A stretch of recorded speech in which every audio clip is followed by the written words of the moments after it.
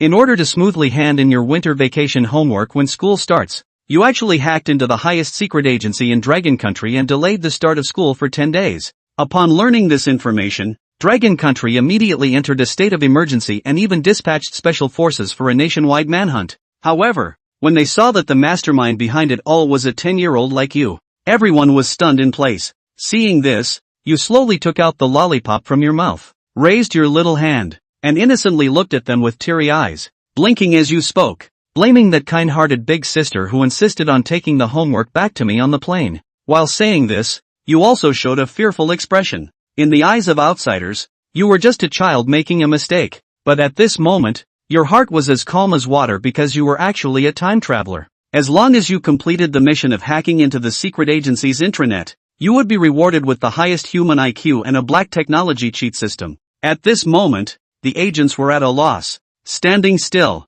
They never imagined that an 11-year-old troublemaker could hack into the Dragon Kingdom's highest secret agency's internal network. They had no choice but to relay this message to their superiors. When the higher-ups heard this news, they were shocked. Are all post-10-year-olds this amazing? They are even stronger than the highly paid researchers. The people at the secret agency have lost face. But the problem is they have no idea how to proceed. You are too young to be sent by a foreign country. Just then, a graceful woman in a black suit walked over and handed the documents to the person in charge. The instructions from the higher-ups in the Dragon Kingdom are very simple. They want to take you under their wing. After all, a talented young person like you has great potential and could become a leading figure in a certain field in the future. However, they still want to keep an eye on you to prevent you from pulling off any more audacious stunts like hacking into the secret bureau. So, a few minutes later, you were sent back home, and they also ordered a complete blackout on any news related to you. When your foster parents found out that you had been caught, they hurried back from out of town to find you. Even though you were adopted, they treated you as their own. They were accompanied by some relatives, but they all had a strange expression on their faces. Sister-in-law, I think you're completely crazy for adopting a child, especially one with problems. Since starting school, they have failed every exam. It's really embarrassing. Just as your distant relatives were chattering away, an emergency situation was unfolding at the North City Airport. Due to an automatic system upgrade, the ground communication system had completely malfunctioned, causing numerous flights in the air to hesitate landing. If they ran out of fuel, they would all crash. The local Special Response Department immediately launched a rescue operation upon receiving the distress call. Unfortunately, their computer experts were unable to resolve the issue. Meanwhile, one flight was running out of fuel, and if communication was not restored within 20 minutes, it would likely crash on the spot. In the midst of the department head's anxiety, his assistant, Su Lan, suddenly had a brilliant idea. Why don't we ask that little genius for help? Upon hearing this, the department head was initially taken aback but quickly realized it was their only option. Despite being less than 10 years old, you were proficient in hacking techniques and had the potential to help prevent this disaster. The next second, your doorstep was crowded with 7 or 8 police cars. Passers-by were shocked and took out their phones to take pictures, thinking that something major had happened. Seeing a group of uniformed personnel rushing into your house, your relatives immediately assumed you had caused some trouble and began mocking you. They were certain that this mentally challenged child had done something wrong, and now all these police cars had come to arrest you. They quickly distanced themselves from you. Su Lan was astonished by this reaction. You were a mentally challenged child? Were these people joking?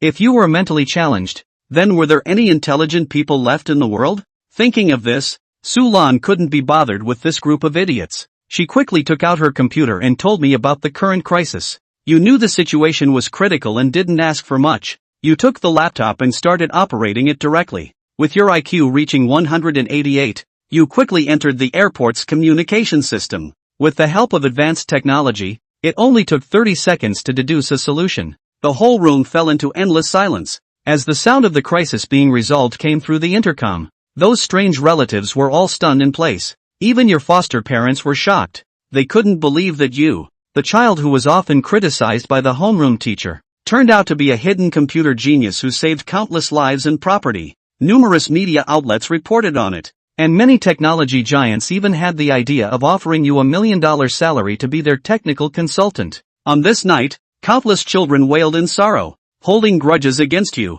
the child from another family. After all, you were a problem child who never passed a single exam. But now, in the blink of an eye, You have become a genius in everyone's eyes, completely slapping them in the face. Even those relatives have changed their previous ugly faces, coming to your door every day to flatter and seek attention. However, just as you were feeling angry towards these shameless relatives, an urgent news caught your attention. A massive wildfire broke out in the mountainous region of the Dragon Kingdom, and the National Fire Department has initiated an emergency response, dispatching numerous firefighters for rescue. However, the fire is still not under control. When you saw the news, your heart suddenly sank because you had previously received the reward of solid-state fire extinguishing technology for helping the North City Airport. At the same time, Western foreign websites also reported an important matter, claiming that Eagle Sauce has developed a set of technological fire extinguishing techniques that can greatly reduce manpower, resources, and danger. This matter has received high attention from various countries,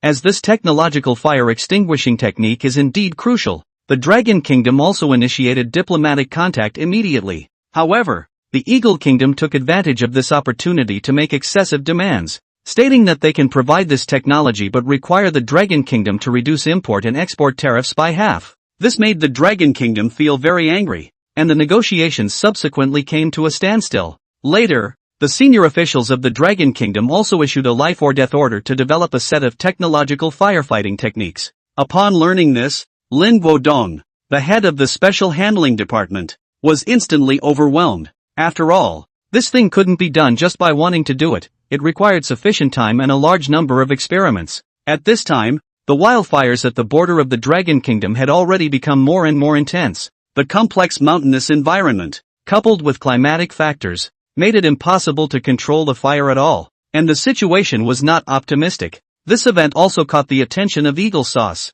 who once again posted a message hoping that the Dragon Kingdom would seriously consider using their technological firefighting techniques. However, the Dragon Kingdom remains silent on this matter, as reducing tariffs by half would result in enormous losses and a series of adverse reactions. Just when the senior officials were at a loss, Lin Guodong received a call from you. Uncle Lin, I have invented the latest firefighting technology, but it needs to be tested for verification. As soon as these words were spoken, everyone in the Special Handling Department became restless. Could this kid really be a savior? They lack what you bring. Soon, you are taken by a specialist to the Special Treatment Department, and a research room is specially arranged for you.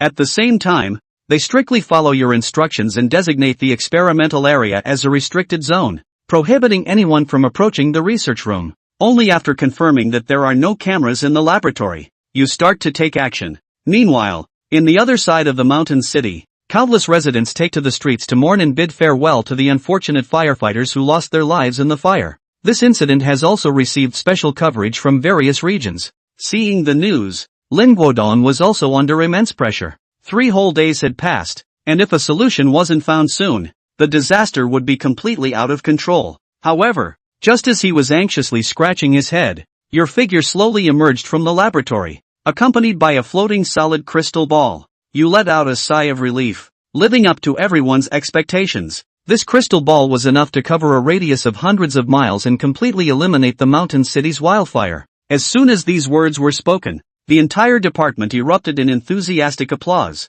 Immediately, Lin Guodong wasted no time and arranged for a helicopter to take you to the disaster area. However, when you arrived, you were met with the words, "We have already decided to give up." The person in charge of the mountain city had heard of you, the 10-year-old genius, but he didn't believe that you could develop technological firefighting techniques in just 3 days. Moreover, the wildfire in the mountain city was too fierce, and even with the use of the best technology, success was not guaranteed. Upon hearing this, Lin Guodong couldn't help but curse. The situation hadn't reached its worst point yet, so why give in to despair? After speaking, Lin Guodong nodded at you. Seeing this, you picked up the iron box and walked forward under the guidance of the firefighters. Lin Guodong looked at your small figure, his nose tingling, and involuntarily saluted you. The soldiers on both sides of the street also looked at you and spontaneously saluted you. The little hero. Under the gaze of everyone, you boarded the helicopter and arrived at the center of the most intense forest fire.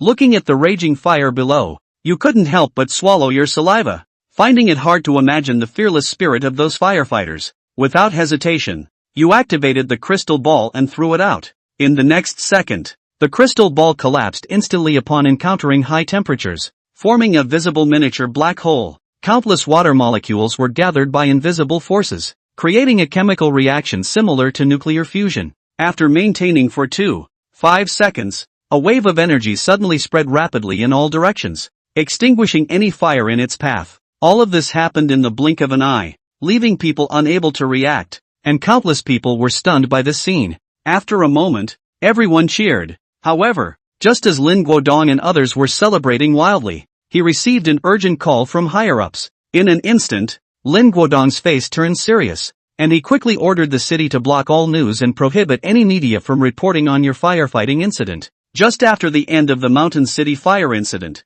you received an invitation from Dr. Du, an academician at the Chinese Academy of Sciences. Because the crystal ball you used in the Mountain City fire contained the equation for nuclear fusion reaction, even this physics master couldn't figure it out. Of course, as a Chinese citizen, you didn't keep it to yourself and directly gifted the technology of fire extinguishing to the country, and even solved the nuclear fusion equation that had troubled Dr. Du for years. This made Dr. Du ecstatic, and he immediately rewarded you with a set of Tangshan villas in the Magic City, which he paid for himself. But what you never expected was that on the first day of moving into the villa, a deafening sound shattered your peaceful life once again. Immediately afterward, a huge ball of flame rose up in the air, just like a nuclear bomb exploding. What's going on? This caused Tang Feng and Xia Shiro, who were in the middle of hostilities, to be confused, and then they hurriedly ran towards the balcony. Heavens! For a moment, both of them couldn't help but cry out in shock,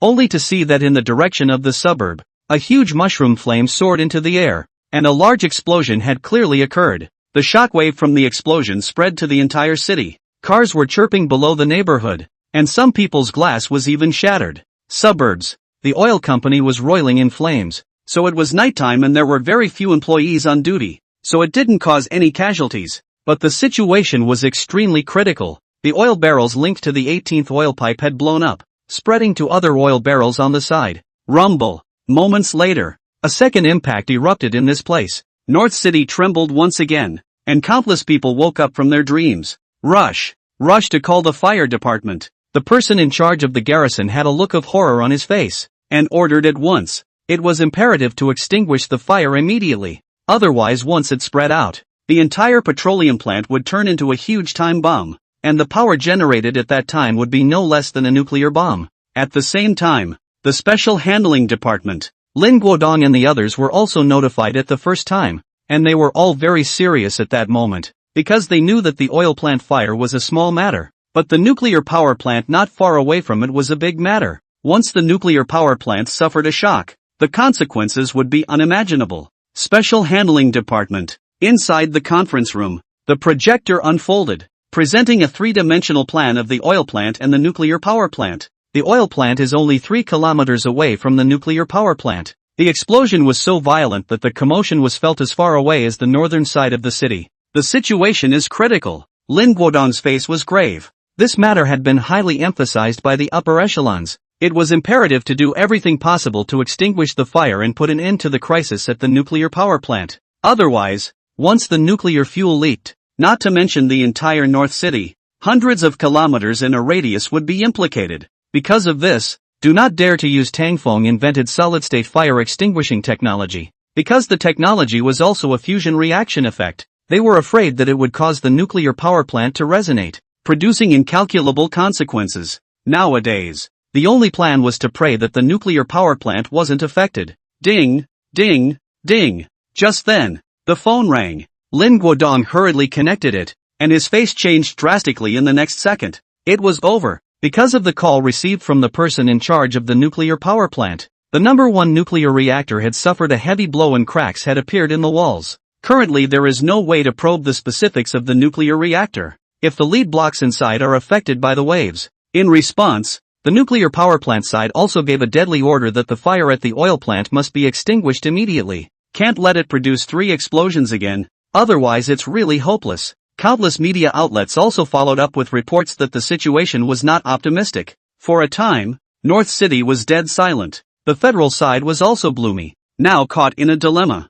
On the one hand, if the nuclear power plant really suffered, it would be necessary to evacuate the whole city, but it would cause a huge panic, and the losses suffered would be incalculable. On the other hand, They couldn't be sure and didn't dare to make a choice for the time being. Still, the news spread. Chapter 13 Crisis. Radiation spreads. On the streets, in the neighborhoods, countless people panicked and were all preparing to run. The fire department ran furiously all the way, and the surrounding neighboring cities also rushed in overnight to participate in the rescue work. Suburbia. Oil plant. The cordon was drawn. A fire truck drove in, and many firefighters began to quickly carry firefighting materials and cool down the oil drums. Deadly orders were given from above. Even if you use your body to block it, you have to put out the fire. We must not let it spread to the nuclear power plant next to us. The nuclear power plant is 3 kilometers away. The special handling department is also running in, converging on the temporary command post. You're the person in charge of the nuclear power plant. What's the situation now? Lin said in a low voice. The most important thing at the moment was to figure out how much the nuclear power plant had suffered. Was a nuclear leak not ruled out? Chan Ku, the person in charge of the nuclear power plant, had a tangled face. He couldn't say anything about the current situation, just through the periphery to see the wall ice cracked, and then the nuclear power plant inside the protective device was triggered. Opened the self-closure. Cooling valves opened and water poured in to cool the nuclear reactor. But because there were so many uncertainties that caused them to not know, did the protection device work? You mean, you don't even know what's going on right now? Lin was a bit angry, but quickly calmed down and continued to ask what the solution was. We can't do anything about it. The walls have suffered heavy damage. The self-protection systems are on, and many of them are out of order. To know exactly what's going on inside, unless we send someone in. Chen Ke was also anxious, and finally said in a low voice, according to his approach, since it was unknown if there was a nuclear leak, even if there was no nuclear leakage, because of the fluctuations suffered, the automatic start-stop failed, and in the end, someone had to be sent in to manually shut it down. This also meant that someone had to step forward and accomplish this task. For a time, the temporary command post was dead silent. Although Lin Guodong and the others were not experts in this area, they could hear it. If it was okay that there was no nuclear leakage, wearing a protective suit to go and might be able to retrieve a life. But if there was a nuclear leakage, there was no doubt that they would die. Ding ding ding. Just at this moment, an urgent report came over the intercom. It's not good. The value of out-of-world nuclear radiation has been detected to be over 1 gray. Snap. With these words, Chen Ke's body trembled violently, and the walkie-talkies all fell directly to the ground. It's over. The nuclear reactor is leaking. A moment later, Chen Ke trembled, but according to the current rate of leakage, the situation hadn't reached an unsalvageable result. However, it was necessary to immediately extinguish the fire at the oil plant and send someone in to manually shut it down. But who dared to go? And who would be allowed to go? Older neighborhoods. What do we do? Xia Shiro asked with some fear. As everyone was panicking, the streets were full of vehicles and pedestrians trying to escape out. Tang Feng frowned and didn't say anything, only looking deeply into the area of the outbreak in the distance. There was a fire at the Beijing petroleum plant, causing a large explosion that might jeopardize the nearby nuclear power plant. Countless media outlets were following up on the reports in real time, and all hearts were clenched. After all, if something happened to the nuclear power plant, the consequences would be severe. Western foreign networks were also paying attention at all times, expressing sincere condolences and worries. At the same time, they also questioned the Dragon Federation. Since a fire broke out in the oil plant, why didn't you use the same method you used to extinguish the fire in Mountain City before?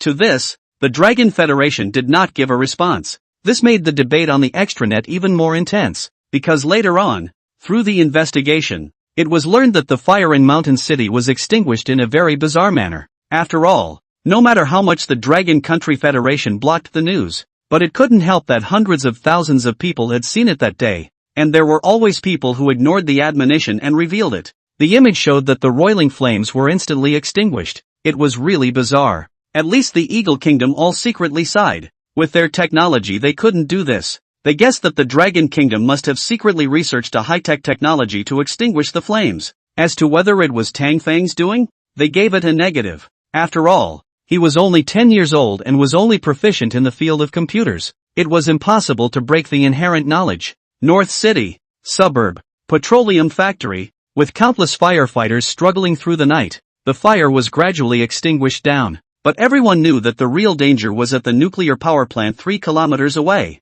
Let's start with an emergency evacuation. Inside the temporary command tent, Lin reported the situation on this side. However, the nuclear leak was concealed and could not cause panic, otherwise it was not good to control the whole situation. For a time, the whole city mobilized. They declared to the public that although the fire in the oil plant was under control, several huge oil drums were still in high temperatures, and there was a certain chance that a third explosion would occur. For the sake of the lives of all the people in the city, evacuation was carried out first, and they would return after confirming that there was nothing wrong. Old neighborhood. Little wind. Quickly pack up your things. After Xia Shiro was notified by the community, she also hurriedly packed up. Her parents also made a call and told them to follow their neighbors and set off. Tang Feng took one last glance in the direction of the suburbs. His heart was heavy. The whole city was undergoing evacuation. He wouldn't believe it when he said it was a problem with the oil plant. It was definitely the nuclear power plant that was in trouble.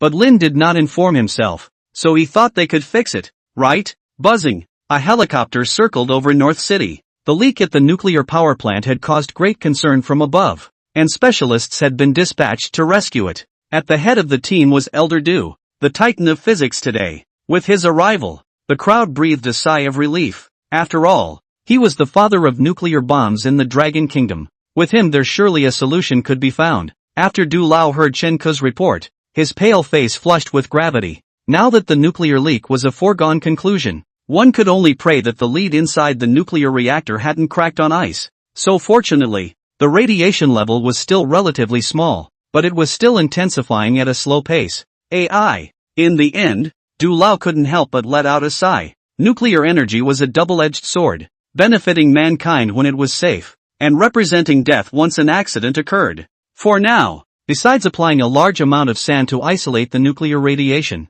the best way was to send someone in to check out the situation and then perform a manual shutdown. But that basically meant certain death. A lot of bad news had already come from the front. Many firefighters had experienced dizziness and vomiting while cooling down the nuclear reactor, and had obviously been irradiated. It had to be dealt with urgently. This matter ended up on Lin Guodong's head, causing him to feel a sense of suffocation. Who dared to go? Who to choose to go? It was a difficult choice. After all, everyone was a living life. Clatter. Outside, rain poured down like crazy. A team of warriors stood neatly in front, all of their faces resolute, their eyes filled with an expression of death. For the Federation. For the people. They brazenly spoke in resounding tones. Chapter 14 Heroes. Grief. Those who are only children step forward, the youngest in age. Lin eyed this group of people. His nose was sore and his eyes were wet with tears as he spoke with a trembling voice. No one stepped forward. They were all a group of heroes, all willing to choose themselves to carry out this mission of certain death.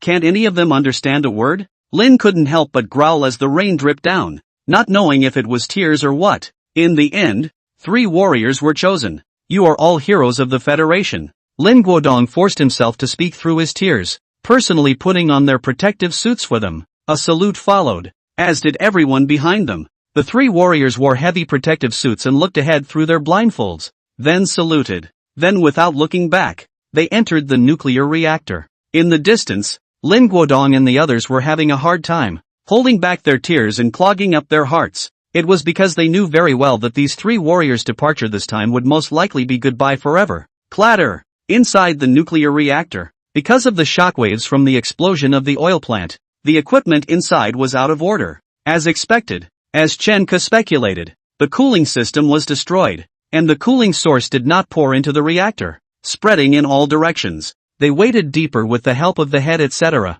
Drip drip drip. The radiation detectors kept beeping. The radiation values inside had long exceeded the prescribed values by tens of times, and were still soaring rapidly. They also hurriedly reported the news. Upon hearing this, Du Lao also passed the word down, using the nuclear power plant as the center of the circle, forbidding anyone to stay for tens of miles in a radius. The firefighters who were cooling down the nuclear reactor in the front were also evacuated. Has the lead block been exposed? Inside the temporary command center, Du Lao pursued through the display, which was crucial. If the lead blocks were all shaken out, then the situation would be serious. That would require Will to immediately have them evacuated, and then strategically abandon the entire North City, and even hundreds of kilometers around. After a moment of silence, good news came. There was no lead found. Just a nuclear reactor distorted by the explosion. The fusion was still fairly stable. They then followed Chen Ku's command and went deep into the depths of the nuclear reactor, preparing to manually shut it down. But just then, an accident happened. A thick iron door blocked the way, and the nuclear radiation on it had reached an appalling 100 times, and the three warriors were completely irradiated, and some of them even started coughing up blood. For the Federation, for the people, they were holding on completely by their personal steel-like will, three of them working together as one to support each other, directly reaching out to push that iron door. Instantly the skin bloomed and blood dripped. Outside, seeing this scene, Elder Du and the others also had a look of pathos on their faces. Their hearts were hard, but success or failure was at stake. Thud. After a few moments, the miracle didn't happen after all. The three warriors couldn't support themselves anymore, and one after another, people collapsed and fell into the water. This scene made Elder Du and the others cry, but an even greater crisis awaited them. If they could not push open the iron door, they would not be able to shut down the nuclear reactor. And at this moment, the nuclear radiation rose higher and higher.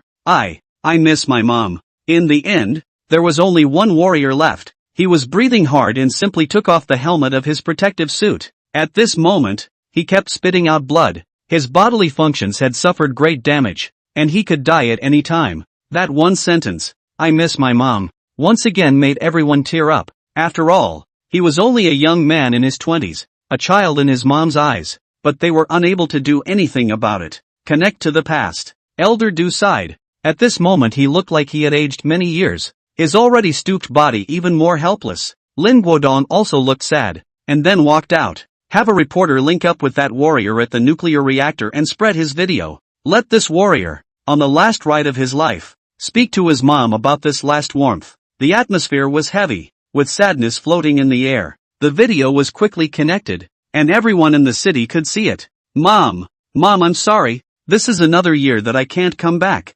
Sorry Mom. Ahem. I didn't even bring you back a daughter-in-law on my way out.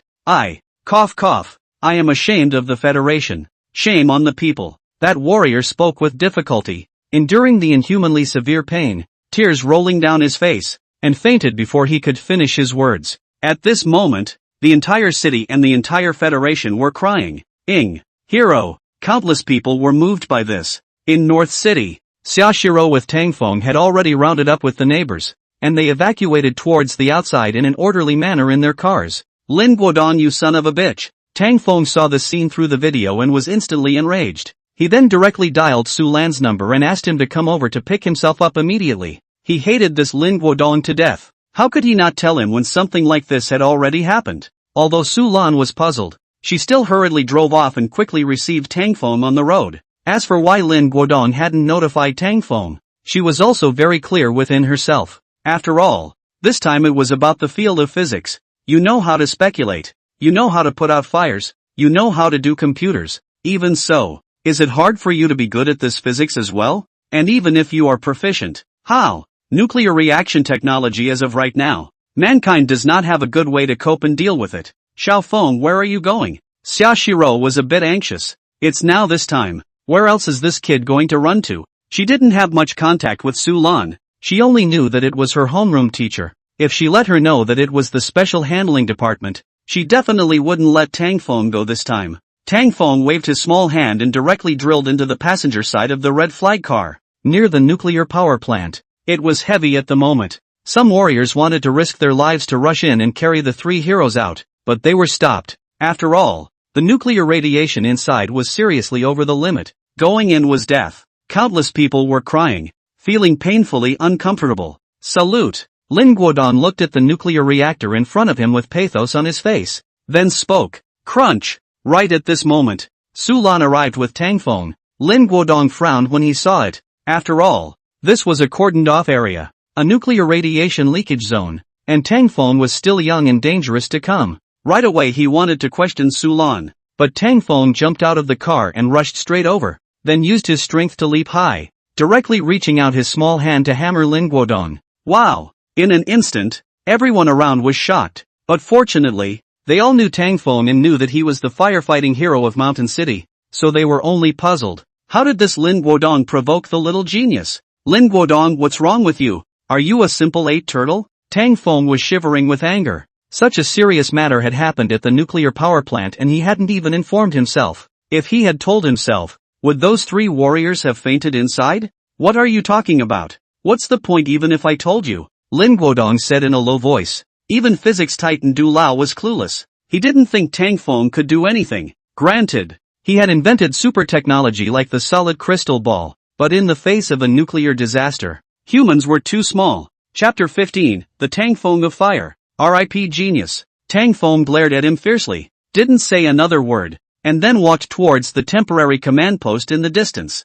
Tang Feng, why are you here? Du Lao was a bit surprised when he saw Tang Feng. Then he was a bit angry. After all, this place was a dangerous area. Tang Feng was still too young. His antibodies were definitely no match for an adult, and he couldn't have an accident. Otherwise the Dragon Kingdom couldn't afford this loss. Tang Feng was also very respectful when he saw Du Lao. After all, he was the father of the Dragon Kingdom's nuclear bombs, and at such an old age, he was still running over from Kyoto, which really made him admired. Let me in, Grandpa Du. With that, Tang Feng spoke with a resolute face. He had obtained a nanobiochemical protective suit last time, which could completely isolate him from nuclear radiation. No way! Nonsense! With these words, Elder Du and Lin Guodong resolutely objected at the same time. Wasn't he going to send himself to death? Nuclear radiation, as far as current technology was concerned, no one could do anything to completely protect against it. Tang Feng was a pillar of the Federation.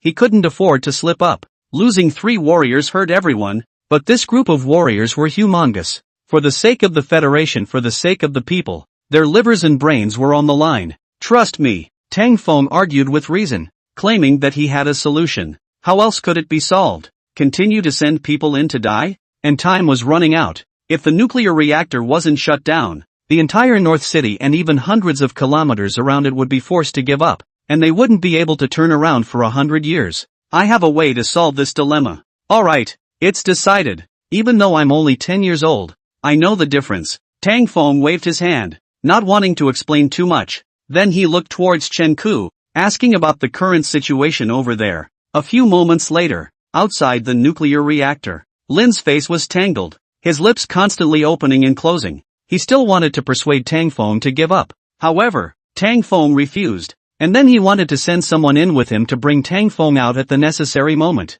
Don't bother with me. At this, Tang Feng was a bit annoyed, and then he directly walked towards the front, preparing to drill in through the collapsed cracks. Looking at his thin figure, the crowd fell silent. He was only 10 years old, saving the North City airport, extinguishing the mountain fire in Mountain City, and now brazenly running to the nuclear reactor. He moved people. Many media outlets were also reporting in real time, and it was very gloomy. There was also a moment of silence on the Western foreign networks, and then they expressed their most sincere respect. They were in awe of Tang Feng, the 10-year-old genius who could afford to be the soul of a nation. Little Feng. Xiaoshiro saw the scene through the video and instantly cried her heart out, immediately wanting to rush towards the nuclear power plant, but she was stopped by her neighbors. Because that side was blocked off and the nuclear radiation was over the limit. They had to leave immediately or they would also be exposed to radiation. Why are they all making it so sad? Prepare a leak box for me. I'll eat it when I get out. Remember, extra chorizo. Ha ha. Standing outside the crack, Tang Feng suddenly turned around and laughed loudly through his helmet. This scene instantly brought tears to one's eyes. This brat, he's really annoying. Su Lan had long since cried into tears. She knew that Tang Feng was going to use his life to shut down the nuclear reactor this time around. Lin Guodong and the others were also completely devastated, unwilling to continue watching. This moment was destined to be a huge disaster for the Federation, and they were likely to lose one of the Federation's pillars. Elder Du was also secretly in tears, crying like a small child. The people of the nation were the same. Wow! Inside the nuclear reactor, the cooling system had completely failed, and the cooling water source had flooded more than a meter deep. Tang Feng jumped straight in wearing a heavy protective suit and slowly swam towards the front with the help of his headlamp. With that, he directly activated the nanobiochemical protective suit. Otherwise he would definitely be finished. Spare me. He also felt a little dizzy in that moment just now. Drip drip drip. The nuclear radiation detector kept beeping, and it didn't take long for it to have exceeded the standard by almost 1,000 times, which made Tang Feng tremble inwardly. With that, he hurriedly reported back outside, telling them to hurry up and evacuate. The temperature of the nuclear reactor was continuing to rise, and no one knew when it would collapse. And when the lead came out, Even the gods could not be saved. Outside, Du Lao and the others were smiling miserably. The results of the nuclear radiation they had already known. Those who could evacuate were basically all evacuated. The rest were basically dead soldiers already. To keep cooling down the outside of the nuclear reactor, Tang Feng continued to swim forward and soon came to the iron bridge. Seeing the three fainted warriors, Tang Feng paused in place and saluted them for 3 seconds before continuing deeper. Soon enough, he saw the huge iron gate that blocked the way forward. It had many bloody handprints on it, which shocked Tang Feng and couldn't help but have hot tears overflow. Those three warriors did their best. Leave the rest to me. The huge iron gate was stuck on the nuclear reactor, making it difficult to push it open. Moreover, it could not be used with brute force, otherwise it would easily cause the nuclear reactor to tremble and accelerate the pressure explosion inside. This was also something that made Du Lao feel desperate. The only way was to keep sending dead soldiers in and keep pushing at the cost of their lives. Tang Feng, it's not too late for you to withdraw now. Du Lao trembled as he picked up the walkie-talkie. He hadn't been in there for long. Although the end was still doomed, at least he would still be alive for a few more years. He would just be enduring immense torture, but it was better than dying right away. Tang Feng was silent. He glanced around and realized that there was a gap below. With his thin body he should be able to squeeze through, but the price was to be completely exposed to nuclear radiation with his flesh and blood. Tang Feng didn't know if the nanobiochemical protective suit could completely isolate it, but it had to be a gamble. With that, he took a deep breath, then slowly removed his helmet, and began to shed the heavy protective suit. Wow! This scene directly caused the temporary command post to explode. What is he doing? You're crazy, Tang Feng. I order you to come out immediately. Elder Du and the others were shocked. They had gotten a report from Tang Feng that he was preparing to drill in through the crack, but this would endure inhuman pain. After all, the nuclear radiation inside was grossly excessive. Even if one wore a protective suit, one's body would suffer great destruction. Those three warriors were the columns. Not to mention taking off the suit and touching the reactor with their flesh and blood. It was indescribable in any words. Seeing this, Lin Guodong also rushed straight out. He wanted to wear the protective suit and personally go in and pull them out. Unfortunately, it was already too late. Tang Feng had completely stripped off his heavy protective suit, and if it wasn't for the fact that the sight inside was too dim, the people outside would have definitely noticed this scene. At this moment, Tang Feng's skin was constantly changing. There was a layer of black stuff twisting around. That was the countless nanobots forming a protective layer to isolate the nuclear radiation outside. Tang Feng could clearly feel that he hadn't suffered any radiation. It was just that he didn't know if close contact with the nuclear reactor had any effect. With that, he jumped directly under the frantic roar of countless people, and then rubbed his body against it. The cameras were instantly disabled. The temporary command post lost all contact. All of a sudden, there was a dead silence. Everyone was trembling. Our pillar of the Federation has died for his country. A moment later, Elder Du opened his mouth trembling, his entire body shaking, and if it wasn't for someone assisting him in time, he would have fallen to the ground. This price was too great. Clang! In the next second, a loud sound rang out. Heck, the nuclear reactor was shut down. But, no one cheered, and the nation did the same. It was because their 10-year-old genius, the hero of the Federation, Tang Feng, had departed. Chapter 16, Tang Feng didn't die? Nanotechnology that shocked the Dragon Science Academy. Little Feng, Xiaoshiro wailed as she tore her heart out upon seeing this, and then completely fainted. Xia's couple was also in pain, their faces dumbfounded and unable to speak anymore. He was only 10 years old. Nuclear power station. Everyone walked towards the nuclear reactor, and then all hung their heads in silence. Nuclear power plant. Lin Guodong and the others stood outside the nuclear reactor, with a face of pathos. Their tears had all long since dried up. Today's loss was too great to be measured. Their 10-year-old genius boy, the future pillar of the Federation, Tang Feng, had died for his country.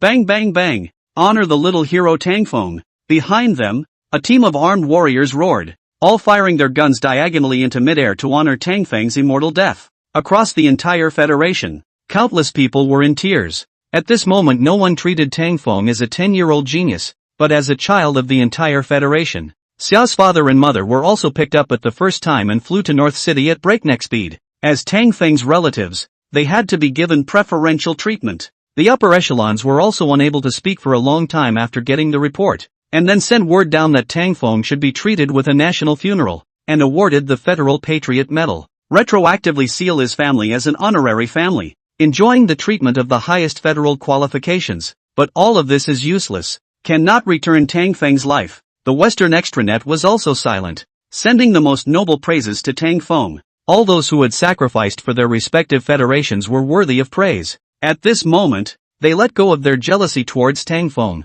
Pouncing thud. Just at this moment, a sound suddenly came from the nuclear reactor in front of them. Immediately afterward, a thin figure slowly appeared, and with all his strength, he climbed out carrying the body of a warrior. Wow! In an instant, all the people who were hanging their heads in silence were dumbfounded, and then went mad beyond measure. Tang Feng isn't dead? Lin Guodong rubbed his eyes fiercely, feeling incredulous and shaken. Elder Du on the side was the same. After all, the nuclear radiation in there was seriously over the limit, and Tang Feng was still in close contact with the nuclear reactor with his flesh and blood. Even Superman would have to hiccup. He was only 10 years old, yet he was able to explode with monstrous will, shutting down the nuclear reactor the moment he fell. Already admirable. As a result, he didn't die and crawled out alive? Heavens, it's Tang Feng. In the next second, the crowd boiled as they got a good look at the skinny figure. Under the camera, he was covered in blood, unable to tell if it was his own or the warrior's. He gritted his teeth and used all of his strength to carry a body much taller than his and climbed out. Once, twice, 3 times. When he carried out the 3 warriors' bodies, he looked at the crowd and smiled, then completely fainted on the ground. Tang Feng was too tired. Quickly! Medics! The crowd didn't react until now, and then Lin stormed over, not caring about the nuclear radiation around them. They looked at Tang Feng, who was covered in blood, and cried once again. This tiny teenager had taken on too much. Immediately afterward, a team of medics in protective suits came and directly carried Tang Feng and a few warriors onto the ambulance, urgently sending them to the hospital for treatment. Tang Feng didn't die, exceeding everyone's expectations, but after the joy was over it once again fell into pathos. After all, Tang Feng stayed inside the nuclear reactor for a long time, and also contacted the reactor with his flesh and blood, has long exceeded the standard. Even if he was still alive now, it was estimated that he wouldn't be able to live for long, and would pass away under endless pain. At all costs, even if we use the nation's resources, we must let Tang Feng spend the next few days in peace. After Du Lao came to his senses, his cloudy eyes glittered with tears as he spoke in a resounding tone. He would directly request the top echelons of the Dragon Kingdom, requesting that the highest level of resources be utilized. North City People's Hospital. The outside had long been filled with attending doctors and nurses, all of them looking touched. Although Tang Feng was a walking nuclear radiation carrier at the moment, he was the hero of the Federation, and no one would fear him and be proud of him. Around the hospital, many people had gathered around the hospital, all of whom had come to visit Tang Feng. Some people even fell to their knees, praying to the heavens not to be so merciless. They were willing to exchange their lives for Tang Feng's safety. A few moments later, the ambulance arrived at a rapid pace. The waiting doctors and others rushed over, then urgently pushed Tang Feng to the intensive care unit, and evacuated the crowd. Immediately afterward, some professionals immediately arrived to protect every inch of the place and isolate the nuclear radiation. The federal top management was also shocked to learn that Tang Feng hadn't died, followed by immense joy. At that moment, some of the top brass wanted to take a special plane to North City overnight, to visit this little hero of the Federation. However, they were stopped, because Tang Feng's current condition was very serious. He hadn't woken up yet, and it was useless to go over there. Besides, the nuclear radiation over there was over the limit and hadn't been fully controlled yet, so it was too risky. However, this senior officer's attitude was resolute. Heroes brave death, so what's the point of them hiding in a cozy place? The heroes must not be allowed to chill their hearts. North City People's Hospital. Inside the intensive care unit, all the personnel who went in did so voluntarily. However, they were soon shocked because Tang Feng did carry nuclear radiation on his body, but his body had not suffered any serious injuries. This made them feel incredulous. At the same time, an even more horrifying scene appeared as they saw Tang Feng's skin wriggling and a layer of darkness emerging. He doesn't seem to have suffered from nuclear radiation. Tang Feng had not suffered nuclear radiation. This discovery shocked all the medics present, and they also realized that the reason Tang Feng had fainted wasn't because he had been hit hard by the radiation. It was purely because he was exhausted. At the moment, someone was giving him a saline drip. What shocked them even more was the strand of black material that had sprung up on the surface of his skin. Someone had touched it with a scalpel, and the stuff was not offensive, but protective. What is this? They were puzzled. It was really beyond their professional knowledge. With that, the attending doctor hurriedly walked out to report the matter to the special department. What did you say? Outside the corridor, Elder Du was being supported by the crowd. He was stunned when he heard the report. This was clearly unscientific. After all, inside the nuclear reactor, the radiation values were seriously over the limit. Those three warriors were an example. Tang Feng had likewise gone deep into it, and had also removed his protective suit, making close contact with the reactor with his flesh and blood, and now he was telling them that they hadn't been exposed to nuclear radiation? This was no less than the dead coming back to life in situ. The black organism covering the surface? In the next second, Du Lao was once again shocked, and then he couldn't care less and walked in wearing a protective suit. When he saw Tang Feng lying on the bed, the layer of black organism surging from his skin, his face instantly changed drastically. He was a physics titan, so he naturally knew what that was. Nano-organism. It was the same thing that protected Tang Feng, completely isolating him from nuclear radiation. Chapter 17 The youngest academician of the Dragon Science Academy. This phenomenon moved Elder Du, his pale body trembling. However, Tang Feng was still in a fainting state, and all the reasons for this would only be known when he awoke. With that, Du Lao trembled and walked over, wanting to study the nanoorganisms covering Tang Feng's body. At the same time, he also reported this matter, causing the Dragon Science Academy to be shocked, and at that moment, they took a special airplane to come overnight. Nanotechnology utilized to such an extent was rare, if not unparalleled, in the world. How many more secrets and surprises was this tiny 10-year-old genius hiding? The city's People's Hospital was also blocked off, forbidding any media to come in and report. More than 2 hours later, the special plane arrived at the North City Airport, followed by a group of academicians from the Dragon Science Academy who came directly by car at high speed. Inside the intensive care unit, a group of old men gathered around Tang Feng, checking the nanoorganisms on his body from time to time. One by one, they were all shocked and crazy. Heavens, although mankind had long since invented nanotechnology, the mastery was still very narrow, and could not be applied on a large scale at all. This nanoprotective suit on Tang Feng's body, its technology was at least a few decades ahead of the world's technology. How the hell did he do that? A group of people were puzzled. After all, he was only 10 years old? And nanotechnology belonged to the field of super technology. Even the Eagle Kingdom hadn't made a breakthrough in many years. This Tang Feng had given them too much shock. A super genius with an IQ as high as 188, initially displayed in the field of computers. Afterward, he made his mark in physics, inventing the solid crystal fire extinguishing technology, and now he had even invented the nanoprotective suit, utilizing it to the extreme. It's terrifying. He had simply refreshed mankind's inherent perception of geniuses. This was something that Du Lao knew well. Don't look at him as a titan of physics, but if he was allowed to study the rest of the field, he wouldn't necessarily succeed. Do you want to draw blood, slice it and study it? Right at this moment, a crazy academician muttered, instantly leading to countless angry accusations. This was simply nonsense. After all, after Einstein died, someone had sliced up his brain to study it, and in the end, there were no results from the farts, and Tang Feng was the hero of the Federation. Who would dare to do such a thing? Not afraid of being spat upon to death by the entire Federation? In the end, led by Du Lao, directly reported to the upper echelons, choosing to block this discovery. The specific things to wait for Tang Feng to come to his senses. After learning that Tang Feng wasn't dead, Xia's father, Xia's mother, and the others also breathed a long sigh of relief, but their bodies were still soft.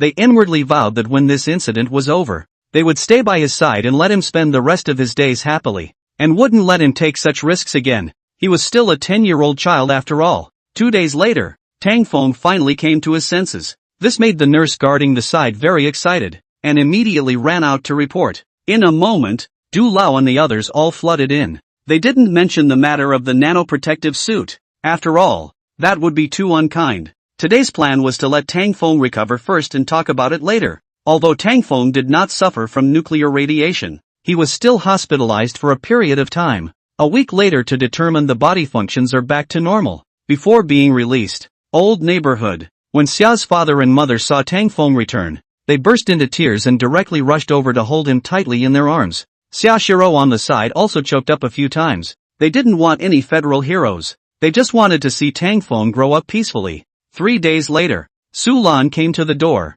Xia's father and mother didn't know her true identity. They only knew that she was Tang Feng's homeroom teacher. Mom and Dad. Old sister, I'm going out. Tang Feng knew the purpose of Su Lan's visit, so he immediately greeted Xia Shiro and the others before following Su Lan out of the neighborhood. During the time he was unconscious, the nano-biochemical protective suit had definitely been seen by others. He also felt warm and fuzzy about the fact that Du Lao and the others did not immediately inquire. Special Handling Department. When Tang Feng came over, everyone saluted him with a respectful face. Don't look at him as just a 10-year-old kid, but he was the hero of the Federation. Without him braving death and entering the nuclear reactor, there would be no North City now, and hundreds of kilometers in every direction would be turned into a forbidden zone. Inside the conference room, welcome the return of our hero. Lin Guodong and the others stood up in unison, all looking at Tang Feng respectfully, applauding. Elder Du is waiting for you in Kyoto. Lin Guodong then spoke, personally escorting Tang Feng to the special airplane.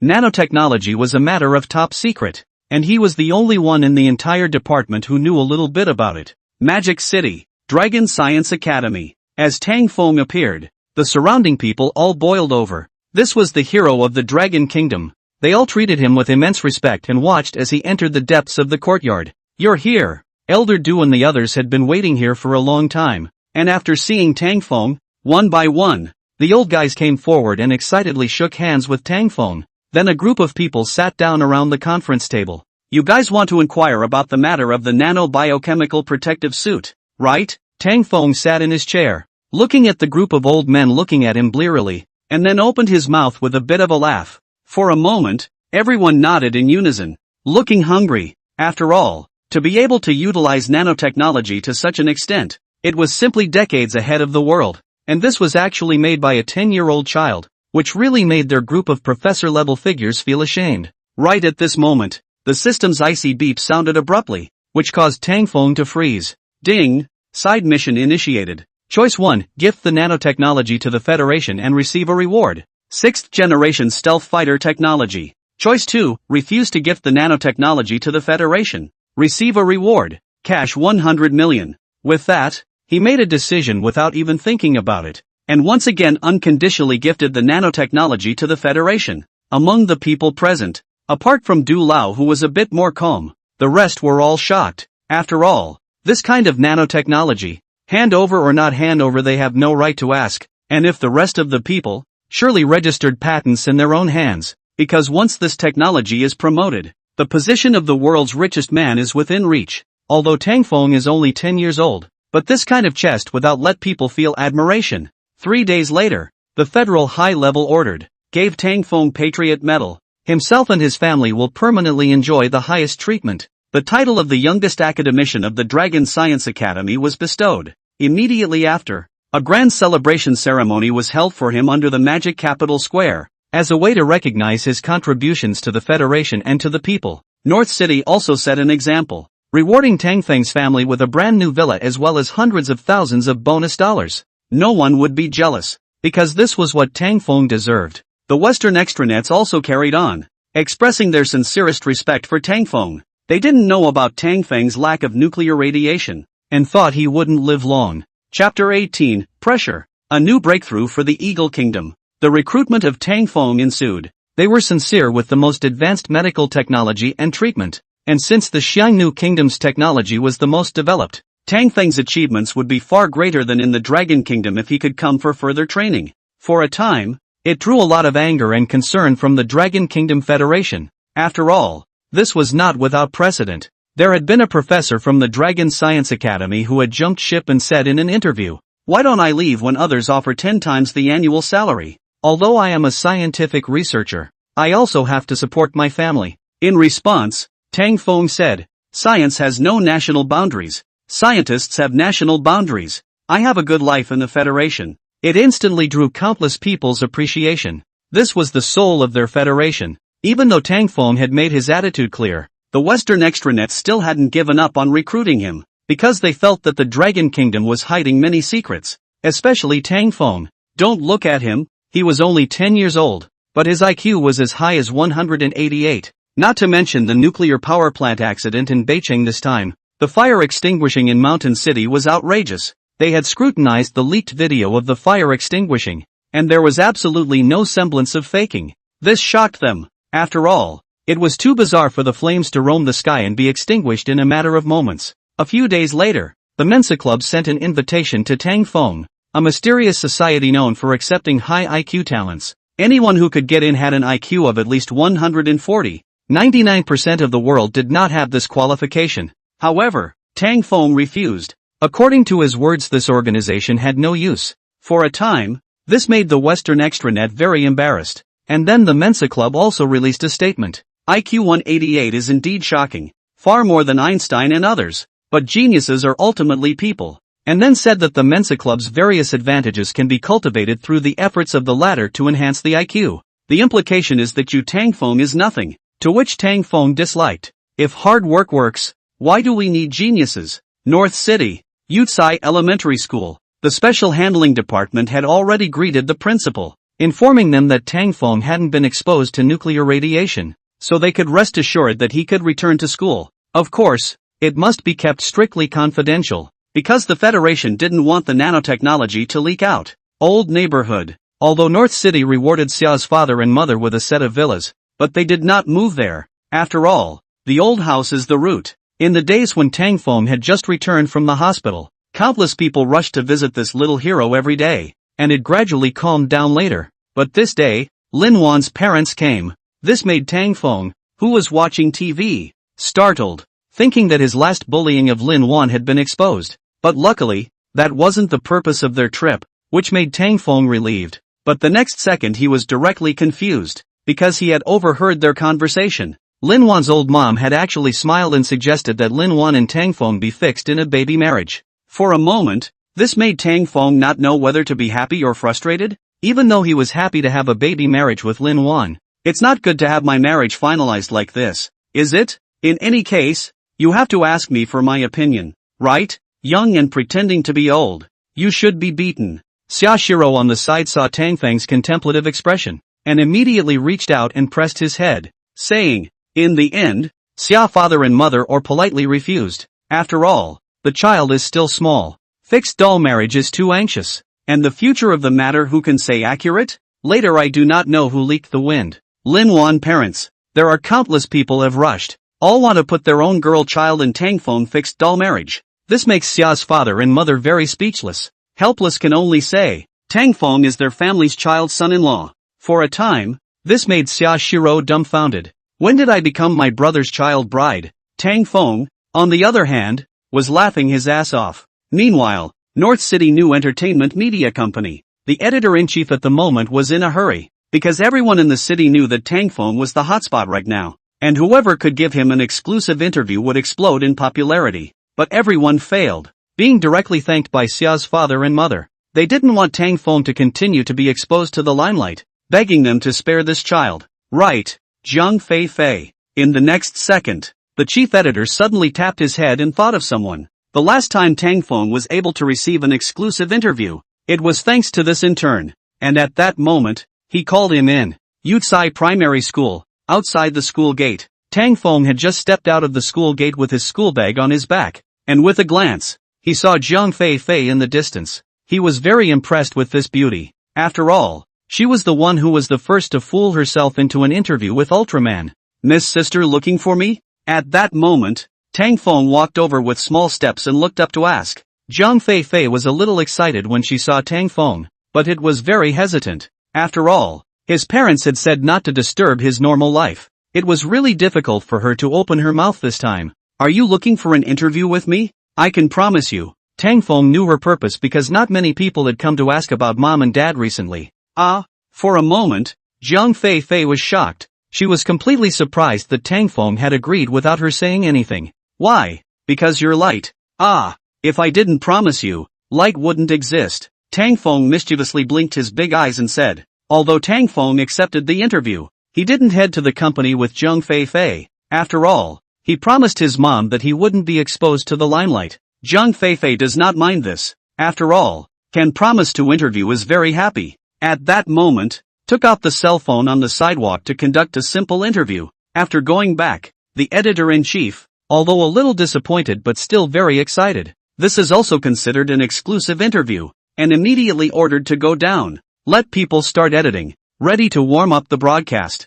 Zhang Fei, on the other hand, returned to her workstation and opened her computer to search. We will all become light. If no one in this world believes in light anymore, Dijia won't appear. A moment later, Zhang Fei laughed bitterly. So this was the meaning of what Tang Feng said. Old neighborhood. Xia's father and mother saw the news broadcast by New Entertainment Media, and although they frowned at this, they were relieved. They knew very well inwardly that this child Tang Feng was too dazzling to be completely suppressed, but he had handled it well too. Some time had passed since the accident at the North City nuclear power plant, and Tang Feng's campus life was peaceful, smoothly moving into the 6th grade. 3 days later, a video was released on the Western extranet, instantly setting the world ablaze. The Eagle Kingdom had finally invented the 5th-generation fighter stealth technology after years of research, realizing a huge breakthrough. This made the whole world feel a huge pressure, because as far as the current technological landscape was concerned, fighter stealth technology would be the mainstream of the future.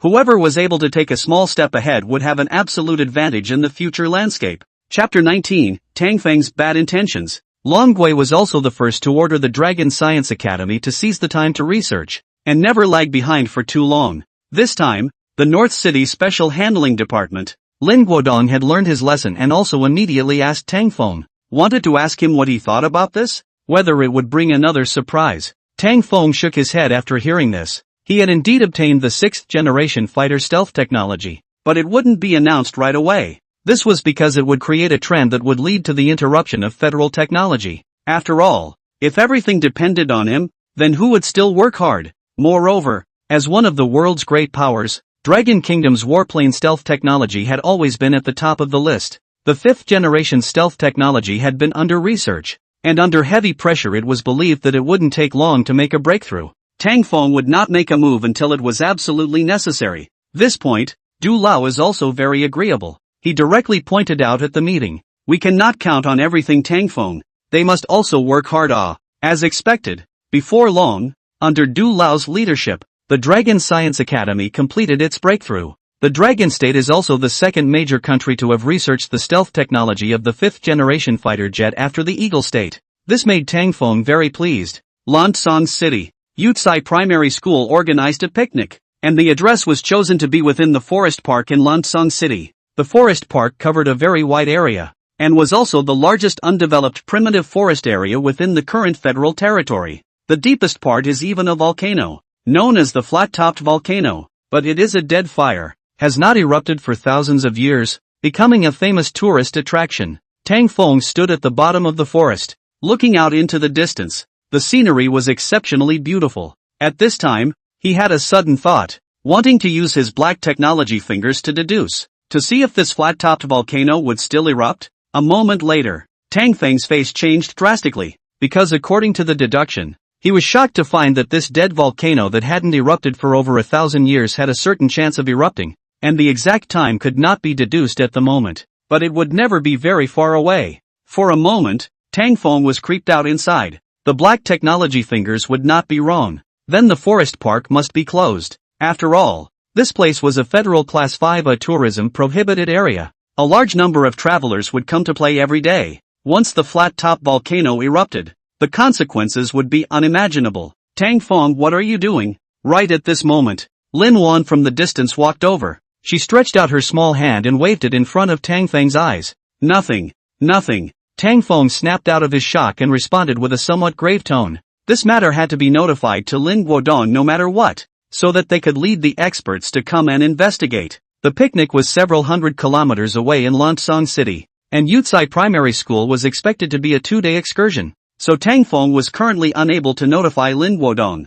Plus this kind of thing definitely needed to be discussed in detail in person. Moreover, black tech fingers couldn't determine the exact time of the outbreak. There was just a certain chance that maybe he was overthinking it. Teacher told us to go gather some firewood. Lin Wan babbled, directly pulling the dazed Tang Feng towards the distance. The forest park had a special picnic place, so there was no need to worry about causing a mountain fire. The huge poplar forest was beautiful with leaves sprinkled all over the place. Do you know, Lin Wan? Your mom wants to give you to me as a child bride. Under a hillside, the 4 fields were empty and deserted. Tang Feng looked at the little ninny in front of him and suddenly laughed badly. He didn't fool around. He had indeed overheard it with his own ears. Impossible. Lin Wan, who was walking in front, suddenly turned around and disliked with an incredulous face. Her mom wouldn't do this. Also, who wanted to marry this bare child who knew how to bully her all day long? Tang Feng didn't say anything after hearing this. His face kept a smile on his face. Then he trotted to the side and picked some flowers and plants, then braided them into a garland. My little princess. Angry? Tang Feng walked over and directly put the garland on Lin Wan's head. Girls loved this kind of cute stuff, so a flower garland was all it took to clean it up. Lin Wan didn't say anything, just shyly lowered her head. Although she was only 10 years old, now was not like the past. All kinds of resources were more developed and students were more precocious. She didn't know what love was, but knew that she somewhat liked Tang Feng. Just as she was dazed, Tang Feng suddenly leaned over and hugged her, causing screams. You're my child bride now. Don't believe me. Go back and ask your mom. Tang Feng laughed evilly. There was no one in the 4 fields anyway, and it wasn't exactly bullying on his part. A moment later, Tang Feng was thrilled in his heart. It seemed like he had made a small success by bringing her papayas every day in the past. Come to my house when the picnic is over. I have a surprise for you. In the end, Tang Feng said with a bad smile on his face, since he was going to implement the goddess raising program, he naturally had to start screening her type. Was it the well-behaved type or the queen type? For this reason he quietly used Xia Shiro's account and purchased some lowly clothes online. This Lin Wan would definitely look good in them. 2 days later, the picnic ended, and the crowd returned to the North City by chartered bus. Before parting, Tang Feng kept winking at Lin Wan and handed her a note, then ran towards home with his backpack. Tomorrow he would think of a way to expense his old sister and then have Lin Wan come over. Old neighborhood. When Tang Feng returned in an excited mood, he was dumbfounded, followed by an ominous premonition growing, because he saw his old sister Xia Shiro just sitting on the sofa. At the moment, she was glaring at him with an angry face. He. What's wrong with old sister? At that moment, Tang Feng said sheepishly with a smirk on his face, not knowing what had happened. You stole my account to buy this, right? Xia Shiro gasped and gritted her teeth. This bare child. Stealing his own account is fine. The question is, what did you buy? At that moment, she reached out and poked the courier on the coffee table. Oh, exempt. In an instant, Tang Feng's face changed dramatically, and then were on the verge of crying. God-damned courier. Not told you not so enthusiastic. Do not deliver? Now it's good. Directly caught by the old sister. Tell me, what did you buy these for? Good guy. Lowly clothes? Cat ear clothes? Nurse's clothes? Teacher's clothes? You're having a big party. I don't think you have a fetish for that, do you? You want to be a girl? Xia Shiro waved a fly swatter in her hand. This matter had to be clarified. This kid definitely didn't have a mental disorder. Otherwise he wouldn't have brought papayas for his female classmates to eat. So that ruled out the motive of him wearing them himself. Could it be? In the next second, Xia Shiro's face changed drastically. Then she stood up with a brush. You brat. You couldn't be thinking of wearing it for Lin Wan, right? Xia Shiro became even more angry. The fly swatter in her hand was shaking violently. The last time she gave someone a papaya to eat, their parents were angry. Although the back came to mention the matter of the doll's marriage, but obviously joking mostly. Nowadays this Tang Feng also buy these clothes for people to wear. What is the idea? Chapter 20, Surprise. The dead volcano will erupt? Other people were also little girls who were only 10 years old. Fart big. Sloppy thinking. Xia Shiro gritted her teeth. She had to educate this bare child today. Old sister, you misunderstood. I bought it for you. Tang Feng quickly explained. If he admitted that he was wearing it for Lin Wan, wouldn't mom and dad cut him to death? At his age, he was playing so fancy, he would probably have to be arranged by his dad for physiological knowledge lectures again. Do you think I will believe it? Xia Shiro heard, kept waving the fly swatter in her hand. She admitted that she likes hanfu, but didn't say that she likes lowly clothes, cat ear clothes, etc. And how much does it mean to give it to yourself? And to give it to herself, what does it mean? Asshole, you know how to molest your old sister? Should be beaten. In the end, Tang Feng still cannot avoid a burst of cleaning up. This is good. Originally wanted to see Lin Wan in the future to see what route is suitable for the plan is also out of the question. But in the end, he also had his fill of eye candy. Xia Shiro picked a sailor suit from it to put on. It was just a bit smaller, but it presented her body perfectly. At this time, Tang Feng realized that his old sister was so material. Miscalculation. And not to mention, his own sister is indeed very beautiful. I heard that the class is still the flower, the pursuit of people quite a lot. Hey, you're my child bride, don't get hooked by others. For a moment, Tang Feng couldn't help but laugh badly. Xia Shiro was stunned for a few moments after hearing this. Then she blackened her face and picked up the fly swatter on the coffee table again. Wannabe stinky brother, bear child. Yutsai Elementary School. This day Lin Wan didn't pay attention to him, because he had stood her up and said that he would come to her that afternoon. Tang Feng was helpless at this. There was no way. He was discovered by Xia Shiro and ended up getting chipped twice. Girls get angry regardless of their age. Tang Feng was also clueless. After school, he found Su Lan and asked him to take him to the special handling department. After all, through the black technology fingers, it was deduced that the flat-top dead volcano was likely to erupt. It was necessary to make Lin pay attention to it, and it was best to send professionals to go and check it out to eliminate any future problems. Special handling department, inside the conference room. Do you have any evidence? Lin Guodong was grave after hearing this. There was no joking about this. He couldn't possibly make a big deal out of it just based on Tang Feng's words. You don't believe me? Tang Feng responded with a serious face. He was really bad at explaining.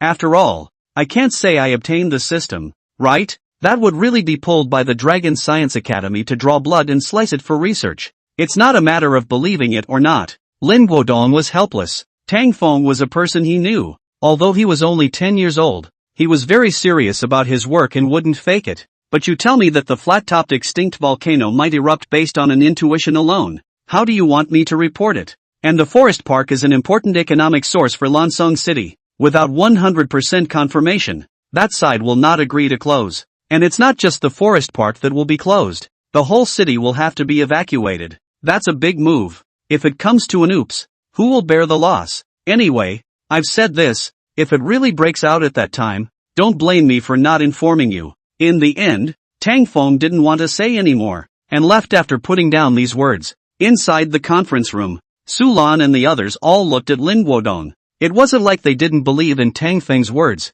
but after all, there was no definite evidence. It wasn't good to make a decision.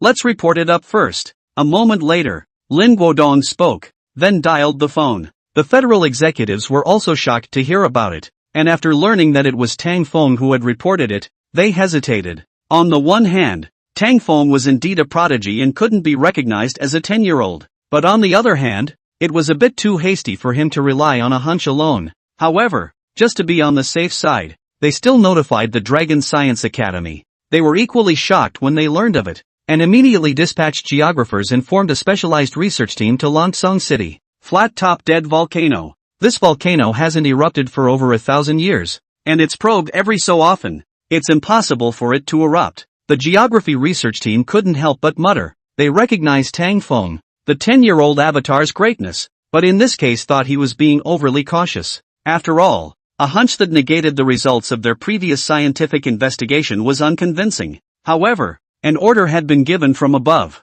so they still had to investigate carefully. Several days later, the results came out. Everyone was relieved. There was no possibility of this dead volcano erupting. For the first time, Tang Feng, the 10-year-old genius, had miscalculated, but it wasn't his fault. After all, he was only a 10-year-old child after all. Seeing a dangerous existence like a volcano, it was a normal reaction to have infinite reveries and fears within his heart. North City. Lin Guodong was also relieved after getting the test results, and then informed Tang Feng. Tang Feng just frowned after hearing about it. The black tech fingers wouldn't make a mistake, but the exact time couldn't be deduced yet. Maybe he was overthinking it? This dead volcano did have the possibility of erupting, but maybe in a few decades or hundreds of years. At that moment, he also no longer pay attention. And at the moment the mood is very good, because Xia Shiro told her that her mom called a sum of money over, letting its weekend time to take him to Magic City to have fun. Magic City is an international metropolis, naturally much better than that industrialized city in North City. Because of his age, Tang Feng couldn't buy a ticket, so the two could only come by bus. Although Tang Feng had traveled across, the planning of this parallel world wasn't much different from the original Blue Star. In his previous life, he was a person from Magic City, and now that he was back in Magic City, he looked very emotional. Hotel. Because it was already afternoon after arriving in Magic City, the residents had to be taken care of first. Tang Feng had gifted the technology to the Federation last time, and had received the reward of a set of villas in Magic City, but he didn't intend to go over there. Wasn't it good to share a room with Xiaoshiro? Although he was his oldest sister, the two were not related by blood, and he was adopted. In this regard, Xiaoshiro didn't have any thoughts. After all, Tang Feng is a little bit bigger. Only 10 years old, what can he understand? After opening a good room, she followed her mom's request to take Tang Feng for a good stroll. The Magic City at night is indeed much more lively than the North City. A variety of neon lights flashing. Very beautiful. Street food was also something that made the two of them linger. Immediately afterwards, Xiaoshiro led Tang Feng to the mall, ready to buy him some new clothes. Tang Feng, as the hero of the Federation, was also quickly recognized, and for a while countless people crowded around and took pictures with him.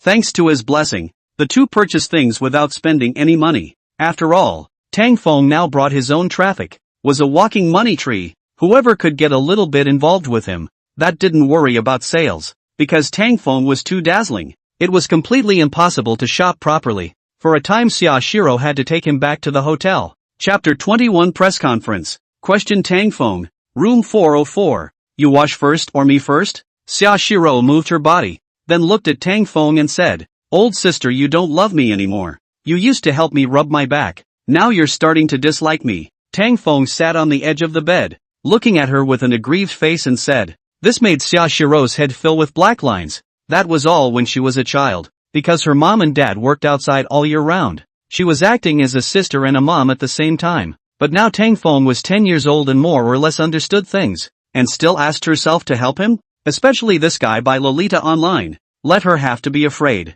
Asshole, you know that you let your female classmates eat papaya every day. Hurry up, or I'll chip you. In the end, Xiaoshiro crossed her arms and spoke viciously. Helplessly, Tang Feng let out a long sigh and walked into the bathroom alone and without a trace. This pretense of being old-fashioned made Xiaoshiro cry and laugh. After washing up, Xiaoshiro directly turned off the TV and lamp, urging Tang Feng to sleep obediently. Older sister, can I join you? People. Afraid. Tang Feng blinked her big eyes and muttered with a scared face, claiming that he had come to a strange place and couldn't sleep at night. This made Xiaoshiro couldn't help but roll her eyes. But in the end, she waved her hand and agreed to his request. For a moment, Tang Feng was thrilled and ran over barefoot. Don't wet the bed, ha! Xiaoshiro threatened, but she quickly frowned as she realized that this bare child was actually hugging her to death. No matter how she pushed it, it was useless, and when she looked back she started snoring.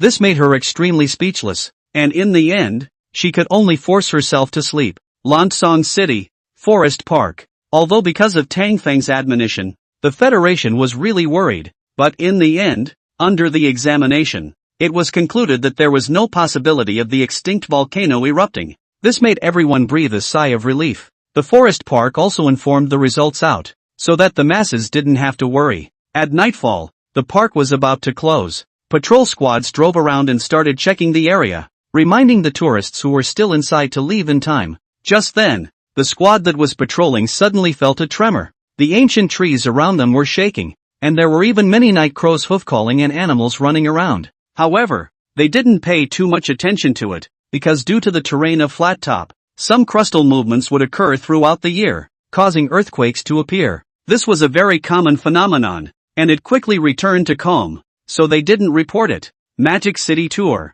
Tang Feng and Xiaoshiro was not happy at all, although the white took a lot of things, but the whole thing was surrounded by countless people, the whole with watching the zoo gorillas in general. At that moment, he returned to the North City in advance. Although Lin Guodong told him that geography experts went to Pingdian to investigate, the dead volcano will not erupt, but Tang Feng is still a little uneasy, so he took a half-day vacation with the school and traveled to Lansong City by car alone. Forest Park. Tang Feng looked out at the dead volcano in the distance and once again used his black technology fingers. This time, his entire body was shocked, because according to the deduction, he learned that the chances of this extinct volcano recovering and erupting had greatly increased, but the exact time still couldn't be deduced. The chances of the flat-top dead volcano erupting had increased greatly. This shocked Tang Feng, and at that moment, he hurriedly returned to North City to inform Lin Guodong of this matter. Special Handling Department. Inside the conference room. You're overthinking it.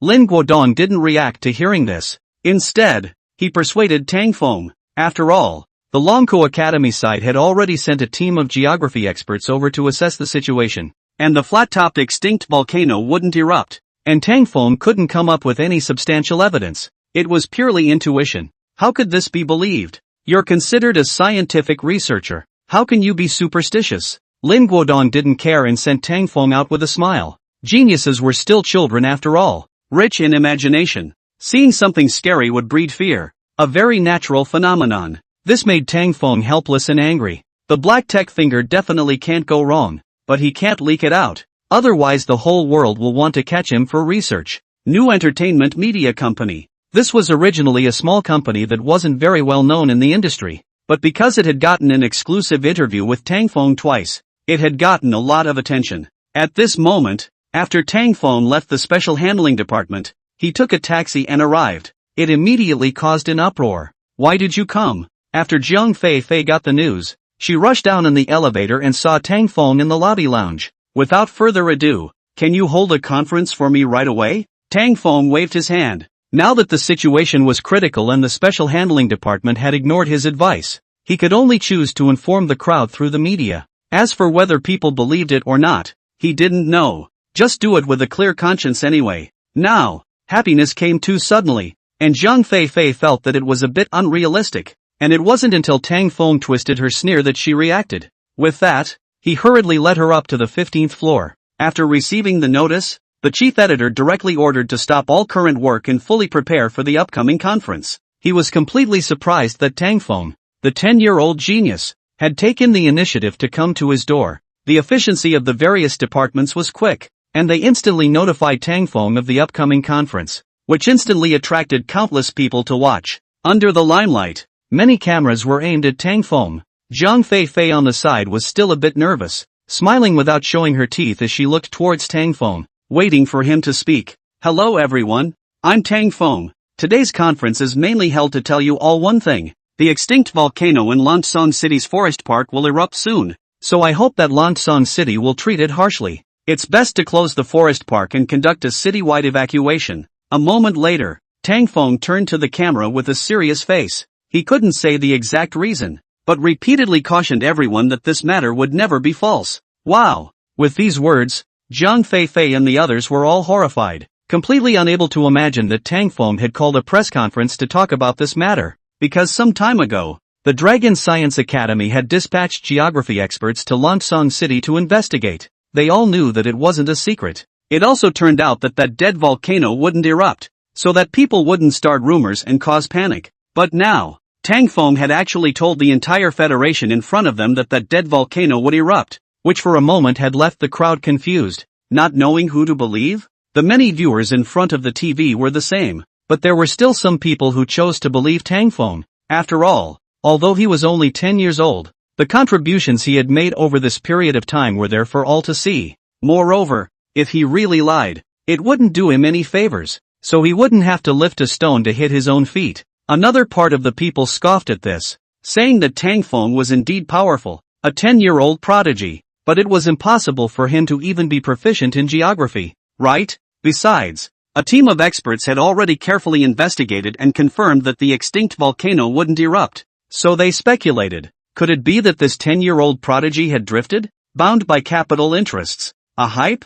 In the face of the overwhelming chatter and criticism, Tangfeng no longer said anything. Things had come to this, he had done his best. Chapter 22, Lansong Gala. Tangfeng was mocked. Such a huge commotion naturally caused resistance from the Dragon Science Academy's side, especially that group of geography experts. After all, Tangfeng was undoubtedly slapping them in the face for doing so. For a time, they also held a press conference, severely accusing Tangfeng of this bearish behavior, and criticizing the hype team behind him, who simply didn't even care about their faces for the sake of greater profits. Know what you're doing? Closing down Forest Park and evacuating the entire city. How much human resources and economic loss must this take? North City, Special Handling Department. Lin Guodong has a headache. This kid is really a bear. The higher-ups ordered him to go ahead and persuade Tangfeng and have him apologize to the public. Negate the rumor that the dead volcano on Flat Top was about to erupt. After all, public opinion in Lansong City was about to explode right now,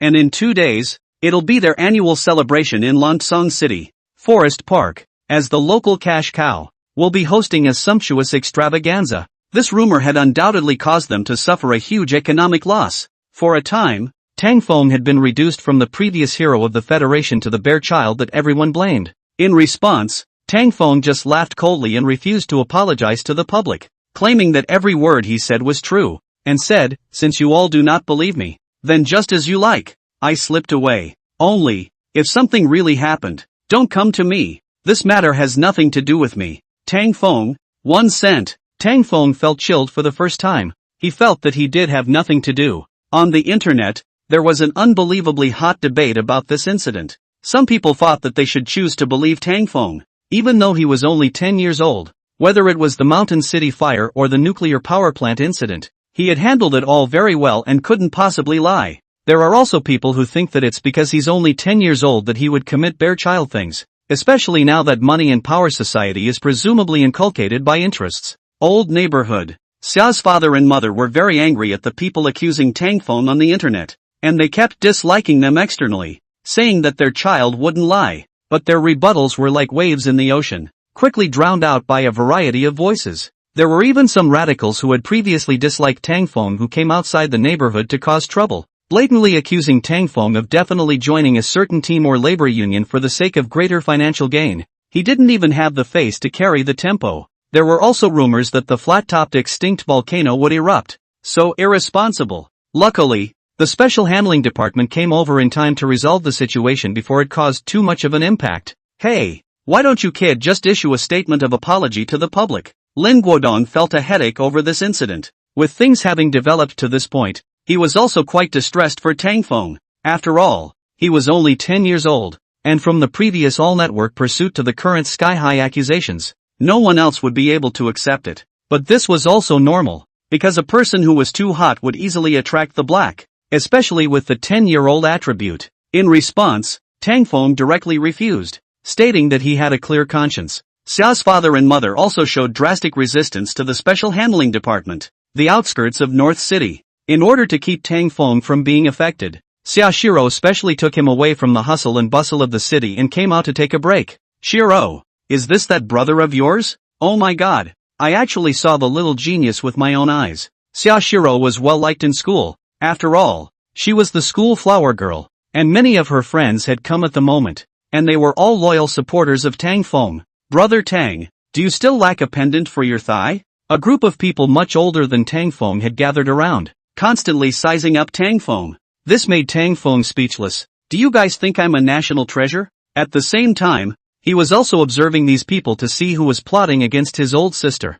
After all, he wasn't related to Xia Shiro by blood. His own old sister was so beautiful. As the saying goes, fertilizer doesn't flow into outsiders' fields. Ahem. These people also knew that Tang Feng was currently in a difficult situation, and his young mind had probably been dealt a blow, so they were smart enough not to mention anything online. Afterwards, a group of people organized a barbecue, picnic, playing games and other activities. A group of people had a good time. At the same time, several hundred kilometers away from Lansong City, today was the annual event of Lansong City, which was held in the forest park. At this moment, it was bustling with countless tourists coming to visit for vacation, and there were even large-scale singing parties and various acrobatic performances. Above the flat-topped dead volcano, buzzing, the helicopter was hovering at a low altitude. Inside it sat many media reporters. At the moment following up on the dead volcano, the edge of the dead volcano, the head of Lansong City was wearing fancy pants.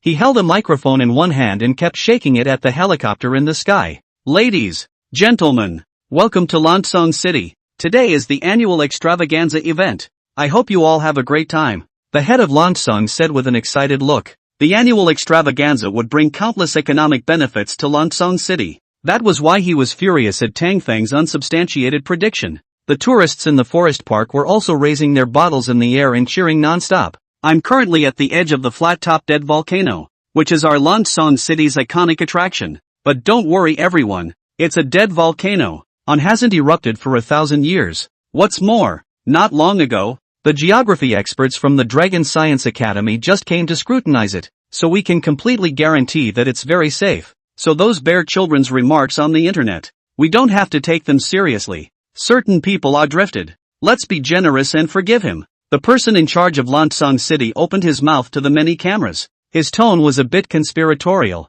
which instantly led to countless people screaming, because everyone knew that he was mocking Tang Feng. We all know Tang Feng, this 10-year-old kid from North City. Ha ha ha. He's a genius without a doubt, and a hero of the Federation. But he's a kid after all. People will always make mistakes, not to mention a child. So I hope everyone won't mock him too much. After all, we're mature adults who have to learn to be tolerant. The head of Lansong City continued to lead the rhythm, instantly pushing the atmosphere on the field to the extreme. Most of the people who had come on this tour and vacation were online spammers, keyboard warriors, and they didn't believe Tang Feng's predictions at all. In the end, the head of Lansong City even danced a horseback riding dance in the crater, to use their practical actions to show that this volcano would not erupt. Just at this moment, the ground suddenly trembled violently. There were many birds and beasts that were restless and scurried out from the forest, constantly flying away or escaping. However, because the atmosphere of the scene was too hot, it completely covered up these strange movements. Even if someone found out, they only took it as a local program and even went to tease those little animals. After all, due to Lansong City's geographic location, there were often slight small tremors. Chapter 23, The Roar of the Volcano. Tang Feng the 10-year-old little genius. I sincerely invite you to our grand event. Ha ha ha. Let's show you whether it will or not. Rumble. Just as the head of Lansong City shouted at the camera to Tang Feng across the room, a strange change occurred. Only the dead volcano suddenly trembled violently, and then a monstrous magma gushed out, instantly drowning the dancing someone. Rumble. Rolling smoke rose in all directions, accompanied by volcanic ash. Buzzing. What's going on here? The pilots inside the helicopters hovering at a low altitude were directly stunned at the sight of this scene. Afterward, a chill instantly grew in their hearts. Could it be that the dead volcano had really erupted as Tang Feng had said? Inside the forest park, countless tourists were also dead silent. However, they soon cheered once again. They had thought that this was the surprise of the extravaganza event, an acrobatic show that Lansong had purposely arranged. Was its purpose to ridicule Tang Feng? All over the Federation, many news columns and countless experts saw this phenomenon and thought the same. They all marveled at the fact that Lansong really knew how to play, and the special effects were quite good. The program's effects exploded. Logically, the next thing that should have happened was that the head of Lansong suddenly appeared and cheered wildly at the camera. But soon, they realized something was wrong, because after a long time, the head of Lansong didn't show up, and that dead volcano trembled even more. Countless birds chirped and many beasts scurried into the crowd. This time people really panicked. Rumble, rumble. Across the screen, everyone could clearly feel Forest Park trembling. On the volcano, many debris rolled down, followed by a stream of lava gushing out. Wow! Seeing this scene, the crowd panicked. Everyone stood up, their faces changing drastically. This was not a special effect, nor was it a program effect. It was that dead volcano really revived and erupted. Lansong City, Forest Park. The ground was trembling violently. The dead volcano kept spewing out. Magma accompanied by volcanic ash rose up to the sky, like a mushroom cloud, instantly obscuring the huge canopy. Countless fireballs catapulted out, falling down in all directions. What was originally a lively extravaganza was instantly turned into a fiery hell. Countless people were dumbfounded. Save me. There were tragic situations in all directions. Some people looked at the sky and were directly hit by a fireball, instantly turning into a fireman, rolling around on the ground miserably and screaming miserably. Some people were directly tripped by the animals that rushed over, crying and howling on the ground. Volcanic ash spilled from the sky, carrying a blazing heat. Oxygen was instantly extinguished, causing a severe sense of suffocation. Rumble. The volcano, which hadn't erupted in the last 1,000 years, seemed to have been provoked into anger by the people. Raging and hot waves of air swept the flames and danced in the air. The eruption of magma around the crater caused a huge tremor. The ground was cracking, and hot magma scurried out. The situation in the distant Lansong City was no better. On the streets, concrete roads cracked and buildings were crumbling. Countless fireballs crashed down, smashing into roadside cars, often resulting in an explosion. At the same time, millions of people in Lansong City wailed and frantically began to flee for their lives. And this scene was all put out through a live broadcast. The internet went completely silent. Everyone stopped arguing and all couldn't help but suck in a breath of cool air. The images that originally only existed in movies now appeared in reality. The scene was just too terrifying. The cameras used for filming were also interrupted one after another. Countless people could only see that the entire Lansong city was about to be engulfed by a sky full of volcanic ash and lava. Magic City, Dragon Science Academy. Inside the conference room, didn't you guys fucking investigate? Sure that dead volcano won't erupt? Now who's going to tell me what's going on? The top management of the Federation showed a great deal of shock and anger at this accident. Their sharp eyes were eager to stare a hole through those geography experts. More so, they questioned them. When you went to research and inspect before, did you not even take a closer look? Is not out of work, just went through the motions? In response, many geography experts also cried foul. They said this kind of thing, how dare they, perfunctory. Indeed is seriously check the dead volcano. Indeed, there is no possibility of an eruption. But who knows? It really exploded. This explanation made the Federation's top management more and more angry, and they directly slammed the door and left. It's no use regretting it now. The special department could only immediately convene a meeting to discuss rescue ploys. So at the very first moment, they dispatched this group of geography experts to Lansong City. Inside a secure conference room in Lansong City, many local executives were gathered, and all of them had ugly faces. After all, Tang Feng had released a statement long ago, saying that the flat-top deadly volcano would erupt, and asking them to prepare a response policy in advance. But as a result, no one believed it. Elder Du was also so angry that he almost fainted. At first, he had supported Tang Feng, but nah, others trusted the geography experts more. Nowadays, it seemed that these bullshit experts and bricklayers were more or less the same. A bunch of people who had studied geography for decades were still no match for a 10-year-old bear child?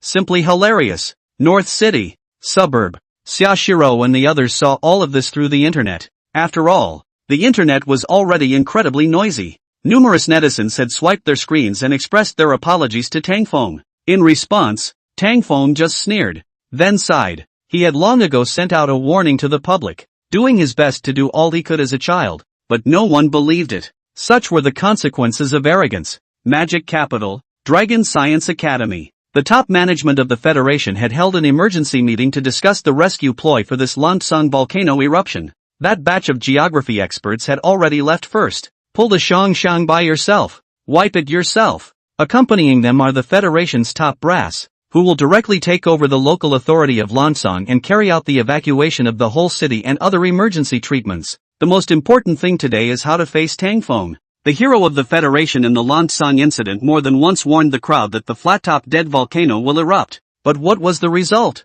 It was even if no one believed it. He was also condemned by countless people. Some even bluntly said that he had drifted. There were even people who thought that he was deliberately joining forces with Lansong City to speculate. No matter what, Tang Feng had suffered a torrent of abuse this time. An ordinary person wouldn't necessarily be able to withstand such a storm of words, let alone a 10-year-old child. Would his young mind be left with a shadow? What do you guys say? The federal executives were very guilty and fretted a bit. For a while, everyone in the conference room was silent. They had no experience with this kind of thing. After all, they were the officials. When did they ever need to care about other people's faces? But not this time. What else can we do? Go apologize first. Chapter 24, I'm not going to be a toolman. Finally, Du Lao stood up trembling, disgruntled. He looked at some people. These people were just too arrogant and chose to believe the so-called experts, and letting the keyboard warriors on the internet attack Tang Feng. Otherwise wouldn't this have happened? Although Tang Feng was only 10 years old, his knowledge in the field of physics made him feel admiration. After all, the invention of the solid crystal ball, which contained the principle of nuclear fusion, had given him great inspiration and direction. Elder Du was the father of nuclear bombs in the Federation, a titan of physics. No one would object to his criticism. And besides, this matter was indeed something they had done wrong, and all of them agreed at once. North City, Airport. The entire airport was under martial law, with many special forces standing guard, prohibiting anyone from entering, because there was a special plane coming from the Magic Capital. Inside was an important high-ranking person from the Federation,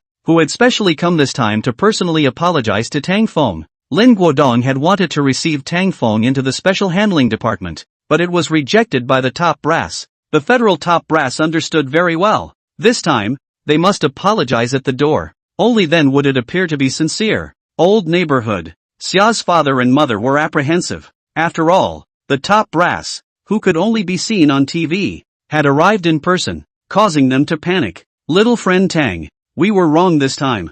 We apologize to you on behalf of the Federation. We will definitely give you a satisfactory explanation this time. One of the Dragon Kingdom executives looked at Tang Feng on the sofa and said with a sincere expression, "This apology, Tang Feng could afford it." On the sofa, Tang Feng saw this big official. Inwardly, although he was still furious and chilled, he also forced a smile to express that it was fine. After all, the federal top brass had personally come over to apologize, so he could still play with his temper? In the end, both sides shook hands and made peace. Only anyone could see that Tang Feng's smile was even worse than crying. The entire network also apologized, admitting that they had misunderstood Tang Feng before, and that he was a true hero of the Federation. Special Handling Department. Lin Guodong and the others also looked guilty, unable to face Tang Feng. Even he had privately slapped himself a few times. If he had chosen to trust Tang Feng, the tragedy in Lansong City wouldn't have happened. Tang Feng, I'm sorry. The entire sect then bowed to Tang Feng.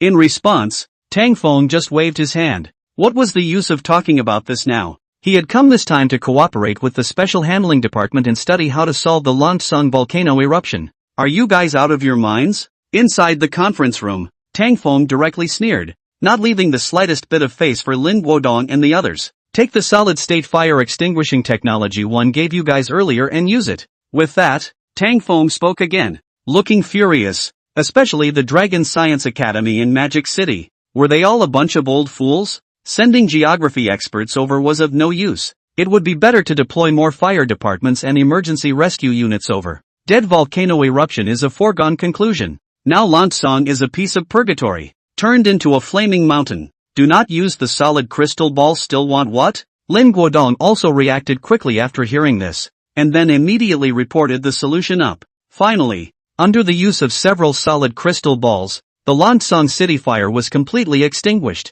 and the extinct volcano also stopped erupting. What was left was the emergency rescue and dealing with the aftermath of the disaster. More than half a month later, the federal media uniformly reported the results of the casualties of this disaster, and the entire Dragon Kingdom was in mourning. The Magic Capital side also prepared a grand apology ceremony for Tang Feng, but he directly refused. The current Tang Feng had already come to his senses, stating that he was just a 10-year-old child, and really shouldn't be overly exposed to the limelight. Tang Feng's refusal made the Federation feel remorseful. They felt that this incident had hurt Tang Feng too much, and indeed they shouldn't be asking him to do anything anymore. Even the fact that he hadn't, like the rest of them, felt disappointed with the Federation and turned to the West was already considered giving face. Even though Tang Feng didn't come, the apology ceremony was held as scheduled. After all, they had to give Tang Feng an explanation and show their determination and sincerity. North City. Elder Du was old, but still insisted on coming by airplane.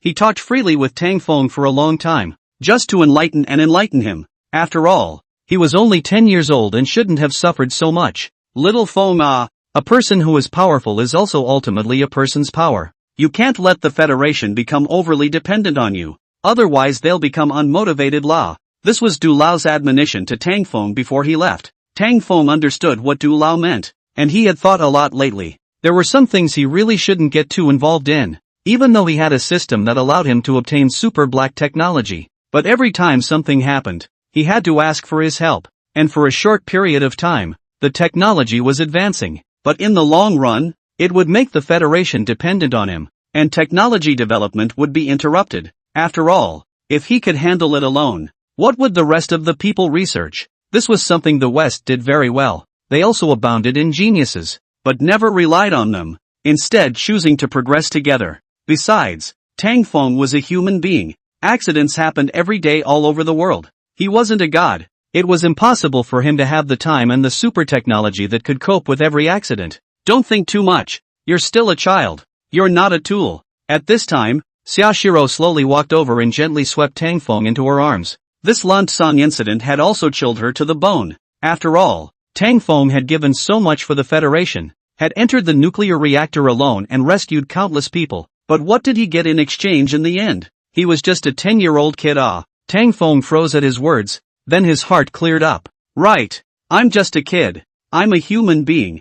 I'm not a tool person. For a moment, Tang Feng completely woke up. This world still had to be about interests. Being the good old boy didn't end well. Otherwise, when others needed you, they would honor you as a god. And when they didn't need you, they would despise you like trash. From now on, he would only be himself. Even if there was an accident, he would still step in. But he wouldn't be a tool man anymore. Just like Du Lao's persuasion, it costs money to conduct scientific research. Tang Feng decided that in the future, he would set up his own technology company, and take the super technology given by the system into his own hands. Only when you are strong yourself can you go on to do more things and have people give you respect. Otherwise, being the good old boy, being a tool man, even if you give more, you will eventually be taken for granted. The Western foreign networks, which had been silent for a long time, also published a lot in response to this matter. Among them, they seized on the Dragon Kingdom's practice of treating Tang Feng as a toolman, and made a series of overtures to him, because in the West, geniuses should be respected by people, and shouldn't be philistinically criticized, and they also valued geniuses, citing the column, if this incident had happened in the West, they would certainly have unconditionally listened to Tang Feng's admonition, thus putting an end to the Lansong accident. The series of operations by the Western media had also made the Dragon Federation feel a great deal of pressure, because in this matter, they had indeed made a big mistake, and could clearly feel that Tang Feng was ostracizing them. But fortunately, Tang Feng did not comment on this, still insisting that scientists had national boundaries. It made the Western outfits disappointed, but said that the door would always be open for Tang Feng. Chapter 25, Lin Wan's Imp Costume. Attacking the stock market. Tang Feng, begging for Ba, North City. Tang Feng didn't pay any attention to the comments on the internet. He completely returned to the campus and returned to a peaceful life. There was also very little contact with the special handling department side. Lin Guodong also knew that he couldn't do right by Tang Feng, and in the end chose to transfer Su Lan back and no longer supervise him. Lin Wan came to my house to play today? After school, Tang Feng caught up with Lin Wan with his backpack and spoke with a smile on his face. Mom and the others had already gone out to work, and Xia Shiro had something to do today that would make her come back very late, so this was a great time. Not going. Lin Wan shook her head. She had been stood up last time, making her very unhappy. I've prepared all kinds of nice dolls for you, Tang Feng said relentlessly. If he missed today he wouldn't know when he'd get the chance. He had to lull her over. Upon hearing that there were a lot of dolls, Lin Wan's nice little face was tangled up, but finally nodded. Old neighborhood. You eat some fruit first. Tang Feng told Lin Wan to wait in the living room for a while, then he directly ran into Xia Shiro's room. He soon found the various outfits he had purchased earlier under the bed. Didn't you say you were going to give me dolls? What are these? When Lin Wan realized that she had been snubbed, she immediately beamed in anger. And those costumes Tang Feng gave him, although they were quite pretty, they always felt that there was something strange about them. After all, she was only 10 years old, so how would she know about COS? You'll know where the dolls are when you put them on. Tang Feng couldn't wait to see what the little loli looked like in these clothes. After all, Lin Wan was carefully selected by him. To complete the goddess cultivation program, he now had to see what route she was suitable for. I don't want it. Lin Wan picked up a cat ear dress and instantly shook her head shyly. Although she was only 10 years old, she could tell that these clothes weren't quite right. Coupled with the fact that she had been explained some trivia by her mom before, she quickly understood what Tang Feng meant. It's the same as what my mom said. You know how to bully me before your hair even grows. Thus, Lin Wan beamed and looked at Tang Feng, looking upset. This made Tang Feng embarrassed, and inwardly he couldn't help but sigh. The little girl has grown up. It's not easy to fool her anymore. But the goddess raising program couldn't possibly be given up just like that. Actually, this was bought for my sister. She's going to have a birthday soon. I don't know what's suitable for her to wear, so I wanted to ask you to try it on to help. After thinking about it, Tang Feng started a big snub and promised to take Lin Wan to catch dolls, which she hesitantly agreed to. Then he picked up these clothes and entered Xia Shiro's room. Crunch! A few moments later, Lin Wan walked out in her teacher's clothes, but Tang Feng waved his hand. It seemed like she wasn't suited for this mature style route. Change to the next set. Cat ear clothes won't do. Lowly clothes won't do. In the end, when Lin Wan walked out in a black imp costume, Tang Feng directly did a double take. It was a queen's costume with a dark style, and it fit just right, so Lin Wan looked extraordinarily stunning in it. This made Tang Feng couldn't help but smack his lips. Good lord, it was completely unexpected that this niece had queenly attributes in the future. Alright, Lin Wan looked coy and shy. After all, this set of clothes was too mature, making her very uncomfortable. If mom and dad saw it, she would be screwed. Wait a little longer, cough cough. Tang Feng waved his hand. He hadn't appreciated it enough. It was simply absolute. Although Lin Wan was only 10 years old, she was now a full meter 4 in height, and was definitely heading towards 1 meter 6'7" in the future. Long legs, white skin, coupled with the fact that he often let it eat papaya, the body that is naturally a hem. Lin Wan also noticed Tang Feng's gaze, which made her very uncomfortable, and at that moment directly ran back to her room. Humph, not with you anymore. Lin Wan came out and directly glared at Tang Feng before running off. This niece is suitable for the queen route. I'll have to cultivate her temperament then. Tang Feng didn't stop Lin Wan from slipping away. Sitting alone on the sofa and giggling, he then hurriedly ran to Xia Shiro's room and organized the costumes on the bed. Otherwise it would be troublesome if she found out. As expected, it wasn't long before Xia Shiro returned, just in time to see Tang Feng coming out of her room. What are you doing? Xia Shiro frowned and looked at Tang Feng and asked. This bear child had a bunch of bearish ideas that weren't good. At that moment, she quickly walked into the room and checked to find that everything was normal. However, she was still puzzled inwardly, and when she wanted to continue to pursue the question, she realized that Tang Feng had already slipped away. Weekend. Tang Feng had already made up his mind to stop being a good old boy and a toolman.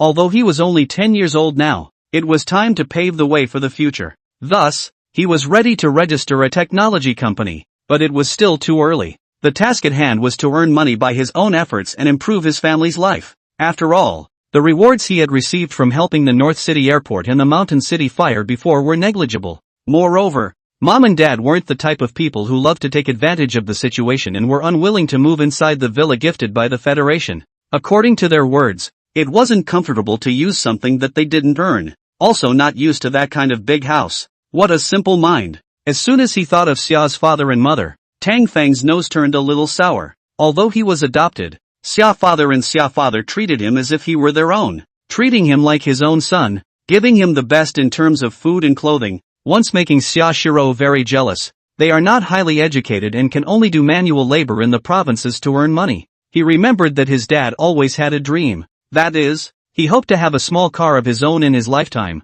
so that he could take the whole family out for a trip. However, the family's expenses were too high, and they couldn't earn much money a year, so this thing has not been implemented. Thinking of this, for a moment Tang Feng made up his mind to prepare to give his dad a surprise. He had black tech fingers. Taking it to speculate on stocks couldn't be better, but before that he had to get some capital first. In the end Tang Feng chose his old job, helping some companies upgrade their systems to earn commissions. However, when he entered the stock exchange again, everyone looked over in unison. After all, Tang Feng had previously announced that he had withdrawn from the stock market, and now that he was here again, did this mean that he would be making some big moves? Because when he had first entered the stock market before, he had made over $1 million with 100,000 or so. At one point, he had been hailed as the small stock god of the Dragon Kingdom, and even Bart, the stock god, had invited him to dinner. The stock exchange market. Since Tang Feng returned to campus life, coupled with the previous Lansan incident, there were very few hotspots about him online. Now that he had returned to the stock market again, he had instantly attracted countless media reporters. They were all curious to know if Tang Feng was trying to make a comeback by coming to the stock market this time. If so, then tomorrow's hot search was already booked. Chapter 26, Black Technology Finger Upgrade. Deduction, Earthquake. You guys don't need to bother. I do want to speculate on stocks. Looking at the crowd gathered in front of him, Tang Feng looked helpless and directly showed his cards. Wow! As soon as these words came out, the entire internet was abuzz for a moment. The small stock god who had previously announced his withdrawal from the stock market had reappeared. This news instantly became the #1 hot search of the day, and the number of people discussing it broke into the tens of thousands in seconds. Even the Western extranets had gotten involved. They still held the same attitude as before and didn't think Tang Feng could achieve anything in the stock market. After all, the Dragon Kingdom had blocked out the fact that Tang Feng had invented the solid crystal ball and nano-protective clothing. Otherwise the Western foreign networks definitely wouldn't have this attitude. It was estimated that it would have come straight to snatch someone. After all, the so-called geniuses were nothing more than having a developed pituitary gland and being naturally proficient in a certain field, and this restriction couldn't possibly be broken. Of course, Tang Feng was an exception. For this reason, the internet was also in an uproar. Some people think that Tang Feng was lucky before, and even do not rule out backroom operations. Do not believe that Tang Feng is the so-called stock god. There are also people who believe that Tang Feng is a demon with an IQ of up to 188 and is well versed in the field of computers, and that success in the stock market once does not mean success twice. Just when the crowd was eagerly waiting to see which stock Tang Feng would choose this time, he simply left. This made countless people feel puzzled. Those who refuted him online felt excited, believing that their speculations were accurate, and that the reason he made millions last time was pure luck. This time, he was definitely afraid. However, the real reason Tang Feng left was because after using his black technology fingers,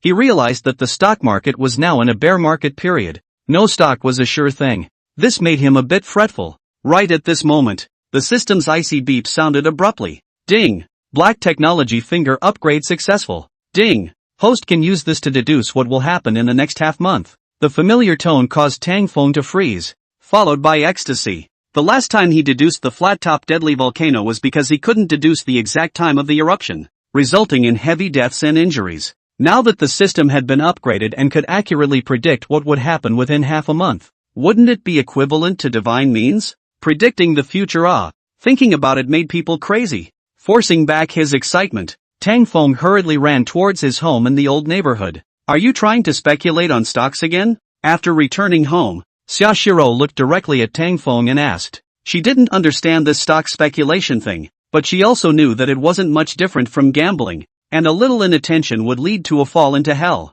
Although Tang Feng's first time speculating in stocks, he made more than $1 million. But as argued online, this thing may be luck? Anyway, she didn't really agree with Tang Feng playing with this stuff, and neither did her parents. Don't worry, old sis. I won't speculate on stocks in the short term. To this Tang Feng quickly responded. He had learned through his black tech fingers that it was now a bear market, and whoever speculated was a cerebral palsy. I'll go back to my room. With that, he ran back to his room and closed the door. Black technology finger. Tang Feng sat on his bed and directly used his black tech finger, wanting to see what would happen in the next half a month. A few seconds later, his face changed drastically, because according to the deduction, he learned that 7 days later, Light City, which was more than 400 kilometers away from North City, would erupt in a major earthquake, and it would also be at least a magnitude 4 earthquake. This deduction had shocked Tang Feng. A large earthquake of magnitude 4 or higher was undoubtedly a huge disaster. The level of terror was no worse than Lansong's volcano. But soon Tang Feng hesitated, because earthquakes were definitely unavoidable. The demand for tents and other supplies would definitely soar after the disaster. But the question was, when should he notify Light City that an earthquake was about to erupt? How far in advance to notify? Should this money be earned? Tang Feng fell into deep thought. After a moment, he made up his mind and decided to go ahead and announce this news the day after tomorrow. Only, I didn't know if these people still believed in his prophecy. With this in mind, Tang Feng directly left the old neighborhood. North City was an industrialized city, and the last thing it lacked was various manufacturing companies. North City Fabric Making Workshop. This was a company that mainly produced all sorts of fabrics and tents, but in this day and age, no one would demand these things in large quantities. Plus many people preferred imported goods, leading to a decrease in benefits year after year, nearly on the verge of bankruptcy. Although Tang Feng was only 10 years old, he was a hero of the Federation and a notorious big netizen. The workshop's owner didn't have the slightest intention of belittling him when he saw him, but he was also surprised to learn that he wanted to take over the company. After all, the workshop was on the verge of bankruptcy, and it was impossible to find a seller for the piled-up goods. However, he also knew that this 10-year-old genius had always been unconventional, so he didn't ask questions at that moment. To be honest, he couldn't wait for someone to take over. In the end, after some negotiation, he decided to sell the workshop cheaply, sold to Tang Feng at a friendly price of over $1 million.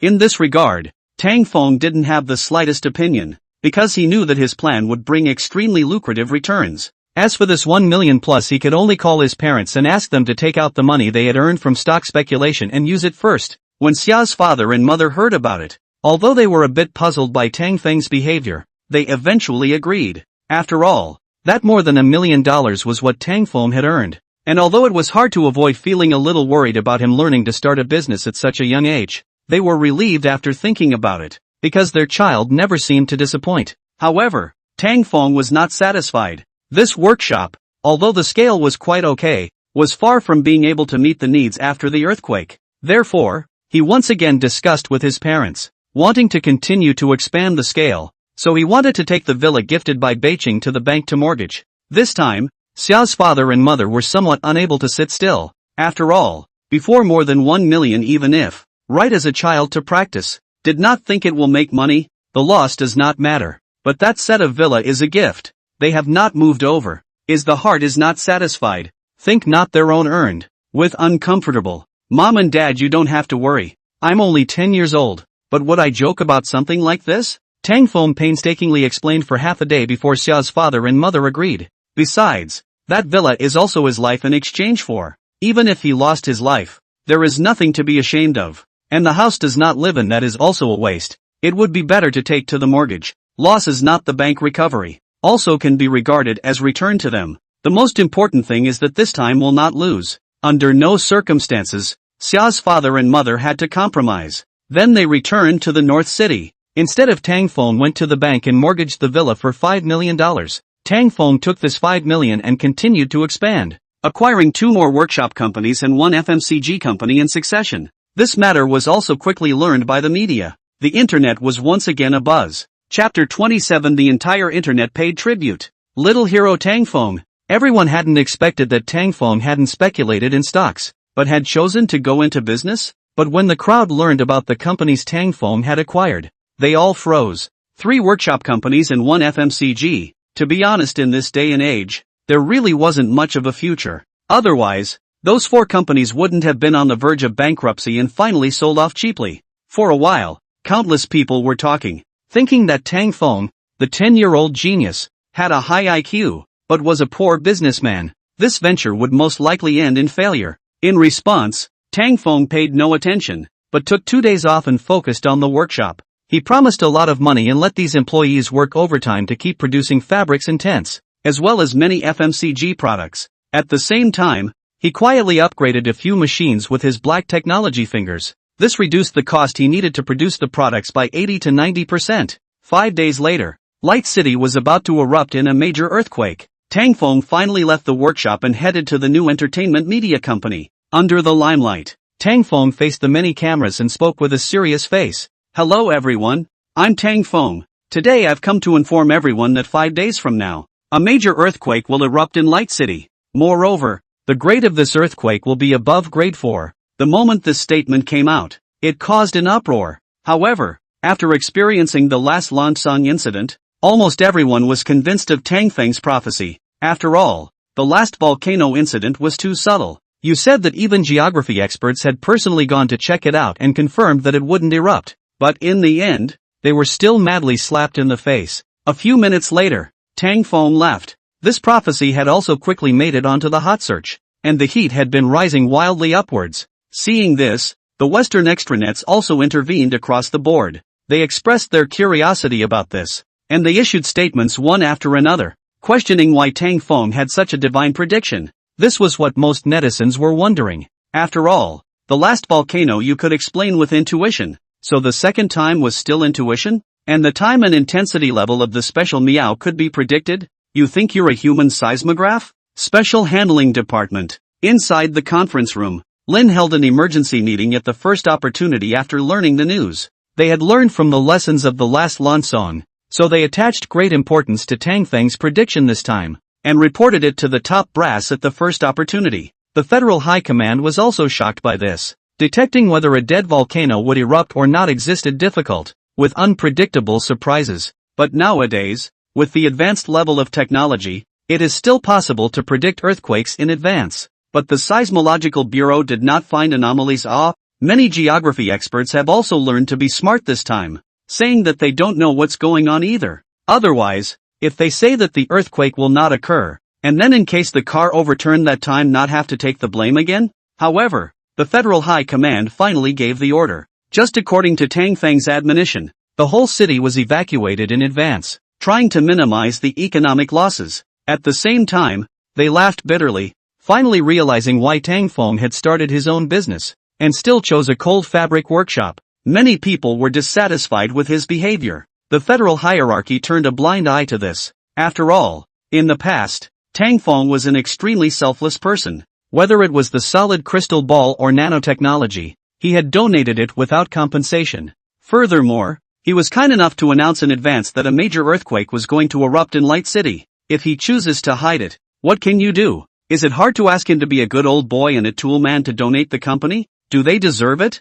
Light City. At this moment, the entire city is being evacuated in an orderly manner, with many rescue forces arriving to maximize economic salvage. After several days and nights of hard work, Light City had basically completed its mission. Now it was just waiting for the earthquake to erupt. At this moment, the entire internet was paying attention, wanting to see if Tang Feng's prediction this time was true. At the same time, there were also many shrewd businessmen who knew Tang Feng's intentions for the venture. They were also frantically starting to produce all sorts of post-disaster materials, wanting to get a piece of the pie. But most of them were still holding a wait-and-see attitude. After all, if there was no earthquake, then they would have lost a lot of money. To put it bluntly, they still didn't completely trust Tang Feng. If Tang Feng had the ability to predict the future, why didn't he go to heaven? And if an earthquake was really going to happen, the Earthquake Bureau would definitely be aware of it. North City. After Tang Feng informed Light City that an earthquake was about to erupt,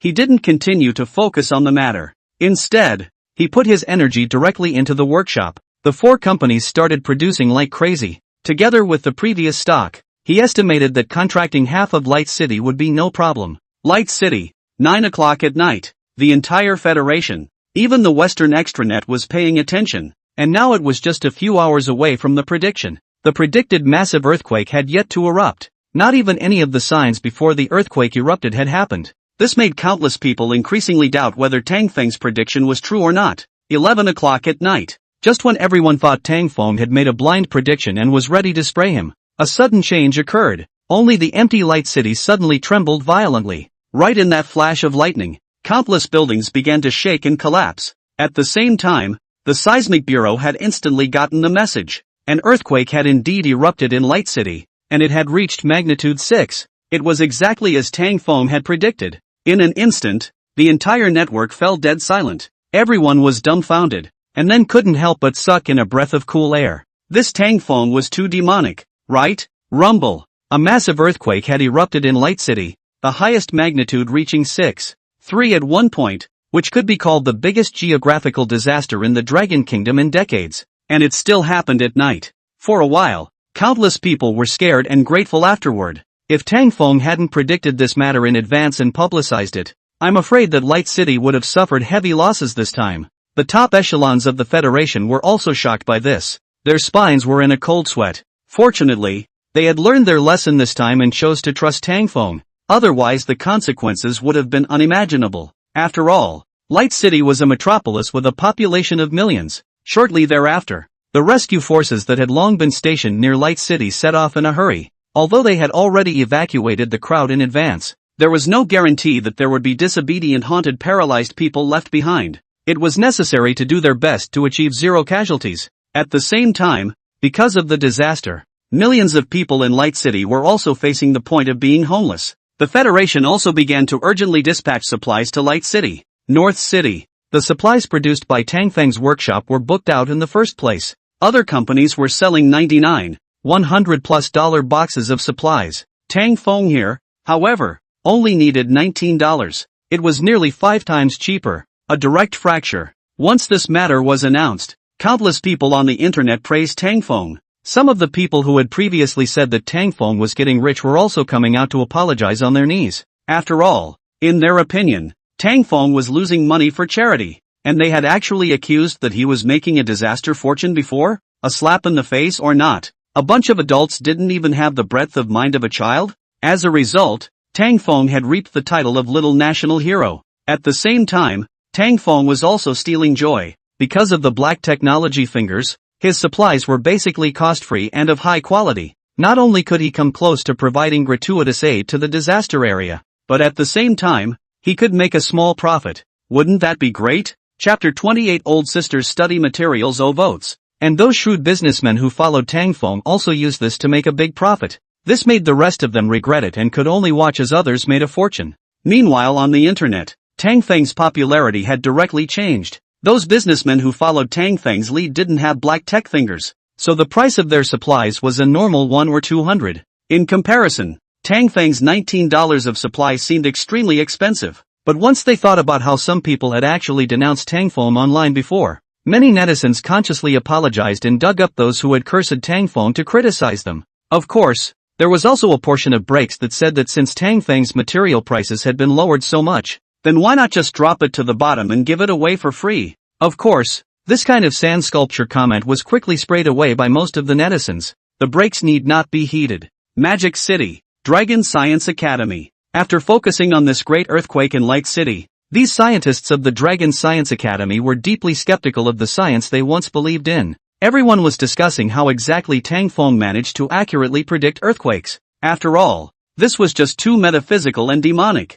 Simply perverse. They were also holding an emergency meeting to study what the hell was this intuition of Tangfeng's? Could there really be superpowers in the world that can foretell the future? Or do you all believe that this is what he calls intuition? Many academicians were incredulous about this. They were all engaged in scientific research, so they definitely wouldn't choose to be superstitious. Yet the facts were right in front of them. They couldn't explain this intuition of Tangfeng's with science. The Western media also had a heated discussion about this. Finally, through the Mensa Club's research, they came to a shocking conclusion. They released a statement saying that perhaps Tangfeng, the 10-year-old genius boy, didn't just have an IQ of 188. The extent of his brain development was also extremely terrifying. Immediately afterward, they drew on a transcendental sci-fi movie to make an analogy, claiming that when a person's brain was fully developed, he wouldn't be a person, but a god. This statement made the whole network concerned about this event are very shocked, because everyone knows that although the current technology is developing rapidly, artificial intelligence, robots, are very powerful. In contrast, the evolution of human beings is very slow. The human body itself alone has not been thoroughly researched. For example, the Mensa Club mentioned the degree of brain development. Currently, only about 10 to 15% of the human brain has been developed, and the left side of the brain, which represents intelligence, has not been developed at all. If it was really as this statement said, Tangfeng's brain development was far more developed than any other human being's, it wasn't impossible. Perhaps this was the reason why he could predict the future? Some mysterious evil organizations learned of this news, but also secretly planned to capture Tangfeng for research. In response, the Dragon Federation directly demonstrated its attitude, claiming that whoever dares to play Tangfeng's attention is declaring war with the Dragon Federation. Besides, even if you slice people up and study them and find something, are you sure you can extract it and use it? The resolute attitude of the Dragon Kingdom's top management is also winning the favor of the nation. Sent, North City. Everything was just as Tangfeng expected it to be. He managed to earn $50 million with his black technology fingers this time. This made him very excited. He then directly sold off the 4 workshops. After all, they were no longer useful. Old neighborhood. Xia's father and mother had also rushed back from the provinces, although they guessed that Tangfeng had made a wild profit from this venture. But when they heard the specific figures, they were also too surprised to speak. Dad, I prepared a gift for you. Tangfeng looked at Xia's father and suddenly said, for this adoptive father, he was very grateful. Although he had crossed over, if no one had adopted him, he would probably have to become the first ever hiccuped crosser, outside the neighborhood. When Xia's father saw the small car in front of him, he was first shocked and then cried tears of joy. Although he was in his 40s, it was still hard for him to control his excited and moved feelings, because Tangfeng had actually bought him a good car. Don't buy such expensive things in the future. Learn to be thrifty. Xia father said this on his lips, but his hand had already touched the car door, looking very fond of it. Mom on the side was also very happy. Gently put Tangfeng in her arms. Couldn't stop saying our family Fenger understands things. Although the dad education is, but Tangfeng this time will not stop. After all, it's not easy to earn so much money. He definitely want to have a good luxury. Dad and mom are also old. In order to support the family are always working in the provinces. Now that there is money, the first thing to do is to let them quit their jobs. Open a few small store for them to manage. Enjoy the happiness. Good filial piety to them. Subsequently, Tangfeng will be before the villa mortgage money back to the bank. However, mom and dad, they are still not willing to move away from the current small home. So Tangfeng also gave up the idea of buying a house. Besides, he already had a set in Magic City. When he grows up, he will take his mom and his wife to live with him. After Tangfeng with his father they began a crazy shopping. Before they could not afford to buy things cannot afford to buy all take. This makes Xia's father and Xia's mother very touched. Xia Shiro is also very happy. She is now in high school. naturally learned to use cosmetics. But unfortunately the family was not rich before, cannot afford to buy good. Now relying on her oldest brother, she happily got the cosmetics she had been craving for a long time. In the following days, Xiao's father drove the car Tang Feng gave him and took the family traveling for a few days. But in the end, they still chose to head out of town to work. According to their words, although they were rich now, they weren't too old. Without something to do, they weren't used to it. In response, Tang Feng also nodded seriously, expressing his respect for his parents' decision. Yutsai Primary School. Ever since the last time he realized that Lin Wan was suitable for the queen route, Tang Feng had been cultivating her in this direction every day. This made Lin Wan very shy, but it was fortunate that her parents didn't find out this time. Otherwise they would have to sue again. Going to my house or not? After school, Tang Feng caught up with Lin Wan with his school bag and said with a bad smile on his face. Lin Wan's face was wary, her pretty eyes glaring at him. This guy is trying to fool me again. The last time she wore that kind of costume, it made her not even slow down now, so she wouldn't go this time even if there were dolls. Tang Feng bristled and quickly reorganized his ambition. Anyway, the days are still long. Ha. Old neighborhood. Crunch. When Tang Feng pushed the door in, he was surprised to find that his old sister Xia Shiro wasn't there. This made him puzzled. After all, in the past, at this time, she would have come back early to prepare meals for herself. Old sister? Tang Feng casually threw his school bag onto the sofa, then shouted in a low voice. No one responded. But when Tang Feng arrived at Xia Shiro's bedroom, he was confused because his old sister was at home. Only her cheeks were covered in blush, and she was staring blankly at the screen of her laptop. Could it be that she was reading study materials? Chapter 29 Zhang Feifei's Interview. Who? Inside the bedroom. Xia Shiro sensed the commotion and immediately turned around. When she realized that it was Tang Feng who had returned,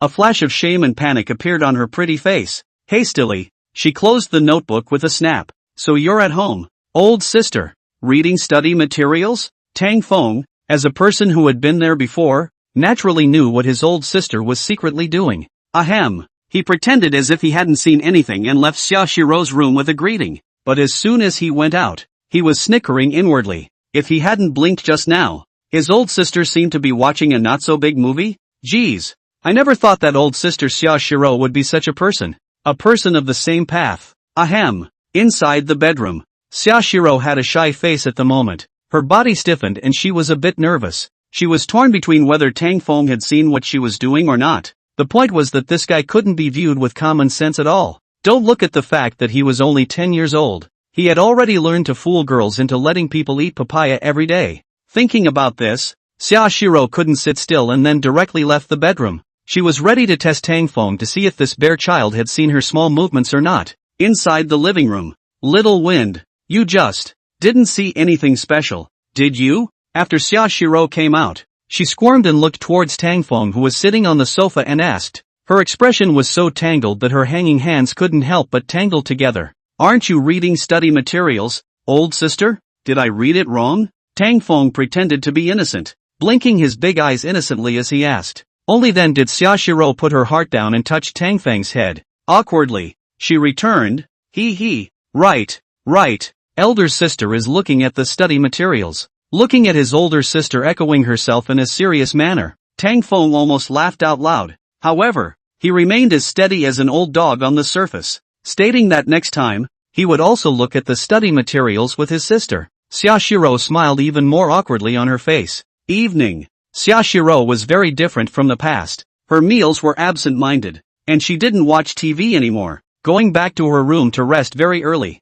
To this Tang Feng was clear in his heart, presumably to go back to continue studying. The next day, Yutsai Primary School, outside the school gate, Tang Feng. When Tang Feng walked out with his backpack, Zhang Feifei, who had been waiting for a long time, hurriedly waved and called out to him. Tang Feng had predicted the Great Light City earthquake before, and there was a heated discussion about it on the internet. And now Tang Feng was even included in the ranks of the gods and goddesses. So many media companies wanted to invite Tang Feng for an exclusive interview. Zhang Feifei was sent out to find Tang Feng to make peace. You want to come and interview me? Tang Feng asked with a crooked head when he saw Zhang Feifei. He didn't really want to go for an interview today. He had just downloaded a few games on his newly bought computer and was still rushing home to play them. By the way, he would see if his old sister still had a small video to peek at again. It was a very exciting thing to do. Just promise me. Windy, how about this? We cannot go to the company. You just let me have a separate interview,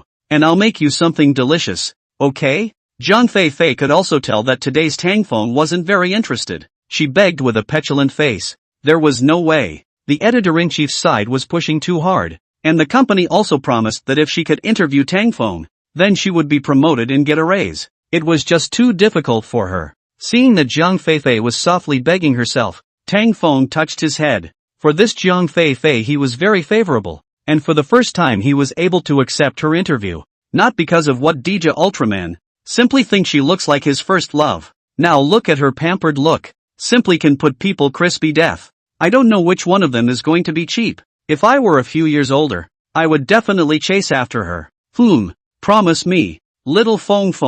Zhang Fei saw Tang Feng a little shaken. Once again, she used her pampering tactics and swept him into her arms. This made Tang Feng directly confused. These clothes were so soft, fragrant, and big. Ahem. Fine. In the end, Tang Feng directly chose to surrender unconditionally. And according to Zhang Fei's meaning, it should be to take him home and also eat the delicious food she made with her own hands. Maisie. Zhang Fei wasn't a local of Beichang, but she had studied in Beichang and entered a media company after graduation. The place she rented also belonged to the same old neighborhood as Tang Feng's house. The house was a one-bedroom, one-hall type. Little Feng, you can watch some TV first. There are fruits and sugar cubes on the coffee table. Zhang Fei greeted Tang Feng after leading him in and entered the bedroom. She had a busy day today and was covered in sweat. She had to take a shower. Clang! With the sound of the bathroom door closing, the sofa was Tang Feng couldn't help but frown. Was this considered a lone man and woman sharing a room?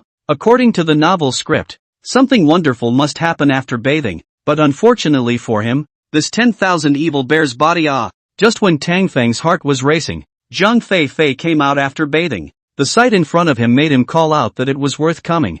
Zhang Fei used a towel to wipe her water-stained hair while smiling at him, completely unconcerned about the perfect body presented in front of him. This made the corners of Tang Feng's mouth twitch. This is not treating me as a man at all? In fact it was true. Zhang Fei also knew that it wasn't good to dress like this, but thinking that Tang Feng was still a 10-year-old kid, it was just as well. After all, he's just a little kid. Besides being smart, what else can he do? This house was a one-family house, and there were no compartments. So Tang Feng sat on the sofa, and with a slight turn he could see Zhang Fei who was busy in the kitchen. At the moment she was frying vegetables. Her movements were very skillful, but none of that mattered. What was important was that she was wearing just a bathrobe. Her skin was as white as ivory, and an aroma filled the air everywhere. Hiss! In the next second, Tang Feng couldn't help but suck in a mouthful of cool air, only to see Zhang Fei slightly bend her body, instantly causing Tang Feng to cough. The corners of Tang Feng's mouth twitched.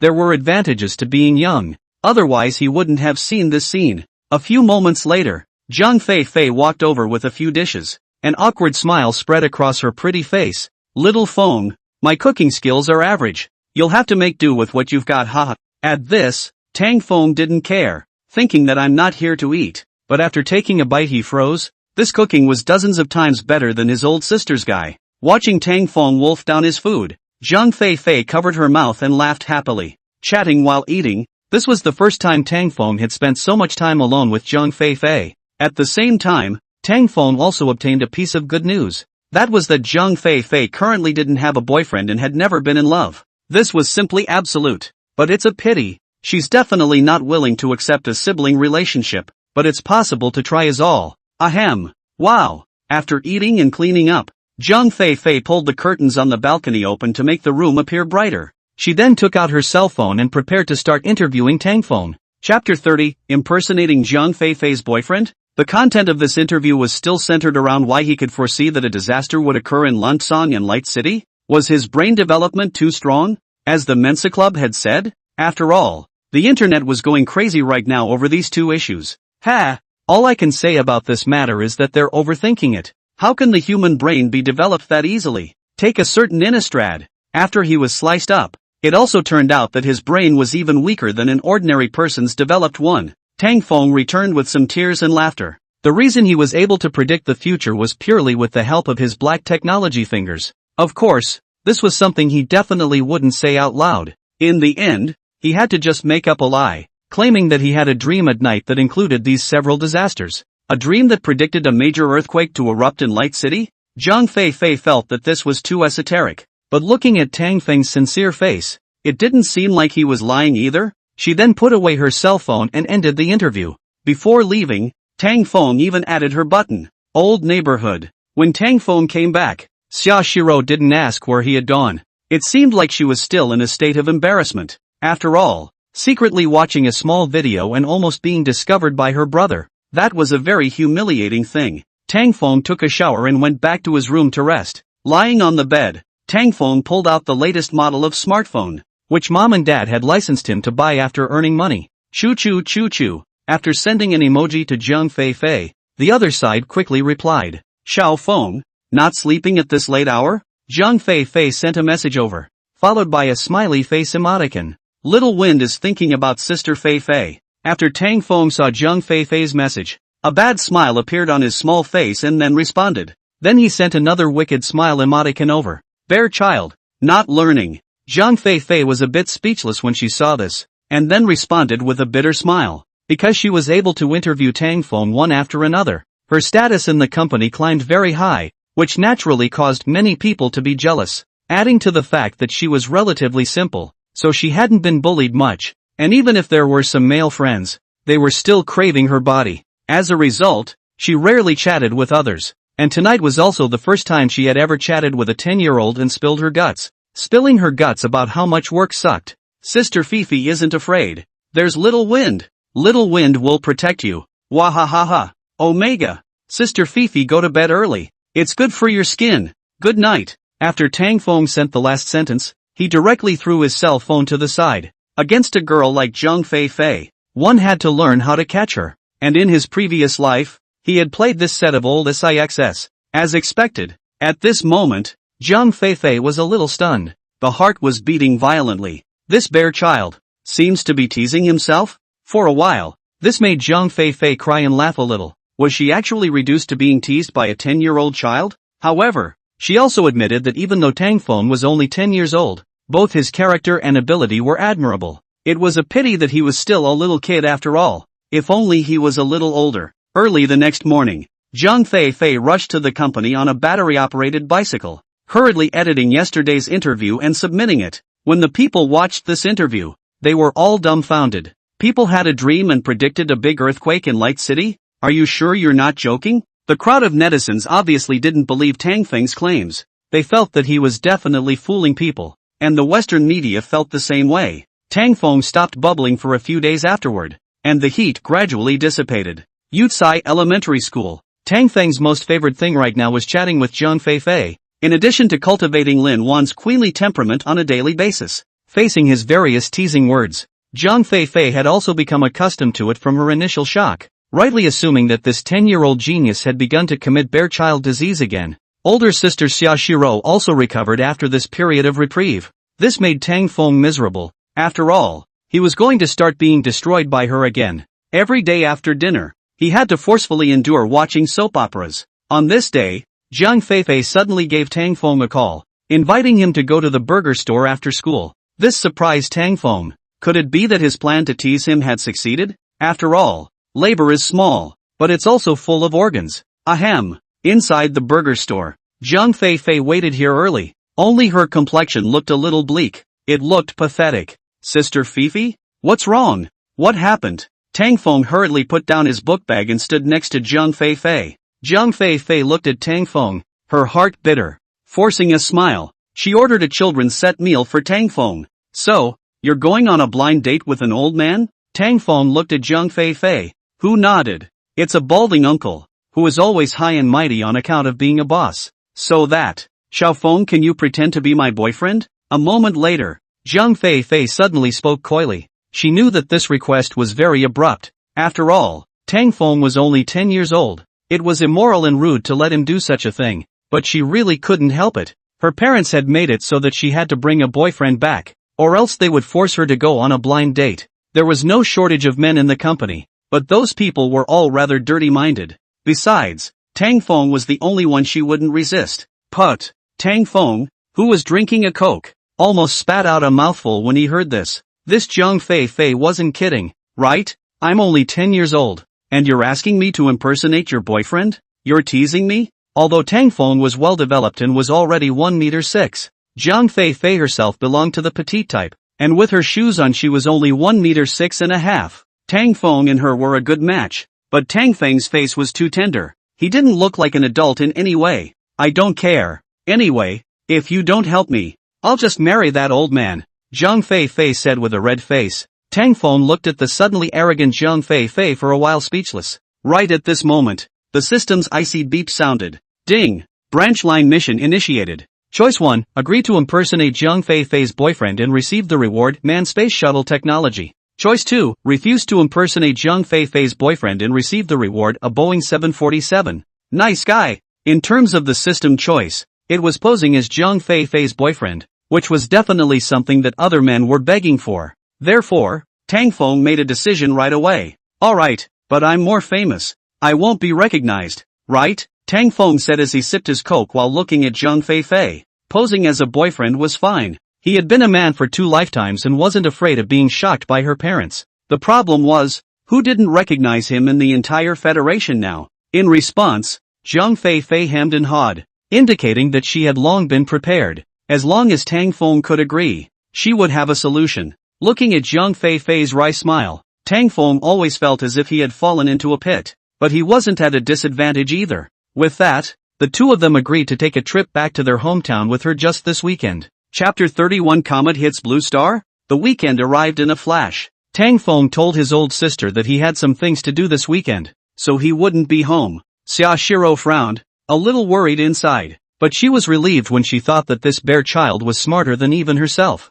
Zhang Fei's old home was near Mountain City, in a remote area. The two traveled by green train and ended up taking a bus for a few hours before arriving. It was a small town with a relatively backward economy, and it was backed by the prairie, so there were many ethnic minorities, most of whom made their living by herding animals. You'll have to work hard next. Zhang Fei handed a bottle of water to Tang Feng with an apologetic face. Because her home was in the mountains, she would have to hike for a while. She was a little worried that Tang Feng would run out of stamina. Tang Feng shook his head to indicate that there was no need to worry. They weren't in a hurry anyway, just walk slowly as a walk. And the scenery around the mountains was very beautiful. No wonder Mountain City was known as a paradise town. More than an hour later, the two finally arrived at Zhang Fei's old home, which was a tiled house situated on a field. And at the moment there were a few cooking fumes floating up. Following the muddy path, the two came to the wide dam. Mom and Dad, I'm back. Zhang Fei smiled and opened her mouth as a couple stood in front of the hut,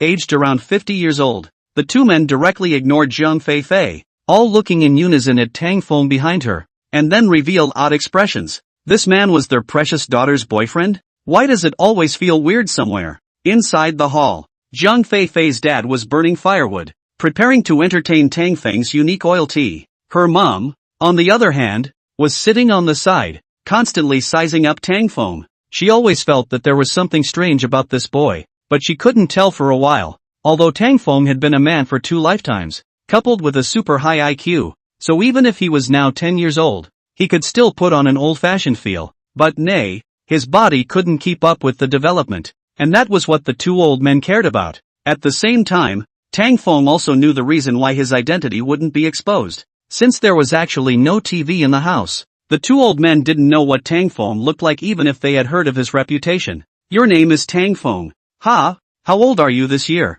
After a few minutes, Zhang Fei's old mom finally couldn't sit still and asked with a smile. She didn't think otherwise. After all, there were many people with the same name in the Federation. Moreover, the little genius was a great hero of the Federation. How could Zhang Fei have this kind of creation to find someone else? Yes, Auntie. Tang Feng nodded, not looking shy and scared in the slightest, looking chatty and cheerful, because he knew a lot. Tang Feng then even chatted with the two old men. This made Zhang Fei on the side look dumbfounded and impressed. A genius was worthy of being a genius. For a while, she thought Tang Feng wasn't 10 years old, but 20. Tang Feng talked the two old men into some confusion, but he also nodded his head repeatedly. So far it seemed like this young man was not bad. Zhang Fei also let out a long sigh of relief when she saw this. It seemed that this crisis had been successfully resolved. But soon, her pretty face flew up red, because Zhang Fei's mom said that there was no spare room at home. so she wanted to arrange for Tang Feng to sleep with her. After all, the two of them are boyfriend and girlfriend. There is nothing to be embarrassed about in their own home. In addition, the two old can't wait for their daughters to get married earlier and give birth to a big fat doll. Tang Feng, _, Jiang Feifei. In the evening, inside the room, Jiang Feifei's old mom was very enthusiastic, because it was located in a mountainous area. It would be very cold at night, so she purposely held the quilt to come, for the two people laid, before leaving also kept on Jiang Feifei make eyes. This makes Jiang Feifei is very speechless. You are so anxious, daughter married out, ah? What should we do now? Ahem. After confirming that Jiang Feifei's mom had left, Tang Feng asked blearily. The floor of the hut wasn't tiles or wooden planks, but a mud floor, so hitting the floor was definitely out of the question. It's fine. Then sleep together, ah. To this, Jiang Feifei responded directly. Although Tang Feng was a boy, but a 10-year-old child, what bad thoughts could he have? Even if he did, he couldn't. When Tang Feng saw how generous she was, the corners of his mouth couldn't help but twitch. Indeed, it was so reasonable. He really had more than enough heart and didn't want to be treated like a sign. Damn it, petri dish. The two of them were relaxing like they were on vacation. The Western world, however, was hotly discussing new topics. A group of astronomy enthusiasts made a statement on the Celestial Federation, saying that they had discovered a new comet, naming it Wanderer 2333, and according to the association's speculations, they predicted that the comet would deviate in its orbit and hit the blue star. After rough calculations, if it hits the blue star, the power is no less than a dozen nuclear bombs exploding at the same time, which is expected to cause casualties of 10 million people. When this report came out, it instantly shocked the world, and countless people began to panic. For a time, many federations attached great importance to this, and used satellites and other means to investigate. The final conclusion was that it was a false alarm, because through the investigation, it was learned that this comet and the blue star's orbit was similar, so it was said that there would be no collision. Although the countries issued a statement to the public, this comet will not collide with the planet, but the internet is still incredibly hot about it. After all, as far as human beings are concerned, the body of the planet they live on has not been thoroughly studied, not to mention the more extensive and mysterious universe. This time the comet was found, although there is no danger, but it does not mean that similar crises will not occur in the future. Plain out the extinction of the dinosaurs. The most recent is the Tunguska explosion, which caused a huge and incomparable power. The prevailing view is that it was caused by the impact of an ice meteorite about 1,000 meters in diameter. And now the discovery of this Rover 2333 comet is even more terrible. Iron meteorite, its diameter is as long as 15 kilometers. Assuming that it suddenly changes its orbit and has a big collision with the planet, then the consequences are unforeseeable. With the current human technology, it is impossible to destroy the comet or intercept its movement. Many federations naturally would not ignore these potentials, and were always keeping a close eye on this comet in all directions. Afterward, it even held a global emergency meeting, to discuss this comet thing. Global emergency meeting. Many federal countries on this comet event launched a heated discussion, and the meeting site was kept secret on the highest scale, because they actually concealed the truth of the event. Although the comet's current trajectory was consistent with the blue star, it was slowly deviating from its normal orbit. In other words, the possibility that it will crash into the blue star cannot be ruled out. And what is the exact probability? Now the Federation is frantically calculating with supercomputers, and is expected to get the answer tomorrow. Chapter 32, A Natural Disaster is Coming. Tang Feng disappeared. Everyone, if we assume that this comet will collide with the blue star, what should we do? The leader of the Eagle Kingdom was the first to speak, his face serious as he asked. This was a devastating disaster targeting the entire blue planet, and the fate of all mankind was at stake. No one would take such a matter lightly. Perhaps we can push it back to its normal orbit by launching thrusters? The suggestion was quickly met with skepticism. Are you kidding, Doctor? How many thrusters does it take to push a comet that big? Well, I guess tens of thousands would be enough. Why don't you use your brain? Soon, that doctor was asked to leave. Why don't we use a nuclear bomb to blow it up? The head of the San Confederation proposed, and immediately drew a wave of contempt from the group. After all, it was a comet, and also belonged to a kind of iron meteorite, with a diameter of dozens of kilometers. You want to use nuclear bombs to blow it up? Really funny. Iron meteorite density is extremely high. The shell is as hard as iron. You cannot let the nuclear bomb drilled into its belly detonation, at most in its surface to leave a little pit just The people you a word I a word, discussing half a day. In the end, however, they were all rejected because the methods could not be realized, or the effect of the plan was low. For a while, everyone fell silent. The atmosphere became more and more gloomy. That is to say, we simply don't have any one good way to solve this crisis. The conference room fell silent once again. The only thing one could pray for today was to hope that tomorrow's calculated results would bring good news. Otherwise, this could very well be the end of humanity. Dragon Federation, Dragon Science Academy conference room. Academicians led by Elder Du had gathered, all discussing the solution to this comet. Still, there weren't any good countermeasures for the time being. Why don't we go ask that Tang Feng kid? Suddenly, a geography expert spoke up. After all, Tang Feng was so bullish that he was able to predict the Lansang volcano and the Light City earthquake. Maybe he had a good idea for this comet as well? This proposal was quickly echoed by everyone. Elder Du frowned at his words, but seeing the hopeful eyes of these people, he had no choice but to agree. This matter was so important that not the slightest bit of relevant information could be leaked, or else it would cause panic in the entire Dragon Kingdom. Therefore, he was prepared to personally take a special airplane to North City. But when Du Lao arrived at North City, he was dumbfounded, because Tang Feng wasn't at home. Even his parents weren't sure where he had gone. You guys hurry up and find someone. Turn the entire North City over to find him for me. Du Lao was both anxious and angry. He couldn't help but wonder if something had happened to Tang Feng. The situation in Blue Star was incredibly urgent right now, and he had to be asked for his opinion.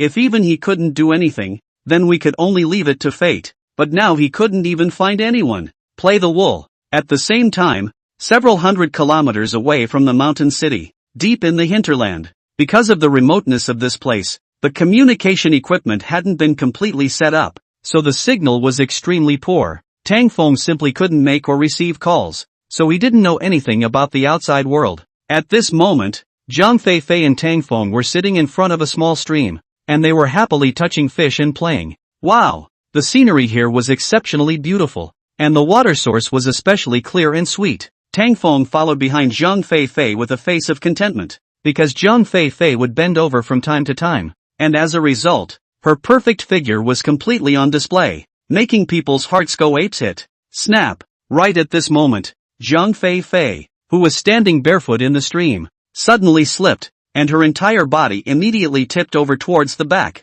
Sister Feifei, be careful! Tang Feng reacted in a hurry, stretching his arms out to catch her. However, he was too young and his body bones were too thin. Although he caught Zhang Feifei, the two of them also fell directly into the stream. Fortunately, the stream wasn't too deep and couldn't drown anyone. How are you, Sister Fifi? Didn't fall, did you? Tang Feng looked at Zhang Feifei in his arms with a worried face, but Zhang Feifei didn't respond. At this moment, she was very shy, because the two of them were moving too closely. Especially since Tang Feng had placed his hands in places he shouldn't have. Ahem. But soon Zhang Feifei didn't care too much about it. After all, Tang Feng was just a 10-year-old kid. Surely he didn't have those bad thoughts. Moreover, the fact that he came to pick himself up despite the danger made Zhang Feifei feel very warm and at ease. If he was a few years older, maybe she would really want to be his girlfriend. I'm fine. Xiao Feng, your hand can be removed. Tang Feng was enjoying himself. How could he obediently give in when he heard this?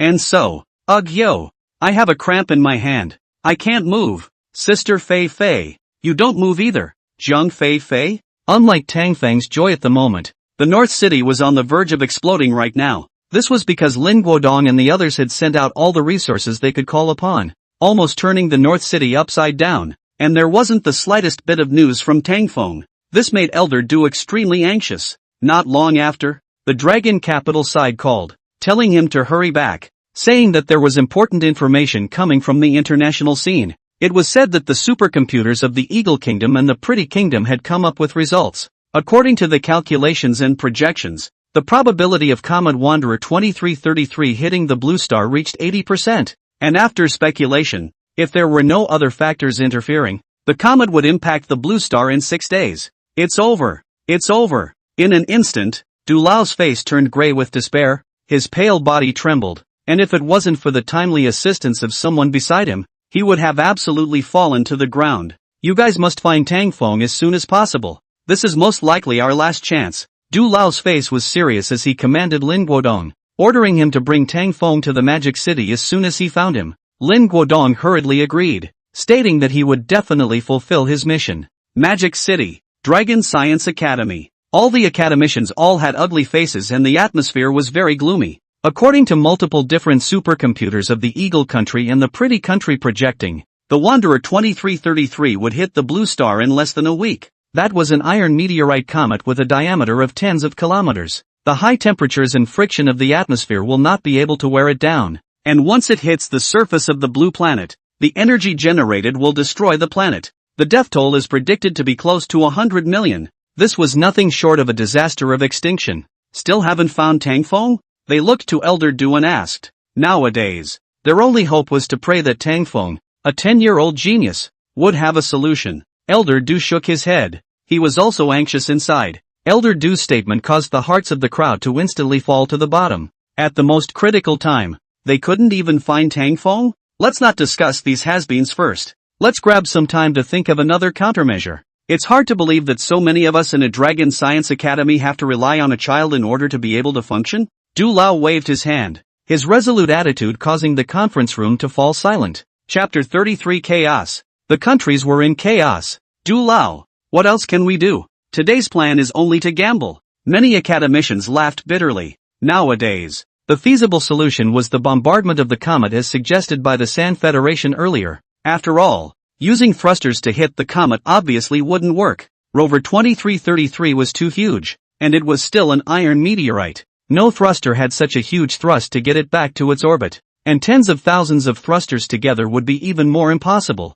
Where would you find tens of thousands of boosters? The only way to do it nowadays is to send astronauts to space. Have them land on Comet Rover 2333 and use a drill to put a nuclear bomb into the belly of the comet to try and blow it up. Although the success rate of this plan was very low, it was the only way they could feasibly do it. At the same time, many of the federal countries had once again convened a global emergency meeting. In the conference room, after a series of discussions between the many countries, two options were finally finalized. The first option was to send someone to board the comet to use a nuclear bomb. However, this program has too many accidents. The probability of success is very low. The second option was to strategically abandon the area where Rover 2333 fell, conduct a large migration of the population of this part of the region and abandon that part of the land and surface resources. No. On what grounds should this be done? We strongly disagree. The second proposal instantly caused many Federation countries to resist, because the area where Rover 2333 crashed was their location.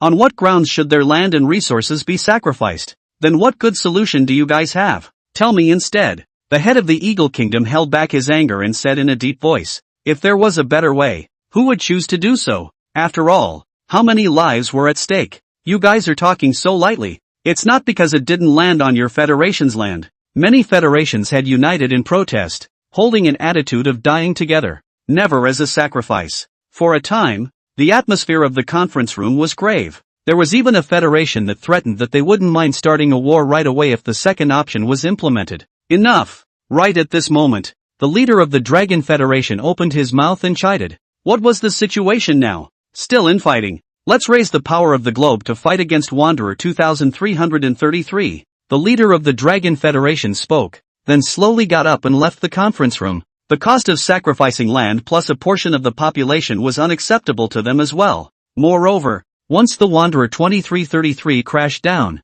the yield it produced was no less than dozens of nuclear bombs. It might cause the planet to shake greatly, causing a series of natural disasters. At that time, the remaining humans would not necessarily be safe and sound. Mountain City, deep in the hinterland. Tang Feng was swimming in the mountains with Zhang Fei. After the previous incident with the stream, Zhang Fei's attitude towards Tang Feng had changed a bit. Although he was just a 10-year-old brat, she realized that this kid was bad, the especially bad kind. This was simply shocking. This bear boy has learned to be bad. Zhang Fei couldn't help but spit it out as well, finding it absurd. Buzzing. Right at this moment, a helicopter suddenly swept through the sky. Tang Feng. It's Tang Feng. Look at that. Lin in the cabin saw Tang Feng at a glance, and then signaled for the helicopter to hover low, and he directly slid down the rope. What brings you here? Tang Feng frowned when he saw Lin Guodong. The situation is urgent. You must travel to Magic City with me immediately.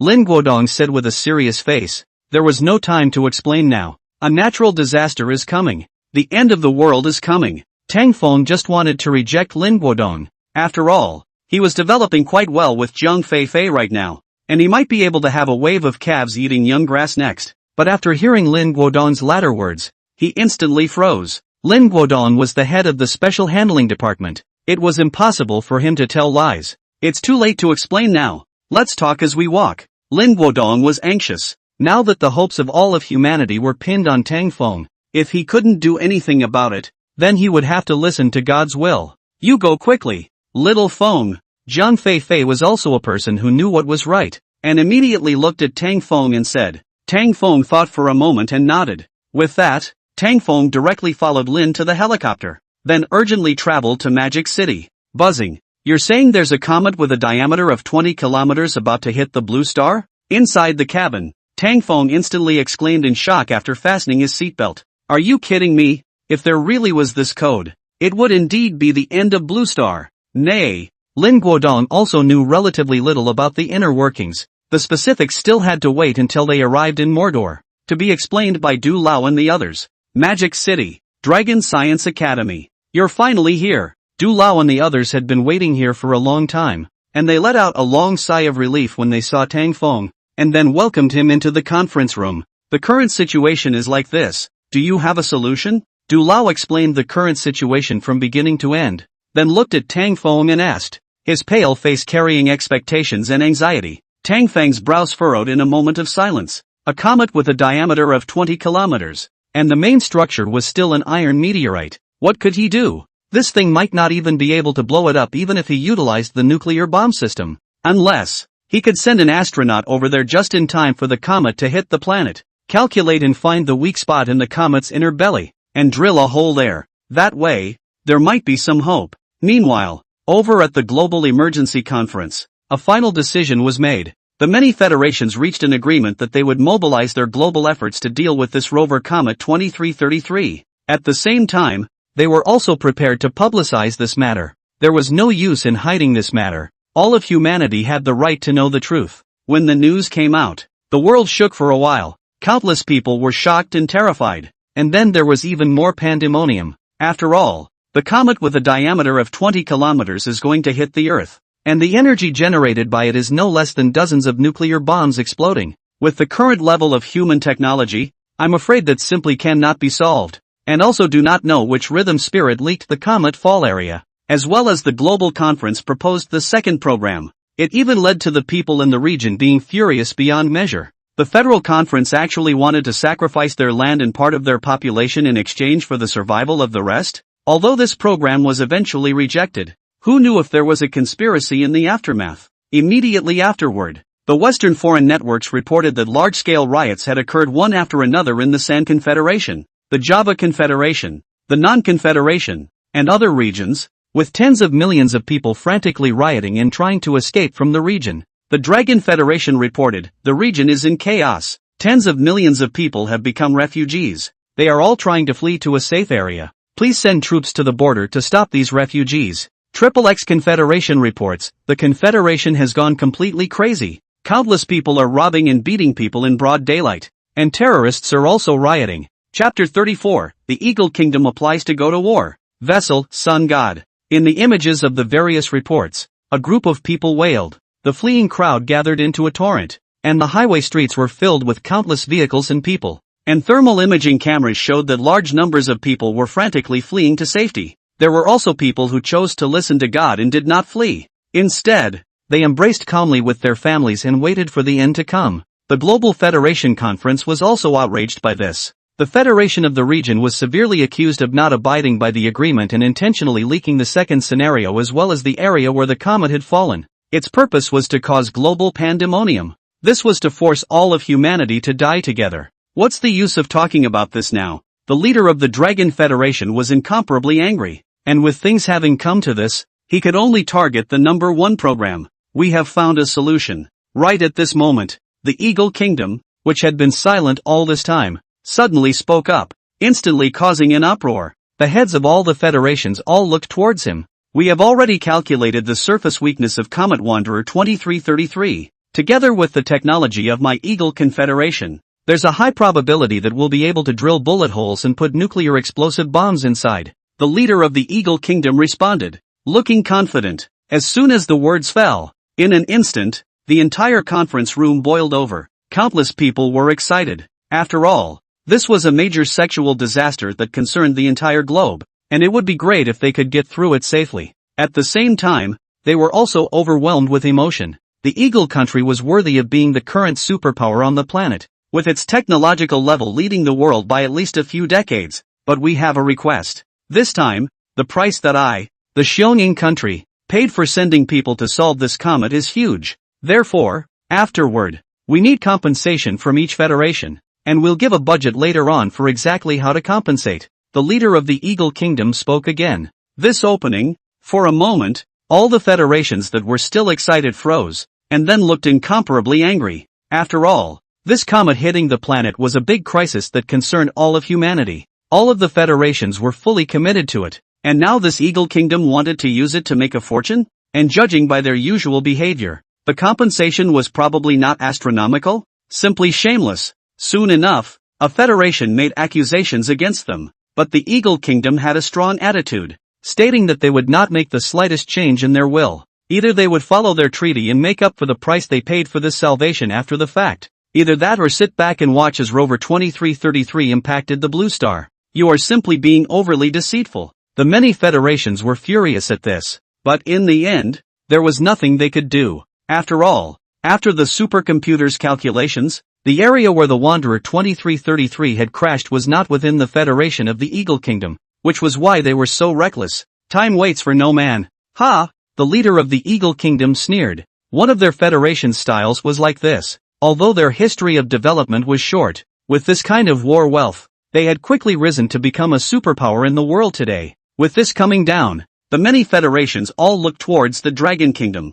The Dragon Kingdom was currently the only major power that could compete with the Eagle Kingdom, so their voice was also important. But at this moment, the head of the Dragon Federation was also frowning. In terms of today's technology, the Eagle Kingdom was indeed more than a decade ahead of the world, and with no news coming from Tang Feng's side, they had no choice but to agree to the Eagle Kingdom's proposal for the time being. Magic Capital, Dragon Science Academy. There's nothing you can do? Elder Du asked as he looked towards Tang Feng, his pale face filled with helplessness. He also knew about the news from the side of the Global Emergency Conference. Although they were furious at the behavior of the Eagle Kingdom, it was true that they couldn't refute the others. At that moment, Tang Feng frowned slightly. This time it wasn't a matter of whether he wanted to be a toolman or not, but rather he purely didn't have a solution. This comet is too big. Even if the Eagle Kingdom calculated the comet's weak spot in the abdomen, and wanted to put a nuclear bomb into it to blow it up, how high was the possibility?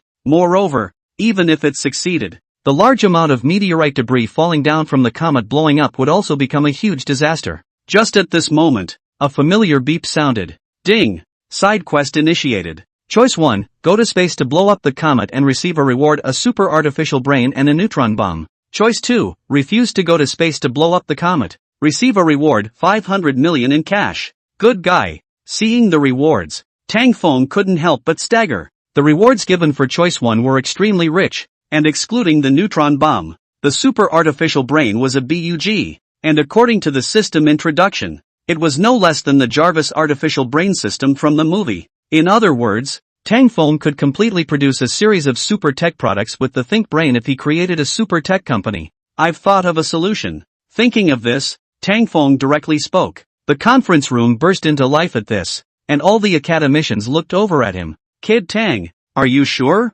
Elder Du, who had originally despaired, instantly became excited. After receiving Tang Feng's affirmation, he hurriedly reported the matter. Global Emergency Conference Room. Ha! What kind of international joke are you guys playing? Are you guys sure that a 10-year-old brat can take on the role of savior? When the head of the Dragon Federation spoke this news out, it didn't get any recognition from the other federations. Instead, it received a bunch of questions. The Eagle Kingdom was the first to take offense. With a sneer on their faces, they didn't think that a 10-year-old brat could solve Ranger's Comet 2333, and even if he could, they wouldn't agree. After all, they had managed to find a solution to the comet with great difficulty, and they were going to use it to make a fortune. Definitely couldn't let the Dragon Kingdom ruin their plans. The many federations were silent in response, their faces torn. Although Tangphone was indeed very famous, and had once set the Western extranets on fire, but this matter concerned the lives of countless people, and they didn't dare to take any chances. If you want to travel to space, you must have a manned aerial airplane. This technology is known as a world problem. I'm sure you all know about it, right? The leader of the Eagle Kingdom spoke again. With the current technology, there were only 5 federations that could possess manned airship technology. Among them, the Eagle Kingdom was the most powerful. In this regard, the Dragon Kingdom Federation, which also possessed this technology, also had a deep understanding of this, although they also invented the manned airship, but the technology is not as strong as the Eagle Kingdom. Moreover, they had never attempted to hover in space. It was true that the Eagle Kingdom led the world in this technology, but they had made no progress in so many years. After all, the cost of researching this program was too high. Currently the most mature manned airship on the Blue Planet was probably only the one in their country. That was the decades-old Sun God ship. This was also the backbone of why the Eagle Nation dared to demand compensation from the federations.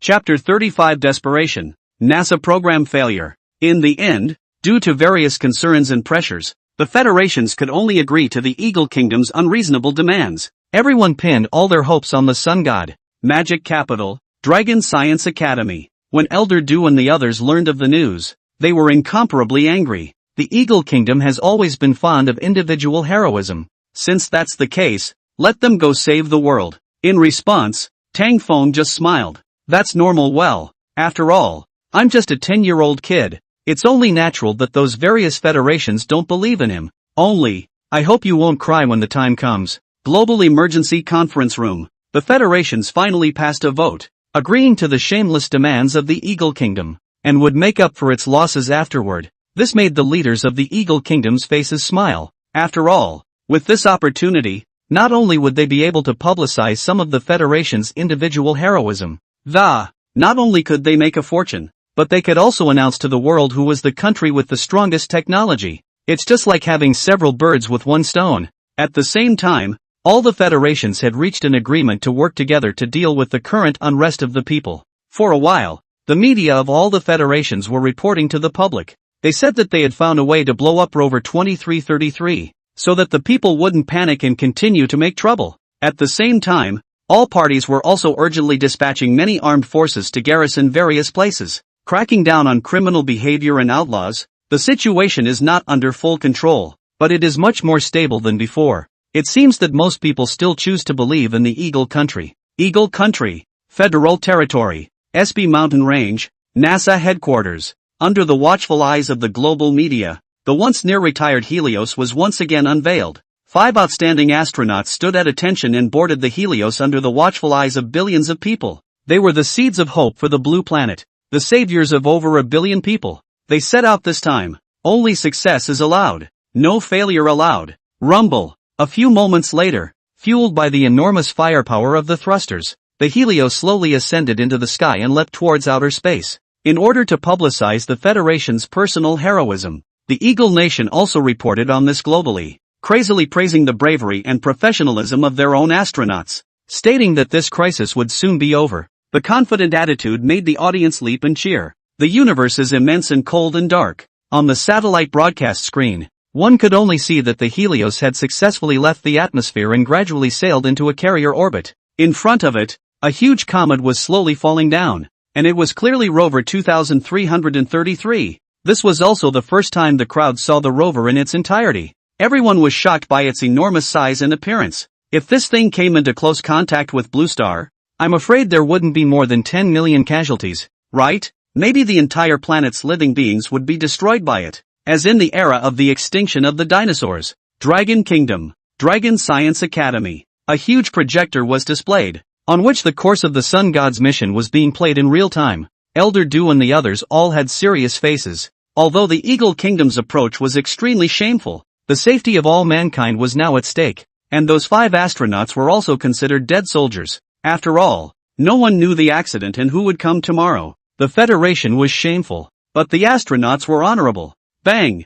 Bang! On the screen, the Helios moved slowly around the orbit, found the previously calculated weak spot in the abdomen, and then fired its catapults, preparing to land down. In the meantime, Because Vagrant 2333's body was constructed from iron meteorites, it caused the catapult to be disintegrated, causing the Helios to tremble as well, and almost about to be thrown off. This scene caused billions of people to hold their hearts. Fortunately, the last few astronauts managed to land. This scene instantly caused countless people to cheer. Then, several astronauts detached themselves from the cabin in their spacesuits, and then used their escape pods to eject directly down. Clang! The escape capsule fell onto the hard, cold comet, tumbling all the way toward the distance. A few moments later, the three astronauts managed to get out. They moved slowly toward the front with the help of gravity dragging the crates containing the nuclear explosive bombs and drill machines. The target area has been reached. Prepare to execute the plan.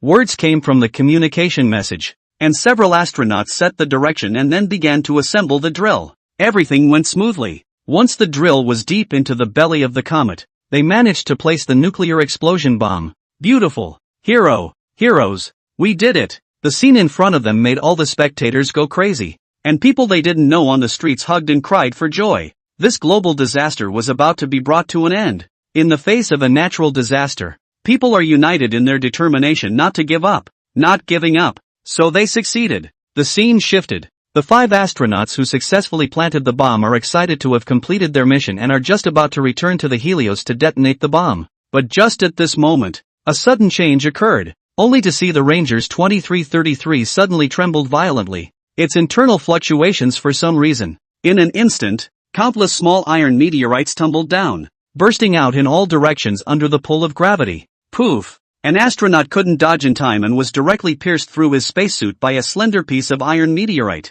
Under the effect of atmospheric pressure, he instantly became a bloody man, and was then frozen by the supercold temperature of the universe. Seeing that things were going badly, the remaining 2 were also fleeing in a hurry. Because of the violent magnetic signal interference, they couldn't even find their direction. Rumble! In the next moment, the trembling on the surface of the comet became even more furious. What the hell is going on here? Eagle Nation. NASA headquarters. NASA. Many leaders' originally happy faces were now covered in frost. It's not clear right now. Our guess is that there should be a structural change inside the comet. We can't rule out that it was caused by the drilling of holes. Countless researchers watched the scene on the screen, feeling very disturbed. But now they could do nothing but watch things deteriorate with bated eyes. Boom! Suddenly, a huge flame came from the screen, only to see a pillar of fire rise into the air, forming a huge mushroom cloud in mid-air. The terrifying shockwave extended in all directions, directly blowing the Helios out of its orbit. The powerful impulse carried the meteorite fragments and instantly crushed it. It exploded in the cosmic vacuum. It was a silent disaster. The expressions of the billions of viewers across the globe were frozen in the last second, completely dead silent. The previous second they were cheering, how excited they were before, and now how scared they were. A chill grew from the bottom of countless people's hearts. The Eagle Kingdom's plan had failed. Rover 2333 had not been blown up, but had instead allowed the Helios and its 5 outstanding astronauts to perish. Could it be that mankind still couldn't escape the fate of extinction? Chapter 36, I Have a Friend. On the screen, Rover 2333 shuddered violently, causing the nuclear bomb that had been put in to detonate prematurely, and a terrifying shockwave swept in all directions. The Sun God ship didn't have time to react at all, and was instantly destroyed. This scene, like the arrival of the Grim Reaper, completely ticked away the last shred of hope for mankind. Although manned aerospace craft technology had been proposed a long time ago and research had begun,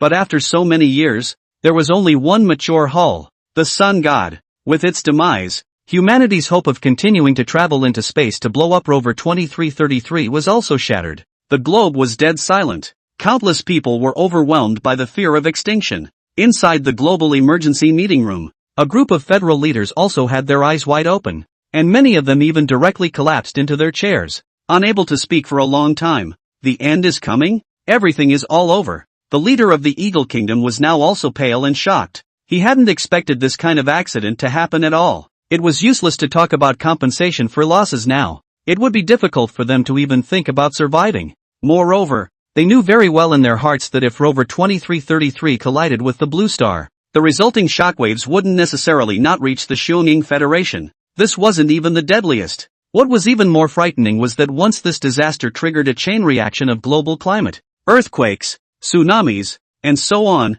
no one would be able to escape at that time. NASA headquarters. NASA. The researchers here are expressionless and numb. Desperate, some people have tears. They can only watch the countdown on the screen waiting for the end of the day. The order that the various federations had managed to maintain with great difficulty was also gradually collapsing, and pandemonium began once again. The last hope of mankind was dashed. The end was coming. Who could still be calm? Everyone was hissing and giving vent to their final madness. Magic City, Dragon Science Academy. Inside the conference room, Elder Du and the others were also desperate and very angry inside. Tang Feng had said that he had a solution, but the Xiongning Kingdom was headstrong, not listening to advice. Now it was great. The Sun God ship was gone. Even if they had a plan, there was no way to execute it. Listen to me. Gather the astronauts right now. Just then, Tang Feng spoke with a serious face. In fact, he had long predicted this outcome. After all, Rover 2333 was constructed from an iron meteorite, and even if you found its vulnerable spot and put a nuclear explosive bomb in it,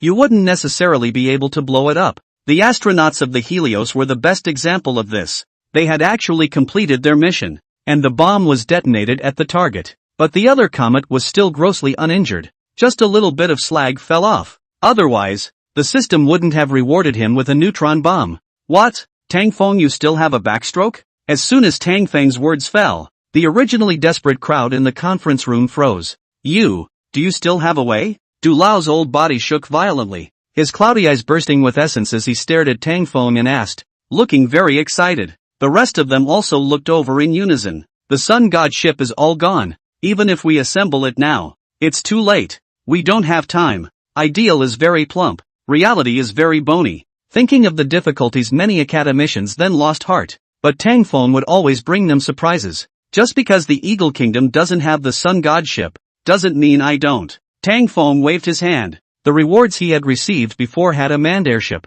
He had wanted to sell it to make a lot of money, but he had never imagined that he could just use it. For a moment, Du Lao and the others were once again confused. Tang Feng had a manned airship? Seriously? One must know that the technology of this thing was difficult to overcome. Even the Eagle Kingdom had given up on it many years ago, and it simply couldn't break through to the peak performance of the Sun God. As a result, Tang Feng actually said that he had a spaceship? At this, Tang Feng didn't have time to explain, because there wasn't much time left for all of humanity. According to the supercomputer's calculations, the comet was going to collide with the blue star in just over 30 hours. So Elder Du personally set off and led Tang Feng to the global emergency meeting room in a special airplane. Where did the spaceship come from? When the people from the Federation saw Tang Feng, they directly opened their mouths and asked. They knew Tang Feng's great name. This genius teenager had made a huge breakthrough in the field of science at a young age, setting the entire internet on fire. But because of the Dragon Kingdom's deliberate blockade, the West didn't know his specific information either, so it caused them to somewhat not quite trust Tang Feng. What's the point of asking this now? In response, Elder Du directly disliked him. There was a moment of silence as the crowd heard this. Indeed, as Du Lao said, they were now desperate. Although it seemed unrealistic to pin the hopes of all of humanity on a little kid. But for now, they could only beat a dead horse. I have a request. Tang Feng swept a glance at the crowd, and after seeing that they were all fine with it, he opened his mouth. He was definitely going to save the world this time, but he wasn't going to be a tool man. There was no need to say how high the danger index was for an operation like going on a trip to the universe to blow up a comet, and he didn't want any false names or anything. It's not too much to ask for actual benefits, right? After all, he would be able to obtain a super artificial brain after solving Rangers 2333, which he could use to develop various super technologies. His next plan was to register his own technology company, then use it to become rich and become a top global tycoon. What are your requirements? The people in charge of the Federation frowned slightly after hearing Tang Feng's words, but they still opened their mouths to ask. They thought that Tang Feng, this little brat, would at most ask for some animation figures or limited toys, and it was unlikely that he would ask for a lion's share of money like the Eagle Kingdom did. Let me tell you guys first, the person who provided the salvation resources this time isn't me, but a friend of mine's company. He asked me to open the mouth on his behalf, and in the future, if the R&D needs any resources, you federations must provide them for free. Tang Feng spoke directly. This was his plan. The heads of all the federations in the conference room reacted differently after hearing Tang Feng's request.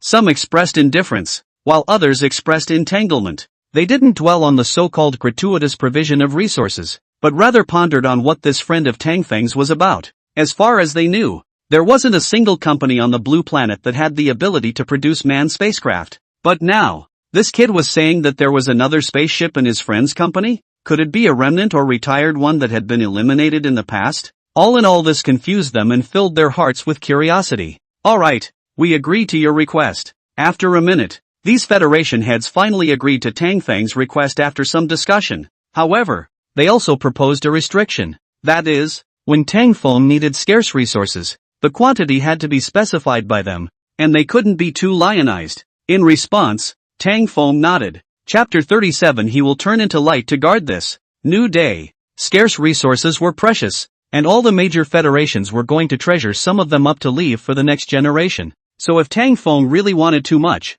they definitely wouldn't do it. On the side, the head of the Dragon Federation was silent when he saw this. He admired Tang Feng as a dragon nation, but at the same time, he was worried. Even if Tang Feng said that there was another manned airship, no one could say whether this operation could completely resolve Rover 2333. In case this operation followed in the footsteps of the Sun God, it would be another tragedy. Ha! We're out. You guys play by yourselves. The head of the Eagle Federation juggled and opened his mouth. They wouldn't agree to Tang Feng's request. Providing scarce resources to a brat for free? What a joke. They were resolutely not going to do a deal that wasn't cost-effective. Besides, after projecting that the area where Rover 2333 crashed wasn't even in their federal territory, what were they afraid of? If Tang Feng succeeded, they had nothing to lose. If he failed, then everyone would die together. Tang Feng seemed to have figured out the Eagle Nation's mind, glancing faintly at their leader and not bothering to say anything.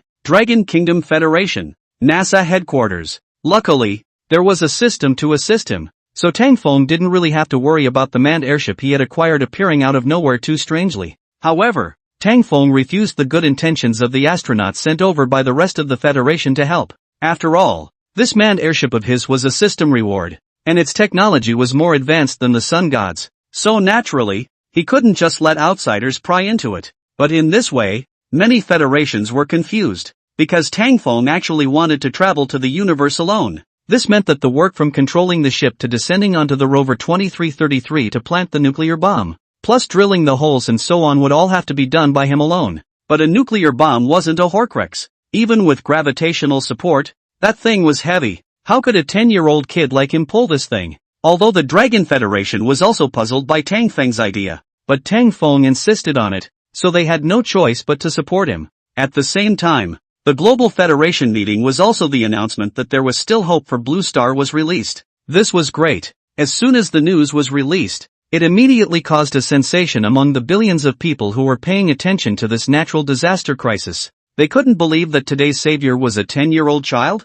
Granted, he was famous, and many people recognized Tang Feng as that absolute genius with an IQ of 188. But letting a child go to space was a bit too hasty, right? This also made many people skeptical. Did you guys just make up a story to appease us? But even if you make up a story, you should also make it up a bit more real. Taking a bare child out as a savior. Whoever believes it is a big fool. As a matter of fact, even many people in the federal meeting did not have much hope for this operation. Many people are secretly doing two-handed preparations. They had long ago ordered down a partial transfer of the Federation, ensuring that casualties and losses would be minimized after Rover 2333 collided with Blue Star. North City, Old Neighborhood. Feng you must return safely. Xiao's father and mother rushed back home as soon as they were notified. At this moment, they stood in front of the TV with old tears, praying for Tang Feng non-stop. Xiaoshiro's pretty eyes were red and swollen, obviously having just cried. Her mouth couldn't stop chattering. I'll never spank you again. You kid must come back safely. Saving the world and changing human destiny was an incomparably great thing. Although they were very reluctant to let Tang Feng do such a dangerous thing, they also knew that this was Tang Feng's choice. Lin Guodong and the others on the side also felt guilty inside as they watched the TV screen. Who would have thought that mankind's last hope was still pinned on a 10-year-old child? Although the success rate of this operation was very low, and the tragic situation of the Sun God ship was fresh in their minds, but they still hoped from the bottom of their hearts that Tang Feng would be able to pull off another miracle. New Entertainment Media Corporation. Zhang Fei was even holding back her tears, watching the live broadcast with incomparable worry. She knew she couldn't do much to help, but could only cheer Tang Feng on through the media channels. Tang Feng's favorite is Dija Ultraman. We all have to believe in him, give him strength, so that he can turn into light to guard us. As Zhang Fei vocalized, countless people were also infected by this emotion. One after another, they took out their cell phones, flashlights, and other lighting devices and shot them high into the sky. They prayed inwardly, hoping that Tang Feng would turn into light and guard the world. Magic City, outside the Astronautics Agency. The machine had completed its last test run. Wearing an astronaut suit, Tang Feng stood outside the hatch and glanced at the crowd, gently smiling and waving his hand. Then with a firm step, he entered the cabin. Buzzing, amidst the attention of countless people, the spacecraft's thrusters ran wildly, using thrust to slowly push the spacecraft high into the sky. At this moment, Tang Feng really looked like he had turned into light. After a tense wait, the manned airship successfully broke through the atmosphere, which caused everyone to let out a long sigh of relief. The first step had been successful. After all, manned airship technology was difficult to break through, and the latest technology was all in the hands of the Eagle Kingdom Federation. With the destruction of the Sun God, everyone didn't have much confidence in this airship that Tang Feng was aboard, but now it seemed that everything had been an overthought. It must succeed. Little hero, you must return in triumph. I would like to sacrifice 50 years of my classmates. No, 100 years of life, in exchange for the hero's successful return. Brother, is your classmate a turtle? As the airship flew, all of humanity prayed as well, constantly shaking the lights in their hands. At this moment, the dark night was illuminated by these countless lights. NASA headquarters could see through the satellite that the globe looked like it had turned into a ball of light. Outer space. In the cold and dark universe, there were many iron meteorite fragments floating around. These small meteorites were attracted by the orbiting orbits, though most of them were still falling. Luckily, because the meteorite fragments were so small, they were basically worn down by the atmosphere during their fall. Tang Feng couldn't help but be staggered as he saw Rangers 2333 in the distance through the window. This guy looked truly frightening. Its size was simply too huge. Are you alright, Tang Feng? Any uncomfortable reactions? At this time, a message was sent from the headquarters of the Dragon National Space Agency. Looking a little worried, it was important to realize that what Tang Feng was carrying out nowadays was an extremely complex and sophisticated mission.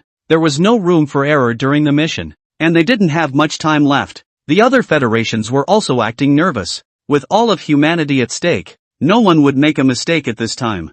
I'm fine. Tang Feng looked at the many nuclear explosive bombs provided by the many federations and shook his head. He didn't need many nuclear explosion bombs. One system-rewarded neutron bomb was enough. Combined with his upgraded ultra-high-tech ship, it was enough for him to complete the mission of destroying Rangers 2333 all by himself. Turn on auto-hover. Tang Feng hung up the communication and ordered to the machine. The operation officially began. Chapter 38, Heroes, Triumph. The manned airship immediately received the command under the operation of the intelligence system. It then directly replaced the pilot's job and turned on the automatic hovering mode. After deployment, Tang Feng then put on the nanobiochemical protective suit. This thing was much more powerful than a spacesuit. He then took the catapult and slowly descended towards rover 2333. Boom! Boom! The catapult fell down like a cannonball, and kept rushing back and forth on the surface of the comet under the pull of gravity. Watching Tang Feng's skillful and precise operation, the people in charge of the Federation nearly dropped their jaws in shock.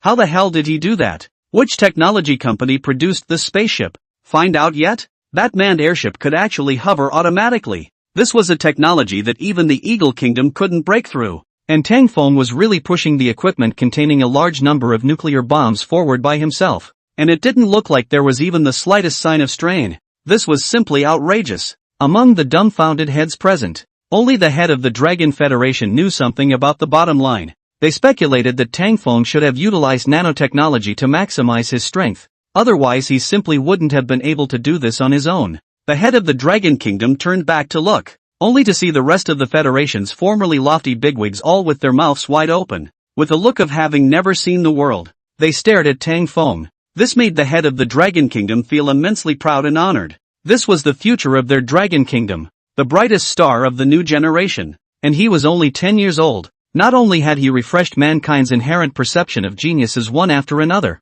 he had also made huge breakthroughs in many fields. What's even more frightening is that he's still improving. It's a pity that a part of the Federation's top brass actually wanted to squeeze Tang Feng's value. It's caused people to be reluctant to cooperate with your Federation now. Unfortunately, it's too late for them to regret it. At the same time, they were also considering that if Tangfeng succeeded this time, they must strive for the greatest degree of preferential treatment for Tangfeng when they returned home. On the rover 2333, Tangfeng was wearing a spacesuit on the outside, and with the help of gravity, he kept moving the boxes, and soon arrived at the comet's belly that the Eagle Kingdom had previously projected. Although the borehole had long since disappeared after the last explosive shockwave, many large cracks had appeared at the target location. The iron meteorite was pitch black and deep, and even in the cold and dark universe, it glowed with a luster that made one's scalp go numb. Tangfeng settled down, opened the case, and then turned around, so that the satellites couldn't catch his small movements, and then directly placed that neutron bomb from the backpack into the nuclear explosive pile. Seeing this scene, the billions of people watching held their breath. Last time, the sun god had successfully placed a nuclear bomb into the drill hole, but in the end, it failed due to an accident. Now this was humanity's last chance. Inside the global emergency meeting room, the heads of each federation also stood up in unison, their faces staring in disbelief. Clang! Clang! In the satellite image, Tangfeng gave the nuclear bomb a push, accurately dropping it into the large crack in the ground, and then began to keep jumping with the help of gravity. Don't ever have an accident. Just one step away. Just one step away. Deja. Give Tangfeng's little hero power. I would trade all my friends being single for the rest of their lives for the little hero's success. At this moment, countless people around the globe started praying in different languages. Some of them didn't even dare to open their eyes to see the next image. Tense. Gravely. A few moments later, Tangfeng successfully returned to the manned airship and broke out of its orbit, moving away from the range of the impending explosion shockwave. This caused everyone to let out a huge sigh of relief. Now it was just a matter of waiting for the nuclear bomb to explode. Everyone's heart was in their throat. They watched the live feed without blinking. For this reason, the global emergency conference room was also starting to plan for the next step. That was to be ready to deal with rover 2333 splitting into countless meteorite fragments and crashing into the blue planet. Let's see you perform, Comrade Neutron Bomb. Inside the manned airship, Tangfeng looked into the distance through the huge basilica window and spoke softly. Along with his words falling, several nuclear explosive bombs and that neutron bomb instantly exploded. Rumble! Only a huge mushroom cloud rose into the air, and a scarlet shockwave burst out from the comet's large crack. The icy space all looked like it was undergoing a fission, compressing, like it was going to turn into a singularity, like it was going to evolve into a black hole. It was a silent firework, the grandest magic of the century. I don't know how long it took, but as the dazzling light faded, the figure of the gigantic comet Wanderer 2333 was gone. In its place were countless tiny meteorite fragments. Although the size of some of the debris was still large, through the frictional burning of the atmosphere, and the surface cannons of the various federations, none of the small fragments that ended up falling down would cause much harm. Inside the blue planet, all of humanity watched this scene, and first there was a moment of silence, then countless people erupted into hisses, screams, and maniacal laughter. This time humanity had finally succeeded. Tangfeng had truly turned into light and guarded the entire world. He was the hero of the entire world,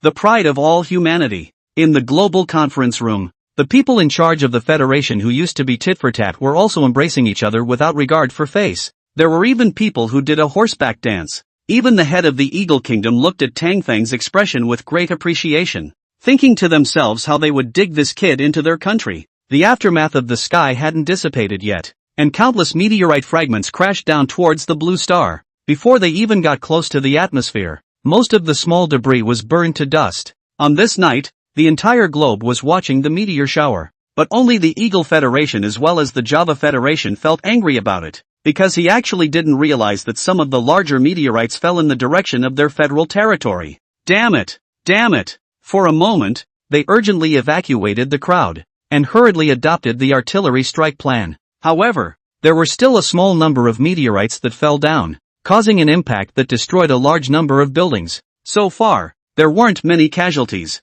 In response, the rest of the Federation felt happy, thinking that this was retribution. Dragon Kingdom, Magic Capital. Tangfeng didn't choose to return to the Astronautics Agency to land, as he didn't quite want to expose this manned airship. As expected, this made the head of the Dragon Federation a little disappointed. They had originally wanted to be cheeky and see if they could study this machine. The Dragon Science Academy was also blearily hoping to get some technical breakthroughs, but people slipped away, and they didn't have the face to take the initiative to ask. A few moments later, Tang Feng arrived at the headquarters of the Astronautics Agency in a special car. Here had already waited for many heads of the Federation to gather in a circle, welcoming Tang Feng with a smile on their faces. After all, Tang Feng had successfully saved the world this time, and was the hero of mankind. They were going to hold a huge hero's triumph ceremony in his honor. Chapter 39, Goddess's favorable value is almost full, woo-woo. However, Tang Feng refused them. He had long since grown tired of these fancy recognition ceremonies.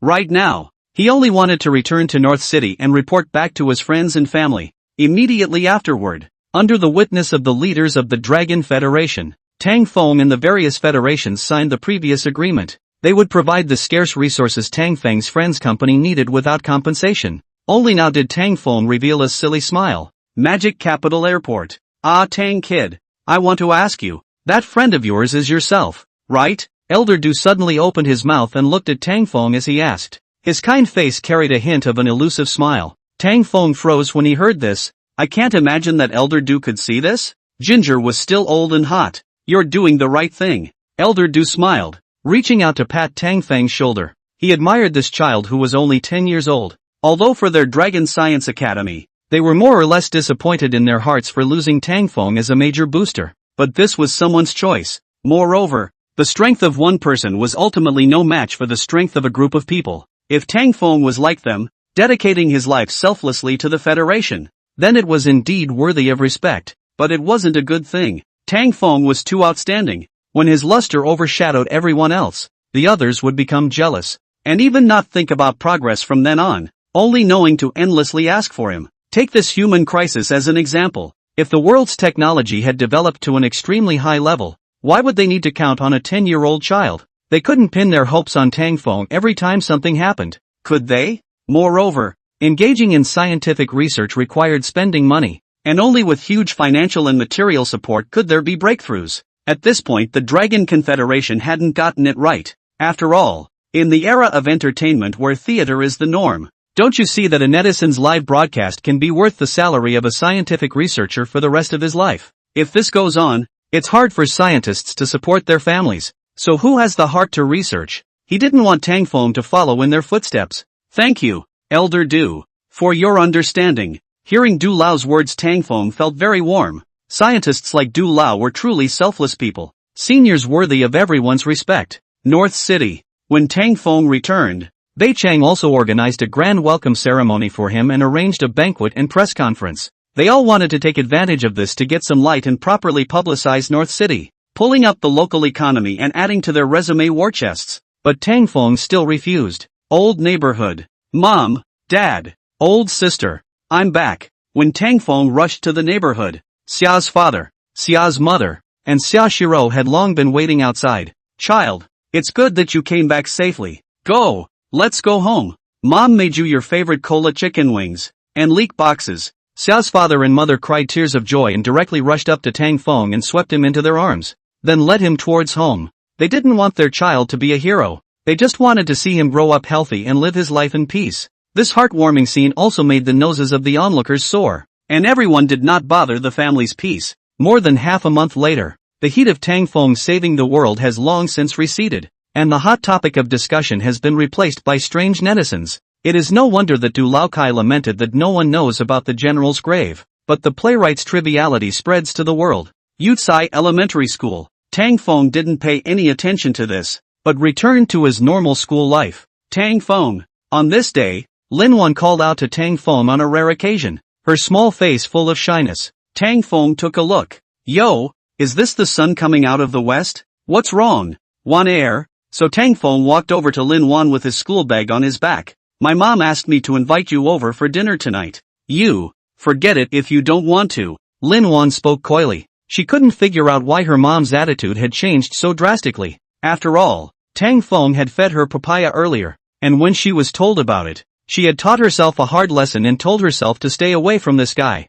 But now she was urgently urging herself to call for him to eat. Oh, I'm definitely willing. Tang Feng sniffed and nodded, his heart snickering. How could you not be willing to go to your future old husband's old mother-in-law's house for dinner? Sunny neighborhood. Lin Wan's old mom was very excited today. After all, she was going to invite Tang Feng over for dinner. He's only 10 years old, but he's already the hero of all mankind. There was no telling how many people were staring at him now. The more Lin mother looked at Tang Feng, the more he looked like her family's future son-in-law, and she naturally couldn't let go of such a good son-in-law. The last time she went ahead to visit Tang Feng's parents in the old neighborhood, she had joked about wanting Tang Feng and Lin Wan to set up a doll marriage, and that was really no joke. Unfortunately, it was rejected by Xia's father. Oops. You said the child is still so young and you're starting to open up about her marriage. Is that good? Lin Wan's dad was speechless as he sat on the sofa and looked at his wife and muttered. He also admitted that Tang Feng was very good,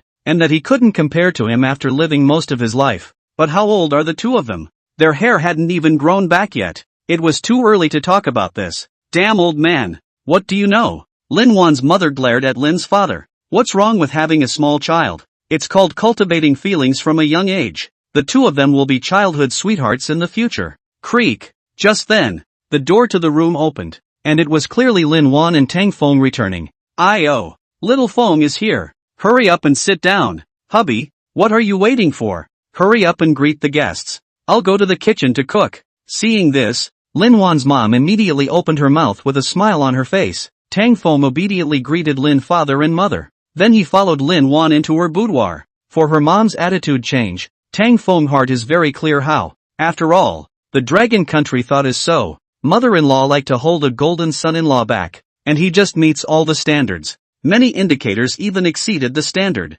Hey, it seems like your mom is more than likely going to marry you off to me. Inside the room, Tang Feng looked at Lin Wan and laughed evilly. This was his hand-picked future goddess, and it was currently underway according to his cultivation plan, so he definitely couldn't give his future daughter-in-law to someone else. Who said I want to marry you? Lin Wan sniffed and her small face reddened. Shyness increased greatly and she directly blanked him. She was still young and simply didn't understand any mountain oaths, and marriage was even more of a pie in the sky for her. However, she knew in her heart that she rather liked this guy. Then the two of them played Dream Journey to the West as well as the Q version of Bubble Dang, waiting for the meal to start. In the end, they even played backgammon for a while. Tang Feng stipulated that if he won, he would give Lin Wan a kiss, and if he lost, he would let Lin Wan give him a kiss. Lin Wan resolutely turned into Hinata. Lin Wan rewarded him a bunch of blank stares. During the meal, as Tang Feng guessed, Lin Wan's mom was more and more satisfied with him. If it wasn't for the federal regulations on the legal age of marriage, she would even hate to marry Lin Wan to him right now. Little Wind. In the future, if you have the time to come and tutor our family Wanner's homework often, Auntie is counting on you. Ha. Good. In the end, Lin Wan's old mother personally sent Tang Feng out of the neighborhood, watching him get into the car before leaving. Chapter 40, Xiongning Country's Genius Girl, the dilapidated neighborhood. Mom and Dad had gone out to work a few days ago, and at the moment, Xiaoshiro was sitting on the sofa looking at Tang Feng. What are you so happy about? Xiaoshiro's face was skeptical as she directly opened her mouth and asked. Secrets. Ha. In response, Tang Feng returned with a dejected face. I won't say it. Just playing. I see you owe it to yourself again. Seeing this, Xiaoshiro instantly stood up from the sofa, then picked up the fly swatter and chased after him. Scared Tang Feng to death, he directly stood up and slipped away. At least I'm the savior of all mankind, the hero of the Federation, and this is how you treat me? Xiaoshiro didn't care about this. In her, Tang Feng was her own brother, and tidying up her brother had to be done from a young age. Otherwise she wouldn't be able to fight when she grew up. For a while, the two were directly entangled together. During this time, there would inevitably be some more intimate contact. Ahem. This caused Xiaoshiro to instantly pause. Then she fiercely glared at Tang Feng before leaving the room. After leaving the room, her heart was beating violently, and her pretty face was covered in shame, because she just remembered that her stinky younger brother had grown up, and wasn't as ignorant as he was when he was a child, especially since his thoughts had changed. In response, Tang Feng also smiled badly. After all, he had discovered his old sister's ulterior secret before. If he bullied him next time, he would definitely have to take it out to bully his old sister. The next days were relatively uneventful, although Tang Feng had the idea of creating a technology company, but he currently didn't have the energy for it, because he didn't just have to deal with the countless papers in school but also study the learning materials in the computer. Cough. During that time, Lin Guodong had also come to him, sidetracking him to inquire about his friend's company. He said that he wanted to learn about the technology of manned airships. However, he was rejected by Tang Feng on the grounds of company secrets. It wasn't that he didn't want to bring out this technology, but this airship was the latest model given by the system. The technology involved in it was too advanced. Even if it was given to the Federation to study, it wouldn't be studied thoroughly without a few decades. At the same time, Tang Feng was also persuading Lin Guodong that he wanted those scientists up there to be down-to-earth oriented, and that he couldn't think of shortcuts in everything. Lin Guodong also knew this reasoning. He was a little disappointed, but still left. Afterwards, this incident was learned by Du Lao. He also criticized the crowd at the Dragon Science Academy. This was because with the appearance of Tang Feng, many people had developed a sense of dependence and were always thinking of being lazy. Many of the current scientific research projects had even entered a state of stagnation, which was a very bad phenomenon. On this day, the Western extranet suddenly published a statement that shocked the world. A young girl named Kate Lena from the Eagle Kingdom had just turned 11. Lena, a young girl, had just turned 11. Her IQ was said to have reached 152, and she was a genius in the field of optics and physics. It was reported that she had successfully developed the 6th-generation stealth fighter technology with the help of the Ouroboros Technology Corporation. This allowed the Eagle Kingdom to once again ride the dust in this field. Learning of this news, for a while the Federation was shocked, envious and jealous. Why is it that your country always has talented youngsters and talented girls? Where did our geniuses go? Could it be destroyed by the terrifying creature called homework? Dragon Country, Dragon Science Academy. Elder Du also held a meeting based on the reports coming from the West. As one of the Blue Star superpowers, the Dragon Kingdom naturally couldn't be willing to lag behind. The federal hierarchy had also issued an order that the 6th-generation stealth fighter technology must be researched as soon as possible. The faces of many academicians were grave, and some were even a little ashamed. Who let them study this field for so many years? But as a result, they were no match for an 11-year-old blonde girl. This is the difference between our federation and foreign federations. They have super geniuses, and so do we, but they place extreme importance on special talents and uphold the idea of joint research and development. On the contrary, what about us? Just want to dump on others when there's something going on. Du Lao swept a glance at the crowd and spoke in dissatisfaction. A bunch of scientists, when they encountered something, instead of thinking about whether they could solve it themselves, they first thought of looking for Tang Feng. This was very bad. The academicians sniffed and lowered their heads in shame, their faces burning and hurting. You are all experts in the field of optics that are famous domestically and even internationally. I believe you can do it. Everyone come out with the same vigor you had when you were chasing after your own wives. It will definitely work. In the end, Elder Du stated that he wanted them to go all out in their research. Make sure to strive for early results. And even if they couldn't completely realize the technology of the 6th-generation stealth fighter, they still had to maximize the gap in technology with the Eagle Kingdom. Everyone was busy nodding their heads in agreement. Eagle Federation, Capital City, Ouroboros Technology Corporation. Inside a luxurious office. This is Tang Feng? Katerina looked at the picture of Masatsugu on the screen, a smile appearing on her pretty face. Although she was only 11 years old as well, she looked extra mature and tall because of the differences between China and the West. Regarding this talented young man from the Dragon Federation, although she admired him, she also felt a bit sorry for him. She thought that he was too stupid in some aspects. Perhaps this was the so-called cultural differences? For example, she possessed extraordinary abilities, and she did not choose to join the Federation Research Institute. Instead, she entered the Ouroboros Technology Corporation, where she was able to obtain a huge amount of financial and resource support that would allow her to freely research all kinds of super technologies. In doing so, not only could she gain a reputation but also various benefits. But if she had the chance, she really wanted to compete with this teenager named Tang Feng, to see just who was the true genius. And taking in such a proper man as her manservant wouldn't poke it either. At the same time, Dragon Kingdom, North City, Tang Feng, who was reading this news, sneezed. With the West announcing something so big, Tang Feng naturally paid attention to it. This time, Lin didn't come looking for himself, which made him very relieved. Although he had the 6th-generation stealth fighter technology himself, if he could research it with the strength of their team, it would be even more beneficial to the future development of the Dragon Science Academy. For that genius girl Caitlin, Tang Feng also admired her, because her figure was just too good, combined with her extremely stunning appearance, blonde hair and pretty face, a body that was completely out of place for this age group. It was very seductive. Tang Feng wanted to ask her how she managed to get so big at only 11 years old. The watch. Ahem. Nope. Would Tang Feng be so shallow? Of course not. What he admired was people's intelligence. Ahem. He didn't even believe it himself. This stealth fighter thing was a big deal in other people's eyes. But in Tang Feng's opinion, this thing was easy, so there was nothing to be concerned about. And during this time he would head to Lin Wan's house every day after school,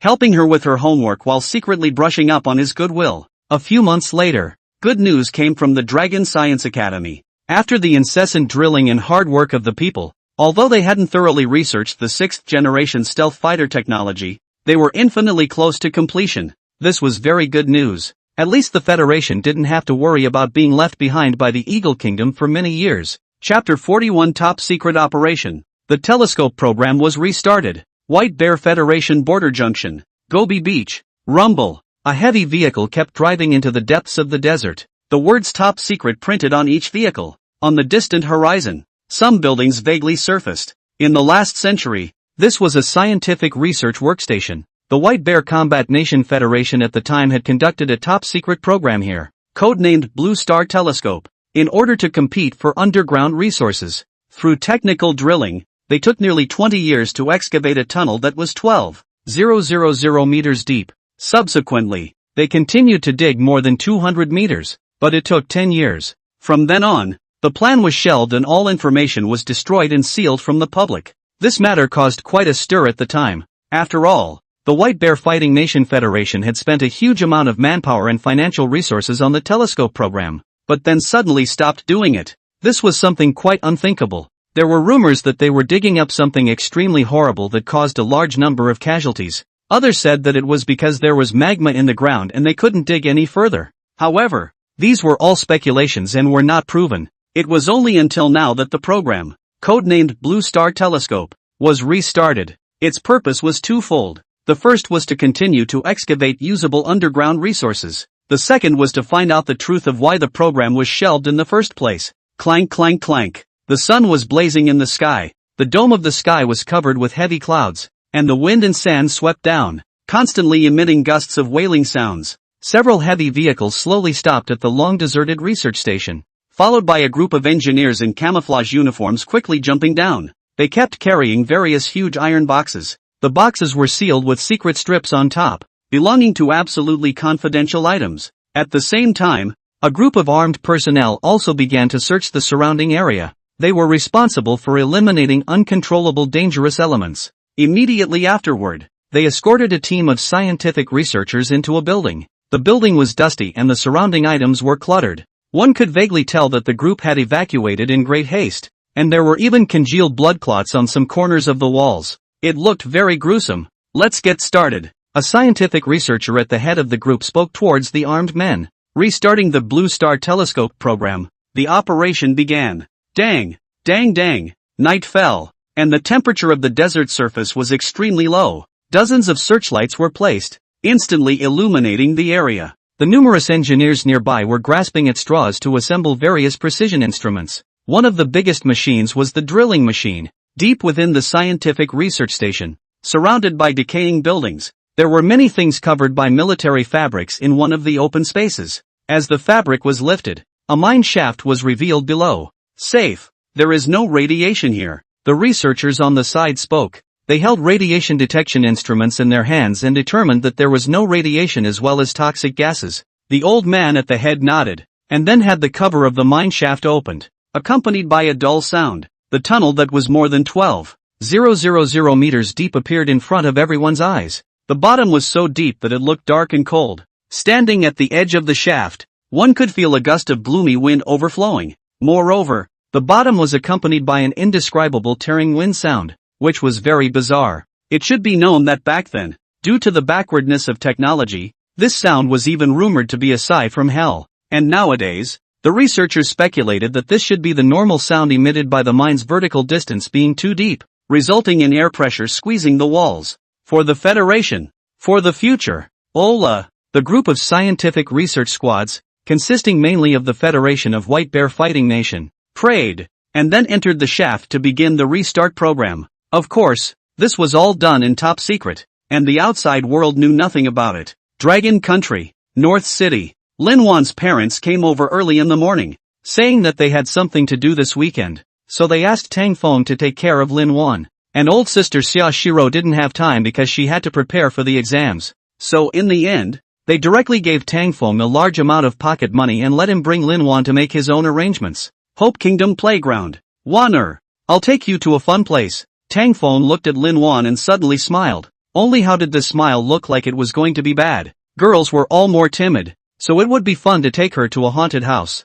So Tang Feng could also take the opportunity to help the little girl measure her body. Cough. I don't want to go. If you want to go, you go yourself. When Lin Wan looked at the haunted house adventure in front of her, she was so scared that her little face turned white, and then she kept shaking her head. Allowing Tang Feng to persuade her was useless. Tang Feng shook his head and gave up on this plan. Then, maze adventure is always fine. A moment later, Tang Feng pointed to the maze in front of him and said, "This thing wouldn't be scary, but it was a test of intelligence." Lin Wan looked at the maze and thought about it before finally agreeing. The maze didn't cover a large area, and it was filled with haha mirrors and whatnot. It can make a person look bigger and smaller in one moment. It's very weird. At one point, it caused Lin Wan to laugh heartily. Tang Feng, you, where? Lin Wan froze violently, because she suddenly realized that Tang Feng wasn't talking anymore, and since she was surrounded by harpies, she couldn't be sure exactly where he was. This made her get a little scared. I'll tell you if you give me a kiss. He. Tang Feng laughed badly. Lin Wan shook her head after hearing this. She didn't want it, but Tang Feng not showing up all the time wasn't a solution. She became a little anxious. Then she kept touching the silhouettes in front of her with her hands, wanting to see which one was really him. Ouch. So stupid.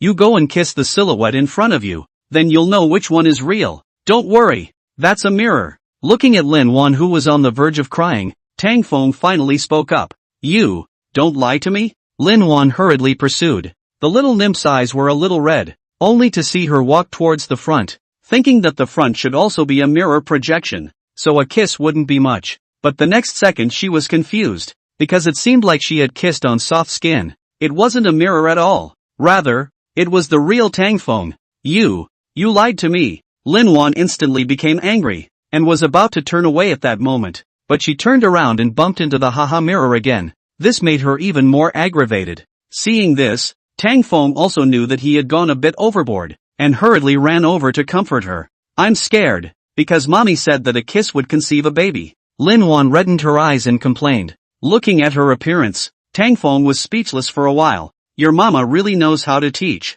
It's fine. Don't be afraid. I'll be responsible. When the time comes, we'll have a bunch of babies and let them play king with you. 10 rows. These words instantly made Lin Wan break into laughter. At the same time, she couldn't help but give Tang Feng a blank look, just knowing how to bully herself. But such a Tang Feng, Lin Wan was not disgusted. She even felt sweet in her heart. This made Lin Wan feel as if she had changed for the worse. Chapter 42, Appreciation from the Beautiful President. After playing with Lin Wan for several days, the emotions between the two of them had clearly taken a qualitative leap. Tang Feng felt that his goddess raising program was halfway done. On this day, Lin father and mother picked Lin Wan up and greeted Tang Feng with a smile as they said goodbye. Lin Wan left reluctantly. Afterward, Tang Feng did unexpectedly receive a call from Zhang Feifei. Little Wind, I have a friend who wants to get to know you. Is it convenient for you to come out and play? Sister treats you to a delicious meal. Oh, Zhang Feifei had a friend? The time she went to Zhang Feifei's house before,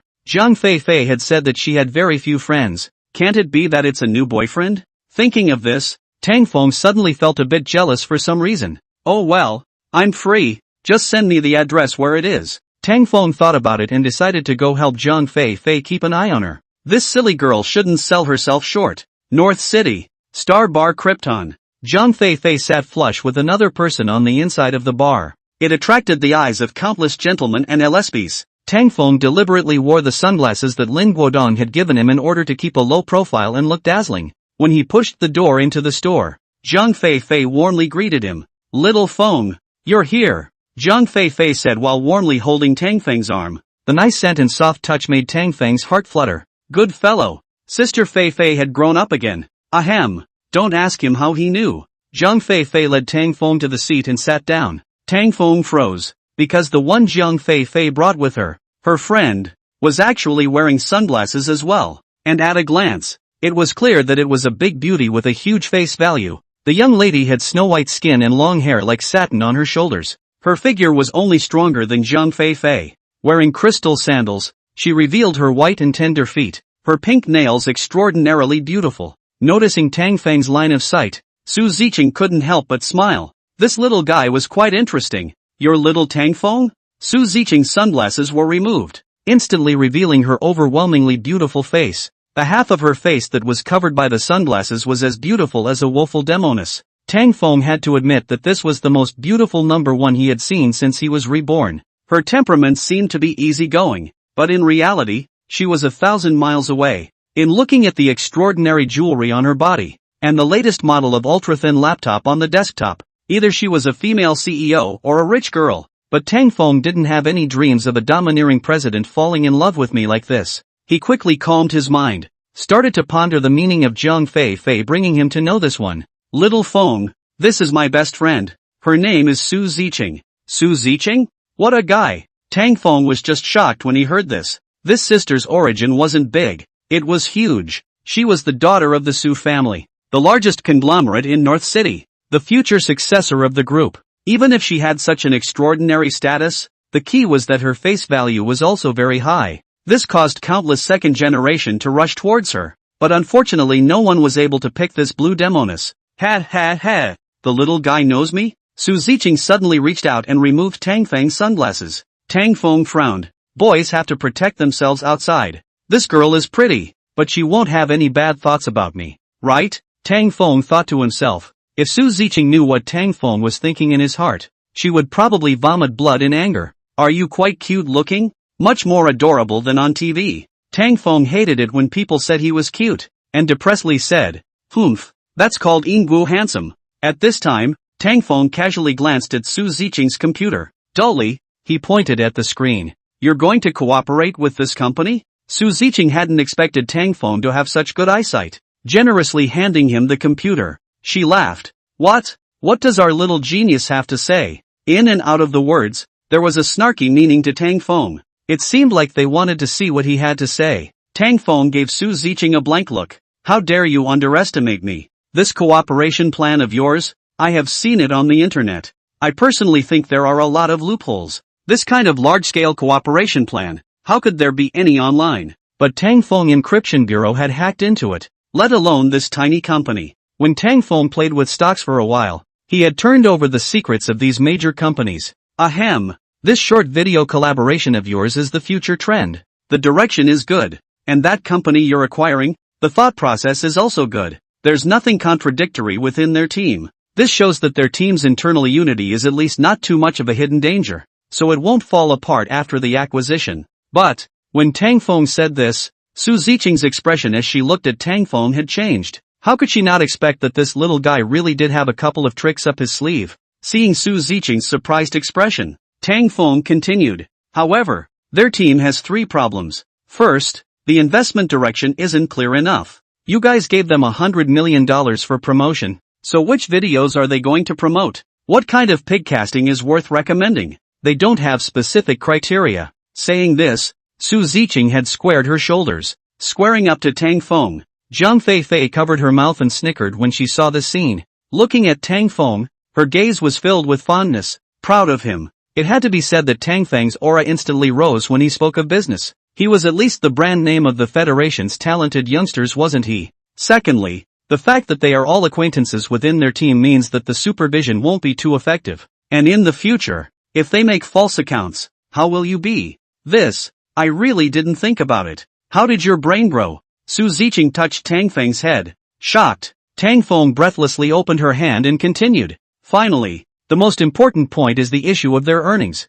According to my calculations, their earnings calculation model is obviously flawed, incomplete, and the market is just this big point. How many advertisements do they want to put in? Where will there be advertisement spots? After finishing all this in one breath, Tang Feng was thirsty, so he gulped down the coffee in front of Su Ziqing. Su Ziqing was still digesting what Tang Feng had said, and even forgot to stop him from drinking her half-drunk coffee. What kind of monster was this brat? His thoughts were also too clear, analyzing so many things just by taking a brief look at the files on his computer. The analysts in their company couldn't do such a detailed, thorough job. Well, having said that much, this project can still be invested in. Tang Feng stroked his chin and said with a bad smile. How? Su Ziqing looked forward to hearing Tang Feng's post, laying out these issues in front of the other team and using them to press the price. I estimate that I can save you $30 million.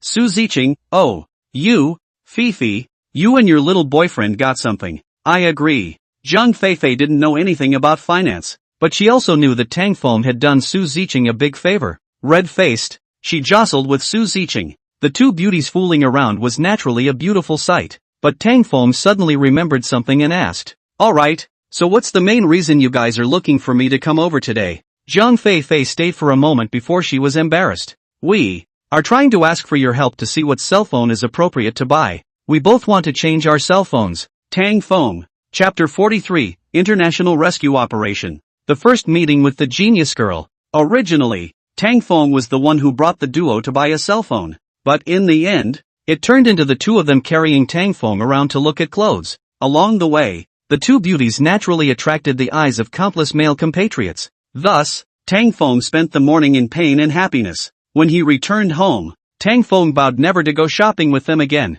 As a result, before Tang Feng even entered the neighborhood, he saw Lin Guodong, who was standing guard at the entrance to the neighborhood. Lin Guodong looked nervous and hurriedly jogged over. Tang Feng, international emergency. Elder Du said you can definitely come and take a look. Lin Guodong's face was serious. The upper echelons wouldn't order him to come over to seek help from Tang Feng until it was absolutely necessary. Buzzing. On the way to Magic City, Tang Feng also probably knew some news about the incident. About half a month ago, the satellites of the numerous federations had captured some anomalies on the ground. At the border between the Lafayette Federation and the White Bear Federation, there were several unexplained large vibrations. However, according to the tests, the vibrations were not natural disasters such as earthquakes. It was most likely artificially caused, and the exact location of the fluctuations was in the White Bear Federation's Gobi Beach. This instantly drew the attention of the various federations, which then launched a series of investigations into it. In the end,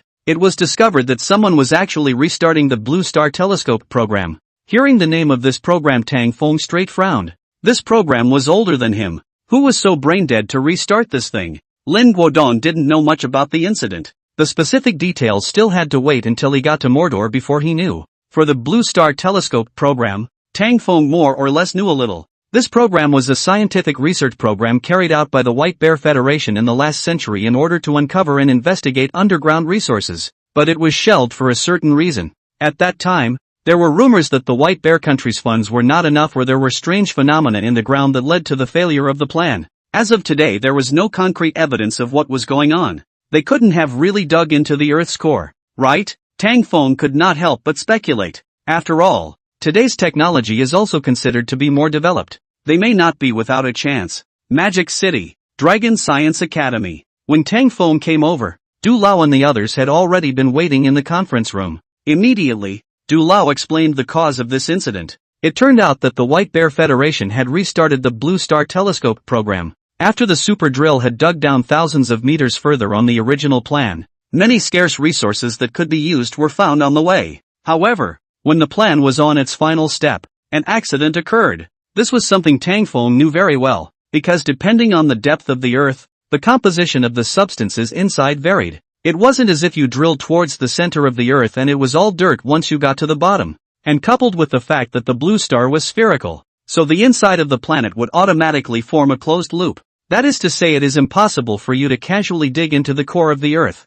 At most, it is just stuck in the middle layer of the mantle. The gang encountered difficulties, presumably because during the digging process, the natural gas deep in the Earth came into contact with an open flame, resulting in a big explosion, or a magma gush covered the drilling hole. According to the Rafi Federation's help report, it is now known that a team of researchers are trapped. The location they are trapped in is in a tunnel more than 2,000 meters near the ground. Elder Du continued to speak, his tone grave. Although this kind of matter was none of the Dragon Federation's business, but it was, after all, about the lives of a team of researchers. And since the Rafi Federation had also asked for help from the International Conference, as one of the superpowers, the Dragon Country Federation naturally couldn't just stand by and do nothing. Currently, the Eagle Federation side had already promised. It said that it would immediately send a Navy SEAL rescue unit.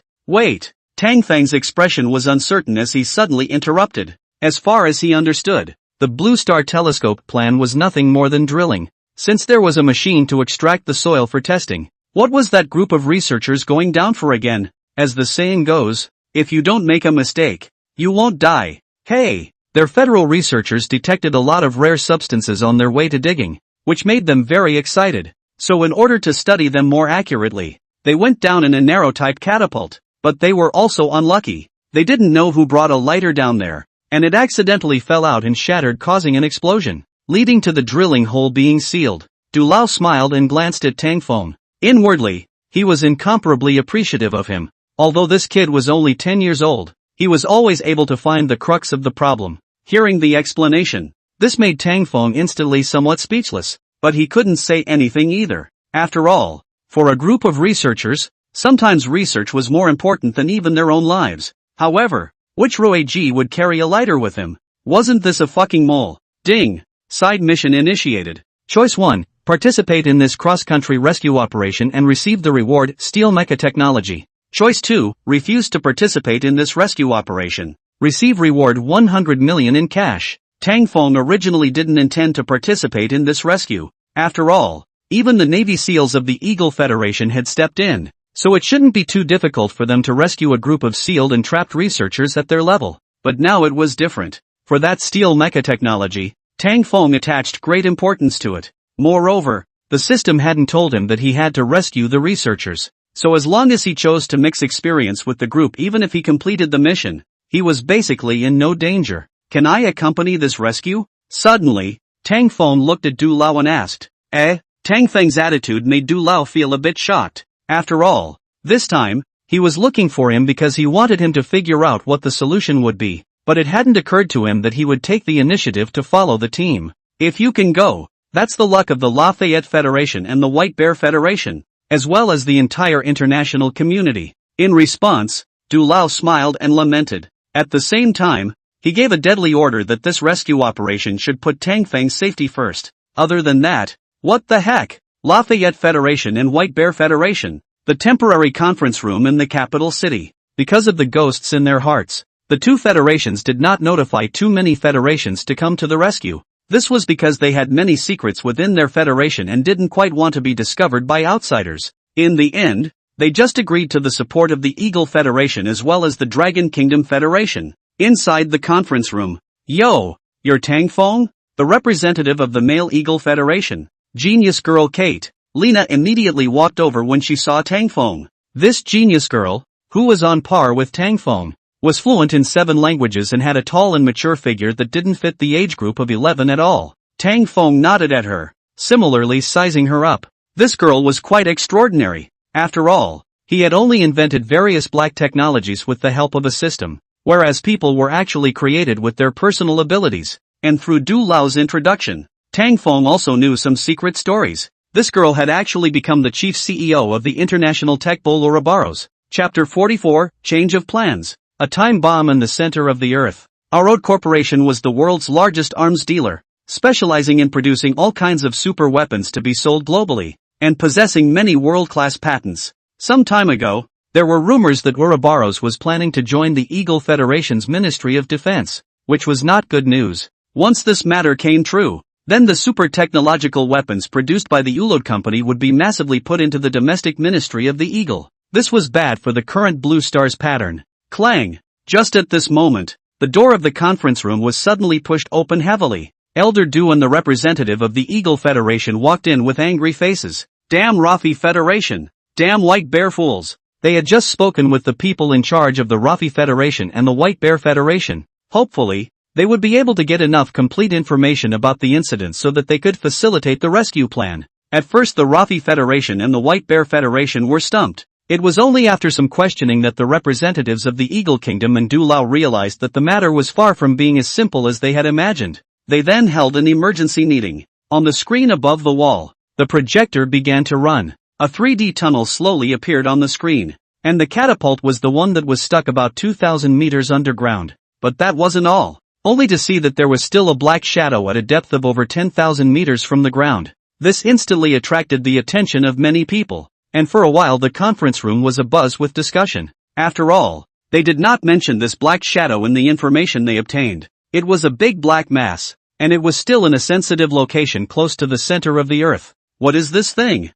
Thus, at that moment, someone opened their mouths to inquire. As you can see, in a tunnel more than 10,000 meters deep from the Earth's core, this black shadow was a large-yield nuclear explosive bomb. And now, it's stuck in the middle layer of the Earth's mantle. Elder Du opened his mouth with a serious face and replied, "What? Oh, my God. They're crazy. They must be crazy." With these words, the entire conference room was in an uproar, and everyone was dumbfounded. Wasn't this rescue just to free the sealed and trapped researchers? When did another nuclear bomb suddenly appear? Tang Feng and Katerina on the side also frowned at the words, their little faces looking a little shocked. The middle layer of the Earth's mantle.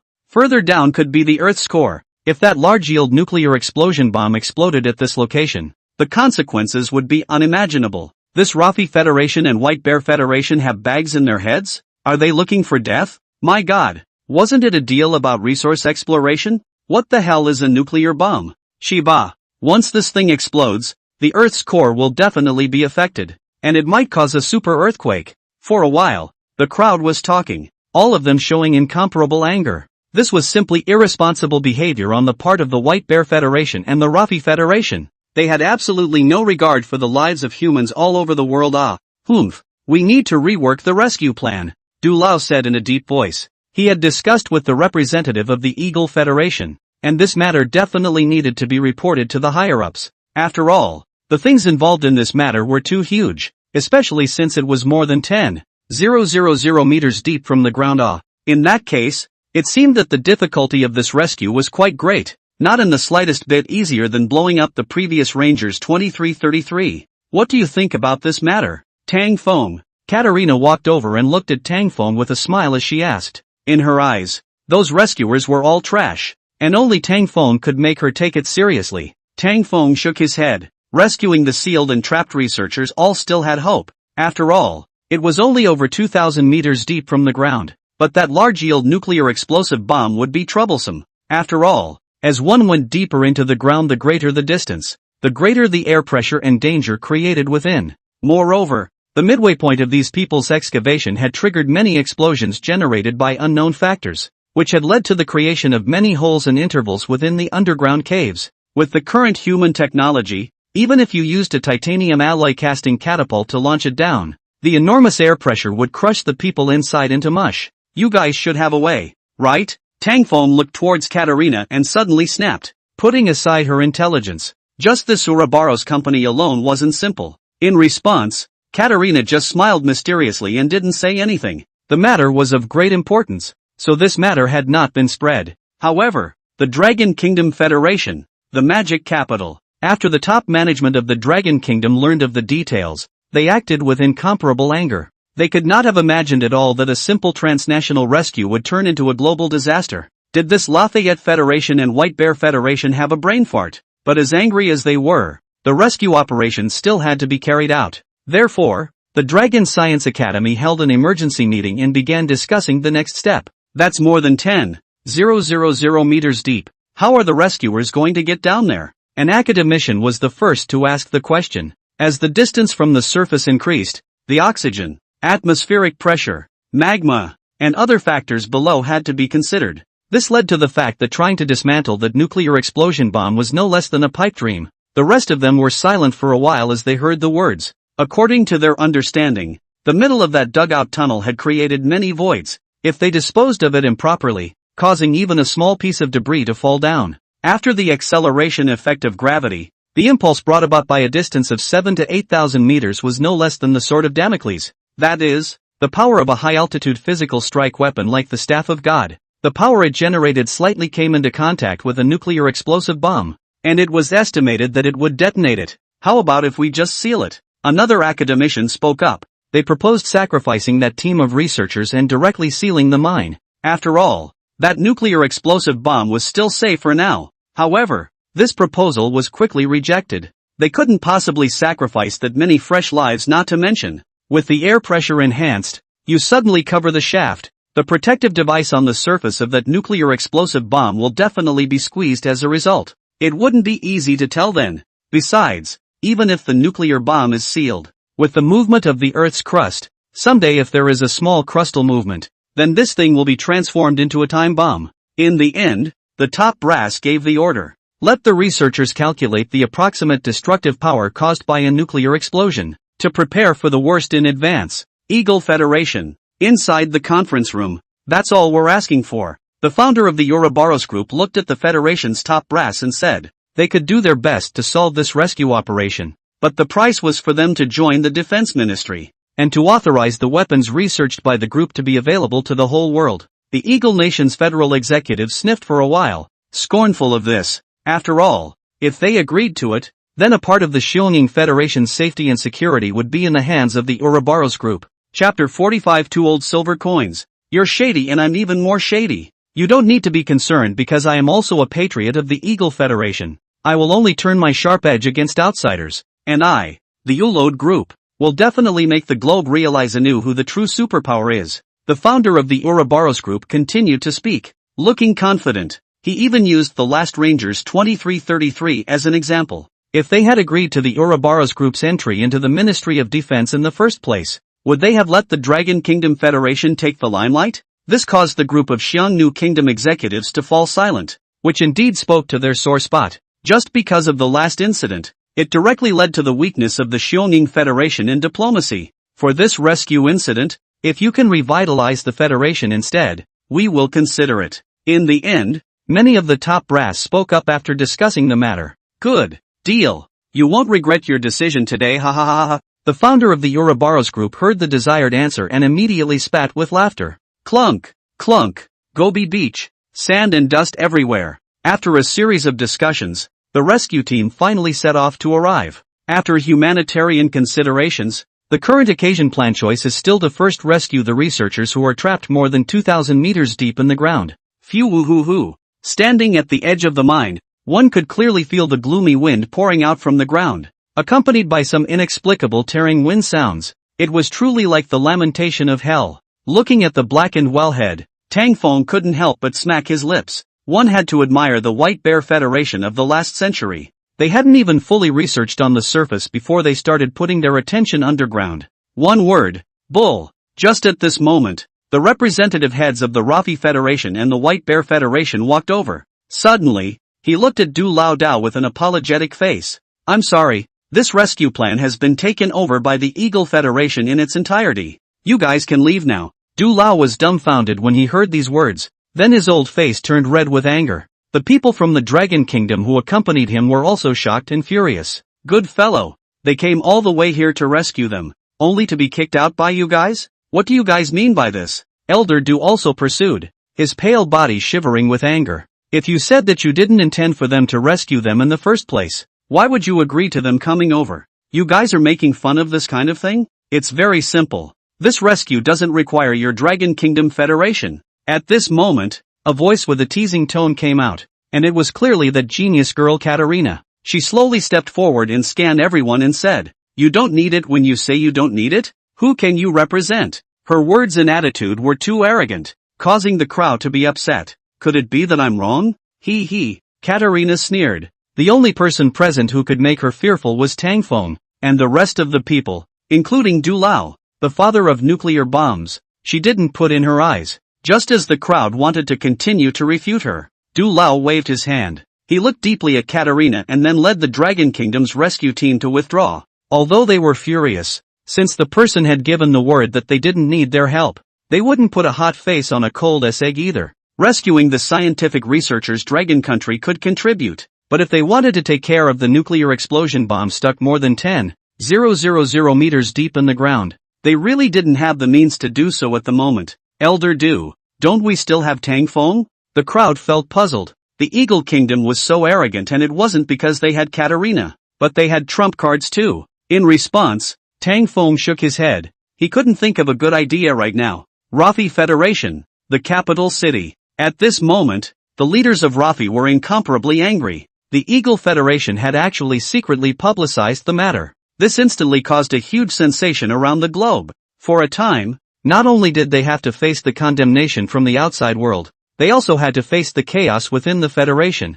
In response, The person in charge of the Eagle Confederation didn't recognize it at all, claiming that it wasn't them who leaked it at all. They also dumped the pot on the Dragon Kingdom, and then it was even more of a backhanded attack. At the same time, the Eagle Kingdom also passed the order down, letting many media reporters loudly release the news that the Dragon Kingdom had taken the initiative to launch a rescue operation. Finally, when the atmosphere reached its peak, they then came forward, announcing to the Rafi Federation, White Bear Federation and the world that this disaster was taken over by them, the Eagle Federation, and promising that they would definitely solve this crisis perfectly. Gobi Beach. Their country is really hypocritical. Elder Du and the others despised it when they heard about it. The Eagle Confederation had always been like this, using others to reflect on themselves as a way to achieve the glorification of personal heroism and the influence of the Confederation's great power. In the last Rover 2333 incident, it was fortunate that the Sun God ship failed, otherwise there was no telling how they would have lionized it.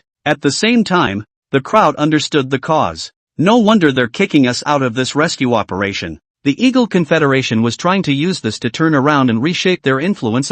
As expected, with the technological support of the Ouroboros group, they had successfully rescued the researchers who were sealed off more than 2,000 meters deep underground. For a while, the people who were concerned about this event cheered. In this way, the Eagle Kingdom had perfectly dealt with the unfavorable effects of the last Sun God incident. At the same time, it consolidated their position and strength in the international arena. In response to this, the Dragon Kingdom Federation also remained silent. After all, their purpose was to rescue the trapped people. But the next scene made the crowd furious, because when the Eagle Confederation declared to the outside world, they went so far as to say that the rescue forces sent by the Dragon Country Confederation this time, instead of playing the slightest role, they were also causing all sorts of disruptions. This rhythm brought, Tang Feng was speechless. The unknown overseas netizens, on the other hand, began to condemn this immoral behavior. How despicable. The Longwa crowd was enraged when they learned of this, and were eager to go and confront the Eagle Federation's rescue squad,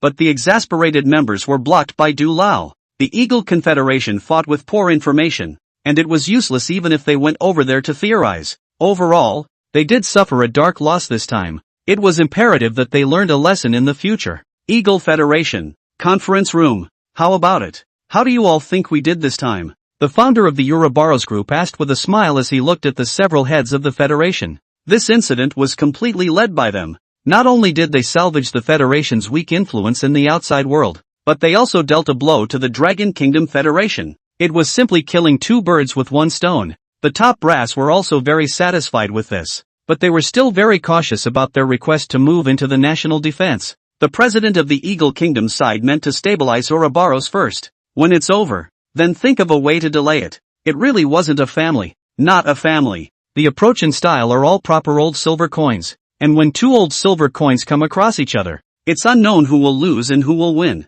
Chapter 46. You can always trust the system. Clunk clunk clunk. In the Gobi Beach at night, the cold winds were even more violent, mixed with sandstorms spreading across the horizon. Inside the temporary command post, Katerina received a message from the group that their plan would be complete once they finished solving the nuclear explosion bomb stuck more than 10,000 meters deep underground. This made her excited. Once she was in the Ministry of Defense, it would be her time to shine. Her goal was simple: to dominate the globe with technology and toughness. Get moving. With that, she waved her hand and prepared to activate the latest technology researched by the Ouroboros group for an underground rescue. A few moments later, a Hercules fighter jet passed through the Rafi Federation's permission and flew directly into the territory, heading towards the Gobi Beach. Rumble dash. Then, a huge container was slowly lowered onto the ground, the heavy box shaking the ground with its pressure, and printed on top of the box were a few large words. It was clearly Ouroboros Technology Corporation. What's that? The huge commotion naturally attracted the attention of Elder Du and the others, and at that moment, they all ran out to watch. And when the crowd saw the scene in front of them, they couldn't help but suck in a breath of cool air, because with the container was opened, inside revealed a dark and incomparable transmitter. Its material belongs to an extremely hard rare metal. Then the titanium alloy diamond are also hard. This kind of rare metal was found in all major federal territories, but it was difficult to develop. It was unthinkable that this Ouroboros group had managed to develop it and even made it into a product. It was simply terrifying. No wonder they had such a huge backbone to say that they could go more than 10,000 000 meters deep into the ground for rescue. Tang Feng couldn't help but be staggered at this. The Ouroboros still had a couple of tricks up its sleeve. Ding! Side quest initiated. Choice 1, go more than 10,000 meters deeper into the ground, resolve the nuclear bomb crisis, and receive the reward arc reactor. Choice 2, continue to round up and be a qualified mixed score behemoth, obtaining the reward 500 million in cash. Another side mission. Tang Feng, this was also the first time he had encountered a set of circumstances, and there was actually a side mission in the side mission. And once the mission was out, that meant that if Tang Feng didn't make a move, the Eagle Kingdom's rescue operation would fail? This made him fall into deep thought. Next to the mine shaft, the people from the Eagle Federation were building a launcher, preparing to go 10,000 meters deep into the ground and bring out that nuclear explosion bomb. The Ouroboros group was indeed terrifying, living up to its name as a company with many world-class technology patents. They had long been ahead of the world, pioneering the use of rare metals. This rare metal created a launcher that could effectively resist the strong air pressure and high temperatures, maximizing the safety of the humans inside. In the distance, Katerina looked towards Tang Feng, a smile appearing on her face. It was the smile of a victor. This made the Dragon Federation's rescue team very upset, and they immediately wanted to stand up for Tang Feng, but they were stopped by Du Lao. They definitely won't succeed. At this time, Tang Feng, who had been silent, spoke up. The system had come to the mission, know it all. Tang Feng just wanted to see how cool they would be. As soon as Tang Feng said this, Du Lao and the others all froze, and then looked at Tang Feng. In their opinion, the Ouroboros group was well prepared. After all, they were all able to use rare metals, and had a high chance of success. Could it be that Tang Feng was furious? In response, Tang Feng didn't give them an explanation, only saying that they should just watch. Preparations are complete. Ready to go. After half an hour of placement, the transmitter had been equipped. A staff member of the Ulod group took a deep breath before lying flat into the transmitter. In order to highlight the strength of the Ulod group, as well as to reshape the influence of the Eagle Federation, this plan was also reported to the public in real time. Snap! The launcher was continuously falling deeper and deeper into the tunnel under the pull of the rope. The launcher was worthy of being made of rare metal, both its defense and stability were excellent enough. The rescuers inside were unharmed after several violent collisions. After this scene was broadcasted, the eyes of countless researchers were wide open. They could see how advanced the technology used by the Ouroboros group was, and compared to it, their technology was simply too far behind. When Elder Du saw this, he also felt pressure for the Dragon Federation. The head of the Eagle Kingdom was excited to see this. So far, it seemed that the Ouroboros group was really performing well, not only helping the Federation regain its influence, but also slapping the face of their old rival, the Dragon Kingdom. Perhaps it was really possible to consider letting them enter within the Eagle's security system. Gobi Beach, mine shaft. According to the instrumentation, the launcher was nearing the middle layer of the mantle, and the camera showed that the nuclear explosion bomb not far below could even be faintly seen. Jack, how are you feeling? Katerina asked over the comms system to the crew member named Jasting Jack. At the same time, she had someone monitoring his body in all directions. So far, it seemed that the shield made of rare metals did work. I'm not too bad. After a while, came Jack's response. He was about to disengage the launcher and then manually immobilize that nuclear blast. When it came to the moment of truth, everyone stared, including Katerina as well. Although they had used rare metals on the suits as well, that was just the first stage of use. They weren't too sure if the toughness of the suits could resist the immense air pressure 10,000 meters underground. Especially near the middle layer of the Earth's mantle, the temperature in this part of the region was extremely terrifying. The crowd outside unanimously held their breath, not daring to look at the display. Once the plan failed, if they accidentally detonated that nuclear explosion bomb, the consequences would be unimaginable. Click! More than 10,000 meters deep into the tunnel, the launcher slowly opened. Jack performed a prayer with God before preparing to step out of the launcher. He moved his body carefully, forcing back the fear in his heart. Finally, he managed to walk out of the transmitter and slowly gave a yay sign to the camera. The first step was successful. The reporters in front of the camera broadcasting in real time immediately patted the Eagle country's ass when they saw this. The head of the Eagle Kingdom and the founder of Ouroboros also shook hands and both sides were excited. But, inside the temporary command room outside the mine, drip, drip, drip, drip. The instruments monitoring the values suddenly beeped incessantly, and Katerina frowned at this. Although Jack had managed to get out, the protective suit on his body surface had endured tremendous pressure and heat. Although the protective suit did not rupture, the force was slowly penetrating. The most obvious thing that could be seen was that Jack's body functions were developing problems. Why don't you hurry and let him up? Seeing this from afar, Tang Feng immediately reacted and yelled at once. It was obvious. The plan had failed. Although it was fine that the shield was made of rare metals, the human body inside simply couldn't withstand this kind of pressure. If it stayed any longer, then Jack would definitely die. Chapter 47, Crisis Under the Mine. Charge. Jack's human vital signs detector was ringing non-stop, as if it was a death wish. Everyone was sweating for the lad in the mine shaft below. The people on the side also looked at Katerina, waiting for her decision.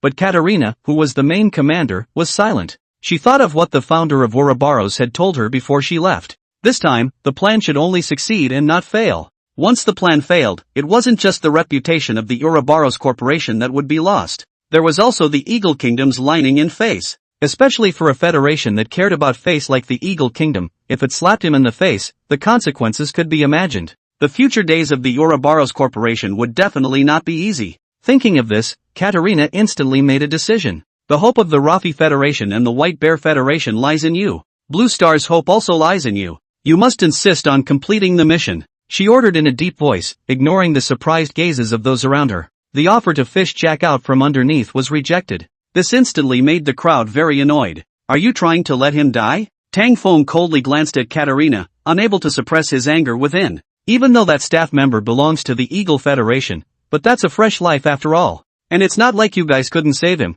Choosing to let him continue to risk his life and work when he could be rescued was too cruel. Katerina ignored the anger of the crowd and turned her back. Seeing this, Tang Feng was furious and ran to the machine before trying to fish him back out. But it was already too late by this time. On the physical characteristics tester, only Jack's bodily functions turned completely red. On the electrocardiogram, the heart rate was even faster than 250. On the screen, only the protective suit of rare metal he was wearing was being deformed. Jack only had time to let out a cry of pain, and the person inside was instantly crushed into a ball of mush. Rumble. This wasn't even the worst. Jack's protective suit fell off the stone wall after being squeezed and deformed. Not knowing what it had smashed into, that layer of mantle suddenly underwent a mutation, and a stream of magma suddenly overflowed from all around the ground. It was soon going to cover that nuclear explosion bomb at the center of the Earth. Under the enormous heat, the protective layer on the exterior of the nuclear bomb could not last long. According to Dulau's estimation, I'm afraid that in another half an hour, that nuclear bomb will explode.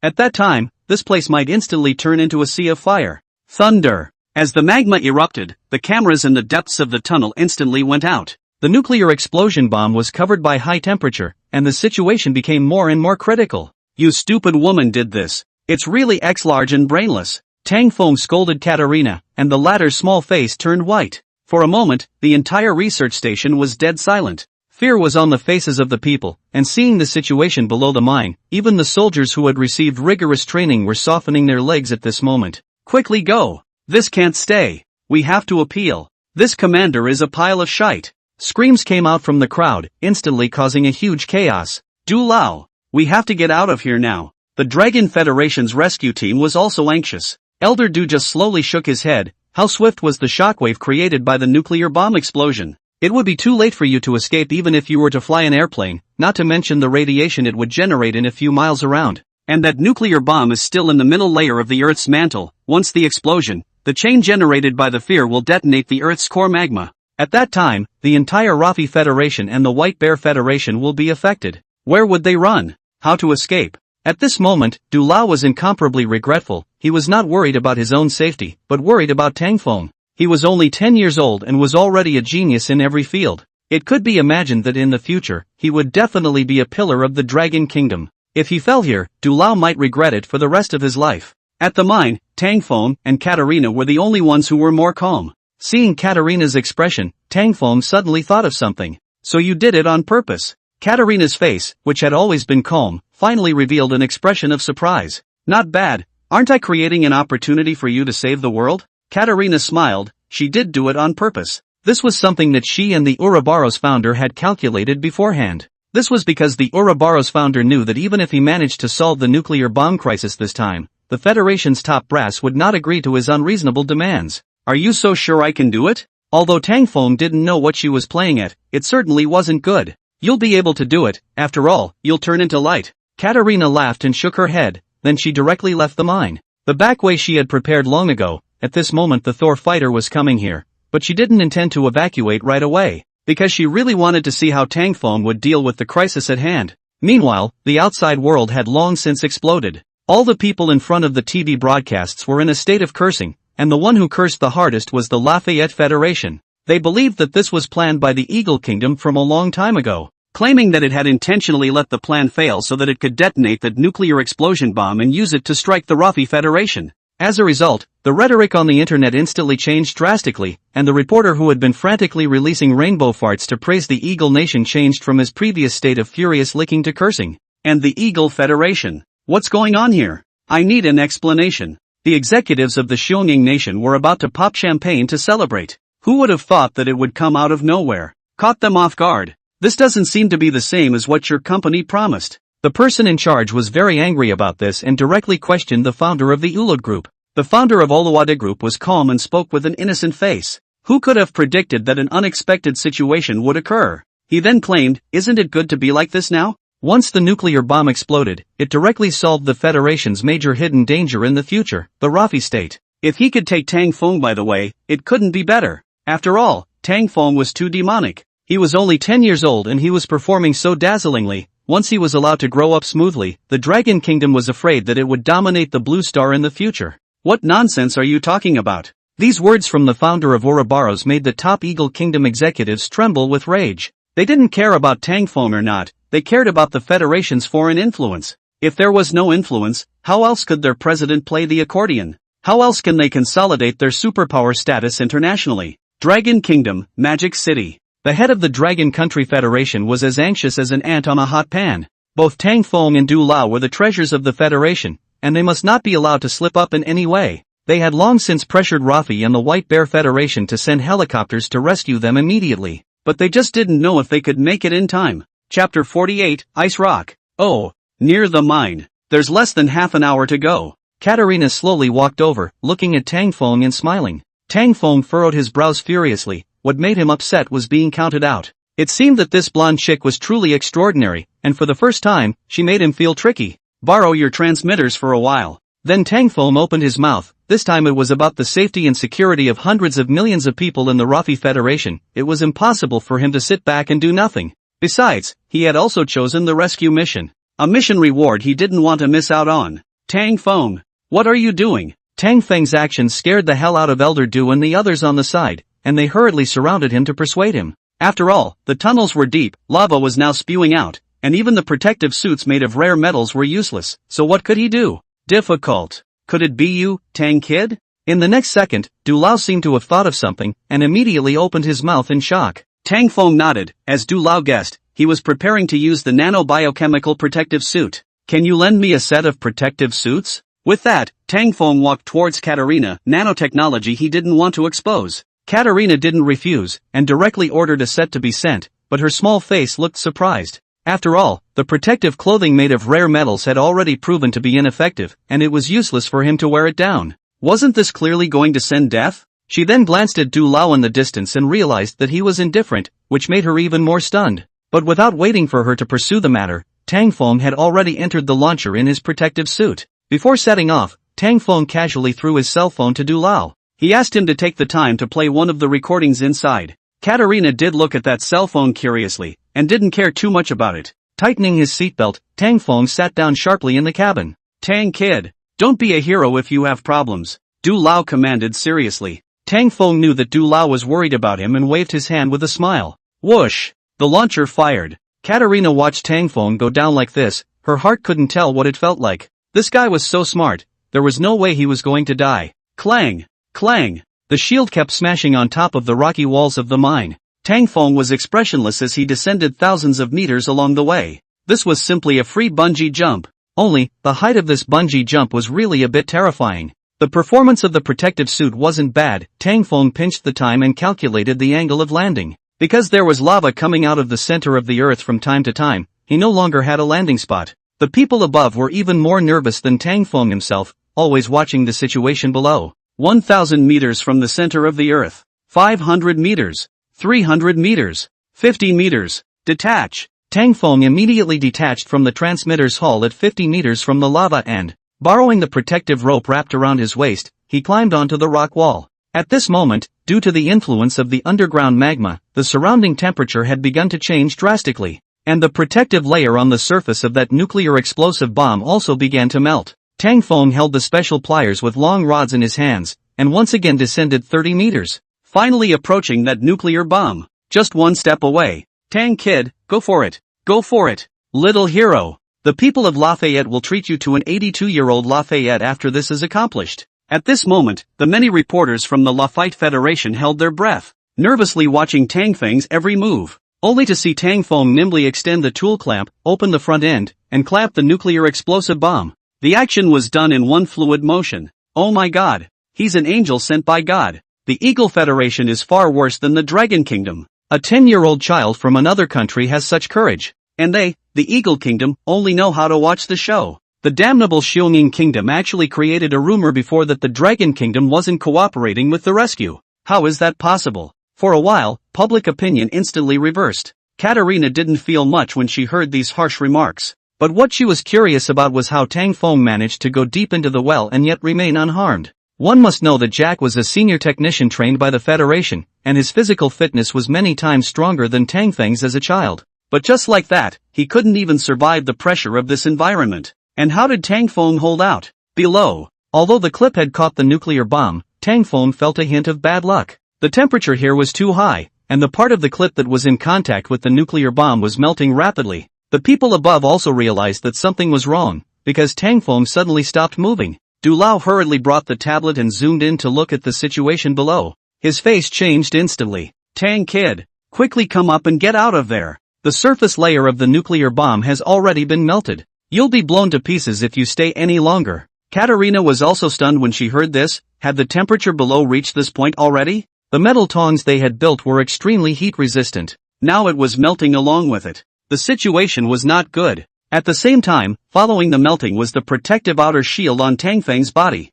On the outer surface of the metal, part of it had turned into liquid metal, dripping down into the magma below. Tang Feng calmly looked at the continuously melting pincers, and his heart fluttered. Throttle. Right at this moment, the magma below underwent a mutation. A huge wave of rock liquid gushed up like a fountain water column. Tang Feng and the nuclear bomb were instantly submerged by it. No! Elder Du and the Dragon Federation's rescuers were in a rage. At this moment, they were incomparably angry. It was all because the Eagle Federation was headstrong and didn't listen to advice. It caused the situation to deteriorate to the current state. If it wasn't for that, Tang Feng wouldn't have risked going 10,000 meters deep underground. It's a pity. Katerina regretfully glanced at the bottom of the mine, slightly lost in thought. Then, she immediately left with big strides and ordered to the people around her. Have the Thunder God fighters land immediately. We'll evacuate immediately. Yes. Du Lao's old face turned red with anger as he watched Katerina trying to run away. Not even caring about his identity, he was about to go forward to teach this female doll a lesson.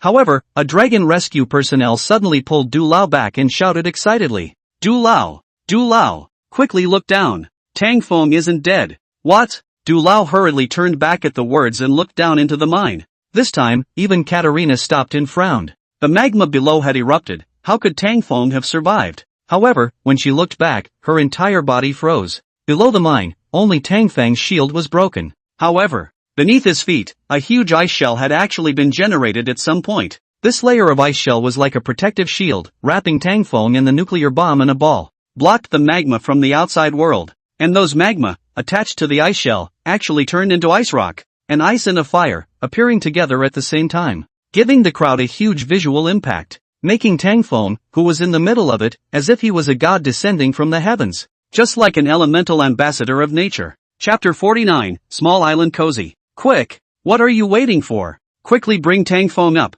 Du Lao was the first to come back to his senses from the shock and yelled. As a result, a bunch of staff members maneuvered the machine with their hands and pulled Tang Feng up. Seeing Tang Feng unharmed, a group of people greeted him with cheers. Even the head of the Lafayette Federation went forward and shook Tang Feng's hand. Kid, well done ah! You're the pride of our Dragon Kingdom. Elder Du excitedly helped Tang Feng untie the rope, while the others rushed forward to take away the nuclear bomb and pliers. But I still don't know how you did it, Tang boy. Tang Feng smiled at his words and casually took out a crystal ball. Elder Du was surprised to see this familiar thing. Kid Tang, you've upgraded this crystal ball? Tang Feng nodded. Just now in the center of the earth, Tang Feng had long since detected the change in temperature. So in advance, he took out the crystal ball used for fire extinguishing, and incidentally used his black tech fingers to perform an upgrade. In this way, the crystal ball instantly formed a frozen gas into an ice shell when the magma erupted, blocking it, unloading the burnt and tattered shield. The nanoprotective suit on Tang Feng's surface leaked out with it.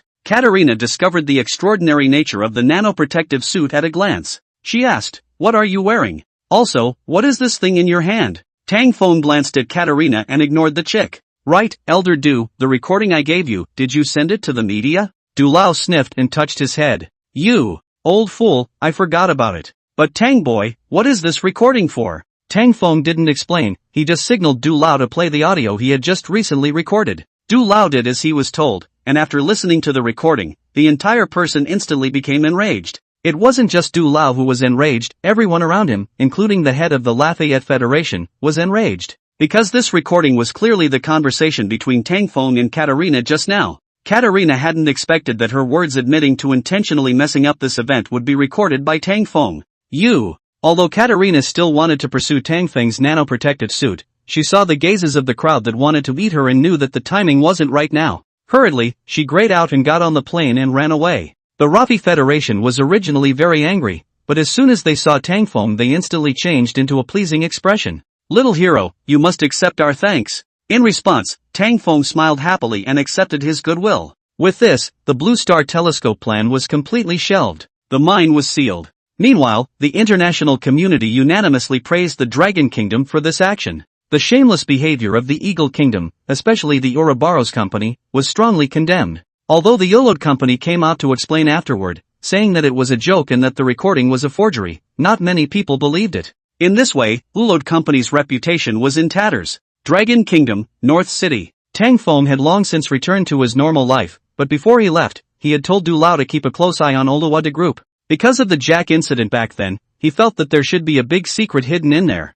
Your guess is correct. On this day, Du Lao suddenly called and told Tang Feng to watch the international news. Tang Feng hurriedly turned on the TV after hearing this, and immediately sucked in a breath of cold air. This was because in the news, the Ouroboros Group had held a conference, declaring to the outside world that they would be joining the Ministry of Defense from today onwards, and would be responsible for the safety and security of the Eagle Federation's national defense. At the same time, they even launched a series of newly researched weapons. For a time, it caused a global sensation. "This is a bureau." Tang Feng was shocked, completely confused by the Eagle Federation's approach. "You actually let an arms dealer enter the Ministry of Defense? Aren't you afraid of playing with fire?" All in all, the sky is about to change. Elder Du lamented, saying that the top management was already holding a meeting to discuss coping strategies. In the end, he consoled that no matter how the landscape changed in the future, the Federation would guarantee the safety of the people, that was for sure. "Have you packed up yet, Tang Feng?" Just then, Xia Shiro in the room shouted.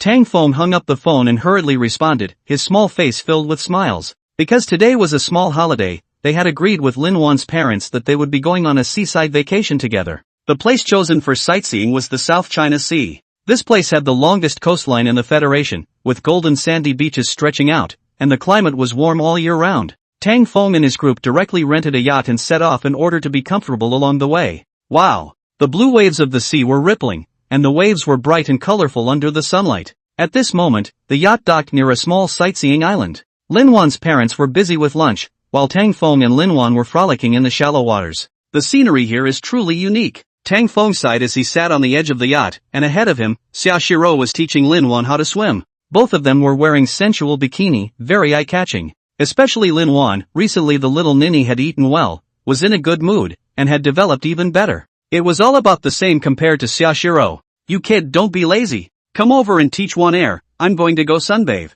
Xia Shiro glared at Tang Feng who was sunbathing on the yacht, then slowly walked towards the beach. "Ah, Sister Shiro." When Lin Wan saw this, she immediately beamed. She didn't want this bad guy to teach. Pouncing. Unfortunately, it was too late. Tang Feng had been waiting for this opportunity, how could he miss it? He jumped into the water with a jerk, splashing up countless water splashes. Hee, Wan air I'm coming." Tang Feng laughed evilly and swam straight over to ring Lin Wan and sneak her to the other side. It just so happened that the yacht was able to block Xia Shiro and the other's line of sight. After such a long time, Lin Wan wasn't as resistant to him as before. Blue sky and white clouds, blue waves. The two of them lay on their backs on the air cushion, squinting at the sky. "Will you marry me when you grow up?" At this time, Lin Wan suddenly opened her mouth and asked. Although she was still young, she knew that good things would be grabbed by many people. Just like right now, there were many girls surrounding Tang Feng in school. This made her feel uncomfortable in her heart. That's for sure. Tang Feng directly rolled over and was right next to Lin Wan Dao. This was the future goddess that he had picked out thousands of times, so he definitely couldn't fertilize someone else's field. Under the sunlight, Lin Wan's little face was fair and lovely, and there was a bit of queenliness in her tenderness. Under the four eyes, the two of them had a mutual understanding. Lin Wan was a bit shy and finally couldn't help but turn her head away. Seeing this, Tang Feng smiled gently and slowly leaned over. At night, the sea breeze blew, and the temperature was a bit low. A group of people gathered around the bonfire, eating the various seafood grilled by Lin Wan's parents. During this time, Lin Wan looked at Tang Feng from time to time, with a grudge in her eyes, because this bad guy was bullying herself again. At this time, footsteps came from not far away. Chapter 50, Little White Shark. A research facility on a remote island. I'm coming. Kada. Right at this moment, light suddenly lit up on the sea in front of them, followed by a yacht slowly driving towards the island. You are Tang Feng, right? A moment later, an extremely beautiful woman in a black trenchcoat walked over and looked at Tang Feng and asked respectfully.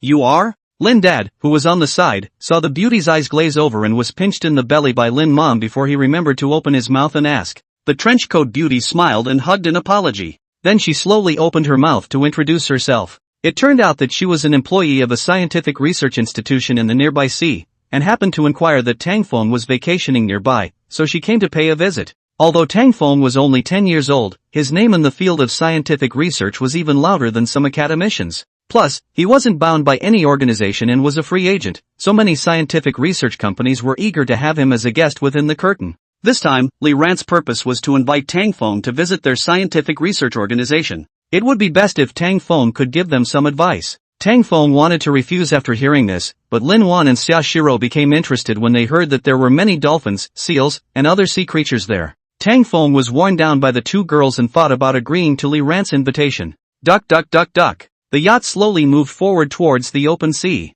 On deck. Through chatting, Tang Feng learned that this extremely beautiful woman was named Li Ran, a marine biologist who had returned from studying abroad. Their scientific research organization was built on an abandoned deep-sea oil field. According to her, they were an institution that specialized in researching marine life. And their most famous technology was the extraction of various biological pituitary hormones that could cure Heimer's syndrome. Tang Feng froze when he heard this. Heimer's syndrome? Wasn't that Alzheimer's disease? We're here. Approaching the beach, Li Ran smiled as the yacht had slowly docked. This scientific research organization was truly built on top of a deep-sea mine, surrounded by deserted people, and very few ships passed through. This odd environment made Tang Feng a little puzzled. What kind of experiments did this organization want to do that they needed to choose such a remote place? However, this time, he was invited by others to visit. Tang Feng was suspicious in his heart, but did not pursue the question. The crowd walked and viewed the surroundings, and Li Ran also acted as a tour guide. This deep-sea mine had obviously been remodeled, with many high-rise buildings constructed above it, while the surrounding area was a fenced-off area for biological activities.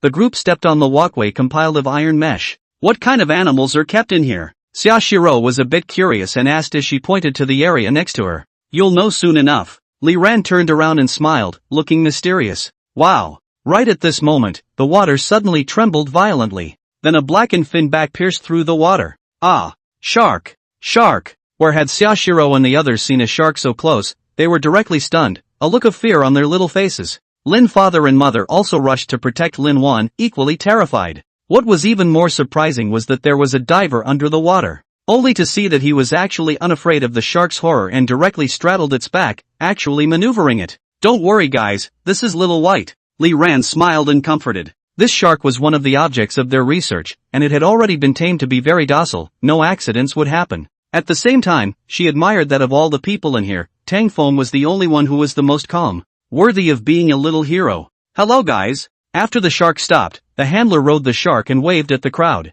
Even though they knew that the shark was tamed, Xia Shiro and the others were still scared, and immediately urged Tang Feng to hurry up and leave the area. After entering the institution's building, the group took the elevator and went deeper into the seabed. High-strength glass was used in here, which could effectively resist the atmospheric pressure of seawater. And this place was divided into a total of 9 regions, each of which held many different marine creatures in captivity. From small arthropods and microorganisms to large blue whales and the Loch Ness Monster. Hearing Li Ran's introduction, Tang Feng was impressed. It seemed like the boss behind this organization was very rich. When the crowd descended to the 8th floor, Li Ran suddenly stopped in her tracks and, smiling, she explained that the last floor of the city, which was the 9th floor, was not open to the public, so they could understand. Tang Feng looked through the glass. The ninth floor was dark, mysterious, and daunting. Tang Feng, who had excellent eyesight, could vaguely see the steel and glass walkway that stretched all the way down there, which filled him with curiosity. Little hero Tang Feng, can I talk to you? At this moment, Li Ran slowly stepped over and reached out to Tang Feng.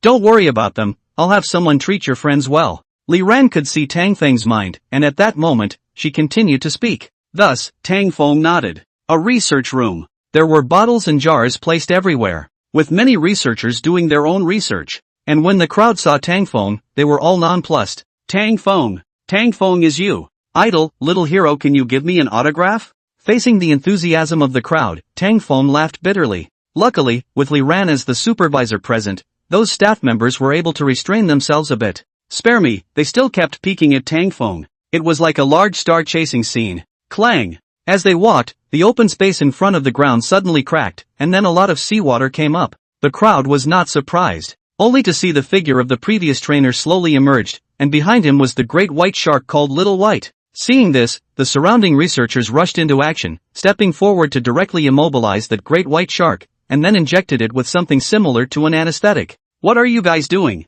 Tang Feng was curious, and at that moment turned to look at Li Ran and asked. After research, we found that the pituitary gland of the great white shark can secrete a hormone. This hormone can effectively treat Hammer's syndrome. Once the experiment is successful, this will be a boon for all mankind. Li Ran also put away her smile and responded with a serious face. She then continued to explain that their research was currently in a bottleneck state. But the final step was just a delayed breakthrough, so they didn't dare to conduct human trials yet. Thus, she wanted to ask Tang Feng for help. After hearing this, Tang Feng admired the cause they were engaged in. But Tang Feng had a heart and soul and did not directly agree, because he realized that this Li Ran seemed to be hiding something from him. So, Li Ran acted regretful after hearing Tang Feng's answer and had no choice but to send Tang Feng out. At the same time, she told him that she hoped he wouldn't tell anyone about today's events. In response, Tang Feng also knew that this was someone's business secret, so he painfully agreed. Before leaving, Tang Feng used his black tech fingers to casually deduce the situation here, and his face instantly changed. Chapter 51, This Milk Tea tastes really good. LSP collection. It was really like his premonition that this Li Ran had concealed the most important secret. They had secretly injected that great white shark with a genetic agent. This was a violation of international law. You guys go back first, I still have some things to do. Tang Feng looked at Lin Wan's parents, then directly jumped onto the steel walkway. Lin Wan's few people had long been familiar with Tang Feng's style, and although they were a little worried, they still obediently left. Come back early. Xia Shiro and the others waved at Tang Feng, then left in the research organization's yacht. After the crowd had completely left, Tang Feng continued to use his black technology fingers. He was predicting the future of this here organization. And when he predicted the 7th day, he really did make a major discovery. Due to the fact that the people from the Scientific Research Institution had violated international law and kept genetically injecting great white sharks, their pituitary glands have mutated and their IQs have increased by leaps and bounds. And that's what caused all the trouble. The great white shark will lead the rest of the sea creatures to explode, then this place will become a hell on earth. Deducing this, Tang Feng hurriedly ran towards the hall. Why are you back again? Li Ran was a bit stunned and surprised when she saw Tang Feng. She thought Tang Feng had thought of some way to help them overcome the current difficulty. Tell me truthfully, what kind of dangerous experiments are you guys doing? Tang Feng questioned Li Ran with a grave face. No, nothing. Tang Feng's eyes were sharp, as if he could see through everything. Making Li Ran breathe a little sharply, she forced herself to lie calmly. They had indeed done some bad things in secret, dark experiments that couldn't be known by the outside world. Nothing yet? You have violated international law by privately genetically modifying marine life. You're all a bunch of senior oceanographers. Do you know what consequences this will lead to? Seeing that she actually wanted to hide it, Tang Feng coldly broke everything. You! Li Ran's pretty face went white, as if she had seen a living ghost. Although she had heard before that this 10-year-old genius had an arcane sixth sense and had successfully predicted the great earthquake of Light City, she hadn't expected Tang Feng's ability to be terrifying to such an extent. He actually knew the secrets of the organization. Not bad, we did carry out the genetic program, but everything is under our control, you're worrying too much. At this point, Li Ran no longer hid anything and directly revealed the secrets of their agency, claiming that they had genetically injected the 3 great white sharks, just to fully stimulate their pituitary glands. In this way, they would stimulate the organs to produce more and stronger hormones. Simply ridiculous. Tang Feng chortled at the words. All living things in nature ran on a specific track, irreversible. It could not be violated. Once the biological network was subjected to outside intervention, the results it produced could not be predicted by anyone. They were playing with fire. If you believe me, stop the experiments on those 3 great white sharks immediately. Tang Feng looked at Li Ran with a serious face. His black technology fingers would never fool him, and in a few more days, those 3 great white sharks would inevitably go into a berserk rage. Li Ran just wanted to refute him. Just at this moment, the alarms around the area suddenly sounded. Drip, drip, drip. With that, the elevator opened and several black-clothed security guards walked out from inside, each of them very serious. He is my friend. You guys don't mess around. Seeing this, Li Ran hurriedly blocked Tang Feng's side and looked at the several security guards. Little hero Tang Feng, our boss has an invitation. The several security shook their heads. They definitely wouldn't move a hair on Tang Feng's head. This was a genius that everyone in the Dragon Federation admired. They wouldn't be foolish. It was just that their conversation had been made known to their boss and wanted to invite Tang Feng over for a chat. Inside a luxurious office. You are Tang Feng? Ah, I've heard a lot about you. Inside the desk sat an old man with white hair and a nuclear face. He was from the Eagle Federation and his name was Luke, the biggest investor and CEO of this organization. Tang Feng didn't respond to his words. If he didn't have a good impression of that Li Ran, he wouldn't care about these people. Of course, the most important point was that if the white shark mutation happened, and they couldn't kill those 3 great white sharks when the time came, this would create a huge hidden danger for the creatures and humans in the surrounding waters.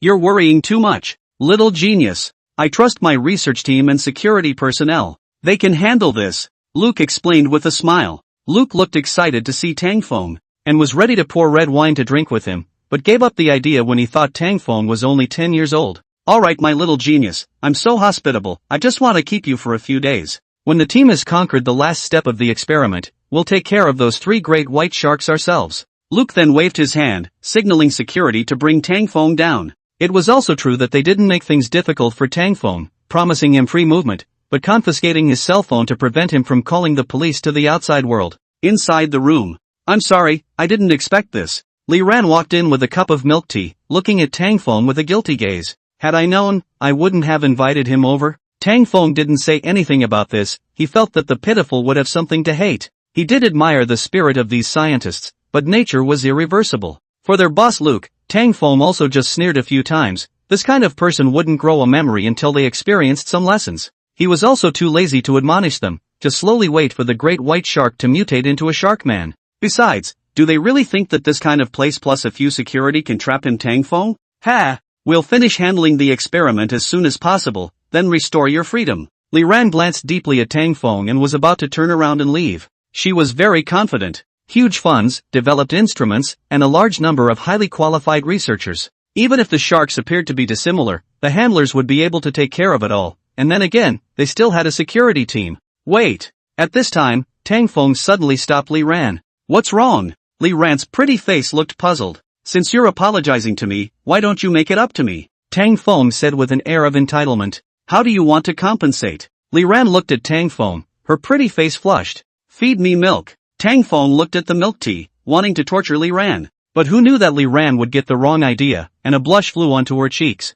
You! Rustling! In Tang Feng's shocked gaze. She actually, really fragrant. Didn't come for nothing. Early the next morning, Tang Feng had just woken up and realized that the atmosphere of the research institution was very gloomy. It was only through inquiries that he learned that they were preparing to take the final step. Has the death dealing begun? Tang Feng sneered and began to watch the show. Since they were determined to die, there was no reason for him to stop them. He wouldn't be a saintly mother. Chapter 52, Furious Sea Shark. 7th layer of the seabed. Inside the laboratory. According to the plan, this was the last time the great white shark would be injected with a genetic agent, when its pituitary gland would be fully matured. Li Ran, as the initiator of this research, the last injection was naturally operated by her. Put. With a crunching sound, with the help of the microscope, the needle slowly pierced into the shark's pituitary gland. There's a reaction. The researchers in the distance said excitedly. The instrument showed that the pituitary gland had fully matured,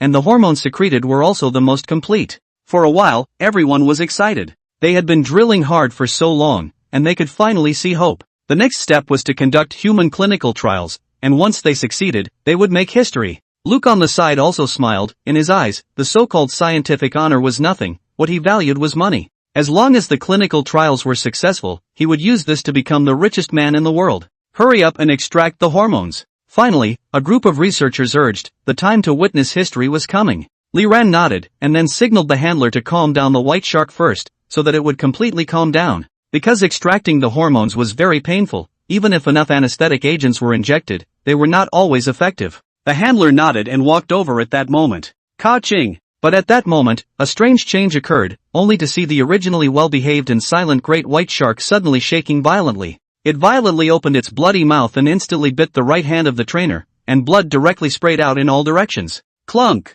Clunk! Immediately afterward, it directly broke free of the various shackles binding the surface of its skin, then violently sank to the bottom of the sea. Ah! This all happened too quickly and abruptly, leaving the crowd completely unresponsive. For a while, only the miserable screams of that handler remained in the laboratory. Drip, drip, drip. At the same time, the alarm sounded even louder, coming from the 9th floor. No, it's not good. A researcher broke in and froze in place after seeing this scene inside. But what was even more deadly was yet to come. The 9th floor. Outside the tempered glass, it was dark and deep. A huge black shadow could be vaguely seen in the water, and it was clearly a shark that had also been injected with genetic agents. Only to see it make a dive and crash directly towards the tempered glass. Thud! Under the huge impact, the tempered glass began to change, spreading from a single point to the surroundings, and soon ruptured. Run! In an instant, the faces of the many staff members changed drastically. But it was already too late. With a crunching sound, the tempered glass ruptured completely, followed by countless seawater pouring in.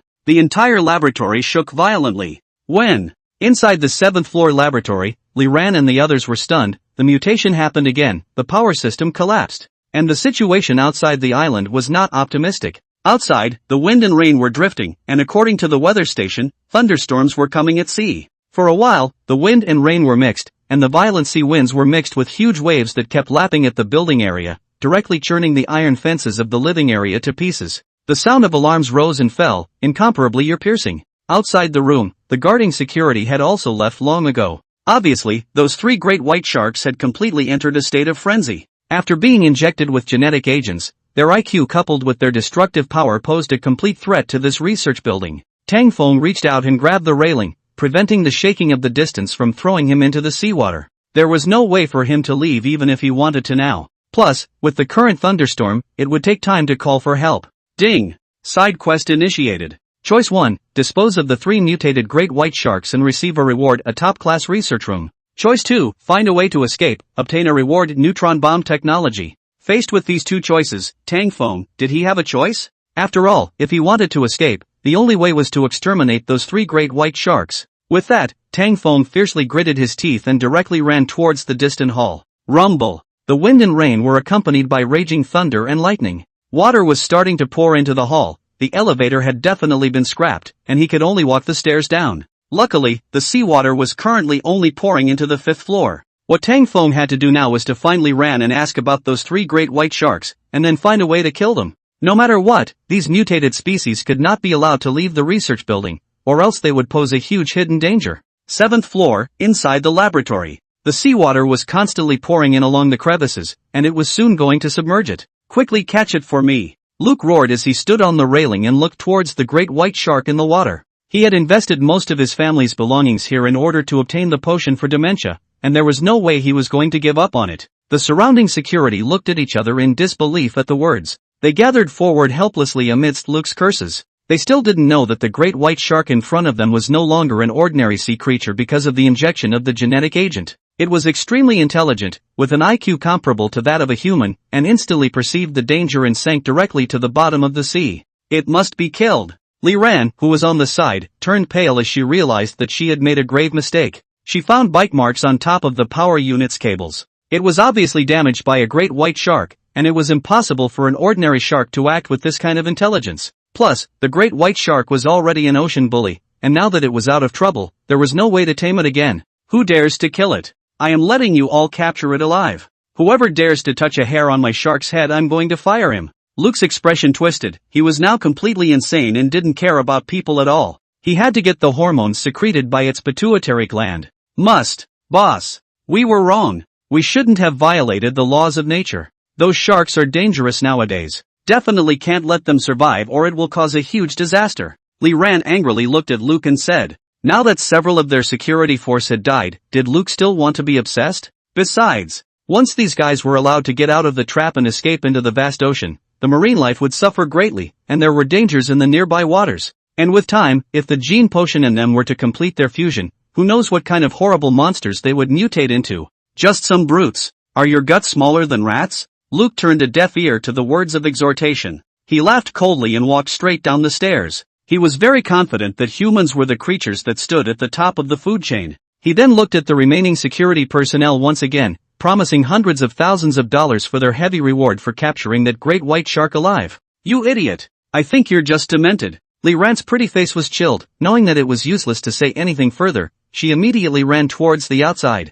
Chapter 53, Singling Out Jaws. The corridor was filled with cold seawater, and with the thunder and lightning outside, the entire building was in a precarious situation. Moreover, besides that great white shark codenamed Little White, there were 2 sharks hidden in the dark. Maybe they had already dived into the building. At the same time, Tang Feng was also descending down the stairs. The seawater in the corridor in front of him was already over his waist, and he even saw bloodstains and injured personnel. His face sank and his body tensed up. Tang Feng. Finally, Li Ran and Tang Feng met on the 8th floor. Li Ran shouted at once. She wanted to remind Tang Feng that those 3 great white sharks should be inside the lab now. Tang Feng also saw Li Ran in the distance, and was then about to walk over, but the next second his back went cold. Wow! Only to see the water in front of him suddenly surge up, and then a black thin back sprang out. It was clearly a great white shark. It had surprisingly been hiding in this walkway. Now it was rapidly tearing towards Tang Feng. No! Tang Feng, run! Seeing this, Li Ran immediately yelled.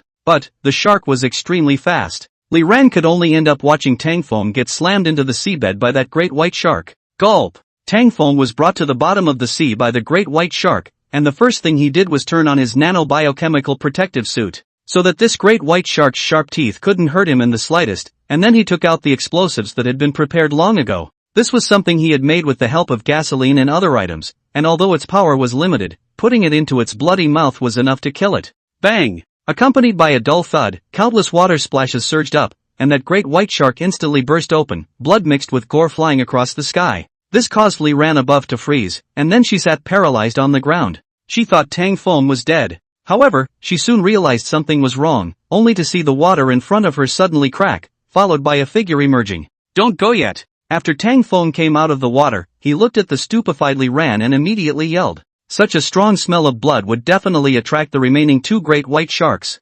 Then, what about you? Li Ran asked, looking at Tang Feng in shock after reacting. Me? Naturally, I'm going to kill the other 2, Tang Feng said in a deep voice. Of these few sharks, the other 2 were fine. The most dangerous one was the maniacal shark codenamed Little White. The amount of genes injected into it was too large, and its size had changed, more than 2 times the size of a normal great white shark. It must not be allowed to escape, or else it would be troublesome when it evolved down again. Are you crazy? When Li Ran heard Tang Feng's words, naturally, she was dissuaded for a while. She had just managed to escape from the lab with great difficulty. That great white shark had gone completely berserk, and the only reason it was still here was for revenge, and many security guards had already died now. This situation Tang Feng still wanted to go over now? But Tang Feng didn't pay any attention to this at all. Watching Li Ran was very anxious, and finally clenched her teeth and could only follow her over. Inside the laboratory, the seawater had already spread over most of the ground, and many of the remaining security guards were almost finished being killed by that great white shark. After all, Luke had given a death order that it should never be harmed and be captured alive. By the time the security tried to resist, it was too late. Stupid pig. After Tang Feng swam in, he took a look at Luke who was swimming leisurely above and directly cursed angrily. The seawater inside the lab was bloody, and many corpses were floating in the water, mutilated and miserable. They are taking revenge. Behind him, Li Ran saw such a tragic situation and explained with a pale face. The gene potion had mutated the pituitary glands of the sharks, possessing a certain level of intelligence. It was difficult to kill them with ordinary methods. Tang Feng naturally knew this, and he had long had a calculation in his heart. That was to use the Luke as bait to attract the sharks out, and then find a chance to kill it. With this in mind, Tang Feng directly rushed towards Luke. This Luke, an old man in his 70s who usually drank heavily, had long been emptied of his body. And Tang Feng had learned some fighting techniques from Lin Guodong, so he was no match for Tang Feng and was instantly subdued. Immediately afterward, with the help of Li Ran, the 2 of them directly brought him out. As expected, that great white shark saw this and instantly sank to the bottom of the sea to follow him. Rumble! Outside the building, thunderstorms and storms swept over the waves. The iron fence of the living area had long been torn apart by the wild waves. Tang Feng directly bound Luke to one of the railings in the water in 3 or 2 strokes, then cut his thigh with a knife, letting the blood splatter everywhere. "You! What are you doing?" Luke finally sensed that something was wrong and said with a horrified expression. "What for?" "Naturally, I'm using you as bait." Tang Feng sneered. It was because of this sand sculpture that caused this disaster to happen, because he had died too many people. Now letting him exert his last remaining heat to attract the sharks was already considered right for him. Using a living person as bait. This made even Li Ran on the side feel chills. But she also knew Tang Feng's purpose for doing this, the only way to attract that great white shark out. Clattering. As the storm kept blowing, Tang Feng swept his gaze around and came to the station in front of him, only to see that a high-powered harpoon machine was being set up on it. "Come on, come out." Tang Feng aimed the machine at Luke in the distance and mouthed silently. Now it was just waiting for that great white shark to show up. Although it had been injected with a genetic agent and had become incredibly cunning and intelligent, it was ultimately just a sea creature, and it was impossible for it not to show up in the face of food. And the lead of the experiment, Luke, was its enemy, so Tang Feng was certain that it would definitely come to take revenge. It appeared. Just then, Li Ran suddenly shouted. She had already seen the shark fins exposed in the sea. And still, both of them were attracted to it. The 2 sharks were furious, straightening up and tearing towards Luke in front of them. Tang Feng naturally also noticed the situation in the sea and instantly pulled the trigger. Shoo! Plop! The harpoon accurately hit the target, but Tang Feng and Li Ran didn't show an expression of relief. That great white shark named Little White was really powerful. It actually recognized the danger in advance and pushed another great white shark against the harpoon, allowing it to die instead. In this way, that shark hung up, but it also gave Little White a chance to fight for its escape,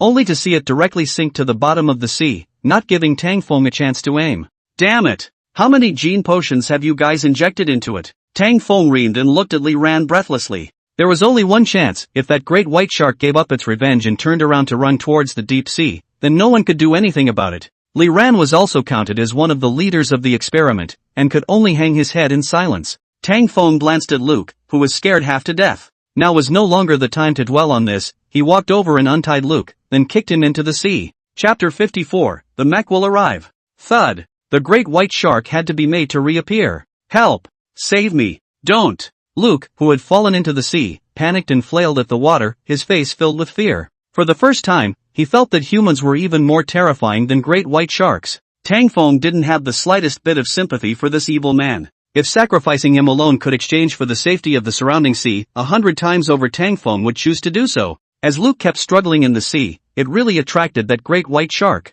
Seeing its enemy, its eyes all turned scarlet, its eyes locked onto Luke to death. "You go to the launching pad, and aim at the shark as soon as you get the chance," Tang Feng shouted as he ran towards the sea while looking towards Li Ran. With that, he jumped directly into the sea. This was the last chance. If the shark couldn't be killed even after Luke's death, it would definitely find a way to destroy the fence on the bottom of the sea to escape. Lightning flashed, only to see the surface of the sea suddenly split open, and the great white shark, which was more than 10 meters long, violently sprang out and bit Luke's waist in one bite. Shoo! At the same time, Li Ran's harpoon also shot quickly, but unfortunately, this harpoon did not hit the shark's vitals. That great white shark looked viciously at Li Ran in the distance and sank to the bottom of the sea with Luke. Seeing this, Tang Feng also hurriedly followed. The seabed was cold and bone-chilling, and the vision was extremely blurry. Luckily, Luke was juicy and liquid, and there was a steady stream of ketchup overflowing in front of him, which would allow Tang Feng to not lose him. "Help! Save me!" Luke wasn't dead yet. The great white shark didn't directly end his life. It seemed to want to torture a bit. Luke was miserable as he kept shouting at the bottom of the sea, and the bubbles kept overflowing. But all of this was what he deserved. "Play your last role," Tang Feng secretly said in his heart. Quickly paddling the water to follow him, he then stuffed the prepared special gasoline bomb into Luke's clothes. Boom! The great white shark bit down violently, swallowing half of Luke's body into its stomach, accompanied by a dull thud. The bomb also detonated instantly. In an instant, the huge body of the great white shark was directly blown open with an opening, and blood mixed with internal organs overflowed. Tang Feng looked deeply at the bottom of the sea and swam out of the water. In order to kill the 3 white sharks, the price was also heavy. The entire research station, except for Li Ran, the remaining researchers were mostly dead or injured. The storm lasted until the early hours of the next day. The entire scientific research building was in shambles, and there was a body floating on the surface of the sea, and the smell of blood was very strong and pungent. Buzzing. In the sky, there were helicopters circling, and soon a SWAT team slid down. It was Li Ran who later called the police with a satellite phone.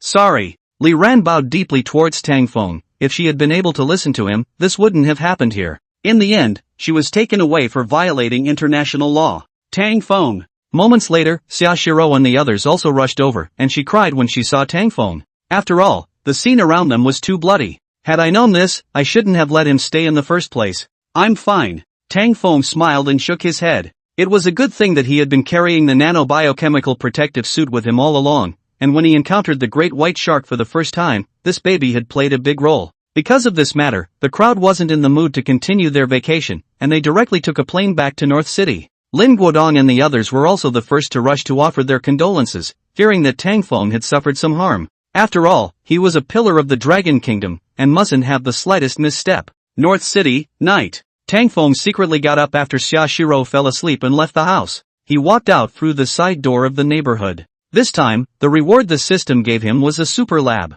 It was an ultra-high technology stored by a capsule that could be used anywhere, anytime. North City was an industrialized metropolis, and it wasn't hard to find factory buildings in the suburbs. Tang Feng finally found a more remote place after circling around twice. Boom! With a muffled sound, the capsule cracked directly on the ground into a top-notch research room. Its appearance was similar to a small villa with a sea view, integrating research and living. Walking into the lab, equipment and machines for experiments were placed everywhere. Then, Tang Feng summoned the artificial brain.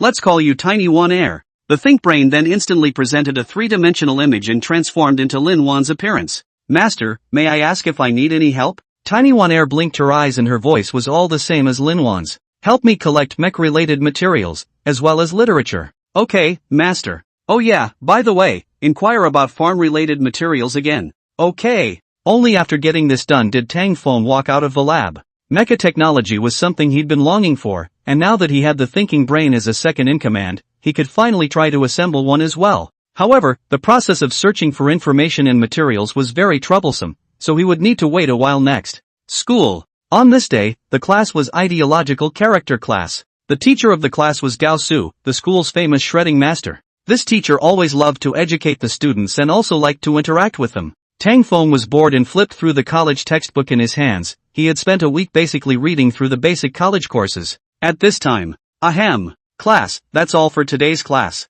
Next, it's time for another You Ask Me Answer session. Whichever student is troubled by something in his or her recent study life can bring it up, and the teacher can clear up your confusion. As soon as it came to this session, the students cheered. As long as there was no lecture, anything was fine. Teacher, what if my pocket money is 50 less? A boy raised his hand and asked. Go to your father and tell him you need to make up for it. I see. Thank you, teacher. Next. Another student raised his hand and said, Teacher, I have a question. Gao Su sipped his tea and nodded, go ahead. Only to see that student stood up and said, Teacher, why is it that every time I take an exam I work very hard and even study until 11 or 12 o'clock at night, but the teacher only sees the top few in the class? I've worked very hard too. Gao Su originally wanted to say, IQ is hard, kid you're hopeless. But just as he was about to open his mouth, he realized that Tang Feng was actually listening to the class in an unprecedented manner, so he cleared his throat. Wanted to show off his learning. It had to be said that this student's question was really well asked. It caused countless students in the class to resonate. Even Tang Feng subconsciously raised his head, wanting to see how he would answer this question. After all, there were only those few people in the world who could get the top spots. Below the top of the list, all of them would be reduced to green leaves, and this was truly the biggest nuisance for the students. Only to see Gao Su smile mysteriously and say, Let's put it this way, classmates, your problem is very well explained. I'll ask you all a question first. I believe that after you answer this question, you will get the answer since. Chapter 55, Fighting People's Tang Feng. Obtaining mecha materials. What question? You ask, teacher. Gao Su smiled faintly and slowly said, Students should have studied geography, so let me ask you the simplest question. Which is the highest mountain in the world? This question is very simple, almost common sense. So many students enthusiastically said, It's Mount Everest. Gao Su nodded and continued to ask, What about the second highest peak in the world? This question was a bit cold, but a few students in the class who loved to delve into geography still gave an answer. It's Chogori Peak. Gao Su looked at those few students approvingly and slowly continued to ask, Then which is the third highest peak in the world? This time the students were dumbfounded. Many of them looked at me and I looked at you. There was just one geography general left, who spoke uncertainly. Is it Dry City Zhangjia Peak? Teacher? Seeing that fewer and fewer people knew the answer, Gao Su nodded with satisfaction. At this time, he glanced at Tang Feng suspiciously, thinking to himself why this brat hadn't made a sound to answer the question. In theory, this kind of question should be a piece of cake for him. Could it be that he didn't like the subject of geography too much? In fact, Gao Su guessed half right. Tang Feng wasn't disliking geography either, he just simply had little interest in it. So class, here comes the question, do you know which is the fourth highest peak in the world? Everyone froze at the words, originally thinking that Gao Su's question would end at the third. Who knew that he was still continuing to ask? The fourth peak, who would have nothing to do to memorize that thing? This time, finally no one could answer. Tang Feng looked at the silent students and understood Gao Su's intentions. As long as someone could answer his questions, he would keep asking until you couldn't. At that time, he would then talk to you about some great reasoning. It had to be said that this Gao Su's teaching method still had two tricks up his sleeve, but it was a pity that he had met Tang Feng. The student who had asked the question bowed his head in silence for a moment, then suddenly realized, stood up and said, "Teacher, I understand what you mean. You're saying that people's memories always prioritize remembering the top-ranked part and forgetting the latter part. So instead of blaming anyone, we should keep working hard until we become the top ones? That way, the teacher will remember us." Many of the students below seemed to understand Gao Su's meaning as well, pondering. And Gao Su felt that he had completed a very successful question and answer lesson, and was also very self-satisfied. But at this time, Tang Feng spoke up. The fourth highest peak, Himalayan Teeth Mountain Range, Luozi Peak, elevation 8,516 meters. Snap. I don't know who spun the pen, all flung away. The classmates turned back to look at Tang Feng in unison. Lin Wan also covered her small mouth. Seeing Tang Feng finally step in, Gao Su coughed lightly. Ahem. Aha, classmate Tang Feng knows a lot. So let's continue. The fifth peak? The middle half of the Himalayan mountains, Mukalu Peak, 8,463 meters above sea level. Gao Su's face instantly turned purple. Searching for you kid is here to smash the scene? I still don't believe it. The sixth peak? Shuaiao Peak, elevation 8,201 meters. Oh yes, this peak is also called Kyoyuya Peak, a Tibetan meaning I have to explain? No need. The seventh highest peak, Dhaulagiri Peak, 8,172 meters above sea level. Eighth. I don't know how long it took. Even after class was over, the two were still asking and answering each other. Some of the students who passed by the entrance of their class stopped and secretly took out their cell phones to record. But most of the time they were recording Tang Feng. The two of them had asked about the world's 39th peak. But Tang Feng still answered fluently. Teacher, I think it's weirdly troublesome for you to keep asking. I'll just give you the names of the top 100 peaks directly. Gao Su sniffed. People silly. This is the rhythm of reporting the name of the dish. At this moment, Gao Su's face was white. Heart, these you know? You have nothing to do with memorizing things? Gao Su finally deeply comprehended. What is called high IQ humans cannot afford to mess with. Why do you think he couldn't think to show off in front of Tang Feng? Cough. You're good, Tang Feng. That's it for this question. Class dismissed. After saying that, Gao Su was about to leave the classroom in a gray slip. As soon as they heard class dismissed, all the students gathered towards Tang Feng. Especially Lin Wan ran the fastest. Her pretty face was slightly red, and she looked at Tang Feng with stars in her eyes and asked,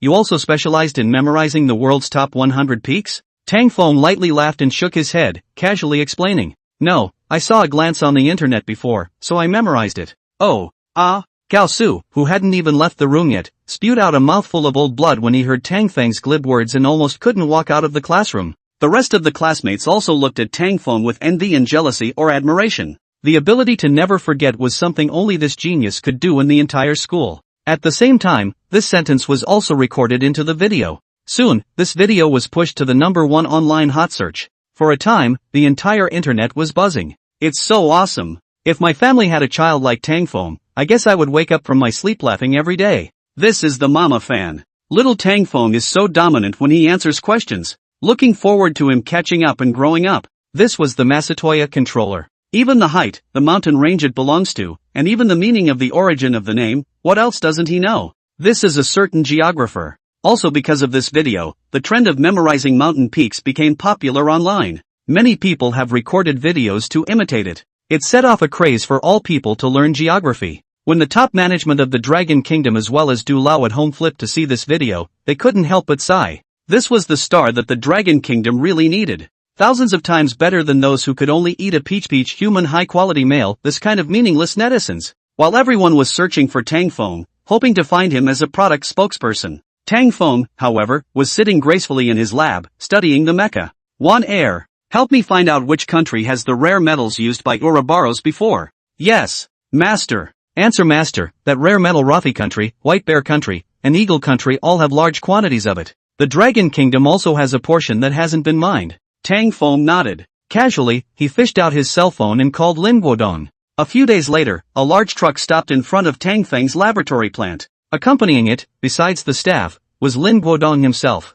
He had been sent by his superiors to spy on the news. In the face of Lin Guodong's probing, Tang Feng just smiled mysteriously and didn't tell him. Seeing that Tang Feng didn't say anything, Lin Guodong naturally wouldn't pursue deeper. Putting the box away for Tang Feng, he left with his men. Tang Feng looked at the glowing metal lying in the large box, his eyes shining brightly. Mecha! I'm coming! Chapter 56, Mecha Molding. The Zero and the Plowman. The summer vacation had arrived. Inside a factory building in the hinterland of Mountain City, a teenager was sitting in front of a table, his slender hands pounding on the keyboard, as fluent as playing the piano. His eyes were fixed on the lines of code flashing across the screen. It was none other than Tang Feng. One air, take out all the parts and prepare to install them. Yes, master. As Tang Feng wrote out the code to run, the thinking brain also manipulated the different parts of the mech to start assembling. Initially, it was the skeleton that began to change as a burst of purple light flashed through. With the help of the robotic hands, a humanoid skeleton 2 meters out was assembled. Next to be built was a spherical combat silo with a diameter of 10 centimeters, flying first into the left chest cavity of the skeleton. The polygonal body's engine, following closely behind, was placed in the abdomen of the skeleton. After that came the armor. Starting from the feet, the armor spread up the skeleton like mercury. By the time the armor had covered all of the head and all the parts were in place, it was like the birth of Iron Man from Marvel. With the standard modules assembled, it was the turn of the external modules to begin. This time it was the shields that flew out first, jamming into the junction of the thoracic and spinal vertebrae. The cylindrical main cannon was loaded into the center of the chest, and the sniper cannon was magnetically attached to the back. In the end, a 2.5-meter tall mech with a purple body took shape. The purple luminescence emitted by the rare metal highlighted it as exceptionally powerful, and people standing in front of it could feel a strong impact. This was not a lookalike created by a toy manufacturer. It was a real war machine. Tang Feng's mech, codename Zero. Meaning the first mech, the Zero mech had modules such as the main gun, secondary gun, shield, radar, etc. and already had full combat power. Tang Feng circled around the mech twice, looking at the 1.5-meter-long sniper cannon on the back of the mech, his brows stretched in satisfaction. His heart silently sighed. It's not easy to build a mech. Then he began to communicate with the arc reactor to formally attach the armor. Commanded, the left chest of the mech combat warehouse there, a hatch appeared. Tang Feng whole person was sucked in by a suction. The mech Tang Feng made wasn't a real Iron Man, directly putting armor on his body. He performed the armor attachment, and what he entered was actually the combat compartment. The mecha's combat silo used some spacefolding technology. Don't look at it as only 10 centimeters in diameter, but inside it was a sphere with a diameter of 8 meters. After the operator entered, he also needed to choose the working mode of the mech. The Zero mech had 3 modes. They were combat mode, standby mode, and shutdown mode. Let's start with combat. In this mode, the manipulator becomes a gravity-free floating state and connects to the mech through neurons. Any movement the controller makes in the combat compartment will be synchronized to the mech, as if the person has become the mech. Next was standby mode, when the mech's engines were at their lowest power output. The images of the front taken by the mech's 2-eye camera will be transmitted to the spherical inner wall of the combat silo in real time. The operator is inside and can switch to combat mode at any time. The last is the shutdown mode. This mode engine off. There is no monitoring screen transmission. Want to enter the combat mode, there must be a process of engine start. After Tang Feng attached his armor, he directly activated the battle mode. When he opened his eyes, he found that he was already in the perspective of the mech, and the sudden change to a small half-a-meter higher vision still made him a little uncomfortable. Moving his hands and feet, the mech had a sense of lag even though it was moving alone. He didn't panic at all about this. He knew that this was an inevitable phenomenon of new mechs, and that it could naturally be slowly eliminated through scientific exercise. This armed mech's main cannon attack distance could cover 2,000 meters. It did not use gunpowder ammunition, but instead used energy mixed with electrical and kinetic energy. Strictly speaking, it could be described as a laser cannon. This Zero mech cost Tang Feng a month and a half, using more than 20,000 small parts and several hundred large parts. It was a good thing that he had signed an agreement with multiple countries before, and those countries were cooperative enough to send in all sorts of materials. Only they still didn't know what exactly Tang Feng was doing. It was Du Lao who came here once during the period, and after knowing Tang Feng's goal, his cloudy eyes erupted with splendor. He told Tang Feng to tell him whatever he needed, and that the special department would give him full support. Tang Feng gladly accepted. The hinterland of the mountain city is good in that it is sparsely populated and very remote. After Jiang Fei brought Tang Feng here once last time, he remembered this place. Here, Tang Feng could not only experiment openly and honestly, but he could also test the cannons in the wilderness. Getting off Zero, Tang Feng walked towards the corner of the plant, looking towards the other one that was completed at almost the same time as Zero. At the corner, all sorts of machinery and cables were placed. At the very center lay Tang Feng's second achievement, a giant humanoid mecha that was 5 meters tall.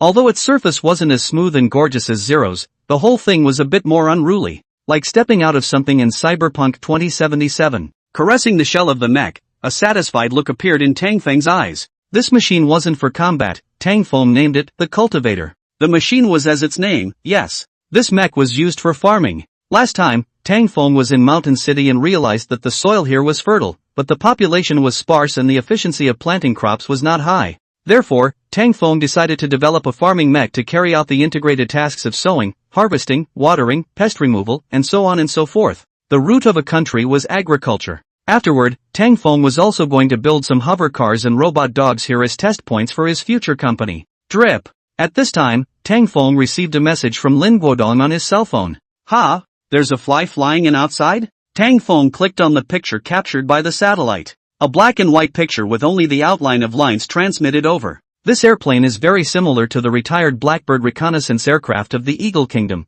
but the wings are much larger. The aerodynamic layout is also slightly different, and there are 2 more engines, never seen the model before. While Tang Feng observed the pictures, an airplane with a flat and strange shape, with 4 engines. It was at a height of tens of thousands of meters, flying towards Mountain City from west to east at 5 times supersonic speed. At the same time, the command center of the special department in Mountain City was also ringing with alarms. The Air Force Department that controlled this place, the Director Ma Lei, the Deputy Director Wang Yu and the Secretary General were all gathered here. The 3 of them looked at the red dots on the big screen radar map, all with somber expressions. Ma Lei looked at it for a while and asked without looking back. This latest model of the Eagle country's reconnaissance aircraft, its intentions are unknown. Has your department researched a plan to deal with it? The Secretary General shook his head helplessly. I'm sorry, Supervisor. The enemy plane's flight speed has exceeded Mach 5, far exceeding our fighters. Moreover, its flying altitude has reached 50,000 meters. We just don't even have the qualifications to surround it.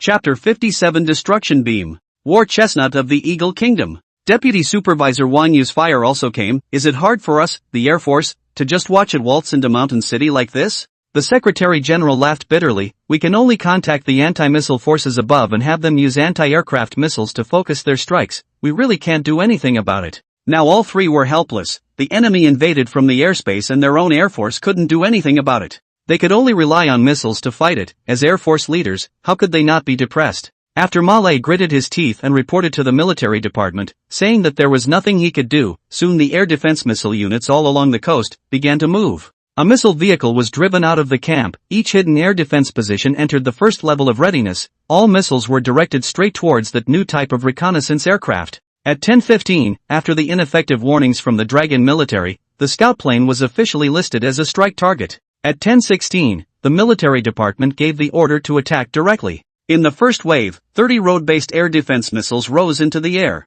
At this moment, Tang Feng's radar detected these 30 missiles in synchronization. The radar system also, in the first instance, gave the results. Calculated, the missile hit rate is 0. Tang Feng frowned slightly as he listened. As an air combat fan, he was of course clear that the probability of an enemy aircraft to be shot down at this altitude was just too low. What's more, the enemy plane's flying speed had already reached 5 times supersonic speed, and at this speed, it was already faster than the vast majority of missiles. Besides, enemy planes will not fly straight. You want to hit the advance is not very realistic. As expected, the first wave of missiles quickly fell short, and then the Dragon Air Defense Force launched 3 more waves of missile rain. However, none of the missiles hit, and the enemy planes were even approaching the coastline. After 4 waves of missiles, the Air Defense Force was at its wit's end. Missile forces in charge of the gas teacups are smashed, the military department of the big men, but also a burst of gnashing of teeth. The great country cannot help a reconnaissance aircraft. This is simply the shame of the 3 armies of the Dragon country. Some people worry about natural, people rejoice. At this time the Eagle country military base is a piece of glee. Their newly developed reconnaissance aircraft, like entering no one's land, even the Dragon Kingdom can't take it, which naturally means that it can be used in all countries around the world. At that time, they could check whoever they wanted, and fly as much as they wanted. The line of sight once again returned to the seaside of Mountain City. Tang Feng looked at the radar. There were no more anti-aircraft missiles continuing to rise, and the enemy planes had already flown into the Continental Line. He naturally guessed that this air defense battle, the Dragon Kingdom military had already conceded defeat. Phew! It's time to swat a fly that's been hopping around for so long. At this time, Tang Feng cleared his breath and unloaded the cannon that had previously prevented him from traveling on his back, inserting it once again. Activating the mech's combat mode. The cannon instantly stretched out from the inside of the mech, its total length reaching a proud 8 meters, the barrel alone exceeding 4 meters, and the caliber reaching 10 centimeters. With this shape, it wouldn't be an exaggeration to say that it was a main artillery. Tang Feng from the back of the sniper cannon, lifting the cannon on the shoulder, back trip in the mountainside of the mountain city. The muzzle of the cannon is erected along the way to point to the dome of the sky. At this time, under the sniper cannon's purple shimmering light, the mech's dark figure became more and more magnificent. After lifting the gun on his shoulder, he had already issued a command to the radar to synchronize the trajectory of the sniper cannon. In less than a breath, the sniper cannon's center of gravity appeared on the radar map. As Tang Feng moved the muzzle, the sniper cannon's center of gravity moved with him. This was the reason why Tang Feng had put the radar on in the first place when he had the mech. Without radar, the mech can only fight within visual range. Even if the mech's camera is high definition, when there is an obstruction in front of it, it's useless. Just like now, the enemy aircraft is in the high altitude, thick cloud cover, the mech's own camera, night vision function cannot see through. With radar is not the same, especially the cannon alignment synchronization function, is definitely a godsend for over-the-horizon combat. Tang Feng's rusty hands fine-tuned with familiarity, slowly moving the cannon. When the radar map, the sniper cannon's center of gravity hit the enemy aircraft, he decisively pulled the trigger. Boom! The laser railgun built by Tang Feng had a lower sound than ordinary artillery. A figurative analogy would be an enlarged version of banging your head against a big wall. The sniper cannon was built by Tang Feng, and with the addition of the black tech fingers, its discharging speed surged again. The fist-sized super-density energy warhead was like a meteor that cut through the sky. 0.15 seconds, this was the time it took for the laser sniper cannon to cross 45 kilometers. The extreme speed, not to mention seeing with the eyes, even the ground radar failed to keep up. A high-energy warhead without actual mass was that fast. The enemy planes that were still swinging high in the air, flying forward, had no idea that the Grim Reaper was coming. At the moment of being hit by the sniper cannon, a high-energy rays erupted, and all the materials of the enemy plane instantly reached the boiling point. At a height of 40,000 meters, a dazzling huge fireball instantly appeared. The brightness of the fireball even penetrated through the clouds and could be seen by half of the coastal provinces. Mountain City Air Force Command Center. The red dot on the radar projection screen suddenly grew larger, and shortly afterward, it rapidly shrunk until it disappeared without a trace again. The three official bigwigs turned their heads almost simultaneously, locking their eyes on the radar station chief. Being stared at by the three bigwigs, the radar station chief's cold sweat swished out. "What's going on?" Supervisor Mayer asked with a frown. The first thought in the station chief's mind was that the radar had malfunctioned and failed. But when he did some intense troubleshooting, there was no problem. He could only report stiffly, reporting to the supervisor, "The radar is showing normal." Malay continued to question with a stern face, "Then why is the enemy plane gone? Our air defense forces have stopped firing. Is it possible that it could still explode on its own?" The radar station commander was speechless for a while. It was at this moment that a communications soldier flew in and reported loudly. Reporting to the supervisor, each observation point reports that in the airspace where the enemy aircraft is located, a violent explosion has occurred, and the intensity of the explosion is no less than 500 tons of TNT. The radar station chief immediately looked at Malay with an aggrieved look, as if to say, "Look at it. It really exploded." Malay's old face immediately turned red. He also didn't expect that the slap in the face would come so quickly. Fortunately, a communications staff officer got up and interrupted his embarrassment. "Report! The Ministry of the Army's Trans-Space Agency has sent a message that the Skybase 4 remote sensing satellite has observed a cloud of super-energy rays, penetrating through the atmosphere from the ground at 1,000 times the speed of sound. Below the observation point is exactly the direction where the enemy aircraft is located. The General Staff analyzed that the enemy aircraft is likely to be extinguished as a result." After the communications staff reported, the hall was silent. Everyone was wondering, where exactly did this mass of super-energy rays come from? And how did it take out a hypersonic reconnaissance plane? Did they have this kind of weapon in the Dragon Kingdom? And at the same time, together with the dumbfounded, there was also the Eagle Kingdom. And the special commander of the military base, Katerina.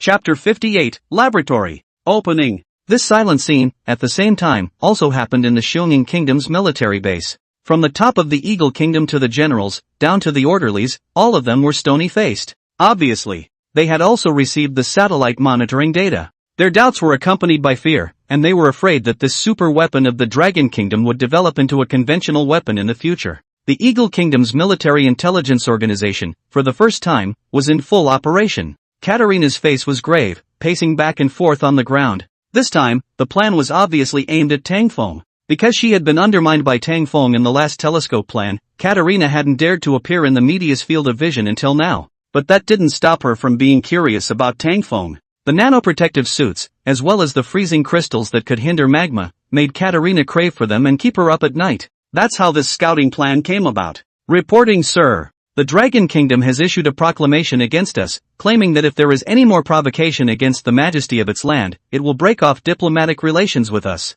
Katarina nodded her head in disbelief at the communicator's message. She thought to herself, sooner or later, I'll get my hands on the technology you're holding, Tang Feng. The Dragon Kingdom harshly condemned the behavior of the Eagle Kingdom. The representative of the Eagle Kingdom, on the other hand, issued a statement claiming that the test flight of the new airplane had gone out of control and accidentally flew into the Dragon Kingdom. It stated that a similar situation would not occur afterward. In this way, there was no need to worry about being harassed again for a short period of time. At the same time, Tang Feng's laboratory was set up in a flurry of wind and fire. His reputation was still very loud in the Dragon Kingdom. So when Tang Feng asked for people from Elder Du, the young interns under Elder Du grabbed their heads, hoping to join Tang Feng's lab. In the end, Tang Feng didn't ask for too many people. After all, he had the smart brain, which was already equivalent to the work capacity of dozens of people. Arranging the company's operations, Tang Feng contacted Lin Guodong to help him go to the bank to handle the capital payments. Tang Feng smoothly got the $300 million from the sale of the Magic City Villa. This gave him $300 million of liquidity initially, enough to purchase the institute and research equipment. In response to Ouroboros black technology, Tang Feng planned to establish corresponding labs accordingly. Artificial intelligence, quantum computers, human brain splicing, materials, engines, semiconductor technology. Master's degree students start at $400,000 a year, doctoral students at $500,000 a year. An additional $150,000 for those with relevant research experience. In the industry, this salary is already at the head level. After Tang Feng told the recruited employees about this salary, they worked even harder. A total of more than 30 people signed a confidentiality agreement and non-compete agreement together, and officially joined the company. Tang Feng took the contract and paid half a year's salary in advance on the spot. A check was sent to the group of graduate students, causing their eyes to go straight. Sending money directly? Coming up with $200,000? The boss is also too generous. The graduate students used to work for their professors for nothing, and for the first time, they encountered such a refreshingly unassuming way of motivating them. They were instantly energized and wanted to get to work. Boss, should we start working now? Dr. Chen Kong, the leader of the artificial intelligence team, asked. There's no rush, let's all register for an internal communication number first and familiarize ourselves with the confidentiality regulations. Tang Feng shook his head with a smile and brought them to their respective offices. The offices were equipped with special computers that were physically disconnected from the network and did not support USB flash drives or other physical transfers, but they could rely on the LAN to query thesis data stored locally. Of course, the most meaningful thing to Tang Feng was the special chat system, which allowed for instant messaging as well as file transfer functions within the LAN. That internal communications software on the desktop is the lab's special chat software. You guys register first, and then security will give you confidentiality training afterward. Seeing the researchers each find a desk to open their computers, Tang Feng moved to leave and came upstairs to his own office. Opening the display, one could see new contacts logging in one after another. Tang Feng took a deep breath and opened his own computer.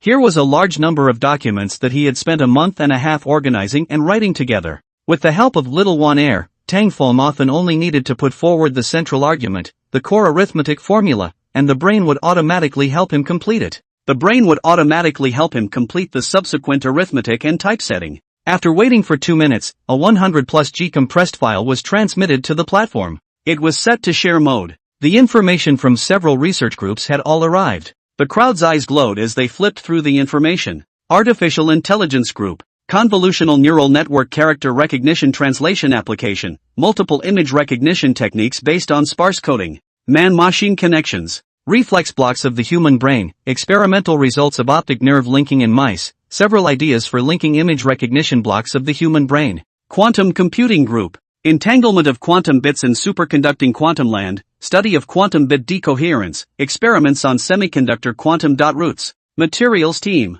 Novel brainwave sensing materials, exploration of high-temperature superconducting materials. While the crowd was still in a state of extreme confusion, Tang Feng spoke. Dr. Chen Kong, your lab will verify this algorithm first. In the artificial intelligence group, the researchers looked at the plan in the computer and looked at each other. Group leader. Is this the plan you wrote? Chen Kong shook his head. No. That means this was written by someone else? But who else in the AI field besides you could make something like this? Is this thing reliable? The researcher was skeptical and flipped through the plan to read it. The theoretical foundation, formula reasoning, and verification direction all had a good look. It seems somewhat feasible. Dr. Chen Kong nodded. Well, this neural network organization model seems a little more ingenious than the one we used before. Let's try it according to the planner. The artificial intelligence group began to follow the planner arrangement. The results surprised them exceptionally. After data mining and deep learning, their text recognition intelligent program, the character recognition level quickly reached 65% accuracy, and the image recognition program was able to roughly distinguish between human faces. It was important to realize that it had only been more than half a month, and the AI had not learned a lot of data. For this result, the people in the lab were both excited and shocked. However, they soon learned that it wasn't just the AI that had gotten a breakthrough. After the cafeteria was put into use, when they ate with people from other labs, the people from the quantum computing lab said that 6 quantum bit entanglement had been successfully verified on computer theory simulations. The brain-computer interface lab got brainwave graphs of several mouse functional regions. The materials lab got a new experimental material that is very sensitive to electric waves. The technological breakthroughs seem to have become easy in an instant. Crap, this data mining accuracy is bursting at the seams. Do you know what it's like to have 10 successful material tests? In the past, we had to test a new material at least a few hundred times to successfully validate it. The quantum error correction algorithm we tested out is too awesome. When the quantum computer is built, you guys must come and use it.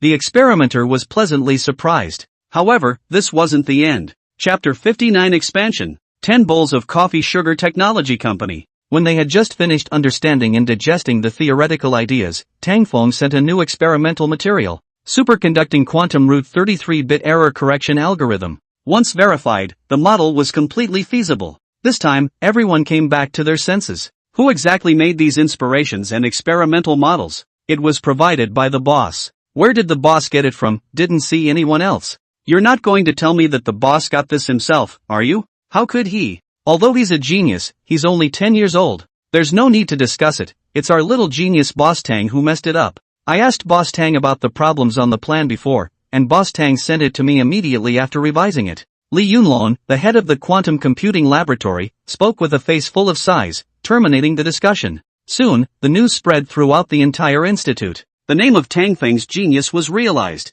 The graduate students looked at Tang Feng with more admiration in their eyes, in addition to their enthusiasm for the gold master. In response, Tang Feng smiled faintly. 188's IQ wasn't joking with you. Tang Feng asked his assistant to arrange the bonuses and called for a meeting in the conference room. The researchers arrived one after another. Still thought there was something going on. Didn't expect Tang Feng to sit on the stage and start writing checks. What's this meeting going to be about? Mr. Tang seems to be writing something, kind of like the check on the day he joined. Ha! Tang Feng didn't let them wait long. After writing the check, without saying a word, he started handing out the money. In order to congratulate the institute for the results they've achieved, let's hand out money today, 100,000 bonus per person. The person in charge will give out an additional 100,000. I hope you all will continue to work hard and dive into your research. It's only been less than a month since they arrived and they're giving out bonuses. The researchers were shaken, froze to receive the check, and watched as Tang Feng simply adjourned the meeting and left after handing out the money. Mr. Tang is too trenchant. It's so dashing to leave after handing out money. Does this kind of company really exist? I'm not dreaming, am I? The fellows were touched inwardly and resolved to work hard and dive into their work. Without realizing that Tang Feng had actually left so dryly to avoid being pestered to discuss academic issues. After the celebration, Tang Feng methodically distributed the scientific and technological information at a certain rate. On the other hand, the company continued to expand. The 4 original laboratories such as artificial intelligence were expanded to over 100 people. Several other types of labs were also established one after another. Under his influence, domestic doctoral and master's degree holders who would have inevitably chosen to change careers due to the lack of high-end industries had the opportunity to enter the research work. Especially in biology majors such as this, a discipline that quickly fell to the sewer in the new millennium. Even if they were from top-tier institutions, 90% of them changed careers. Tang Feng directly sent people to the top few universities in the country, packing away all the masters and doctoral graduates with high salaries, causing the Dragon Kingdom to exclaim that the biology century had truly arrived. Unfortunately, soon they will find that large-scale enrollment of graduate students in biology is the only one. In order to get into the 10 bowls of coffee sugar technology company, the competition will be quite fierce in the future. As for the name of the company, it was named according to Lin Wan, Zhang Feifei, Tang Feng, and Xia Shiro, each taking a word. To Tang Feng, the prosperity of biology was just an insignificant bit of butterfly effect. Didn't pay much attention to it. At the same time as the original lab expanded, the new semiconductor lab was also up and running. Tang Feng saved all his time to study mechs, and farming robots were progressing at a fiery pace. At the same time, the artificial intelligence speech recognition, image recognition field got better algorithms, and voice input under standard pronunciation was able to be 100% correct. The Human-Machine Connection Laboratory has achieved partial success in monitoring brainwave activity in the brains of mice and pigs. The Semiconductor Laboratory develops 2 organic semiconductor materials to make flexible photovoltaic panels. Superconducting quantum progressed to the 56-bit level, 8-qubit algorithms were introduced in the ion trap route, and 5-qubit experiments were realized in the semiconductor quantum dot route. Materials Laboratory obtained a new heat dissipation material, breakthrough of special photoresist applicable to organic semiconductors. Drone Power Laboratory was established and developed the first jet turbofan engine. With the information given by Tang Feng, the researchers continued to make breakthroughs based on the previous foundation, and another new condensed matter laboratory was opened, taking more than a minute more for each link. Artificial intelligence continued to make breakthroughs in the field of image recognition, being able to differentiate between photos and real people based on light sources. Successful prediction of the next activities of mice and pigs through brainwave monitoring. Superconducting quantum progresses to the 208-bit level, and semiconductor quantum dots surpass 6 quantum bits. The Semiconductor Laboratory obtains a new organic semiconductor material with a photovoltaic efficiency approaching 33. The Condensed Matter Lab and the Materials Lab jointly developed a new superconducting material with a temperature 5K higher than the previously used superconducting material. And with the previous experiments going well, the lab continued to expand, but the results were not as good as expected. Artificial intelligence deep learning algorithms run out of potential, research returns to basic neural network construction. Brainwave detection stalls on action prediction in primate monkeys. Semiconductor quantum dots stalled as superconducting quantum progressed to the 269-bit level and error correction algorithms became increasingly difficult. But decoherence is extended and fidelity improved by ultra-vacuum packaging and isotope enrichment. The Materials Laboratory fabricated 2 new low-coefficient of expansion high-temperature resistant materials. The Precision Instrumentation Laboratory was established and began work to break through the ultra-vacuum encapsulation and isotope enrichment processes. Based on the new low-expansion high-temperature resistant materials, the performance of turbofan aircraft engine was significantly improved, and the supercombustion ram engine ignited for more than 20 seconds after entering the ultra-high speed of sound wind tunnel test. In 3 months, the technology was updated at a dizzying speed. Each test, under Tang Feng's theoretical deduction, was able to successfully achieve its purpose. Up to this point, the entire institute had settled on Tang Feng's name as a theoretical genius, and respected him more and more. However, Tang Feng was still quite calm, and even felt that it was far from enough. On the one hand, this was because he was self-aware and knew that the researchers had contributed to these results. On the other hand, the lab's technology was constantly advancing, but the level of technology was still far from Tang Feng's mental goals. For example, the current AI was not intelligent at all, only able to mine data, learn, and act according to a set structure. Tang Feng sighed as he watched. What was the use of just recognizing language and images? What he wanted was the kind of true intelligence that could improve itself, make autonomous judgments, and repair faults. Relying on a single brain, the amount of computing power was ultimately limited. If he wanted to turn this into an assembly line product, he was still far from it. Artificial intelligence plus unmanned factories, absolutely comparable to the Industrial Revolution. If the country cannot keep up with even the low-end OEMs do not have to do, in the end can only be cruel with the machine than the efficiency. In addition, quantum computers are also increasingly bottlenecked. Quantum hegemony do not know when to realize. Brain-computer interfaces can only use brainwaves to predict the general behavior of animals, but can't do anything about the complexity of human thinking, let alone inserting a tube into the back of the head to input knowledge. It's true, with my current small laboratory alone, it's simply unrealistic to compare it to the black technology accumulated by the world's dominant power for decades by combining the world's brightest talents. Even with the help of a smart brain, it's still the same. Tang Feng was rambling, but he didn't know that he had already surpassed the real technological level of countries around the world in the field of artificial intelligence and quantum computing. Chapter 60 Patent Application. Alarming the Magic City. When Tang Feng sighed, he actually didn't know that even the Eagle Kingdom's own so-called artificial intelligence AI was actually more of an artificial retard. Widely publicized artificial intelligence driving or a car can drive crooked to things, unmanned factories because of flexible production cannot be widely used. The quantum hegemony is just blowing cowhide, mature root or not, 56 quantum bits on blowing hegemony. Hegemony is also too easy. In terms of aerospace, the Eagle state does not have a real sense of the air in space aircraft. On the contrary, a large country, the combination of power airspace engine is close to practical. Brain-computer interface, not to mention the classic storytelling to pull investment. The propaganda department is more than other companies can also blow. Do not know thought that the immediate memory implantation, education revolution it. If you let the top management of the Eagle Kingdom know that it is the two fools under the influence of blind bragging about Tang Feng, as well as the monster technology that will be faced next, must hate to tear those people's mouths. Patent Registration Office. The clerk received a strange group of registrants. 10 or so young men wearing masks and large sunglasses came together in the office. Sir, did you bring the application for registration and the physical invention? Brought them. Tang Feng beckoned, and security took out several suitcases. Opening the suitcases, he took out a thick stack of documents from inside.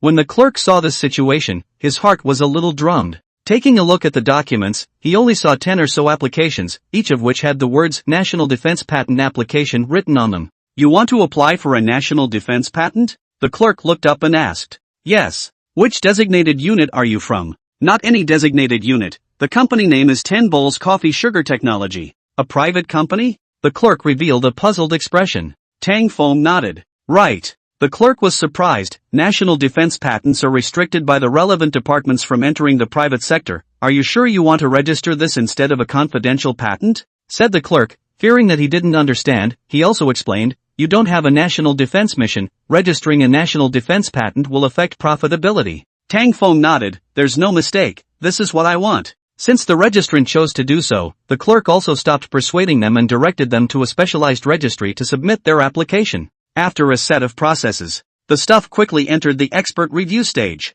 At the Magic City Materials Institute, the technician measured Tang Feng's heat insulating coating. Measurement results: heat reflectivity 90%, thermal conductivity 0.03 W/m.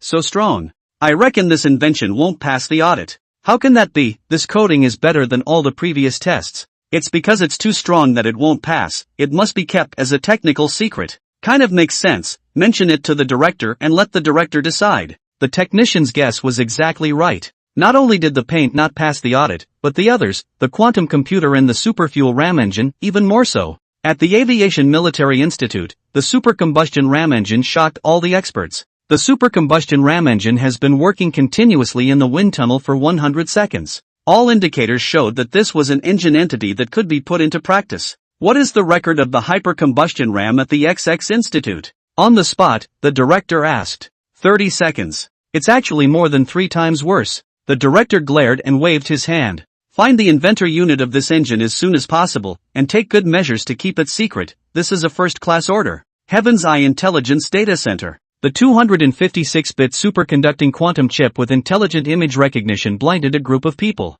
In multi-threaded parallel math problems, this quantum chip ran at an efficiency of 1,000,000 times that of a traditional supercomputer. A satellite map of 100 square kilometers, all military vehicles, flying objects identified in 10 seconds. The operator stared straight in amazement.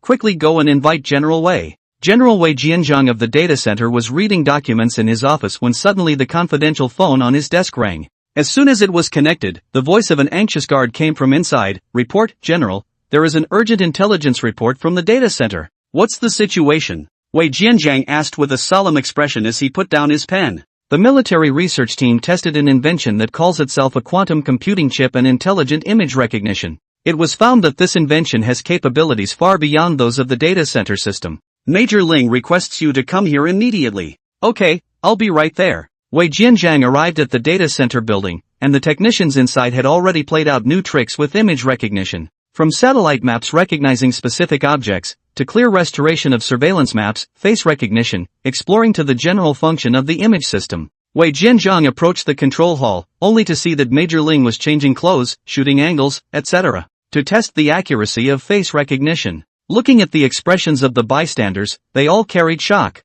General Wei is here. General Wei. Wei Jianzhang raised his hand to return a military salute to his saluting subordinates, pointing at the closet-sized sealed cooling box next to him and asked, "This is the machine that you guys said can recognize intelligently?" "Yes, this machine uses liquid nitrogen for cooling. Not only can it intelligently recognize, after we circle certain things it doesn't recognize and give them to it, it can learn to recognize them. It can finish recognizing an area of 100 square kilometers in 10 seconds, which is better than the previous effect of 100 or 80 people in a day and a night." Major Ling's eyes were filled with excitement as he explained. Wei Jianzhang raised his eyebrows as he listened. As a technical soldier, he was well aware of just how important what Major Ling was talking about was. With this technology, in the future, the efficiency of satellite usage would increase by 100 times. It would have a revolutionary impact on the intelligence system. Wei Jianzhang couldn't wait to test it out himself and see the amazing effect of the intelligent recognition and gave the order. "This can't be registered as a patent for people to see," immediately dismissed. "Notify the Black Dragon Brigade and protect all those who know about this patent. Listen, this matter is related to national information security, and must not leak a single bit of information. I'll personally go to the invention unit." With an order, the data center was transferred to the Black Dragon Brigade. The Black Dragon Brigade is a military information security ace unit. Captain Zhang Yuan received the order and immediately flew to the Defense Patent Registry by helicopter to investigate the patent registrant's information. Meanwhile, inside the Defense Patent Office, everyone was working methodically when suddenly a group of black-clothed people barged in. "You guys are?" The guard at the entrance sensed the competent aura of the black-clothed people, secretly gripped his baton, and went forward to inquire. Only to see the tall woman in the lead tossing her ponytail and taking off her glasses. Underneath the mirror was a delicate but not too sharp face. She took out a wallet from her jacket and showed it to the guard. The guard was stunned and uttered in surprise, "Are you Shu?" The woman put her onion finger to her lips, signaling him to keep quiet. The guard understood what she meant and very naturally moved out of the way.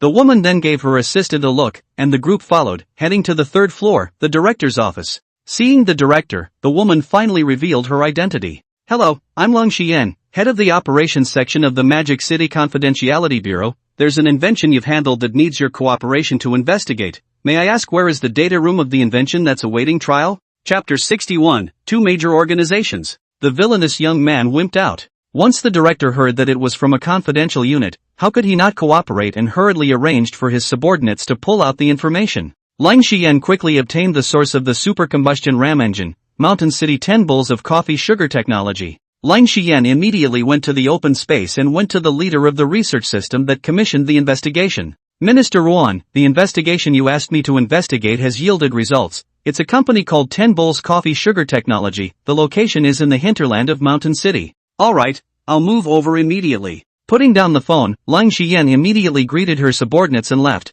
taking away all the information related to 10 Bowls Coffee Sugar Technology in the process. "I'm taking away this information, Director Zhang. You're sure there's no backup, right?" "No, for pending documents like this, we will only keep the originals." "Alright then, thank you for cooperating with us vigorously, goodbye." Seeing off the operations section of the Bureau of Secrecy, Director Zhang wiped off the sweat on his forehead. He was about to utilize his lunch break to take a rest. The sound of a helicopter suddenly rang out outside, the sound coming from far away and finally stopping at the building. "Director, someone from the Military Region Information Security is looking for you." First the Secret Service, then the Military Region Information Security. It couldn't all be for the same thing. Director Sang's hunch was immediately confirmed. The people from the State Security Bureau searched the database repeatedly, and none of them found what they were looking for. Captain Zhang Yuan turned his head, his eyes narrowing slightly as he gazed at him. "The Defense Patent Registry hid the records of the submission for examination. Is it because they can't trust us, the Black Dragon Brigade?"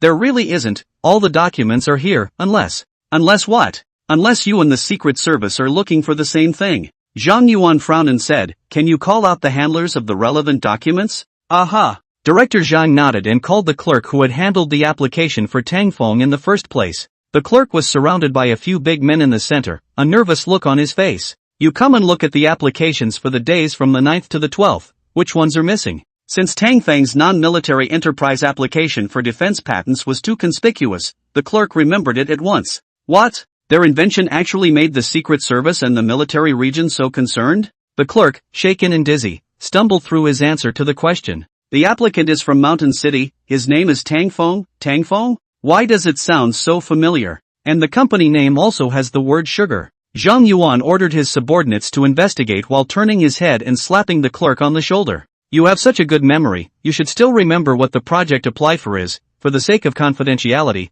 I can only have you switch jobs. What? For the sake of confidentiality, actually even changed my job? The clerk, who was kept secret, his expression became even more confused. Do you believe me when I say I don't remember? Zhang Yuan hemmed and hawed, sending the message back to the military region's Heaven's Eye data center, leaving 5 people to deal with the issue of personnel secrecy, and all the rest heading to Mountain City. 3 hours later. Mountain City, Hinterland 10 Bowls of Coffee Sugar Limited Technology Company. The manager in charge of a company in Mountain City was begging Chen Kong in front of the door. Mr. Chen, give me face, you guys aren't using the whole building anyway, it's no problem to vacate a few floors. Young Mr. Han's company represents the products of the top 300 foreign companies. It has huge energy. It has been listed as a key introduction project by the development committee, so it will be good for you to be introduced to it when the time comes. Chen Kong frowned at the young man next to the supervisor who was dressed in foreign luxuries. The bad side of choosing the location in the Mountain City showed up.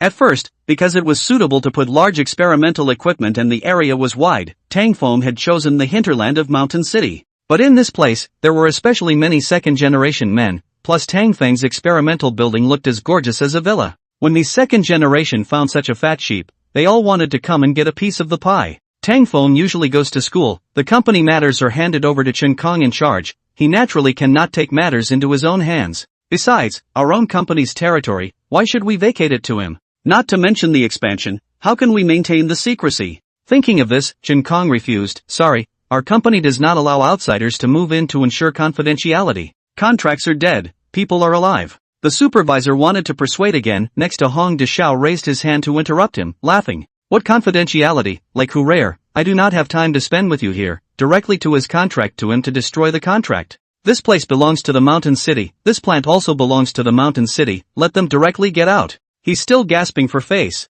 As he spoke, the sound of helicopter propellers came from the sky. Hong Deshao glanced at Chen Kong, the supervisor's face was full of smiles, nodded his head in response and exclaimed, Mr. Chen, I'll send you the notice of contract termination later, so pack up and find another place. After speaking, the two turned around and were about to leave, however, before stepping out of the corridor, they were stopped by the helicopter outside. What's going on here? Only to see more than a dozen armed helicopters hovering in the sky, throwing down ropes, and plural special forces soldiers rappelling down from above. The first action group has arrived at the designated location, please instruct. The second action group has arrived at the designated location, please instruct. Team 1 immediately proceed to the main building and protect 10 bowls of coffee sugar technology and all its contacts. Team 2 control the nearby MC, don't let the secret leak out. Yes. The special forces split up. It attracted the attention of all passers-by. What is this doing? Making a movie? In the midst of everyone's gazes, they only saw a group of armed-to-the-teeth elite soldiers surround the fast building. How had Major Hong and the Mountain City subdivision supervisor ever seen this battle before? They were busy dodging to the side, their aura disappearing into thin air. However, it was not that easy for them to hide. The special forces pounced over like wolves and tigers, directly treating them as if they were related to the target and blocking their retreat. Supervisor Yamashiro was sandwiched in the middle by two big men, left and right for the men, trembling, even his voice changed. You guys. There. What's the matter? The Special Forces soldier glanced at him. The Black Dragon Brigade has been instructed by their superiors to come for defense. Don't worry, we're here to protect the safety of the people involved in 10 bowls of coffee sugar technology. Hearing him say that, Hong Deshao and the Mountain City Sub-District Supervisor shook their heads in a hurry. We have no relationship with 10 bowls coffee sugar technology. No relationship, then why are you guys lingering in the 10 bowls coffee candy technology hall? This. Hong Deshao and the Mountain City Subdivision Supervisor were stuck. How should they answer this? Could they say that they were here to bully 10 bowls coffee candy technology?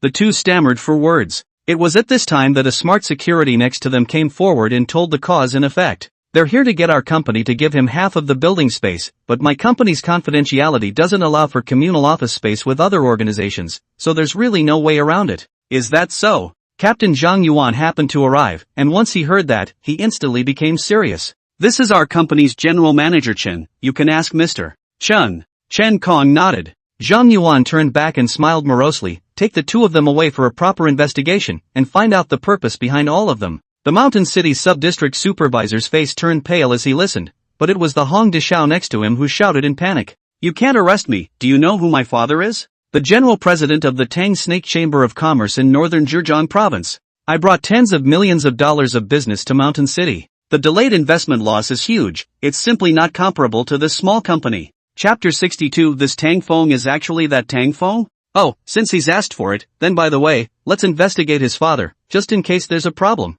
Hong Dishao instantly wilted at his words, and almost collapsed to the ground if it wasn't for Supervisor Shan Cheng supporting him. After Zhang Yuan finished speaking, without even looking at him, he turned his head and saluted Chen Kong, saying softly, Mr. Chen, we are the Black Dragon Brigade of the Information Security Center, specially here to protect your company's research results. Where had Chen Kong seen this kind of stance, a captain of the Information Security Brigade saluting him? Hastily waving his hand, he spoke, You're too polite, and I'm just a steward, the one who really calls the shots is still our general manager Tang. General manager Tang? Tang Feng, right. Same name as our country's little genius Your patents are very good, it's not quite appropriate to say here, can you let us go in first? Yes. Hearing this, the security guards converging at the company's entrance looked at Zhang Yuan in surprise. They thought, don't you know that our company's general manager Tang is the little genius Tang Feng? But still, they got out of the way. Just about to pass through the security checkpoint, 10 or so black cars drove outside and stopped at the entrance. The one who came down from the car was none other than Lang Xiyan, the head of the operations section of the Secrecy Bureau. Seeing the Special Forces warriors in front of her, Lang Xiyan pressed her lips. Late? Saying that, she still led the people to quickly run towards the first floor hall. The Black Dragon Brigade warriors stepped forward to stop them. This is a military secret area, unrelated personnel are not allowed to trespass. Lang Xiyan took out her work permit. We are officers of the operations section of the Secrecy Bureau, ordered to carry out a classified mission. This is a civilian facility, it is not designated as a military area. Our bureau has the right to carry out official duties. The local and military areas of the Dragon Kingdom were two parallel lines that had no connection with each other. Lang Xiyan's words were completely correct according to the rules, leaving the warrior at a loss for words for a moment. Zhang Yuan's eyes rolled and told his subordinates to withdraw their block. Section Chief Ling has a point, since we all have the same purpose, let's cooperate. The information you took away earlier should also be given to us for joint custody. I'm afraid this will have to be decided after the above has been negotiated. Lang Xiyan smiled and went around, coming straight to Chen Kong and handing out her credentials. Sir, my name is Lang Xiyan, you can directly call me Xiao Lang. This time I'm here to do confidentiality measures for the patent your company applied for. After speaking, Lang Xiyan looked around again with a smile. It's not very convenient here, can you let me go in to speak privately alone? With such a big commotion, Tang Feng happened to come down from upstairs. Zhang Yuan and Lang Xiyan just froze when they saw Tang Feng. In unison, they said, It's you? Tang Feng looked the two up and down and nodded. Why, do you have any questions for me? Saying that, he reached out and handed Lang Xiyan's documents to the security for verification. While doing so, he brought Lang Xiyan and Zhang Yuan to the parlor. What's the matter, say it? Tang Feng inquired. Lang Xiyan sat on the chair, not forgetting to measure Tang Feng twice, then handed out a stack of official documents from her pocket. We're here this time, commissioned by the Military Scientific Research System. Because your company's application for a national defense patent is too advanced to display, the application is rejected and treated as a technical secret for confidentiality. Zhang Yuan also handed over the authorization documents on the side. Your company's computer-related inventions have been tested by the Military Information Center, and the results are too advanced to be published as instructed by the higher peaks. Tang Feng nodded, thinking that it was true. I'll follow up with Elder Du and the Dragon Science Academy on this matter, you may leave. It was also the first time that Zhang Yuan and Lang Xiyan were given an expulsion order. It was reasonable to say that in the past, other companies would have to tremble when they saw the two of them, no matter how big the leader was. But this one in front of them was different. The two of them looked at each other. Little genius. Seeing that we came all the way here, can you take us on a brief tour of your lab? Lang Xiyan simply went out on a limb and brazenly said. Tang Feng had wanted to refuse, but thought that these two people were also strangely unforgiving. They had also helped themselves get rid of Hong Dishao, the sand sculpture second generation, and nodded. Anyway, they were also people from the regular departments of the Dragon Kingdom, so there was no need to worry about leaking information. Come with me, I can give you a brief demonstration. Tang Feng simply let the two people visit the lab together, bringing the two to the Artificial Intelligence Lab. The complicated quantum chips that were like golden chandeliers dazzled the two. Dr. Chen Kong, who was in charge of artificial intelligence, introduced. This is the 128 quantum-bit superconducting computer we made earlier. Although it's a generation earlier than the one we sent for patent registration, it's still quite functional. We initially combined it with a classical electronic computer to realize artificial voice input, which allows the AI to recognize the entry of 13 languages. You guys try it. Then I'll go first? Lang Xian pointed at herself. Zhang Yuan agreed.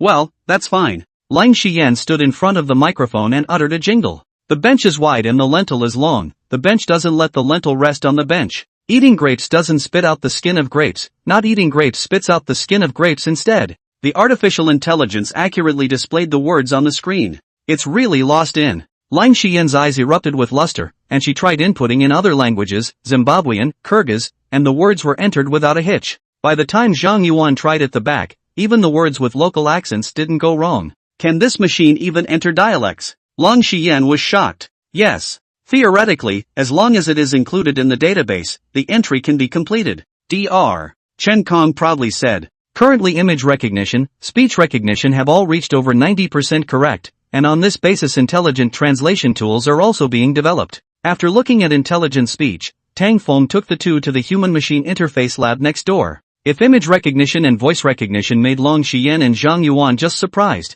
then the mice's behavior prediction was too sci-fi. In the biology lab, a pet mouse with a sensing device on its head was moving around in the middle of a maze. Eating, drinking, going to the toilet, lying on the floor. Every activity of the mouse was predicted 2 seconds in advance. After watching the experiment, Lang Xian couldn't help but doubt reality. Could it be that the post-brain intubation from the movie was coming? How far is this from post-brain intubation? Zhang Yuan asked. Tang Feng shook his head. It's still a long way from this kind of technology. As of now, we don't know the exact neurological effects of the and what methods are used to poke the electrodes into the biological nerve center and the nerves to safely connect them. Hearing these words, Lang Xian and Zhang Yuan simultaneously had a jolt. Wait, you mean, knowing this information is enough to make a post-brain intubation? Tang Feng nodded casually. We don't lack theories now, we just lack a lot of experimental data. The two felt like their hearts were being clenched by a hand, their foreheads sweating. Their hearts said, the technology that the Dragon Science Academy has been studying for 20 to 30 years without a breakthrough,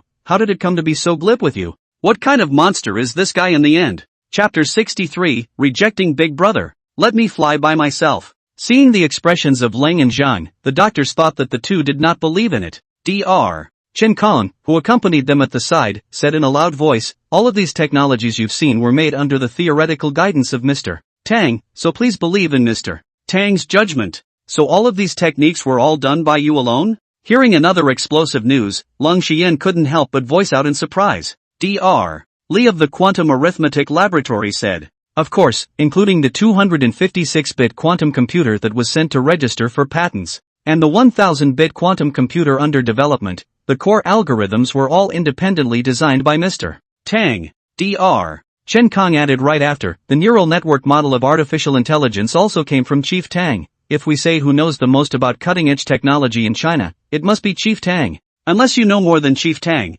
what are you going to do to negate Chief Tang's judgment? Lang Xian and Zhang Yuan's thorough eyes changed. Previously, the two had only known that there was such a small genius in the Dragon Kingdom, but they completely didn't expect that he had become so powerful to such an extent. Over the past few months, Tang Feng had been as if he had disappeared. Everyone thought that he had dived in and started studying for his exams. As a result, in a few months' time, he had actually created a technology company, and it had also achieved a major breakthrough, and now the Magic City was in an uproar. Tang. Chief, excuse me for a moment, I'll immediately report this news upwards. Lang Xian took a deep breath and went to the side to make a call. Black Dragon Brigade Captain Zhang Yuan then saluted with a military salute. Mr. Tang, the leaders of our military region attach great importance to your invention, and are already on their way here, so please discuss it in detail when the time comes. Tang Feng nodded after a little thought. Magic City's military, this was the first time Tang Feng had dealt with it. In the past, it had been with the Dragon Science Academy, or the local secrecy bureau.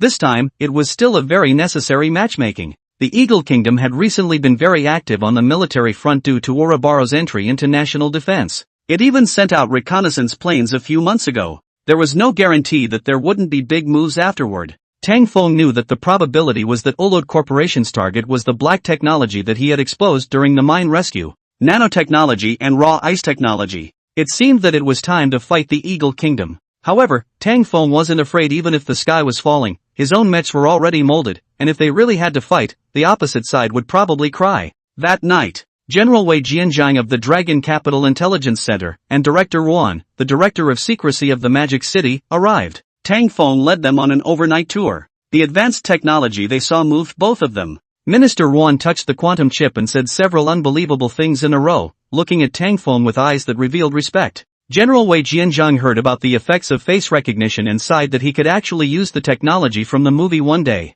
The two looked at the intelligent mini-car, both happy and heavy. Although it was just a toy, there was no doubt about the toy car's demonstrated ability to automatically recognize and bypass obstacles. What if they pressed him into an airplane? What if it was mounted on a stealthy supersonic bomber? A hero is a young man. Little hero Tang, no, Mr. Tang. Thank you, your invention is very important to the country. Your deduction was simply a wake-up call at the edge of the cliff, signaling the potential danger for us. If it wasn't for you, we'd still be kept in the dark by the Eagle Kingdom. Minister Yuan clasped his hand tightly and said excitedly, "That's right, it's important to realize that the Eagle Kingdom has never seen us as an object of suppression. The recent military re-entry policy is even more blatant. If we wait until the Xiongnu state's technology matures and surpasses ours by 2 generations before we realize it, then it will all be too late." General Wei Jianjiang finished in a deep voice and saluted. "I thank you on behalf of the military." Overpraise, overpraise. Tang Feng waved his hand. "You're too modest, little genius. Whichever name you like,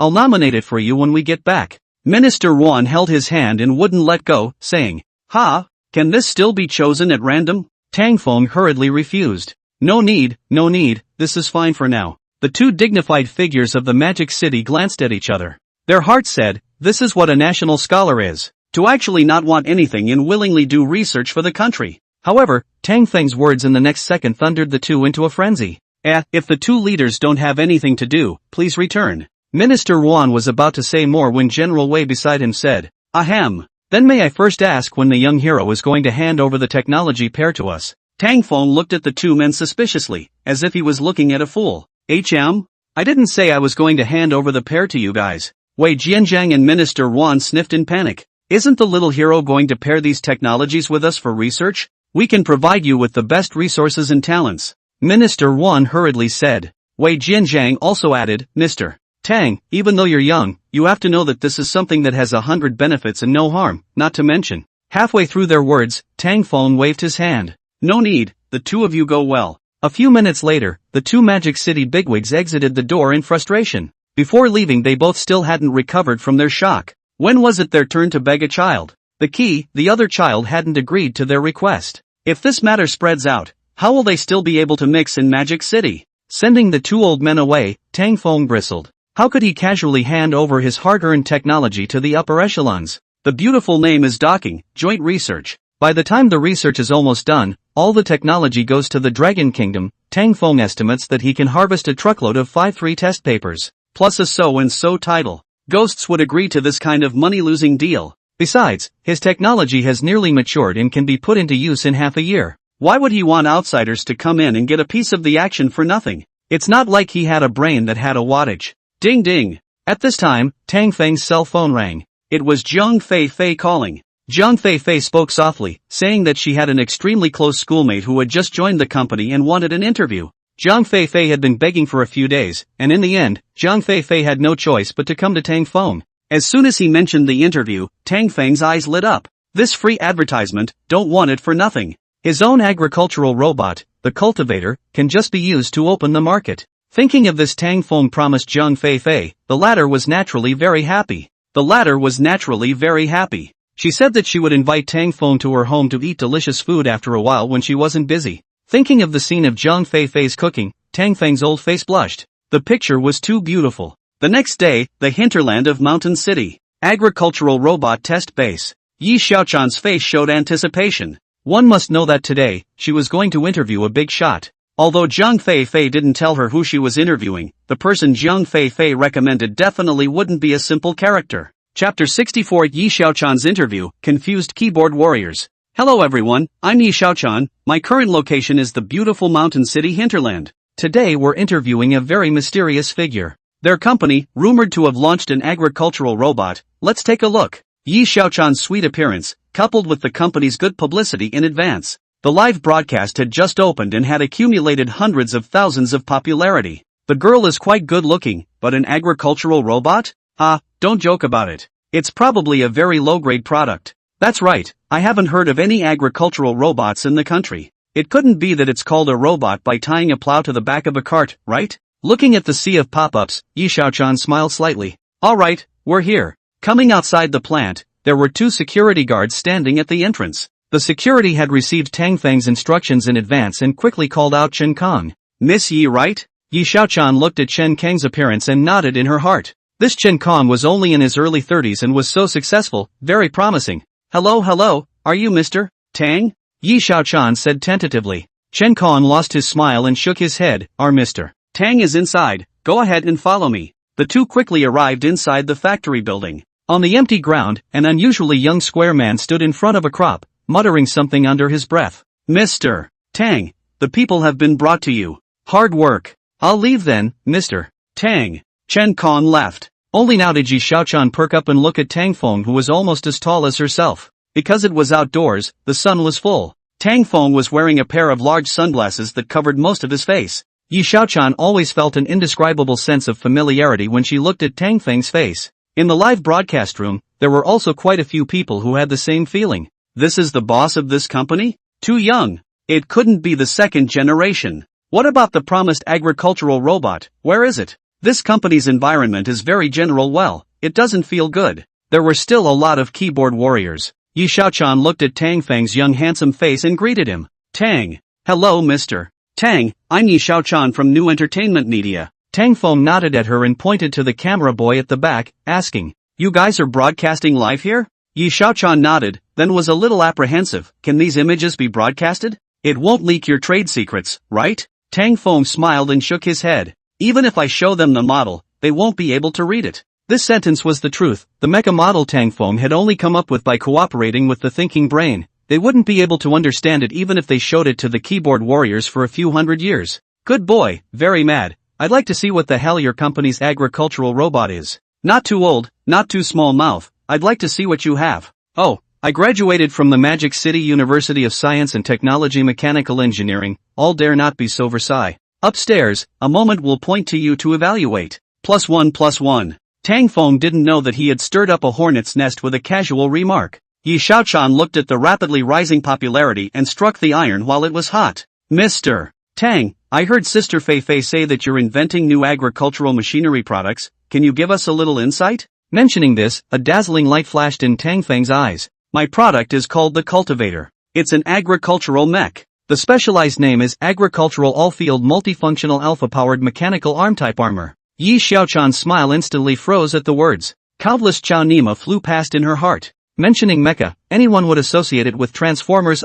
Atlantic Rim Iron Man and such high technology. But you're using a mecha to farm? You? Not kidding, right? Yi Xiaochan thought Tang Feng was joking with her. In her inherent knowledge, mechs were something that didn't exist. Although the Eagle Kingdom had proposed a conceptual machine some years ago and had sensationalized the entire blue planet, it had ultimately stayed at the conceptual stage. And you, in such a remote and small shabby place, actually said that you developed a mecha? Or an agricultural mecha? What international joke? But who knows, Tang Feng said with a straight face. Miss Yi, I hope you can respect my product. I'm not joking. Looking at Tang Feng's serious expression, Yi Xiaochan's heartbeat missed a beat. She felt Tang Feng's seriousness. Could it be? He was really building a mech? But did such a whimsical thing really exist in reality?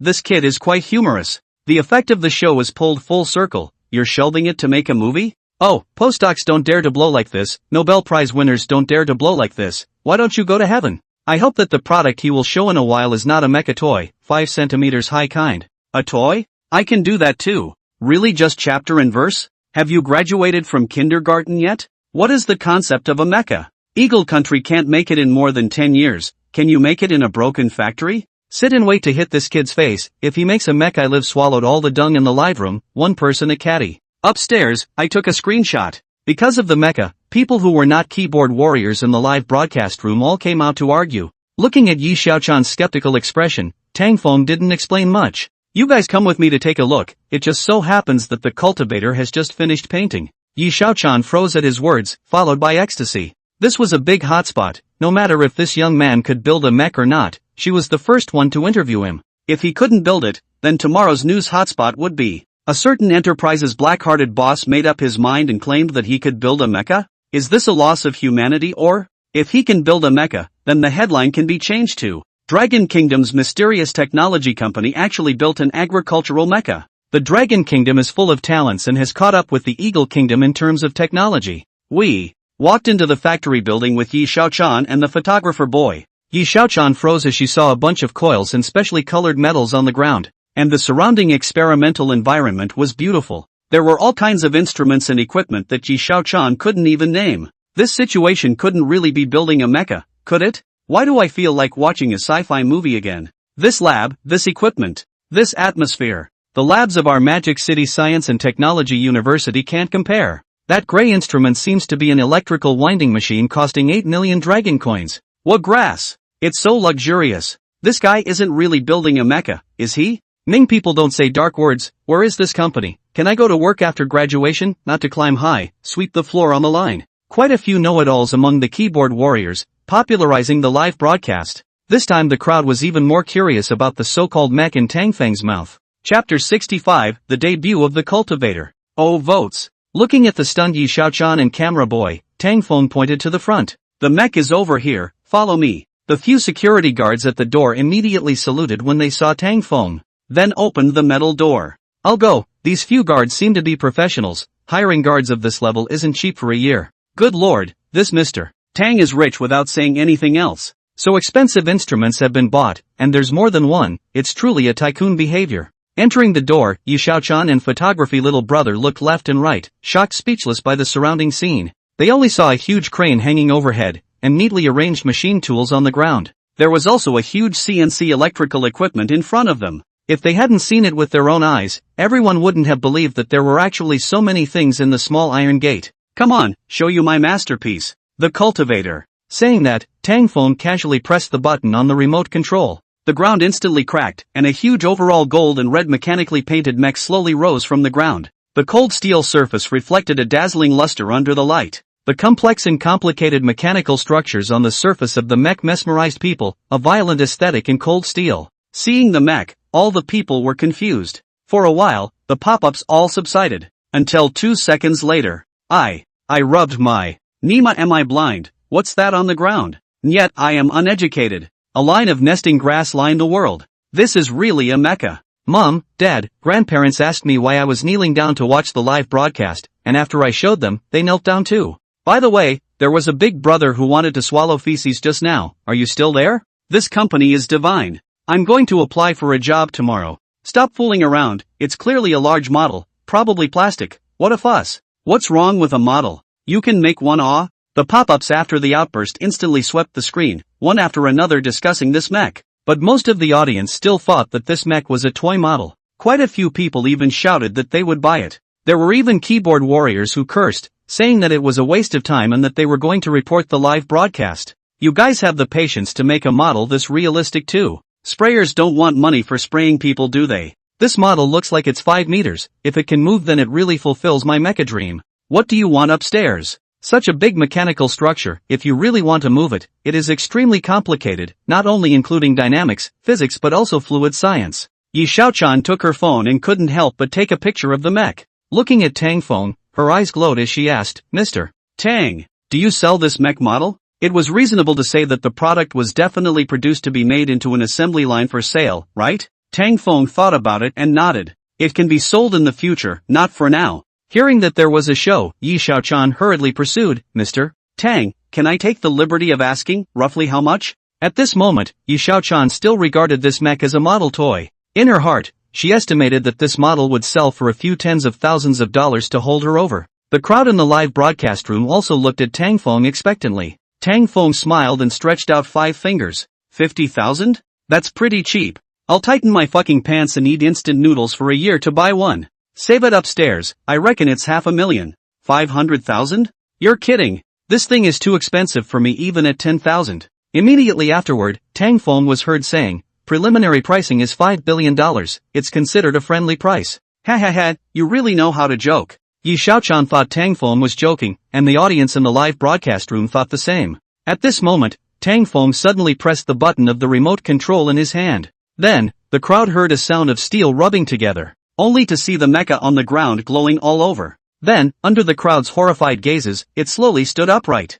It stood up. Tian tian tian ah. This thing really moved? What the hell? A live broadcast effect? Why does it feel like it's real? Holy shit. Miracle. A miracle. The first human mecha has actually been born, and it's still used for farming. The Eagle Kingdom is going to be furious, ha ha ha. Yi Xiaochan, who was on the scene, watched face to face as the mech shook from the indicator lights lighting up to the body standing up. Originally, she only thought that this was a well-made model. Such a huge size and refined production was already rare. Who knew that it could actually move? Plowman, startup successful. Pressure normal, power normal. About to enter the torso test session. The voice that came out was still a nice girlish tone. Of course it was Tang Feng who had used his brain to record Lin Wan's voice. As soon as the voice fell, he saw the mech start doing radio gymnastics. Left rotation, right side squat. Very agile and flexible, all kinds of complex movements were actually completed perfectly. Robots are not something we have not seen before. But such a large mecha, structure so complex, can also move freely, the group has really never seen.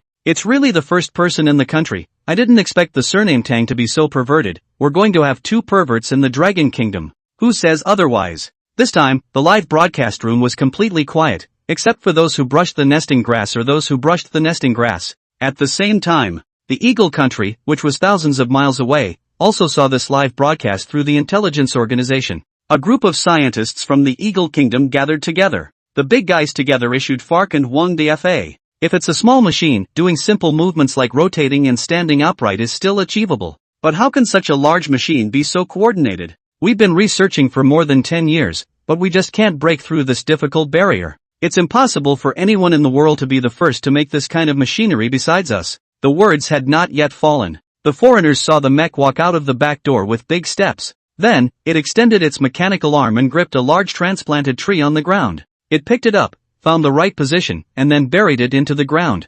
Foreigner. Mountain City Outdoor Experimental Ground. Ignoring the expressions on Yi Xiaochan's and photography little brother's faces, Tang Feng proudly introduced. The cultivator, also known as the alpha mechanical arm, is strong in that it can rely on its arm to perform various complex operations, such as planting and digging up plants. When I designed its arm, it was modeled after the human body's musculature, so there's no need to worry about using too much force or not enough force. And no matter what kind of terrain, it can be constructed and operated, rain or shine. Standby time, there is still to be improved. Using my newly developed beta battery, it can support the mech to work for a week. Finding Yi Xiaochan looking straight at herself, Tang Feng wondered, what's wrong with you? Yi Xiaochan asked dully, how old are you, Mr. Tang? Also, can you tell me your full name? Tang Feng took off his sunglasses upon hearing this and frowned. Sister Fei Fei didn't tell you who I am? Chapter 66 Admission, Flag-Raising Speech. Because of the cultivator, Tang Feng once again appeared on the search list. In the year that followed, Tang Feng, who had been studying quantum entanglement as well as robot dogs,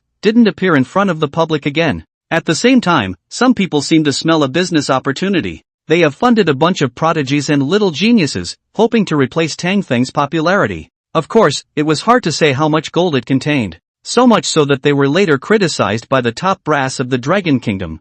Yutsai Middle School. After a year of baptism, the thing Tang Feng did the most besides researching was exercising and, in his spare time, he went shopping and played games with a few fairies, and had a very fulfilling time. Lin Wan and Tang Feng were also successfully promoted to Yutsai Middle School. Little Wind, have you packed everything? Coming. Xia Shiro urged. Tang Feng casually ruffled the broken hair on his forehead twice, looking even more handsome and sunny. This year, he hadn't grown much in height, because the readers didn't allow it. Carrying his school bag downstairs, he saw Lin Wan's family. Lin's father drove a small car and came to send Tang Feng and Lin Wan to school together. I.O. Little Feng hasn't seen you for a vacation, he's even more handsome. If you enter middle school, you'll have a bunch of little girls surrounding you. Lin mother sat in the passenger seat, looking at Tang Feng who got into the car. The more she looked at him, the more rare she became. Just like looking at her future son-in-law. Tang Feng snorted and sat still, then smelled a gardenia-like fragrance. Lin Wan's eyebrows were like distant mountains, her arched nose was jade and high,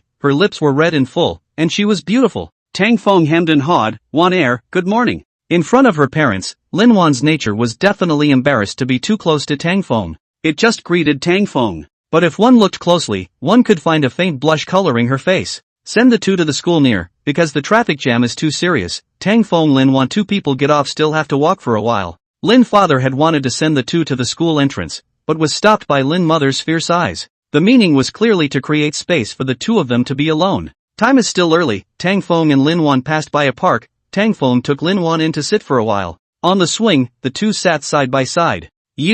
School has started, don't always go looking for other girls. Seeing that Tang Fong didn't say anything and kept surveying her side face, Lin Wan said shyly. Oh, but what if I don't look for them to look for me? Tang Fong suddenly moved closer. That's not allowed either. Lin Wan's voice trailed off. Because Tang Feng's forward-leaning body occupied a large space next to the swing, she had to involuntarily shrink towards the wire next to her lower body still sitting on the swing, but her upper body had already retreated to lean against the wire. Red lips lightly opened, although slightly pouting, but it allowed Tang Fong to see the shyness that permeated up in her eyes bit by bit. Lin Wan sensed Tang Fong getting closer and closer, closed her eyes, a look of letting people pick her up. Looking at Tang Fong tickled his heart. However, the touch that Lin Wan had imagined didn't come. Tang Feng's breathing suddenly became distant. Alright, not teasing you, let's go to school. Lin Wan's gesture satisfied Tang Fong. It seemed that the little ninny also knew to swear her sovereignty. This is a good thing. The two arrived at the school. The campus was already full of people. Many people recognized Tang Fong and surreptitiously sized him up. Lin Wan was as beautiful as a heavenly fairy, and Tang Fong was handsome. The two were like golden children, envying others. The only thing that was lacking was that the two of them actually didn't get assigned to the same class, which made Tang Fong a little upset. A few days later, in the office of the first-year grade group, Tang Fong was standing in front of class teacher Ding Quan. There were quite a few grade-level class teachers around, but many of them were staring their way with an envious expression. Want me to prepare a speech? Tang Fong felt that this was the most shocking event since the start of this school year. Well, the new students have started school, and the school is going to select 3 outstanding students to give speeches above the flag-raising ceremony, to inspire the whole school above the opening of the school. The other 2 places are for junior high school students. Junior high school students, our grade, the principal named you, this is the principal's handpicked. Don't know out of what psychology, Ding Quan invariably aggravated the tone of voice, causing the entire office of other homeroom teachers or tsk flatten mouth. Principal, you're playing with me. Tang Fong gaped. What are you muttering about? Class teacher Ding Quan frowned. You have to realize that you're representing our entire first-year grade, and the theme is about happiness. It's important to make the students cherish the happy time they have now, and it's important to make those who will be graduating and leaving in the 3rd year cherish the happiness and cherishing in their hearts to prepare for the midterm exams. You can choose some moving stories of how the revolutionary martyrs threw their heads and spilled their blood to embody happiness, so that the effect of the speech should be better. My requirement for you is to do it in a way that will impress the whole school, and since your entrance grade in language is very good, I won't guide you in any specific way. You prepare a speech of about 1,000 words as soon as possible, something formal. Not only do I have to read it, the director of instruction and the vice principal will also have to offer guidance. Ding Quan shook his head as he said so. To be able to represent the entire class to speak at the flag-raising ceremony, this wasn't just Tang Feng's honor alone, it was the honor of their first-year class 4. When the news was released, it was tightly packed, and the reason why it had to be made so formal was because the leaders of the Provincial Education Bureau also came down to inspect the occasion of the midterm examination.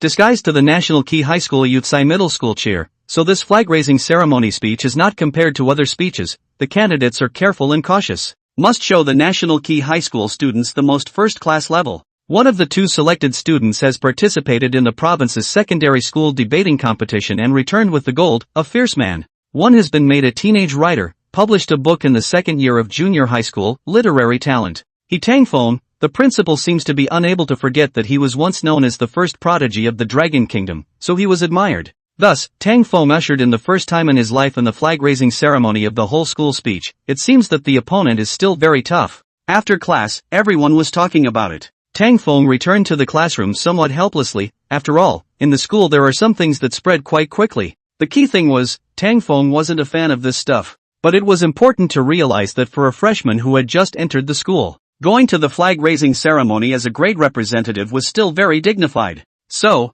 Tang Fong, there's a girl calling for you. Out of the classroom, it was indeed Lin Wan who was standing in the doorway. Lin Wan was in class 6, not on the same floor as Tang Fong. What's wrong, miss me? Ha. Tang Fong smiled and went downstairs side by side with Lin Wan. Lin Wan glared at him. Are you going to do the flag-raising speech? Tang Fong nodded, showing off. how about it, am I good? Lin Wan's showy fist gently punched Tang Feng, no proper form. Then she said with a straight face, I came here to talk to you about something. Chapter 67, A Ventriloquist's Draft is also a draft. Monday. The weather is sunny, it seems to be the reason that it rained only last night. The early morning still seems a bit wet, the ground is all wet. Only those tree leaves are very tender green, the air is quite fresh, the school gate at the neat 2 rows of red scarves plus white shirts. A group of people check the school uniform documents with great care. Needless to say, is in the usual can never have this kind of style. A bit of experience at a glance to see today is definitely an unusual day. This kind of face-saving thing's school to do enough, then must be done to some big shots. Tang Feng is even more secretly thought. Friday was asked by Ding Quan his speech or not, he was given the answer is not. As a result, the class teacher Ding Quan immediately said, you can't possibly not have it, give you some more time, Monday is the deadline, I'll read it and modify it temporarily, you'll have to speak when you go up. Tang Feng naturally cannot have nothing to do with their own classroom teacher on top of the dry, after all, teaching is not easy. Wanted to use this way to force Ding Quan to choose another person, who knew that he would recognize that Tang Feng could not possibly not take out. This is really rushing the duck on the shelf. To say that Tang Feng this kind of shirking only fear or the first person. Everyone knows that the flag-raising ceremony speech must be the school those who think they are talented, a stomach of ink to play some of the occasion. Many junior high school students have a head of ideas, but no developed limbs and art cells. Sports cannot stand out on the head, the cultural evening cannot take the program to attract the interest of the girls. Therefore, the speech on such occasions has become the best means to improve the popularity. Some of those who swung freely on the stage, ignoring the goosebumps that fell all over the ground below, were also a large number of people. Then again, remembering last week, Lin Wan told Tang Feng that many people were eager to be the representative for the flag-raising speech. So there was quite a bit of dissatisfaction amongst the students in the same grade regarding the fact that Tang Feng had gained the qualification to give the speech without much effort. At this Tang Feng shook his head helplessly, these kids, they were still too full. When the bell rang outside, Ding Quan waved his hand, flag-raising ceremony, gather in the playground. Then he looked at Tang Feng with an expressionless face, Tang Feng, you stay. The class went out one by one, the girls in the class snickering. Hey, Tang Feng is going to give a speech today, I'll tell you, after knowing that it's him who's going to speak on behalf of our first year, at least 6 classes in the whole grade are looking forward to it. That's right, he was at least a genius before, he's not a mere mortal, but he's really handsome, it's just a pity that he seems to have an owner. Humph, we still have a chance if he didn't cave in. After the people left, the class was left with Tang Feng and class teacher Ding Quan. Tang Feng, is your script ready? Ding Quan was probably most concerned about this.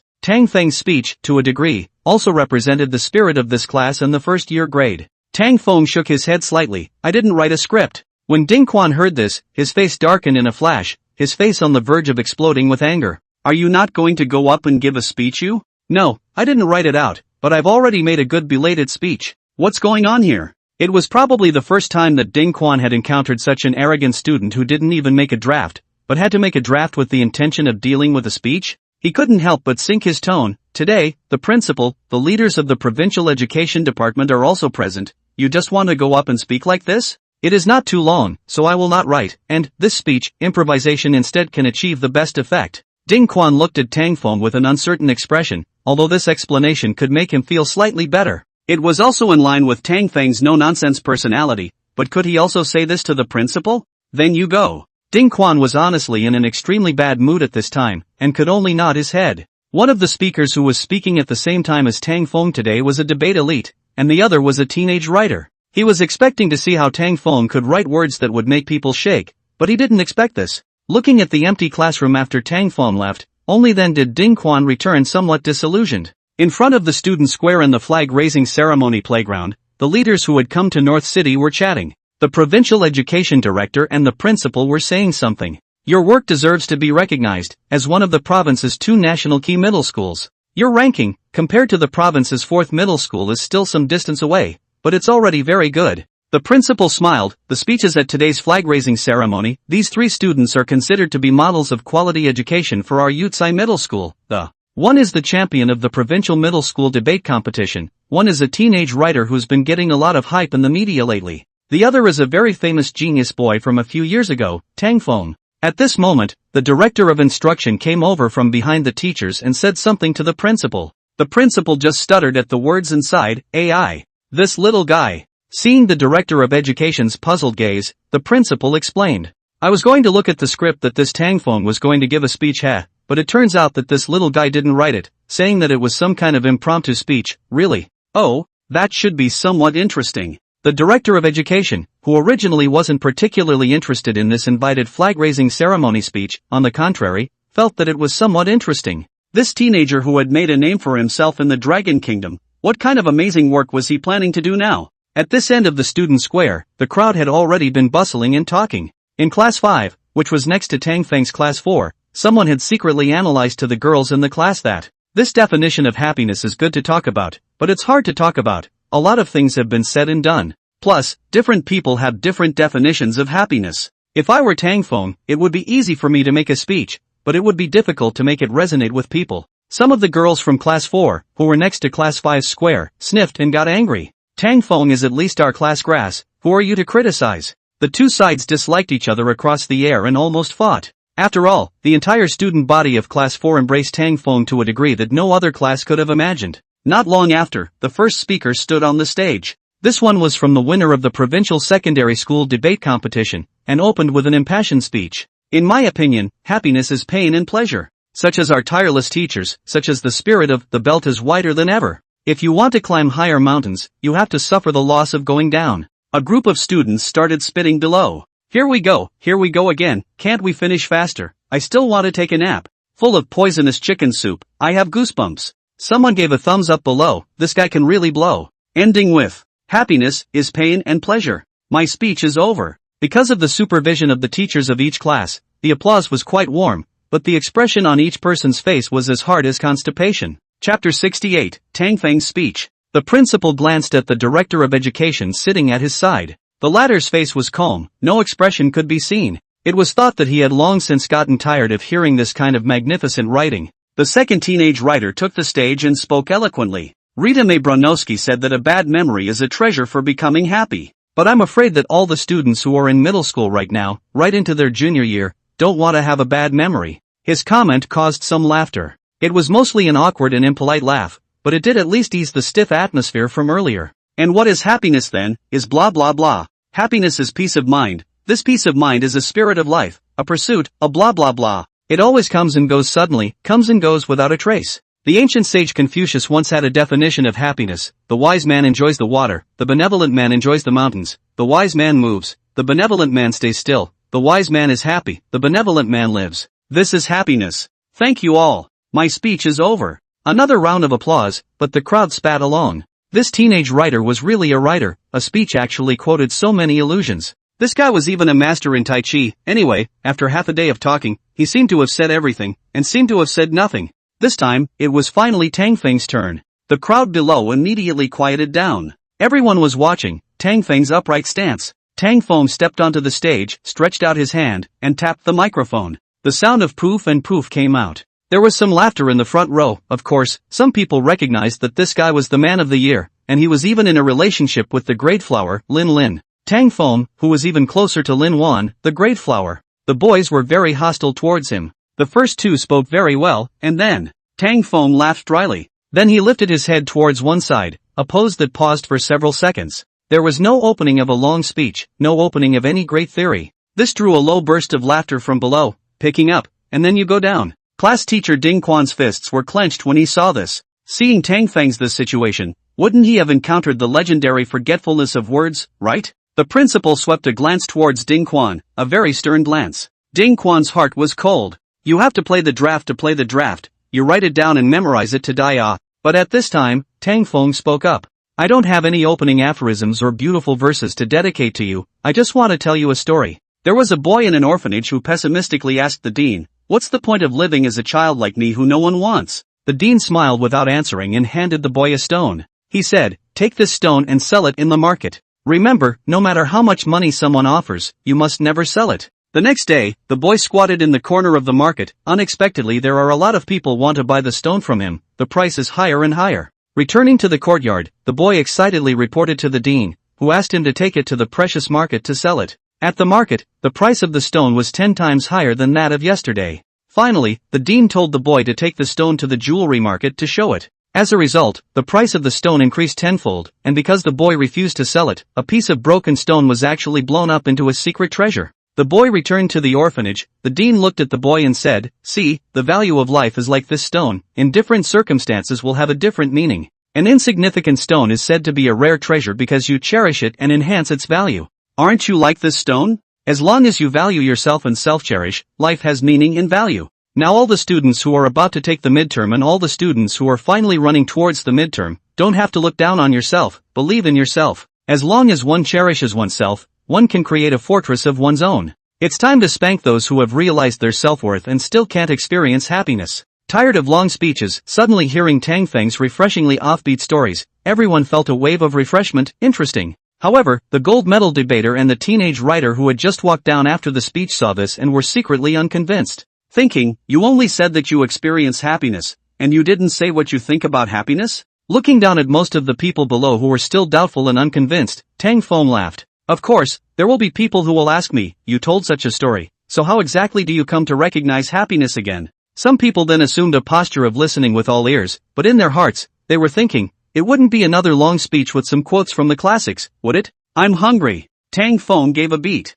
"You're happier than me if you're holding a leak box in your hand." The entire playground stuttered at the words, then heard that last sentence. Tang Feng, just now that snarky story was still light-hearted, suddenly transformed into a throwback to this kind of stance. Speaking a slightly vulgar truth, but making many tricky girls couldn't help but to laugh. "It's summer, the weather is hot, we both went to the kiosk at the same time, but only had the last piece of ice cream." Tang Feng added, "You came a few seconds earlier than me, and you ate this popsicle, so you're happier than me." This time, more people below couldn't help themselves. Some covered their mouths with one hand and also covered their stomachs with the other hand, rubbing them constantly as they laughed and hurt. "I want to go up to withdraw Shua." Tang Feng said again, "There's just one pit left, you squat there, you're happier than me." This time, more people laughed so hard that snot came out of their noses. The whole school, and even some of the school's leaders were tumbling over each other. Regardless of gender, regardless of teachers and students, some of them simply sat on their asses on the ground and directly fell down laughing. In the crowd, Lin Wan laughed even more happily. Watching the object of her desire stand on the podium and give a speech that triggered the resonance of 1,000 people made her proud beyond measure. Of those present, who could compare to her family's Tang Feng? High above, the principal couldn't help but laugh lightly when he heard this as well. He hadn't really laughed like this in how many years? "This kid still has some level," he said appreciatively. Then he looked at the director beside him, only to see that the director of the provincial education department was also grinning greatly as well as, "Great courage is like cowardice. Great wisdom is like foolishness. This kid is excellent." The word excellent represented complete recognition. It's not just any comment. Just like this, amidst the roaring laughter of the entire school, Tang Feng looked at the white clouds in the sky and drew a perfect conclusion to the opening ceremony. The first flag-raising speech of this school year ended just like this. In addition to his daily homework, Tang Feng occasionally had to have a video conference with the company. It was a very fulfilling life. Just like this, time flew by. After class, Tang Feng would also enhance his relationship with Wan Er. And the midterm exams, which were so abhorrent and frightening to countless students, also arrived on schedule. Chapter 69 I Want to Eat Jelly. The first year's curriculum was very varied. In addition to the three main subjects of language, mathematics, and foreign languages, it also included secondary subjects such as physics, chemistry, and biology and geography. For students who had just stepped into middle school, with so many subjects added to be tested at one time, most students are not too comfortable. Except for a small number of them. What should I do? I haven't done much revision for history and geography. On the path, Lin Wan pouted her lips. One could clearly feel the little ninny's nervousness. Tang Feng patted her head affectionately and pulled Lin Wan to find a bench in the roadside park to sit down. Taking out his book bag, he flipped through the history and geography books. "Come on, I'll highlight the key points for you. Before the exam you just need to memorize these a few and you'll be good to talk." Only then did Lin Wan purse her lips and gently leaned on Tang Feng, looking at the way he was seriously explaining to himself. "This 80% will come up with a big question.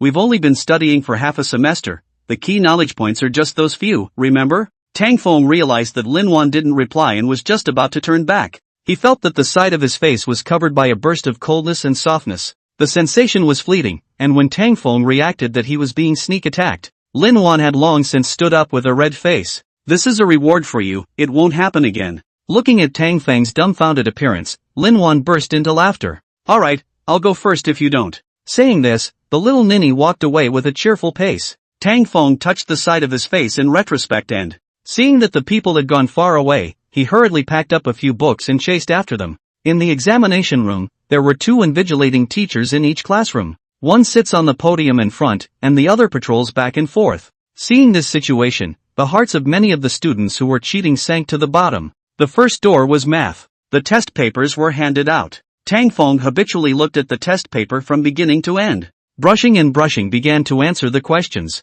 After 10 minutes, Tang Feng handed in his paper. There were those in the same exam room who recognized Tang Feng, looking enviously at Tang Feng's figure. There were also those who didn't recognize Tang Feng. After all, having grown a year, Tang Feng's features had matured a bit. So some people still thought that this was a school slag who had given up on therapy. The invigilator was dumbfounded as he took Tang Feng's test paper and looked at it on the spot. It turned out that not only did this kid get it all right, but the test paper was extremely neat, without a single scribble. What does this mean? It means that this kid got it right from start to finish. Simply a monster. The invigilator scat and called another invigilator over to admire Tang Feng's paper. The other teacher was the one who taught math, and when he saw the big question section that Tang Feng answered, his eyes went straight. This question, he actually used 3 solutions? But this is only first-year knowledge. Is it possible that he still wants us to give him extra points? Another invigilator shook his head. Let's see, he did it in 7 or 8 minutes, and then used another 2 minutes to go back and check it,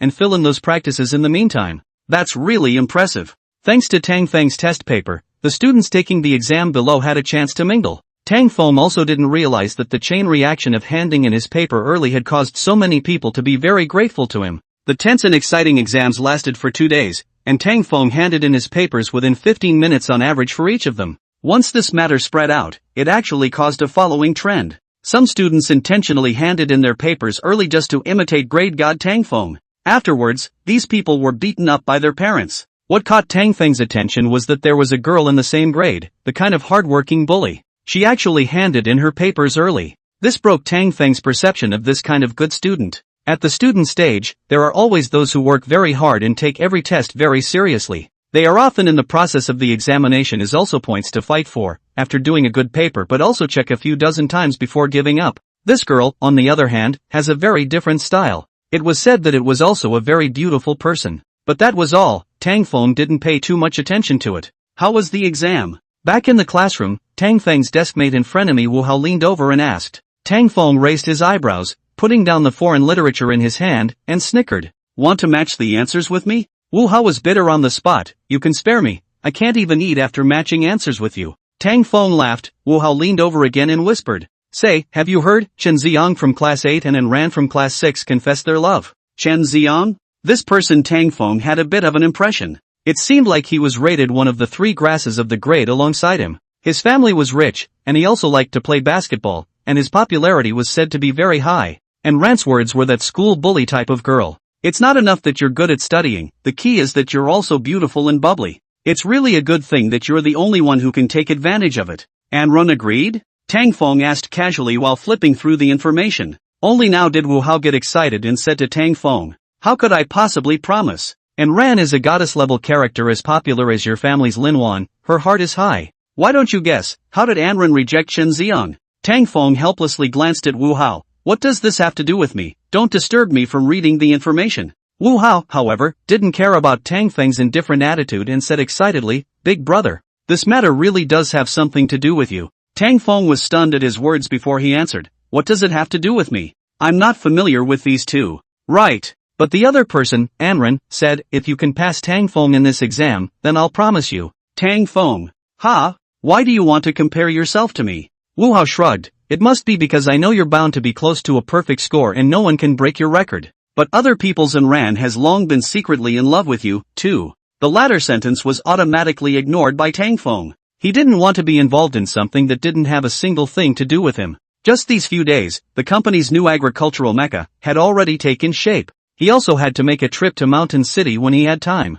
Classes were over, and not surprisingly, Lin Wan was standing outside the back door. Tang Feng skillfully walked over and held Lin Wan's cold and slippery little hand. The latter's small face flushed. Someone is watching. Tang Feng was not afraid of boiling water. What are you afraid of? We're legal. Lin Wan's face turned even redder now. Only after walking outside the school building did Lin Wan relax. Spitting out her tongue, she happily said, the knowledge points you gave me to review before the exam were all covered. That's great. Tang Feng hemmed and hawed, climbing up the pole, then how are you going to reward me? Staring at the pretty face close at hand, Lin Wan's eyes seemed to have a clear pool swirling in them. I'll treat you to a delicious meal. Tang Feng thought for a moment, looked at Lin Wan's lips, and said, that's fine, then I'll have jelly. Lin Wan didn't expect Tang Feng to be so easy to get rid of, and was puzzled, will jelly do? Tang Feng nodded seriously, but it has to let me eat 2 more bites. Chapter 70 Fame. All subject Grand Slam. Lin Wan knew what Tang Feng meant by eating jelly, so she naturally didn't let him have his way.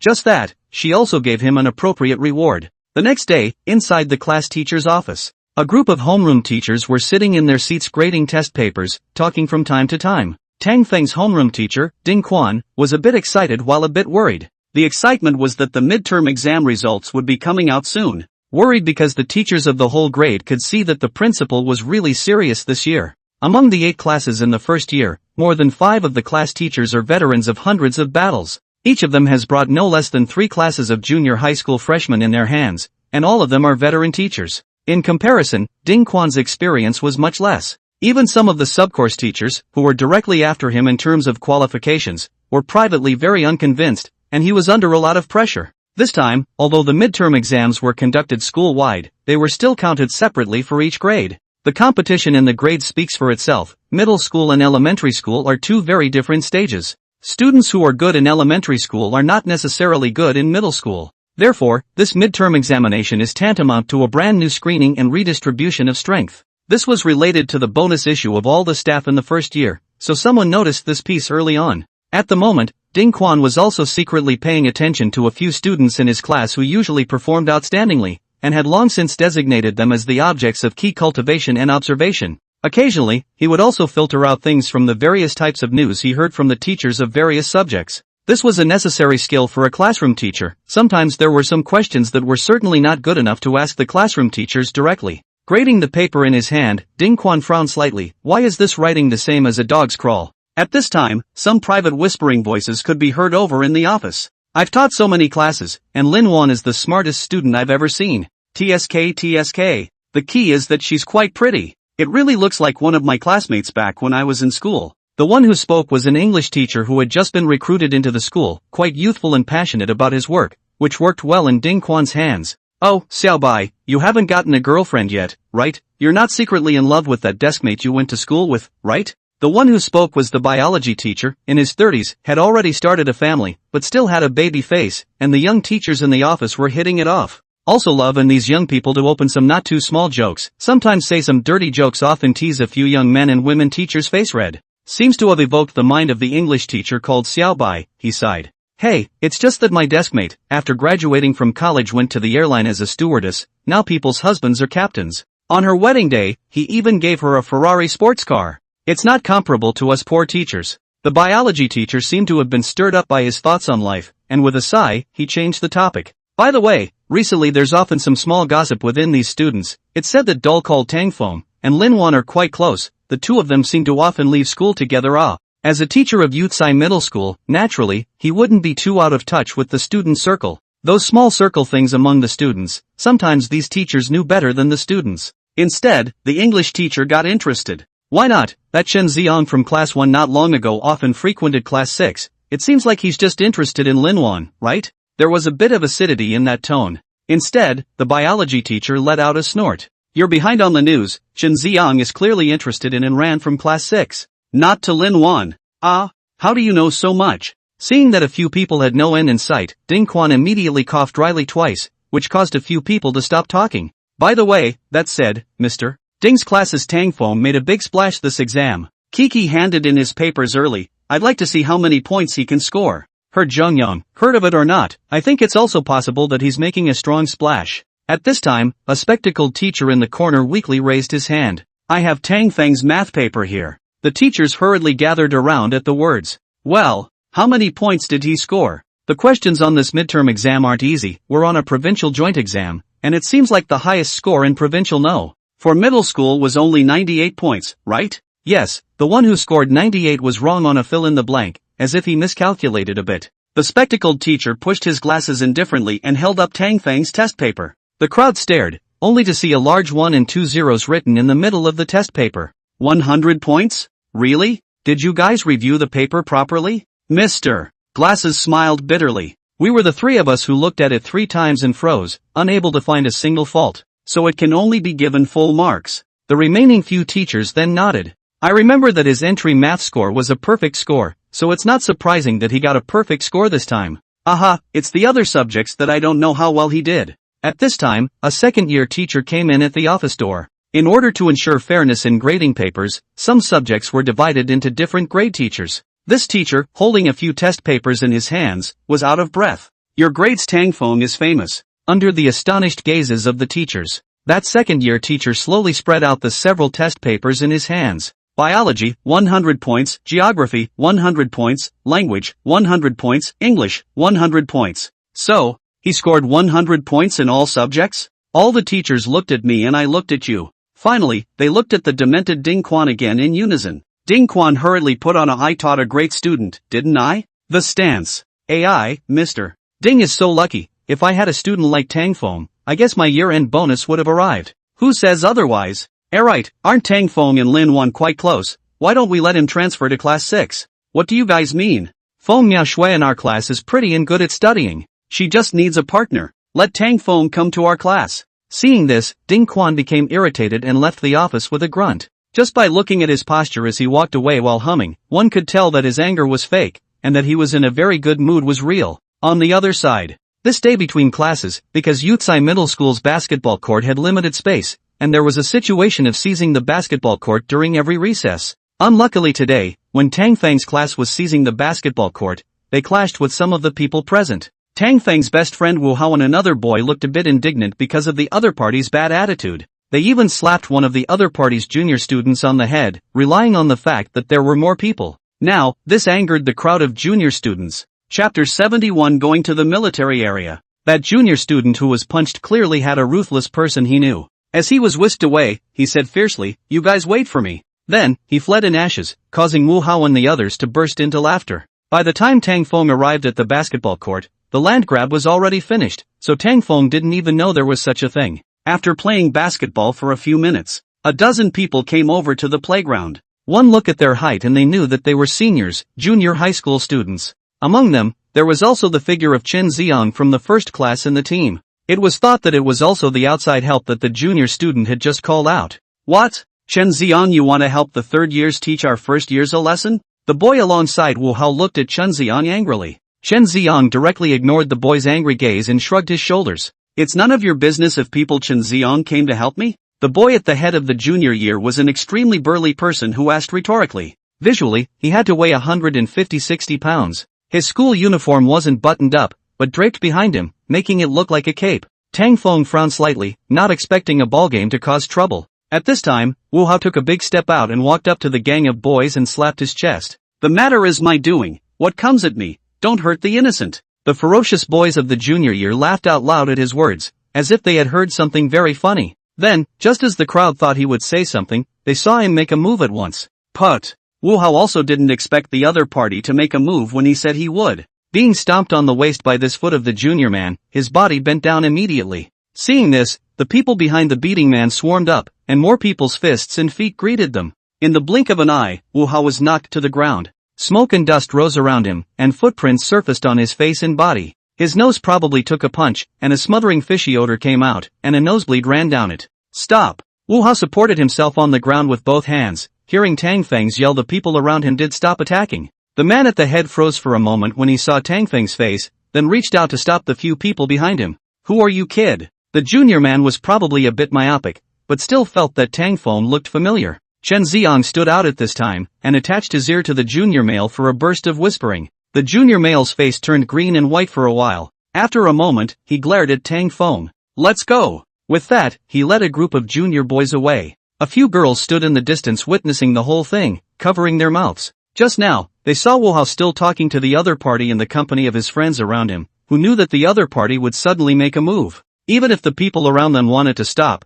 but were too scared to speak out, some had even cried at the sight. Tang Feng picked up Wu Hao as soon as he could, his face sank. What's going on here, Haozi? Harm. Don't mention it, thank you Feng Zi. Helping Wu Hao to the infirmary, Tang Feng also learned what happened from him. The gang of seemingly vicious junior students were just smelly younger brothers, so Tang Feng wasn't worried. What made him more concerned was why Chen Xiang would cross paths with that kind of delinquent student. Hasn't he been building up an image of Prince Charming and a humble gentleman? Wasn't he afraid that this would get out and ruin his reputation? After this incident, that group of people didn't come looking for trouble again. I don't know if it was because of Tang Feng or because of what Chen Xiang said. Weekend. Tang Feng came to the North City Company branch. The new research building was ready to be relocated at any time. The company's accounts had also arrived at $10 billion in funds. Basic research facilities across the country, such as wind tunnels, airports, engine test sites, and materials research institutes, were also open to the company's access. Laboratory equipment is ready for a round of updating. There was also a big expansion of researchers that could at least fill the building. The magnitude of this change is very large. It can definitely break through the bottleneck. The resources in Tang Feng's hands had expanded almost 100-fold, and he was instantly a little itchy to check out the future changes. He returned to his office and opened the internal communication program. All the technical heads, their titles changed from Director of So-and-so Lab to Director of So-and-so Institute. Although it was said that Tang Feng had previously rejected the Magic Capital Confidentiality Bureau and the Research Department, but they still expressed their unconditional support for Tang Feng's research. Thus, the lab was boosted tremendously after the injection of national power. Take a look at the specific progress. Tang Feng asked one by one. The technical results of this half-semester were taken. Overall, the technical bottleneck was broken through a lot this time. The 1100-bit superconducting quantum chip was put into practice. Topological material science gained breakthrough progress. Through new testing methods, it can be determined that 1/6 of known materials belong to topological materials, and topological quantum computers are expected to be turned into reality on this basis. The first flight of the combined turbofan hypercombustion ramjet engine was completed. The turbofan ultra-combustion rocket combination power engine completed high-altitude verification. The first 14T-vector engine developed in cooperation with the aerospace industry was successfully developed. The Brain-Computer Interface Laboratory began experiments on microelectrode implantation and neural connectivity in the master brain. A breakthrough in nanomaterial technology was made on the basis of the boron nitride superflat atomic manipulator provided by the research division. The technical information that was full of information almost caused the computer to crash. Tang Feng hurriedly dispersed the information onto a removable hard disk before sifting out the key information one by one. Several engines relied on material science enhancements. Lighter and stronger skeletal materials, more heat-resistant fan blades and inner walls, and the subtle design of placing the rocket engine in a supercombustion powerhouse as a preheat. Tang Feng transcribed the detailed principles and ideas into a new document, ready to take it to the lab and partner organizations. Tang Feng double-checked it and called Lang Xiyan after confirming it was correct. Section Chief Lang, come to my office. In the middle of the day, a knock came from outside. Mr. Tang, can I come in? Tang Feng returned to his senses, turned off the hidden files, and replied, come in. Outside the door, Lang Xiyan walked slowly into the office wearing an OL outfit. Ever since the injection of dragon power, Lang Xiyan had been arranged to be the representative of the Secrecy Bureau to the 100,000 coffee sugar technology. On the bright side, she was his assistant, conveniently handling confidential information. Don't say, her body is quite suitable for OL attire, always making people look over without thinking. Tang Feng withdrew his gaze and said, I have several material ideas here that I want to practice with the help of the Military Materials Research Institute. What should I do? Lang Xiyan gathered the tips of her hair and flipped open her notepad. The Military Materials Institute, is it? The strongest materials institute in the country is in Han Province, Linchang, Institute 137, and the closest is in Yuan City, Institute 166.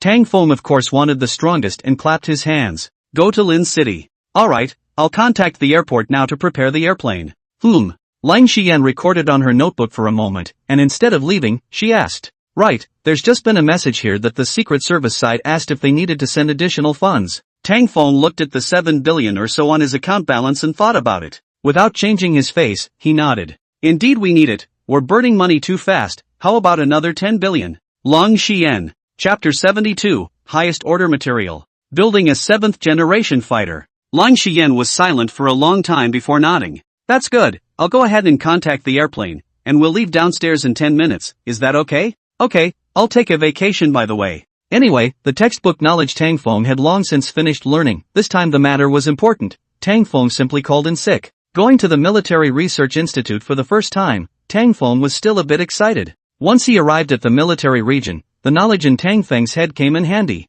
He spent about 5 days at the Materials Institute, and the whole thing moved forward quickly. And more than half a month later, the Materials Institute then feedback made a heat-resistant material, and submitted it to the Confidentiality Bureau to deal with. The Confidentiality Bureau consulted Tang Feng on the use of the new material, and Tang Feng followed the information, rightfully pointing to aircraft engines. You first give the aircraft manufacturing unit to take it. In addition, I have a few new material model ideas here, you call people to pick up. After Tang Feng had traveled through a few important research institutes, he had the Secrecy Bureau set up a technology transfer mechanism. No longer running personally, instead staying in the office to brush up on technology at ease. At the Aircraft Manufacturing Bureau, the new generation of fighter jets had already been developed for the most part. Suddenly, the Bureau received new material from a cooperative research institute. Director, there's help. A designer ran into the office in a panic. Zhao Lei, the director of the Manufacturing Bureau, who was looking at the experimental parameters, looked up. What's saved? The young designer ran out of breath and said intermittently, the hair. The engine. Our engine is saved. What do you mean? Just now, the Secrecy Bureau sent 2 new materials. That material, it's even better than the demand we mentioned. Director Zhao stood up at that and busied himself with the manufacturing workshop. Not long after, he saw the 2 new materials. According to the data provided by the Secrecy Bureau, it was more than good. That was simply more than twice as good. Xiaolu, inform that overtime work will start tonight, and build the test prototype as soon as possible. Yes. Director Zhao rolled up his sleeves as if he was 20 years younger. The entire engine manufacturing group got busy and took half a month to rush out the first test engine. Through the center test, the engine was a complete success in the ground experiment. The inner wall, the fan blade did not have a trace of ablation, the whole engine acceleration process is very smooth, safety availability upgraded a few notches. The domestic turbojet has finally stood up. The entire workshop hugged each other and cried for joy. However, right at this moment, the guards notified that the Secret Service had come, and brought a truckload of new materials with them. Director Zhao, this is the new material sent to your institute, please sign for it. We haven't used much of the last shipment yet, it's being restocked so quickly. No, this is the updated material. Director Zhao was confused and signed for it, finding the explanatory material and taking a look. This time, it was a more advanced heat-insulating, ablation-resistant material, which was very effective in protecting the flow tubes and combustion chambers. Comrades, let's drum up some energy and get him the improved model as well, okay? Good. The production house joined a new round of alterations without stopping. After 2 weeks of working day and night, the improved model was about to come out, when the car from the Secret Service pulled up outside again. Director Zhao, the new material has arrived. Director Zhao, with a head full of questions, took the material and looked around, since we've all rushed here, we must persevere until the end. Secret Service, a truck, Director Zhao, new material. Secrecy Bureau, second truck, Director take the material yo.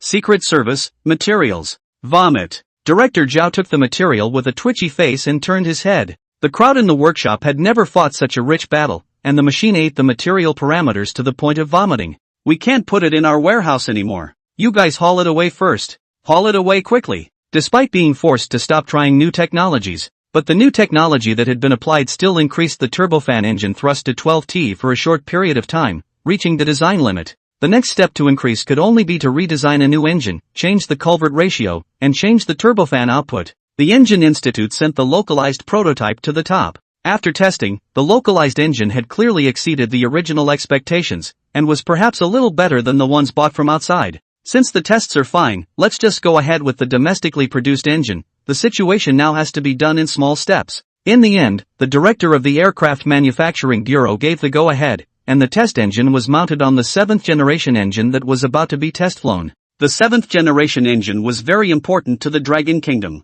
It was important to know that the minions of the Eagle Kingdom had almost surrounded the Dragon Kingdom's periphery. There were military bases of the Eagle Kingdom everywhere. Not only was the quantity crushing, but the quality was also better. Dragon Country didn't have 7th-generation machines, and with only machines that were 1 generation behind, they couldn't defend themselves against them. Therefore, the military is extremely important to the 7th-generation machine. In the stealth coding technology, immediately put the 7th-generation machine development work on the agenda. Although it was delayed a lot due to the use of new technology, it finally bore fruit. And the performance is very much better than predicted. Not only the structure because of the use of new material strength, resistance to strain higher, the engine has even reached the theoretical extreme. After installing the twin engines, it was able to realize stable supersonic cruise. Of course, all of this is due to the development of material technology. I do not know which unit is providing the technology is surprisingly so strong. The director of the Aircraft Manufacturing Bureau thought freely and proceeded to prepare for the test flight.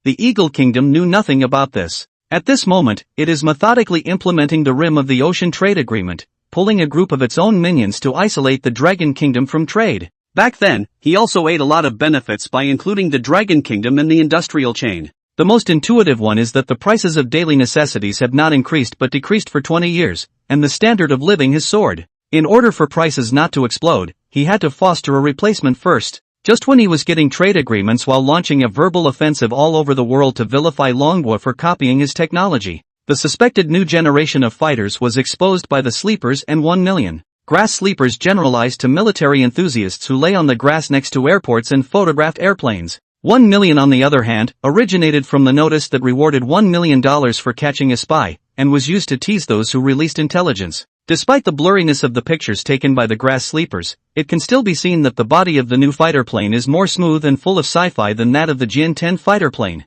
For a while the internet was full of blurry pictures. Forums, chat groups launched heated discussions. Crap, it's really a new fighter, side intake, not Sword 10. The nozzle seems to be slanted? I only saw it when you said that. Is this a vector engine? I can't believe the new fighter isn't earthy anymore. The combat power must be 10. Bullshit, don't you know that pretty is strong? I just don't know if it can be stealthy. If it's stealthy, it's NB. Didn't you see the duck wings? Definitely not stealthy. Have you measured it with radar? We all know whether the duck wing is stealthy or not. Grandfather generation of warplanes can finally retire. Tears. Ha, it would be awesome if it was a stealth plane. The Dragon Kingdom has stood up. Chapter 73. Strategic plotting from the other side of the blue planet. Looking at these netizens who were discussing feverishly, Tang Feng was heartily pleased and itching to get involved. This was indeed a 7th-generation aircraft capable of crushing 6th-generation fighters, and the engine wasn't any worse than that of the Xiongnu Kingdom. Tang Feng finished typing a paragraph and undid it again.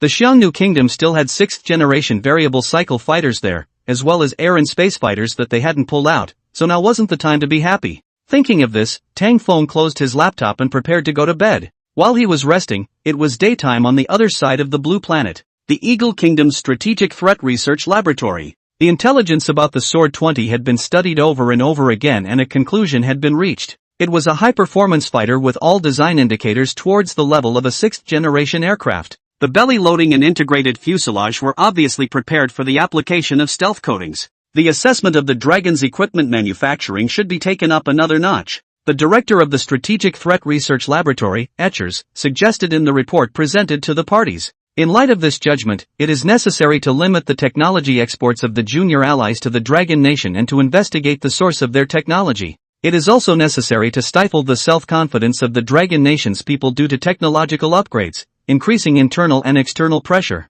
Accompanying the Echo's report was an important tip from CIA. CIA spies had discovered that the Dragon Kingdom's scientific research system was undergoing some sort of unusual consolidation. According to the bought and paid for traders, the scientific research system had gotten information from somewhere about the exaggerated technological underpinnings hidden in the Eagle Kingdom. It became extremely nervous, even reaching a state of panic. All resources were mobilized, and some scientific research systems even entered a state of 3 shifts, just to dispel the fear. 2 reports arrived at the Senate at the same time. The senators who saw the reports were confused. One report said to be wary of the Dragon country's technological advances. One report also said that the Dragon Kingdom was afraid of them to the point of fear. Then the Dragon country technology in the end is good or not? The Senate convened a special committee for this purpose. Summoning the director of the Central Intelligence Agency, CIA, May Dandon, and the director of the Strategic Threat Research Office, STRO, Etchers, to the Senate's council chamber. Who's going to tell me how the hell these 2 completely opposite reports were written? Which one should we trust? Senate giant Gario asked as he sat in the main seat, document in hand, as a burst of laughter erupted from below. The director of intelligence, May Dandon, waved the microphone in front of him. Mr. Gario, the information we provided was bought at a huge cost and has a very high level of credibility. Hearing May Dandon say that, He's also insisted on his point of view, there is no mistake in my analysis. After all, the pictures of the other party's new generation of fighters are right there. Alright, so is the Dragon Kingdom a big threat? Gario leaned back in a chair. This time, my Don Dan and Etcher's opinions remained the same. Not much of a threat, not up to the level of the competitors back then. Okay. You guys keep talking. What exactly is the situation? Gario spread both hands and waited for them to explain. The CIA was only the executive branch. The Strategic Threat Research Office was the insider in this regard. Echo said loudly, Gentlemen, the reason I'm writing this report is to show that the Dragon Kingdom is making some key advances in the field of military technology. Although the Generation 6 is a weapon we made 20 years ago, it doesn't mean it's backward. To this day, the Generation 6 is still the most powerful air superiority fighter. Manufacturing the Generation 6 proves that their technological level has reached the threshold of industrial upgrading, and that part of the manufacturing industry is about to be upgraded to the middle of the industry chain. According to our research history of the 6th generation aircraft, it was the radar stealth technology that came first before the technical route was chosen, as well as the final formation of the crushing generation difference of the 6th generation aircraft over the 5th generation aircraft. So I can conclude 80% that the Dragon Kingdom's type of airplane is a 6th generation plane. However, the Dragon Kingdom's military level is still not a match for us with just a single 6th generation airplane. With our Air Force system, we can use a network of early warning aircraft, unmanned reconnaissance aircraft, and Aegis ships to form a system of anti-stealth fighters that shine from multiple directions to spot enemy aircraft. This flanking radar detection makes it easy to spot stealth fighters. For air defense, we have the Aegis system, GPS satellite positioning system, and Patriot interceptor missiles.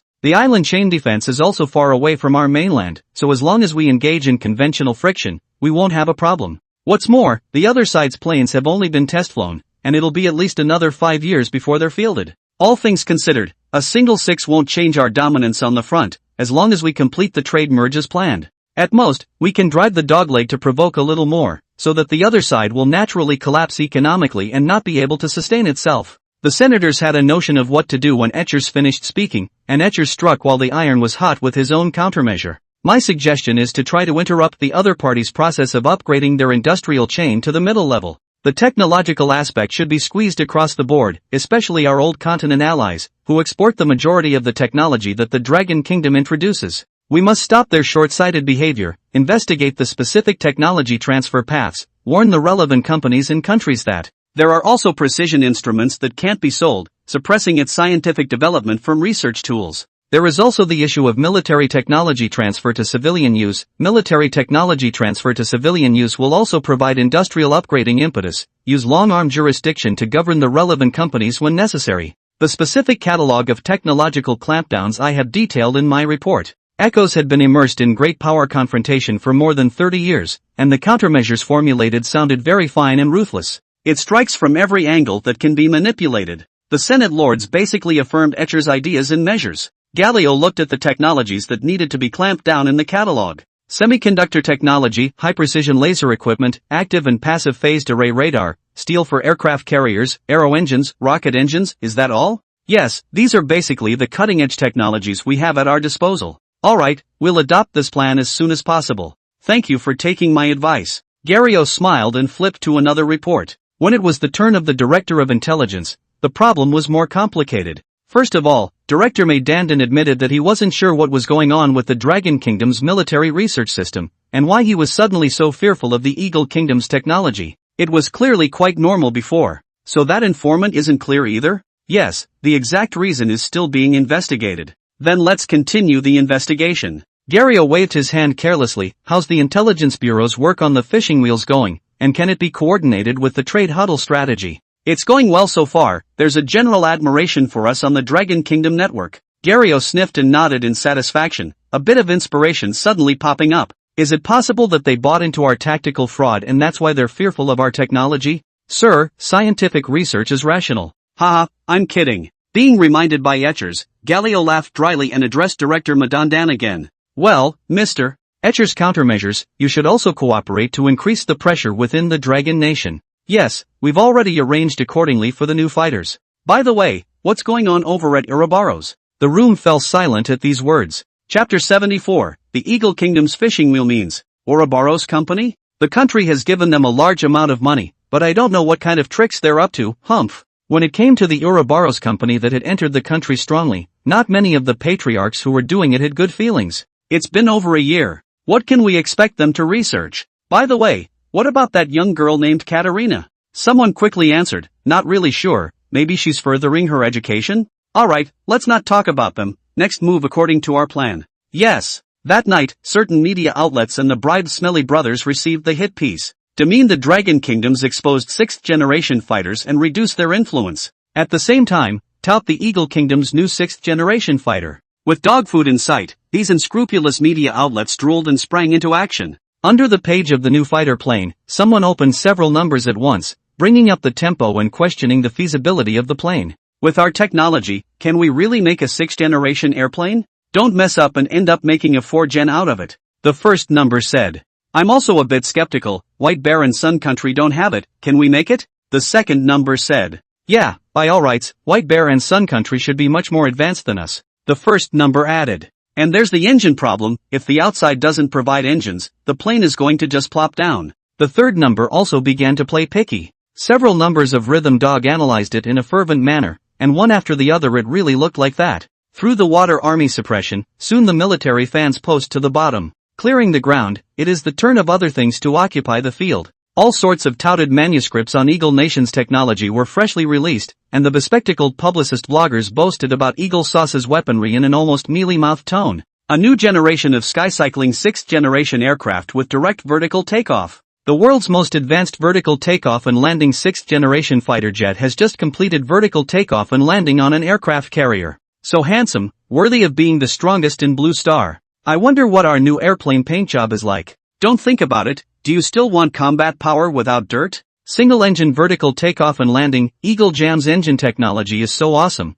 my mouth is watering just looking at it. At this glance, it can also be installed on helicopter carriers. According to you, the helicopter carrier is directly upgraded to a standard aircraft carrier. It's really possible, I just don't know if vertical takeoff and landing has a high overtime requirement. If the requirement is high, then thicken it. At least it can park drones. I read the news not too long ago that the Eagle Kingdom's supersonic drones have already been equipped with troops. Can you imagine how much psychological pressure your pilot is under to fight against a drone? You're fighting for your life, the enemy is just a bunch of parts. My God. What can we do then? Pilots are much more expensive than airplanes. Bro, why does it feel like there's something weird about the way you're talking? Although the inference is true, why do you want my God? My God, translated is not my God. Well, friends, nothing, do not peep at our military altar, downstairs, beware of 1 million. This reply has been deleted by the administrator. Someone recognized the wrong way of speaking and warned to beware of spies, then that number disappeared, but the other grammar passes were still there. And those planes can take off from amphibious ships. Doesn't that mean there are several more carriers at once? That's so awesome. Who says it isn't? Hawk Jam's new Jumwalt is also awesome. Is that the Jumwalt that's called the next generation sci-fi battleship? Jumwalt. JPG, this styling, this aesthetics, it's not even in the same class as other warships. It's really beautiful, the hull is actually wedge-shaped. What about the one who said pretty is strong? Is this strong? Perhaps it was because the publicists milked it too hard that these weapons ended up being unsatisfactory. The Skycycle 6th generation wasn't really a suitable fighter for air combat, because of its design flaws. Combined with the small short legs, it was only a 5.5 generation. Drones were the first to be developed by the Rabbits, who were the first to come up with swarm drones. The so-called supersonic stealth drones boasted by the Eagle Kingdom are still operated by humans in real time, and cannot be truly unmanned. The sci-fi battleship Jumwalt is even more exaggerated, and even directly in the harbor lying down, unable to go to sea. Of course, the Eagle Kingdom didn't know any of this after they had given the mission. Their mission was to just blow it big and fool people. The 6th generation stealth fighter, the world's most advanced 6th generation aircraft, and the only fixed-wing fighter that can take off and land vertically on an aircraft carrier, with an unrivaled level of manufacturing. The skies of the future belong to supersonic stealth drones, and the lack of personnel consumption alone could have a serious psychological impact on local. Weapons will be completely fleshless killing machines. Jumwalt, the newest and most advanced Aegis ship, all-electric propulsion, built in one piece. Stealthy, equipped with heaven and earth coordinated combat systems, anti-satellite missiles, once in service will be the strongest maritime arsenal. Tang Feng read the report and let out a breath. Because time was reserved for other technologies, he didn't know about the problems with these weapons. In his opinion, this was just the tip of the iceberg for the Eagle Kingdom. Although the Jumwalt showed some high-end tech, it was far from the true level of the Eagle Kingdom. The most threatening thing was that drone, which already had the beginnings of a future machine intelligence war. Thinking of this, Tang Feng turned off the military forum and opened the military technology catalog on his desktop. Based on the information received, Tang Feng speculated. In the future, it was very likely that the Eagle Kingdom would have orbital bombers, air and space fighters, intelligent mechanical legions, drone swarms, in the military field, space-based electromagnetic railguns, quantum anti-electromagnetic suppression systems, space-based quantum combat data chains, and even high-energy lasers, as well as next-generation weapons such as particle cannons. Among them, orbital bombers and air-to-air fighters can dock at the space station during normal times and In wartime, they can detach from the space station and fly at a high speed of more than Mach 20 to drop re-entry missiles into the orbit above the mission site, so that the ground anti-missile system will not be able to react in time. In addition, it can also flexibly enter and exit the atmosphere, approaching enemy satellites in space orbit, cutting off the solar panels, or simply taking away the satellite as a whole. Space-based electromagnetic railguns are also similar to orbital bombardment, relying on high-speed performance that cannot be intercepted by missiles. Only as a directed energy weapon, the electromagnetic railgun is more often used for precision strikes on conventional targets. The mechanical intelligence core in drone swarms are much better understood, giving war weapons artificial intelligence and letting them act on their own based on battle planning. Without regard to operator hygiene systems, robot legions and drone swarms could drop emergency braking, the maximum output and other shackles to become outright killing machines. Their only weakness was their resistance to electromagnetic interference. Chapter 75, Targeting by the Eagle Kingdom. The only weak point is the ability to resist electromagnetic interference. Speaking of anti-electromagnetic interference, quantum computers can come in handy. Utilizing quantum computers and quantum communication technology made anti-electromagnetic suppression systems possible. Mechanical intelligence legions and drone swarms that were augmented with quantum anti-electromagnetic suppression systems would be able to make up for that last shortcoming. However, war robots attacking each other would probably only occur in wars involving small countries. In a great power struggle, it is the first wave of missile strikes and air superiority fighter warchecks that matter. In the first hour of war, missiles and supersonic stealth fighters will be deployed to destroy the other side's command system, anti-missile system, missile system and other targets.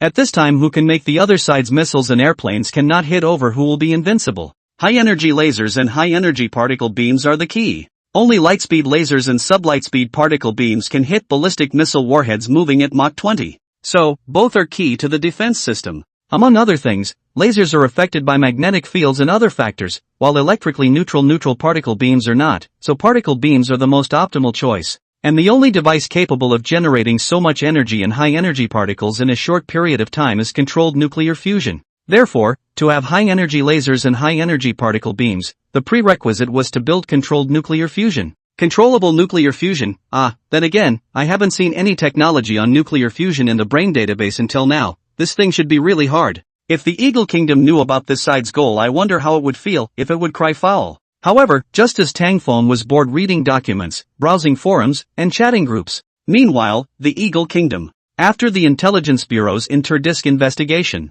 technical intelligence about the Dragon Kingdom was passed on to the Xianu Kingdom. The Intelligence Bureau of the Eagle Kingdom's Joint Strategic Research Office conducted a study, determined the means of applying pressure. It is necessary to curb the industrial upgrading of the Dragon Country as soon as possible, and must prohibit the disobedient little brothers from selling their technology to the Dragon Country people. But those little brother people have a big appetite. Then there will be no negotiations, just announce sanctions. Under the threat of sanctions from the Eagle Kingdom, the technology ban was finally passed in Euroland. Prohibit exporting member countries, third-party sales, and transferring technology to the Dragon Kingdom. Restrict the export of scientific research precision instruments. The news came, a worried voice on the internet. The Eagle Kingdom is really a dog with a rat meddling in its own business, and did not buy its family's technology, he called a fardaw. Not only technology, precision instruments used for scientific research should also be affected. Does this mean that our scientific research will be hit? That goes without saying, our precision instruments aren't good enough.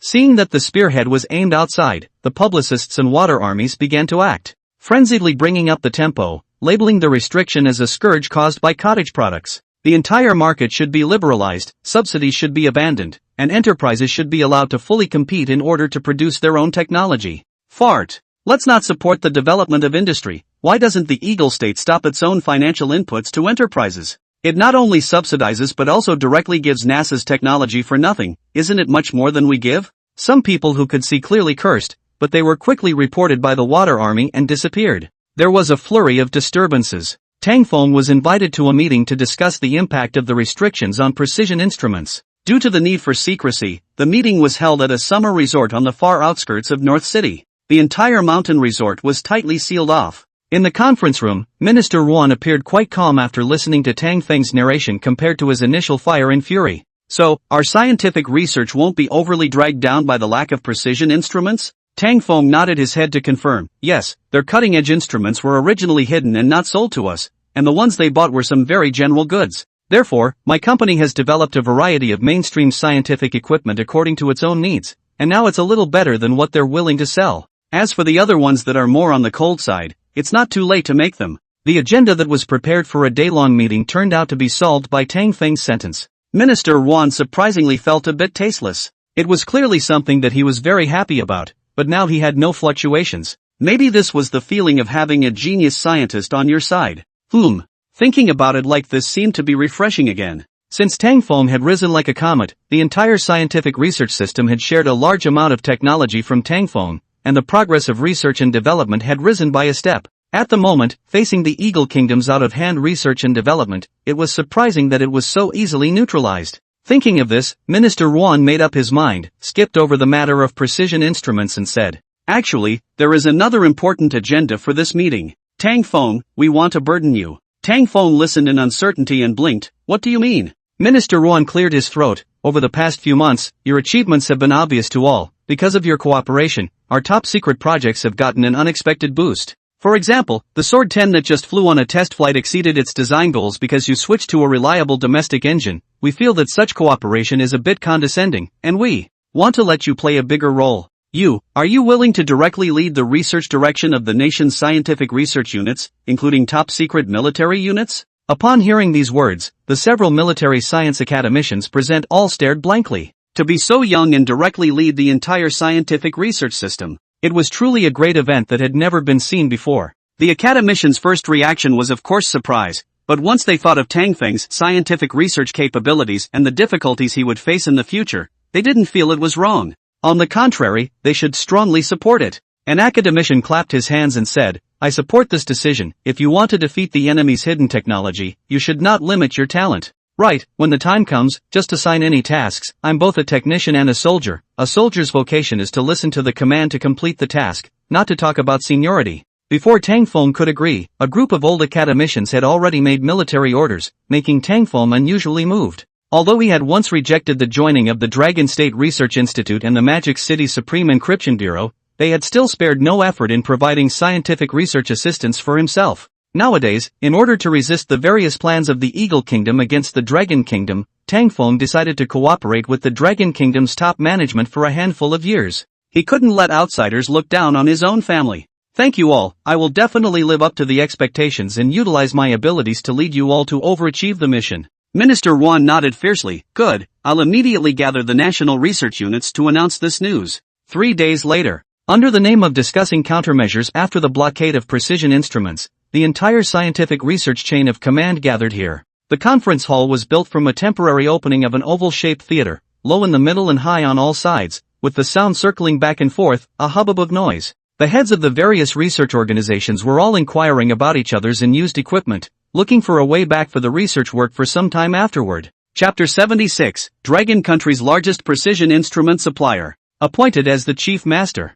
Among them, Pei Jigang, who had just assumed the presidency of Linchang University of Technology, was the most hesitant. Linchang University of Technology's current best discipline was physics, and all the university physics did was basic field research. Due to the results of the transformation is not obvious, some of the grandma and uncle do not love the meaning. However, the basic research is the one that needs the most sensitive and effective precision instruments. Therefore, he was very worried that Linchang University of Technology had become an outcast, prioritizing the needs of other systems. "Hello, I'm from Linchang University of Technology. Our university mainly researches condensed matter physics and graphene superconductivity physics. May I ask if you still have 1 nanometer SEM in stock there?" Pei Jigang hurriedly asked when he saw the two people who looked less nervous. "I'm sorry, I'm a military unit. It might not be very convenient to lend out equipment." The man shook his head and made an apologetic expression. After saying that, the other person also said, "Me too, sorry about that." It was in the uneasy atmosphere that Pei Jigang ended up only reaching a verbal commitment of equipment sharing with a few universities and civilian research organizations,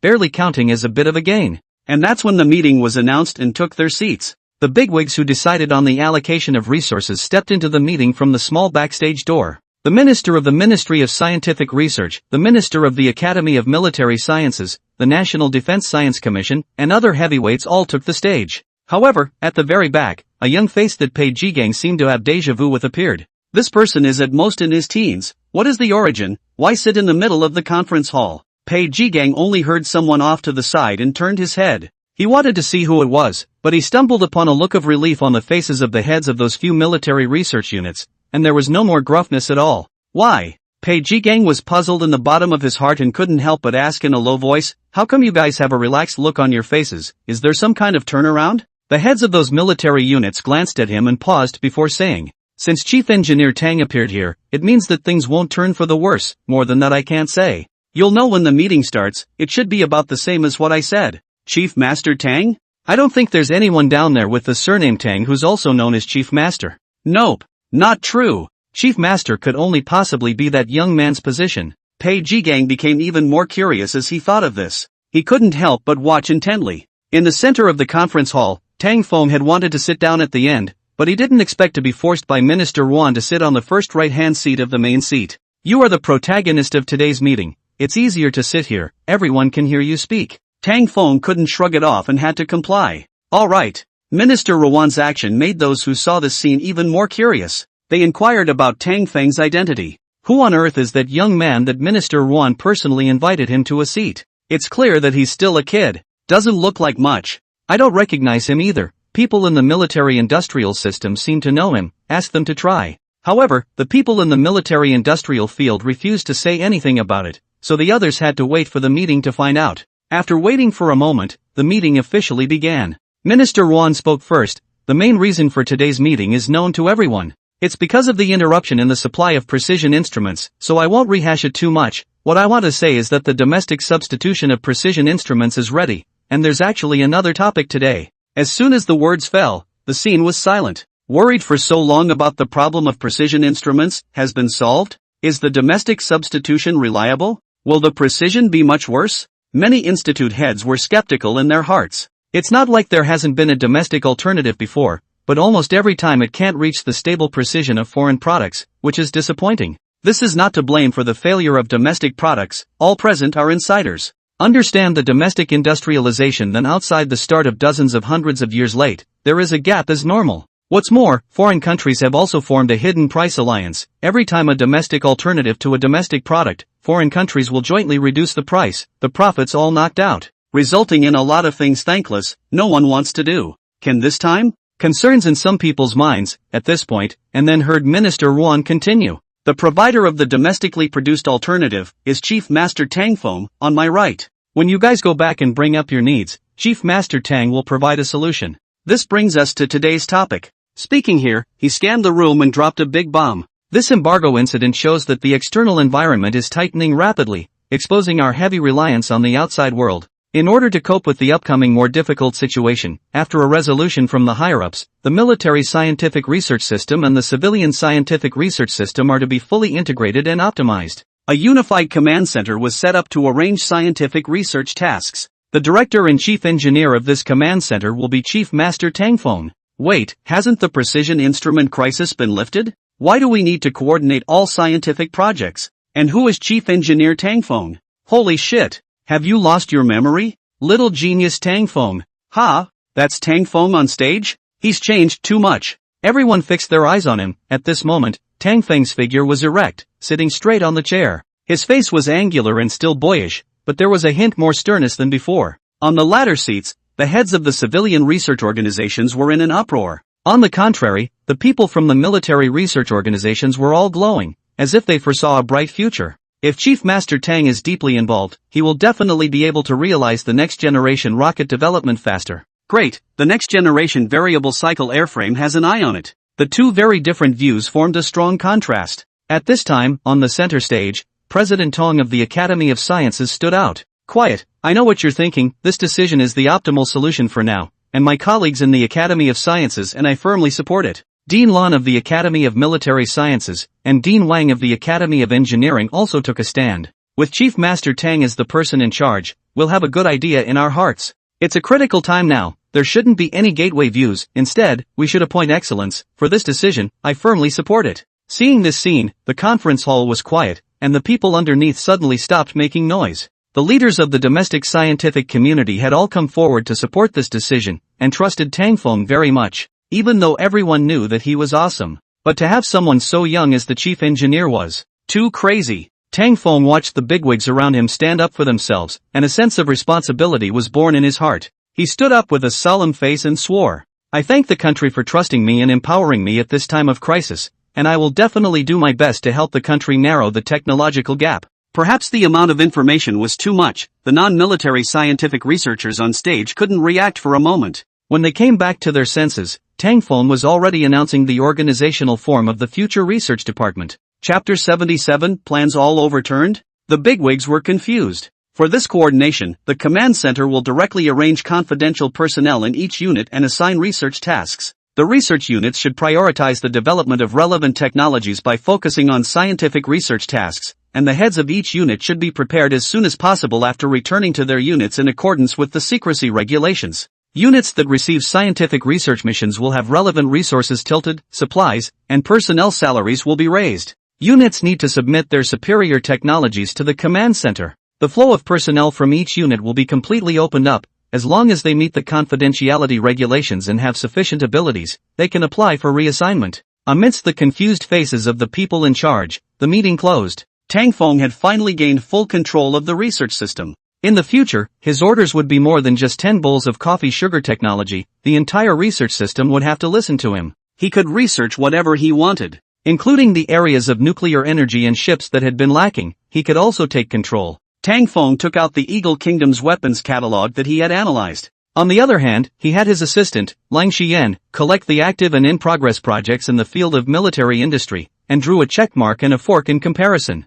Shield Ship Program. Missile Frigate Design, Missile Launchers, Shipboard Missile Design, Shipboard Active Phased Array Radar. Missile Program. Hypervelocity Surge Ballistic Missile, HSBM, Development Program, Atmospheric Water Drift Bomb, AWB, Development Program, Anti-Missile Missile, AMM, Development Program. Air Force Programs. Large Transport Aircraft Development Program, Large Early Warning Aircraft Program, Shipboard Early Warning Aircraft Development Program. Next Generation Air Superiority Combat Aircraft Pre-Development, Gen 10 Electronic Modification Program, New Armed Helicopters, Unmanned Aircraft Pre-Development. Army Programs. Multi-Purpose Missile Launcher, Extended Range Rockets, Anti-Material Sniper Rifle Development, Small Unmanned All-Terrain Vehicle. Separate list, nuclear-powered ships at sea, domestically produced aircraft carriers, next-generation nuclear fish, satellite guidance systems. No way, this plan will have to be completely redone. Tang Feng looked at the intelligent war machines, laser cannons, and air and space planes in his hands,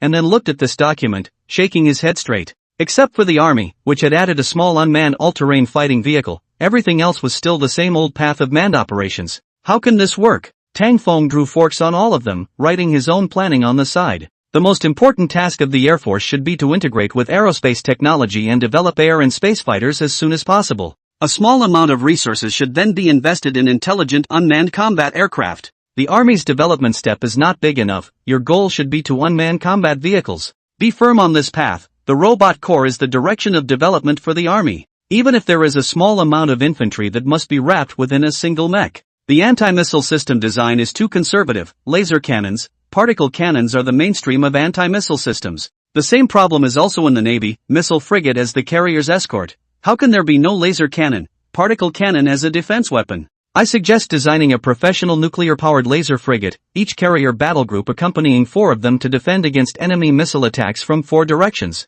Also, the design of the carrier is a bit flawed. How can we not take into account the landing and taking off of airplanes? The deck should be built wider, 100,000 tons to start, and give the drones to the amphibious ships. All departments redesign weapons according to this goal. Tang Feng finished writing and asked the command center to distribute this alteration to the following. The command center immediately used military aircraft to transport it around. When the various development units saw the mission requirements, they were dumbfounded. What the hell is all this writing? Magic City Naval Shipyard. Yuan factory director held Tang Feng's opinion, his expression resembling that of an old man looking at a cell phone picture in the subway in the latter days. Are you guys mistaken? Sending out armed helicopters to bring in a piece of this paper? Factory director Yuan sucked in a breath of cool air and asked skeptically. The Secrecy Bureau's transportation captain innocently said, "No, we got the paper and shipped it here without stopping." So, this thing is real? Are you sure? Factory director Yuan very much hoped to hear a negative answer from the other party.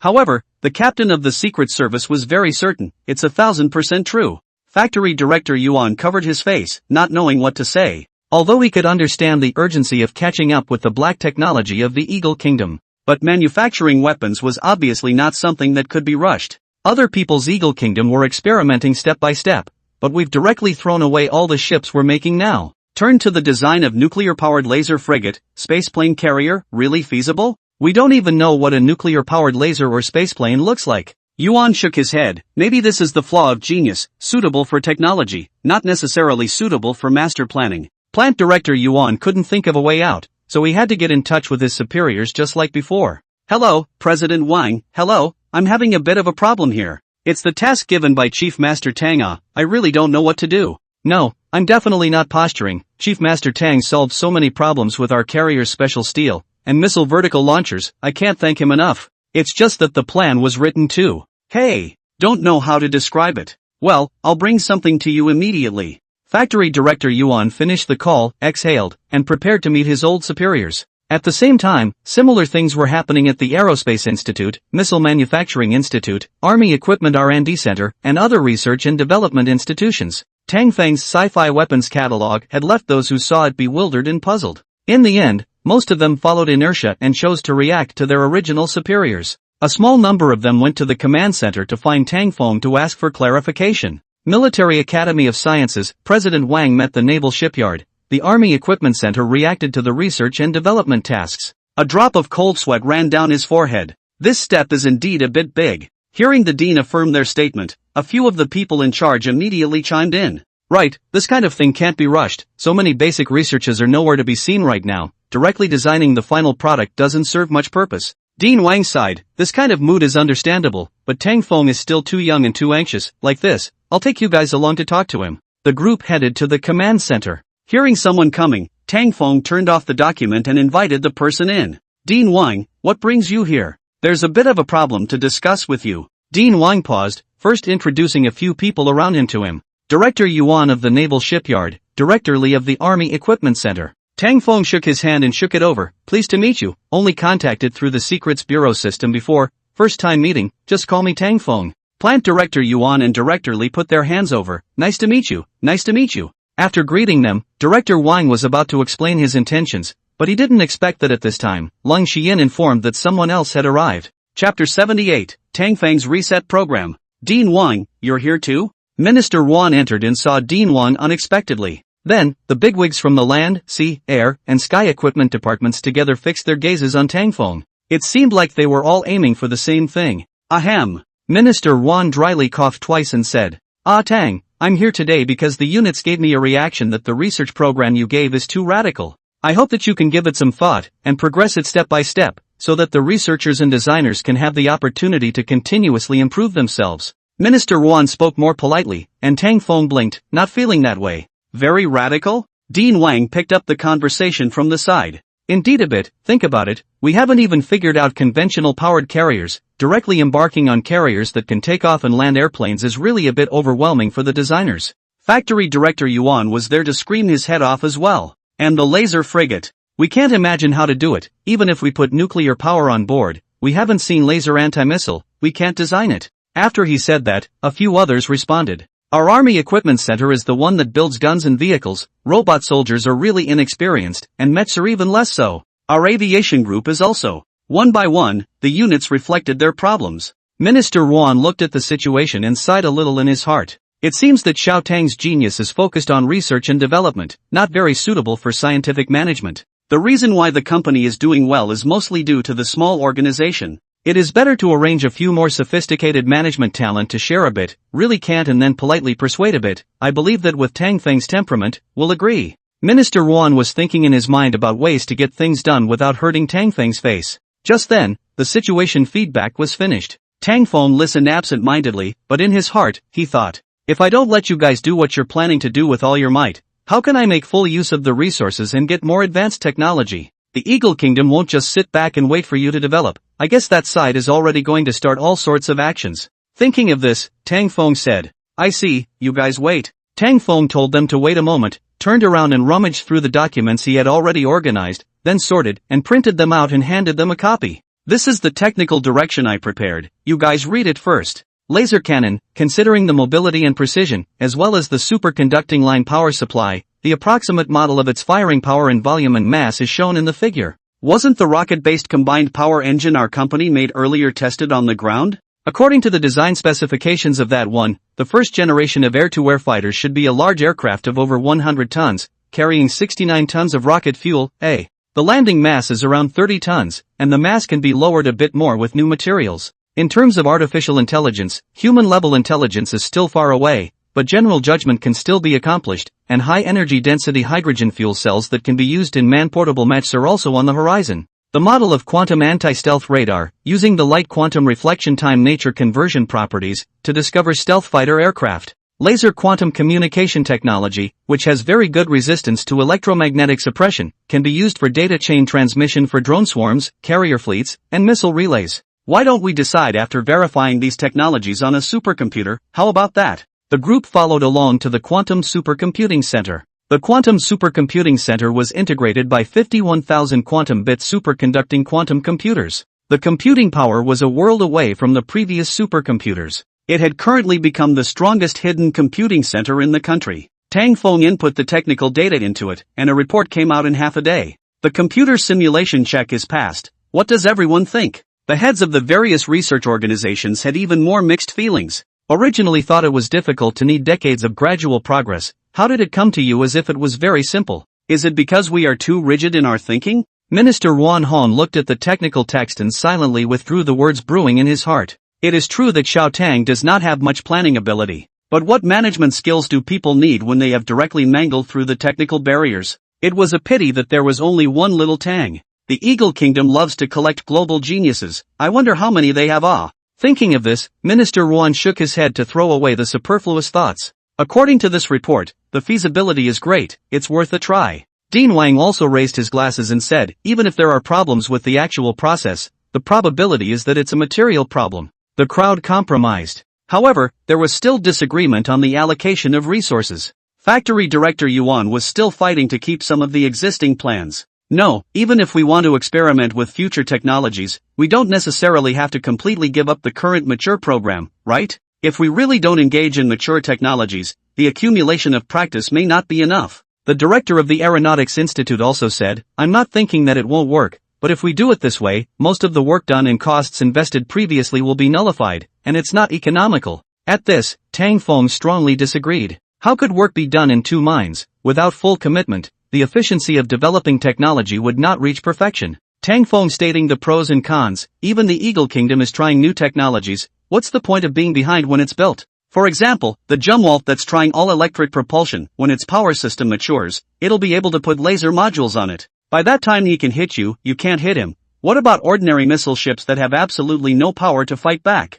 Airplanes are also, there is a generation gap in spaceflight. If we still bury ourselves in the development of rockets, at most, we can only catch up with the level of the Eagle Kingdom. If the Eagle Kingdom utilizes the airplanes, we can only catch up with the level of the Eagle Kingdom. In case the Eagle Kingdom utilizes the air and spaceplane to establish an advantage, the Moon and Mars can belong to them. Under the threat of the Eagle Kingdom described by Tang Feng, the crowd was finally speechless. Alright, you guys take the information back with you, and stop the projects that are currently underway as requested. Go all out to study the stipulated tasks, and contact me directly if you need any talents, or technical support. The heads of the military units returned to their units and immediately stopped the existing programs. Naval Shipyard. All the designer engineers were called to a meeting. The technicians were very surprised that the program had stopped, and came to the meeting room, murmuring, "What do you guys think is going on? Why did the factory director stop all the projects? Weren't they pushed pretty hard before?" "I don't know. But looking at this, it seems like there's going to be a big announcement.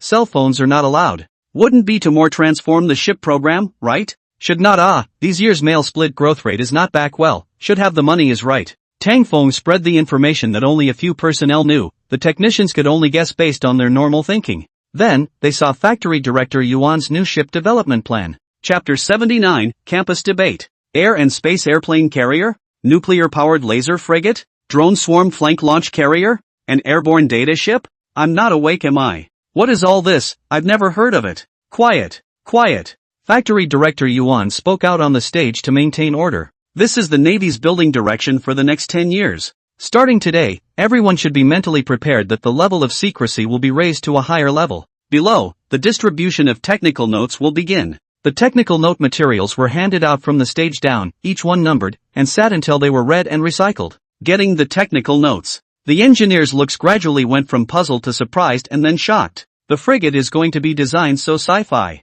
A specialized drone carrier that launches drones from the side and recovers them from the deck. This airborne aircraft has to have a takeoff mass of 120 tons and a landing mass of 30 tons, how high the deck strength has to be, and the electromagnetic catapults have to be built as much as they can. Won't something go wrong with such an over-the-top design? The designers were confused by the sci-fi design. For a moment, they didn't know where to start, even though there were parts of the underlying technology that could provide reference. But some of them also felt excited. I never thought that I would have the opportunity to participate in such a sci-fi program in this life. The anti-missile base, the Army Equipment Center, the Aerospace Group, the Aviation Academy, a similar scene was happening. Regardless of whether the researchers were excited or confused, the work still pushed forward under the concern of their superiors. With the work carried out, the engineers and technicians first tested the techniques provided by their superiors. Then based on those technologies, goals were set, rough models traced, and the technology, personnel, and funding needed brainstormed.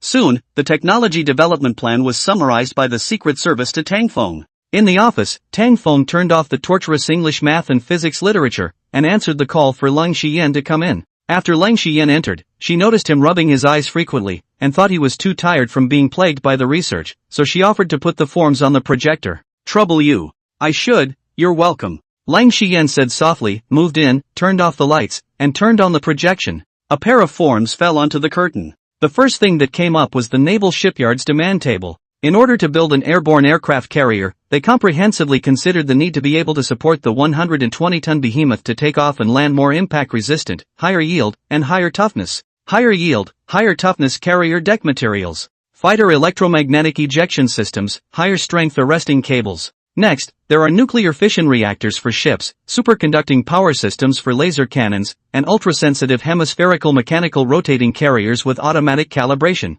Then there are highly efficient corrosion-resistant heat sinks, a fully integrated island for drone command, quantum communications, phased array radar, and an all-electric ship's power system parallel to and readily convertible to the superconducting system. Need Materials Institute, Superconductivity Institute to provide support. Army Equipment Center is very dry. Directly said that they would only build combat vehicles, artillery, rockets, and other conventional weapons. Highly intelligent precision machinery, they are completely inexperienced. There is no one who understands. So they directly wrote an existing artillery, armor units for intelligent upgrades and modifications. The robot and man-portable power armor section is full of fait accompli. Bionic skin humanoid robots, dog-shaped robots. One of the humanoid robots can be built in small arms, but also to be able to use a variety of light weapons. The outer skin resists bullets up to 7.62 mm and 5.56 mm caliber and is capable of simple communication with humans. The man-portable power armor, on the other hand, is a full-body covered armor, with the face armor providing information guidance, face recognition, infrared scanning, thermal imaging, and other functions. The power unit should be able to allow a person to carry 100 kilograms and run at normal speed. It required laboratories in artificial intelligence and precision mechanics to join them to get it out. Tang Feng took a look and understood. This was trying to directly swallow 2 laboratories in. Looking further down, the aviation group's drones also needed support from the intelligence labs. The aerospace group's building of an air and space aircraft would require a strong material development capability, pursuing the goals of radiation resistance, ablation resistance, strong structure, and lightweight. Other than that, since the combined power engine is already available, it just needs to step up the repair of the ultra-high-speed wind tunnel to blow out the shape of the airspace plane in the wind tunnel. The needs of the missile department were simpler. The critical space wind tunnel just need to be built quickly. The others had not encountered any bottlenecks yet. Although he had built the Plowman as well as the Zero mech. But the raw materials for these 2 mechs are rare metals. Domestic cannot be a large number of mining. On the last time to ask for a little or long Kuyuan stingy search tangled half a day before giving Tang Feng.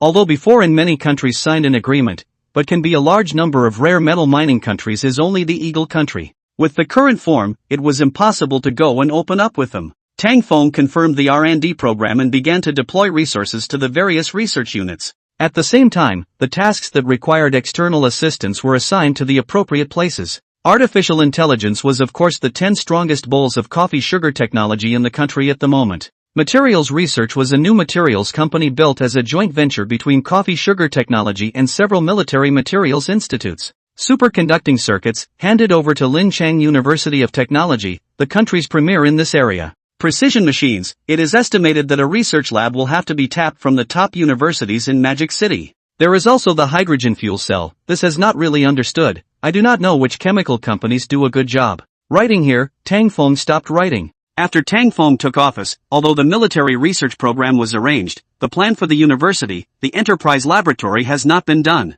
But since he was going to make a trip across the country, let's go ahead and finalize the tasks for the universities and enterprise labs. Moreover, it would be better to contact them when they were all done. Only, Tang Feng had now taken a 2-month vacation. Even though the school side didn't say anything, it was almost the end of the semester, and the exams couldn't be missed. So, Tang Feng temporarily left the company and returned to the school. When Tang Feng arrived at the school, he realized that the school was actually having an event. A school-wide debate competition. Each grade level would put up someone, and then a proposition would be randomly selected. Then the judges from our school and other middle schools below would score it fairly. Did you hear? This time, the debater sent by our junior group has Lin won. Aha! She's so beautiful. Even if she doesn't say anything, she's still a pleasure to look at when she stands there. What's the topic of the debate this time? I think the draw just now said wealth and freedom, right? Wealth and freedom? What's there to debate about? Suggesting a direct equalization. Shallow. Are rich people necessarily happy? Ha! You can't imagine the happiness of the rich. Following behind the two, listening to the entire program. Tang Feng stroked his chin. This debate topic was very interesting. Since Lin Wan was also going to be on the stage, Tang Feng decided to go backstage and meet her. Chapter 80, forced onto the stage. The debate began. QAQ. As a result, when he arrived at the backstage, Lin Wan was nowhere to be seen. Instead, she was stopped by a fat man. Hey, brother, do me a favor. You're shouting at me? Tang Feng looked at Ma Fei and pointed at himself suspiciously. Ma Fei hurriedly nodded his head, not seeing who Tang Feng was, speaking extremely fast. I have a bad stomach, brother, help me with this. Said a brain to put the documents in his hand, as well as the defender card stuffed into Tang Feng's hand. Then like a rabbit, drilled into the direction of the toilet. The whole time watching Tang Feng dumbfounded, speechless, looking at the business card in his hand. Ma Fei? The representative debater of the first group? 5 minutes later, Ma Fei ran out of the toilet with his pants in his hand. Tang Feng had already gotten a little impatient long ago. Not knowing if he would be able to see Lin Wan if he went in afterward, he was about to shove the object in his hand towards his hand. As a result, Ma Fei palmed his hands right on his shoulders, and with a sincere face said, Brother, I'm holding back to come out, just so you won't have to wait long. Buddy, I can't, eat bad stomach, you have to help me go over to the student council side to say, I really can't hard on. Let them first find a topic. I'm really sorry, please help you pass the message, if I can survive today how to also have to compete for the school Ma Fei's mouth quickly and fluently finished, turned around and lifted his pants and ran to the toilet in a stern manner. Tang Feng froze in place. What the hell is this?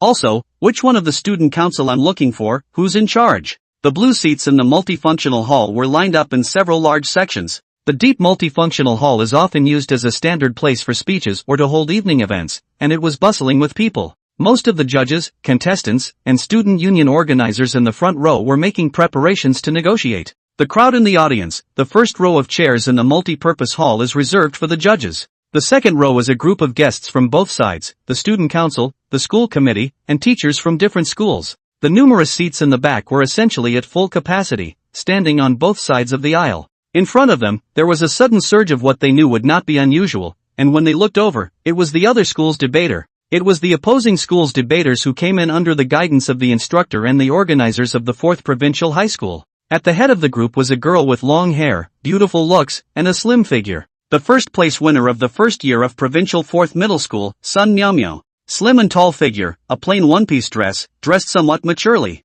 Lips with a smile arc that cannot be caught, but cannot hide a quiet. And her quiet look, but cannot hide the eyes revealed in the bones of the restless heart. Just see her a pair of put eyes on the whole field of light and natural expression, out of thin air to create a point of temperament. Look at this appearance can be good at war, but also really right. Even if it's an away game, she still puts up an awe-inspiring stance. Many people in Yutsai Middle School have said that this Sun Miao is not ordinary, her language performance is quite good, and she has won the first prize in the national language competition. A student council member came by his side and carefully surveyed Tang Feng for a moment, a little confused. Then looked at Tang Feng's hand on behalf of the logo of the sign, surprised to see him. Tang Feng, when you came back? You're still a debater? Why are you still dumbfounded? Get on it, it's almost time. You must win honor for our school. Then this officer hurriedly moved the table that was blocking the edge of the crowd away, dragging Tang Feng to the activity area. The surrounding group of people sized up Tang Feng, who was known as the debater, and their brains went a little bit down. Tang Feng had taken a vacation and disappeared for 2 months. Why did he suddenly appear here?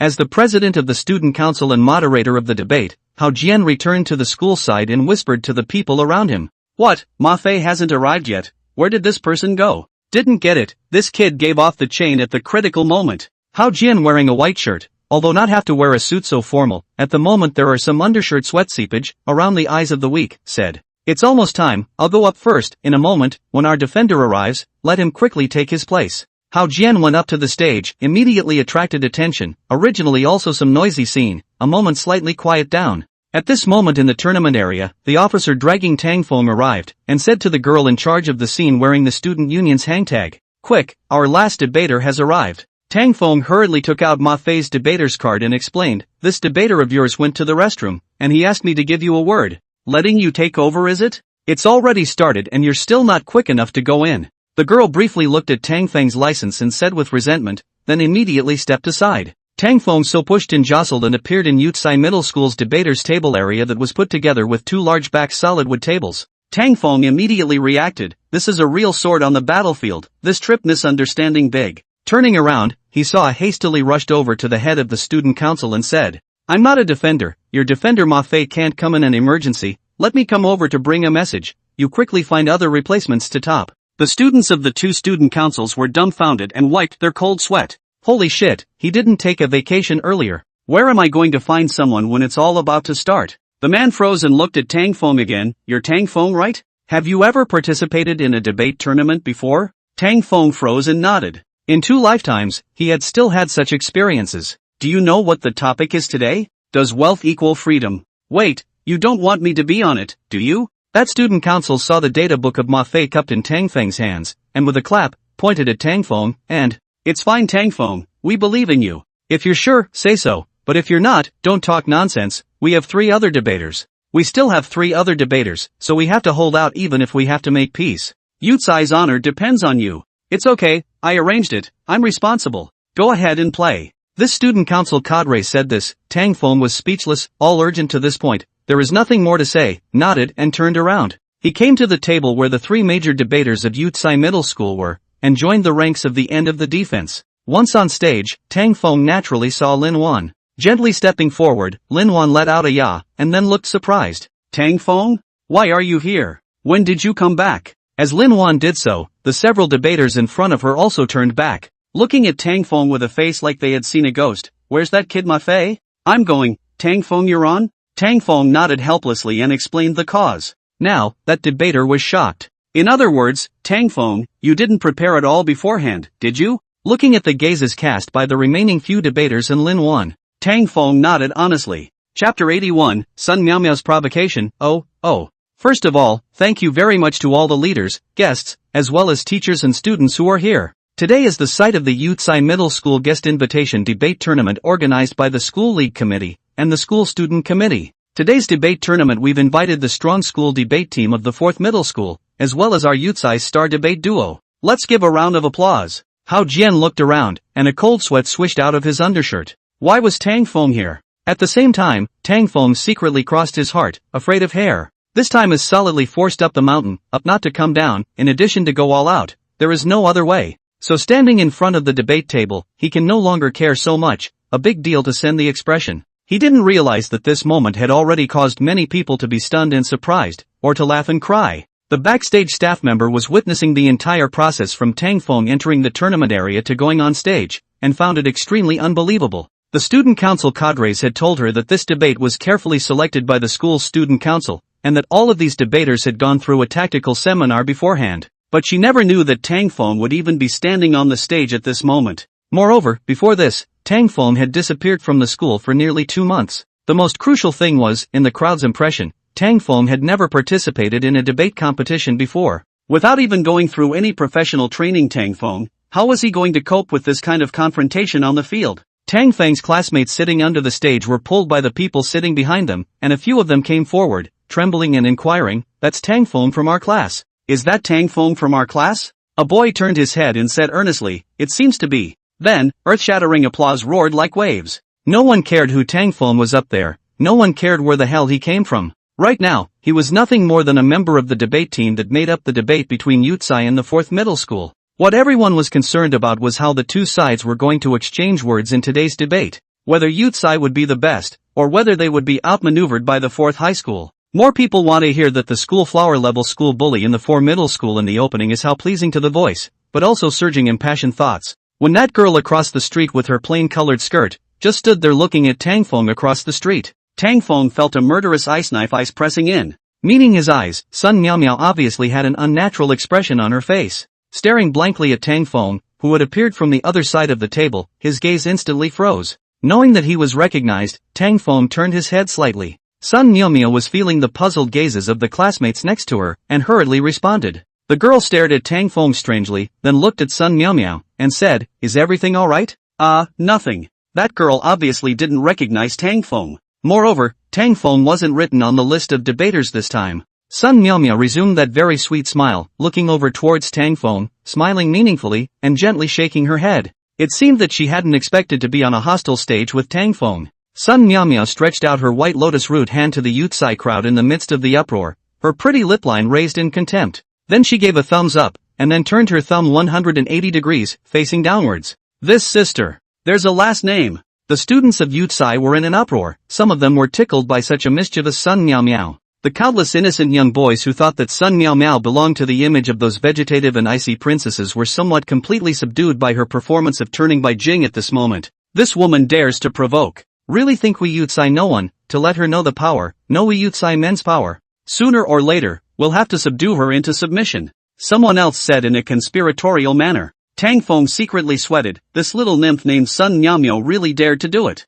Fighting on the road, deep in the battlefield of Yutsai. Still daring to provoke so recklessly, this little ninny was really a wild and untamed master. And this thumbs down is clearly directed at himself. Signaling that since you're standing across from me, then you can only be stomped down. It really gave one the urge to spank her ass hard. For the debates, Tang Feng's memories of his later life were all less than glowing. Now recalled when he was in junior high school debate, completely failed miserably, not well prepared, the debaters with the coordination is not coordinated. Especially when those opponents in the hands of a few quite raw, disliked himself to the core, losing gray. Before he stood on the edge of the debate, he recalled this memory, still a lingering shadow. Having once ended up in a fiasco, and now once again facing a counter-current of time and returning to the campus debate tournament arena, Tang Feng felt that it was time to make some changes. A debate is the most important thing is to fully prepared, collect all kinds of information, used to face the other side is very likely to be tricky to strike bite the dead aspect. There is also a saying in the debate that whoever accumulates and prepares more fully, then the closer to the threshold of victory. Tang Feng hadn't had any surprise training on this debate, nor had he engaged in a lot of behind-the-scenes data collection. Even if Ma Fei's handbook had all sorts of well-prepared information, Tang Feng couldn't memorize it and use it in a short period of time. But he still had the biggest weapon, the experience brought by rebirth, life experience, and his own sharp reaction speed. These were all things that came from his brain, at his fingertips. After all, then other people more golden fingers, to race to fool people, then come on. Hao Jian as the host, in this moment quickly calmed his mind, against this girl in the 4th middle school provocation after the whole field some boiling breath. Continued, then let's welcome the judges, they are, the province's 4th middle school, XXX teacher, XXXX teacher. Welcome to the judges. Welcome to support this event. Hao Jian paused tactfully, giving the crowd time to applaud. So let's get to know both debaters, please introduce yourselves. The whole room was silent, one by one, the atmosphere was immediately urgent. Provincial 4th middle school, first year, Sun Miao Miao, thank you. Sun Miao Miao's voice was nice and clear, carrying quite a bit of confidence. Provincial 4th middle school, first year, Zhang San, thank you. Introducing one by one from the 4th middle school, one by one with a bland demeanor, it was Tang Feng's turn. Yutsai Middle School, first year, Tang Feng, thank you. The crowd was in an uproar, this debate was unusual. Two of the most famous students from their respective schools had actually joined in, it was truly a battle of the gods now. Both sides finished their introductions. The scene all went into a burst of urgency, all felt a mountainous aura, everyone was not an oil lamp. Chapter 82, almost revealed. Okay, thank you to both sides debaters. Our thesis today is, does wealth represent freedom? Do you become more free the more wealth you have, or do you become less and less free? Let's start the argumentation phase and how both sides are going to start. The crowd listened to Hao Jian talk about the rules and time, and for a while the scene was quiet, waiting for the opening. In fact, in Hao Jian's heart, he was secretly grumbling, he couldn't figure out how Tang Feng got on the line. His appearance in disguise disrupted the Yutsai formation, and now naturally can only listen to God's will. Both sides of the argument, Yutsai first defense generously stood up some argument. He talked about the material growth of wealth and the spiritual growth of realizing one's dreams, expanding the range of choices available to each individual, concluding that one is given more freedom. Zhang San of the fourth form smiled faintly and countered strongly. The other side is obsessed with the benefits of wealth, using sensationalized examples as proof, using polarized thinking to lead us to look at the real-life despondency of those who lack wealth, and the beautiful vision of acquiring wealth to realize our dreams. Yet, we all get caught up in the misconceptions, but never mention the process of chasing these money and wealth, and how many dreams we have lost and how much we have been bound after acquiring wealth. If the red side only dwells on this level of debate today, we will be very disappointed and look forward to a higher level of exciting arguments. This Zhang San temperament took it all. The next Tang Feng's second defense interface, he was next in Sun Miao hard knock, thought about it, off the top of his head. The other party's first defense has been elaborating on our polarized thinking, but also asked the other party not to be so limited petty. What? Zhang San's eyebrows jumped, and the people around him drew a breath of cold air. This Tang Feng's words were very harsh, and he dared to directly point out Zhang San's pettiness as soon as he came up. He heard Tang Feng continue, let's look farther. Wealth is a prerequisite for freedom, even the foundation. The so-called thick and thin wealth provides the material conditions and guarantee for our survival and development. Without this, then the current human society would basically be in a state where we are eating blood, not even enough to eat. How can we talk about freedom if we live in caves and the wind and cold can kill us? Human beings have developed from the acquisition of fire to the present use of nuclear energy. The first industrial revolution to the moon. Penicillin saved tons of lives. To organ transplantation and reconstruction, and even genetic repair, mankind has mastered the freedom to prolong life. The accumulation of the computer wealth base, mankind also has the same freedom to enter the virtual world. Dragon's first rocket, to the space shuttle to Mars, the success of manned spaceflight makes us have the freedom to move towards outer space. And so the history of human civilization is the history of wealth creation and the pursuit of freedom. Thank you. The whole room was stunned, and the students of Yutsai Middle School gave each other high fives. Very beautiful comebacks. Tang Feng is worthy of being a hegemon of our school, he's really at the level of a heavenly pride. Lin Wan's expression was first one of surprise, not expecting Tang Feng to respond appropriately like this. With a point of small-minded laughter, she then frowned again, falling into doubt. Tang Feng was immersed in his own such as King Pesticide Luna Infinite even so smooth gap, the scene's calm was suddenly broken. Sun Miao's nice voice said, "This student, can I ask about the record of successful manned spaceflight to Mars in the Dragon Kingdom? As far as I know, it was only in January this year that the Airspace One spacecraft successfully flew into the sky." A large crowd of people looked at him with bated breath. Tang Feng's eyes went black, shit. Forgetting that the current stage of Dragon Kingdom's airspace airplane was only the conceptual stage. Sun Miao's rhetorical question forced Tang Feng to be at a loss for words for a moment. After all, it was sudden, and talking had actually trapped him. In Tang Feng's company, these familiar things could simply be said to be at hand. However, at this stage of the limitations, there were still a lot of things that he simply couldn't say, involving confidentiality. Seeing that the entire room was quiet, waiting for Sun Miao's query, Tang Feng was stunned, then asked rhetorically. I don't know if the other apologist feels that after the Eagle Country and White Bear Country, our country's manned spaceflight project is out of reach? Our pursuit of this aspect has never been a breakthrough? The third defense oil-headed man from the other side sniffed eloquently, of course not. Then, he continued. The Air and Space One spaceship lifted off this year, and although it is said to be an unmanned spaceship, the technical state is basically the same as that of a manned spaceship. Experiments in the fields of space life sciences, space materials, and space astrophysics in a microgravity environment were conducted on the spacecraft, and the heart cells of a turtle were extracted. Observe the effect of space environment on heart cells, and even carry a variety of algae such as fish star algae, spirulina, and other bacteria such as Escherichia coli. This just shows that our country's manned space program has entered the intensive preparatory stage, can be expected in the next 10 years, will change radically. The fact that the other side's defense can even get this kind of information wrong only proves that the information they usually collect is not up to par. To be impractical and not exhaustive with information that you can't even grasp yourself, isn't that a laughing matter, treating this debate as a child's play? Tang Feng smiled faintly, seeming to have a plan. Whether or not I'm a laughingstock is not an issue for now. I just know that even the opposing debaters are so proudly expounding on our country's breakthrough in manned spaceflight technology. One can know how much the nation will be uplifted if there is a day in the future when our manned spaceflight technology succeeds. It's an inspiring move to bring the Dragon Kingdom out of the blue star circle, representing our dream of pursuing freedom. As for from Airspace 1 to Airspace 2, or the future airspace 7, 15, and 20. Leaving aside whether this naming method is correct or not, at least this progression shows that the accumulation and breakthrough of our aerospace wealth will certainly be in the future, with the hopes of the people of the Dragon Kingdom,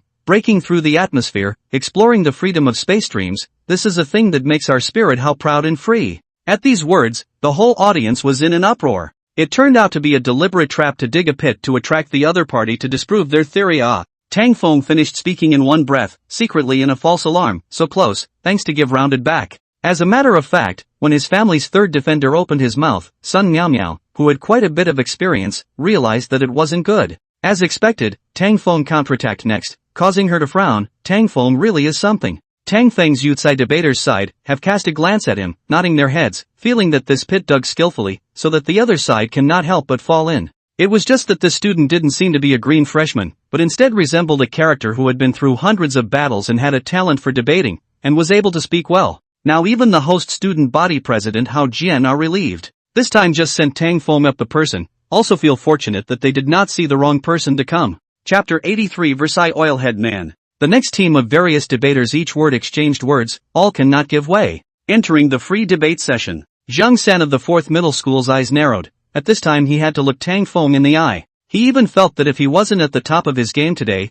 he might not be able to make the promise of the 4th high school to fail miserably. Zhang San was originally a powerful character, and between the short pause, he immediately had an answer, unhurriedly targeting Tang Feng. Just now the apologist said that human society from the hair and blood to information technology developed, the concept of the blue star more and more on the agenda, to the development of our national air and space aircraft. Then I would like to ask, what pushes human society forward? What human society pursues, is it technology, or is it something called wealth? Does the fact that you have invested heavily in wealth necessarily lead to technological advancement and development? So wasn't the scientific research funding that Einstein, Tesla, Franklin, etc. received the greatest wealth of their time? Also, what we're discussing today is just the premise that wealth gives freedom on the one hand. It also creates unfreedom on the other side, and I hope that the opposing defense will make this criterion clear. A quiet murmur of enthusiasm passed through the crowd. This Zhang San was really quite strong. Every sentence hit the mark. This argument was thrown out, but I didn't know how Tang Feng would defuse it. Tang Feng resolutely countered. I heard for the first time, science and technology cannot be counted as part of the wealth of human society. Wealth should be generalized to mean everything of useful value to oneself, including spirituality and materiality, while freedom is the right to make one's own choices. Please ask the other party to be discerning. The people watching the scene were greatly feeling unable to resist. This Tang Feng provoked to Zhang San this number of strongman, causing the other party to frequently target attacks against him, yet he also defended without a drop of water. The two people fought each other, and were really able to pick up the conversation. It was important to know that this Zhang San was the first defense of the 4th middle school, and the first defense was usually the strongest existence among the debaters. Surprisingly, he met a deep hidden expert here. The saying of Yucai's crouching tiger hidden dragon was not unfounded. It was a wonderful debate. Sun Miao Miao stood up and gently knocked on the table. I think the opposing debater has fallen into a misunderstanding, which is to attribute spiritual wealth, to the meaning of wealth that we are discussing today. If morality, pride, self-confidence, and technology are all collectively referred to as wealth, then can I say that freedom is also a spiritual wealth?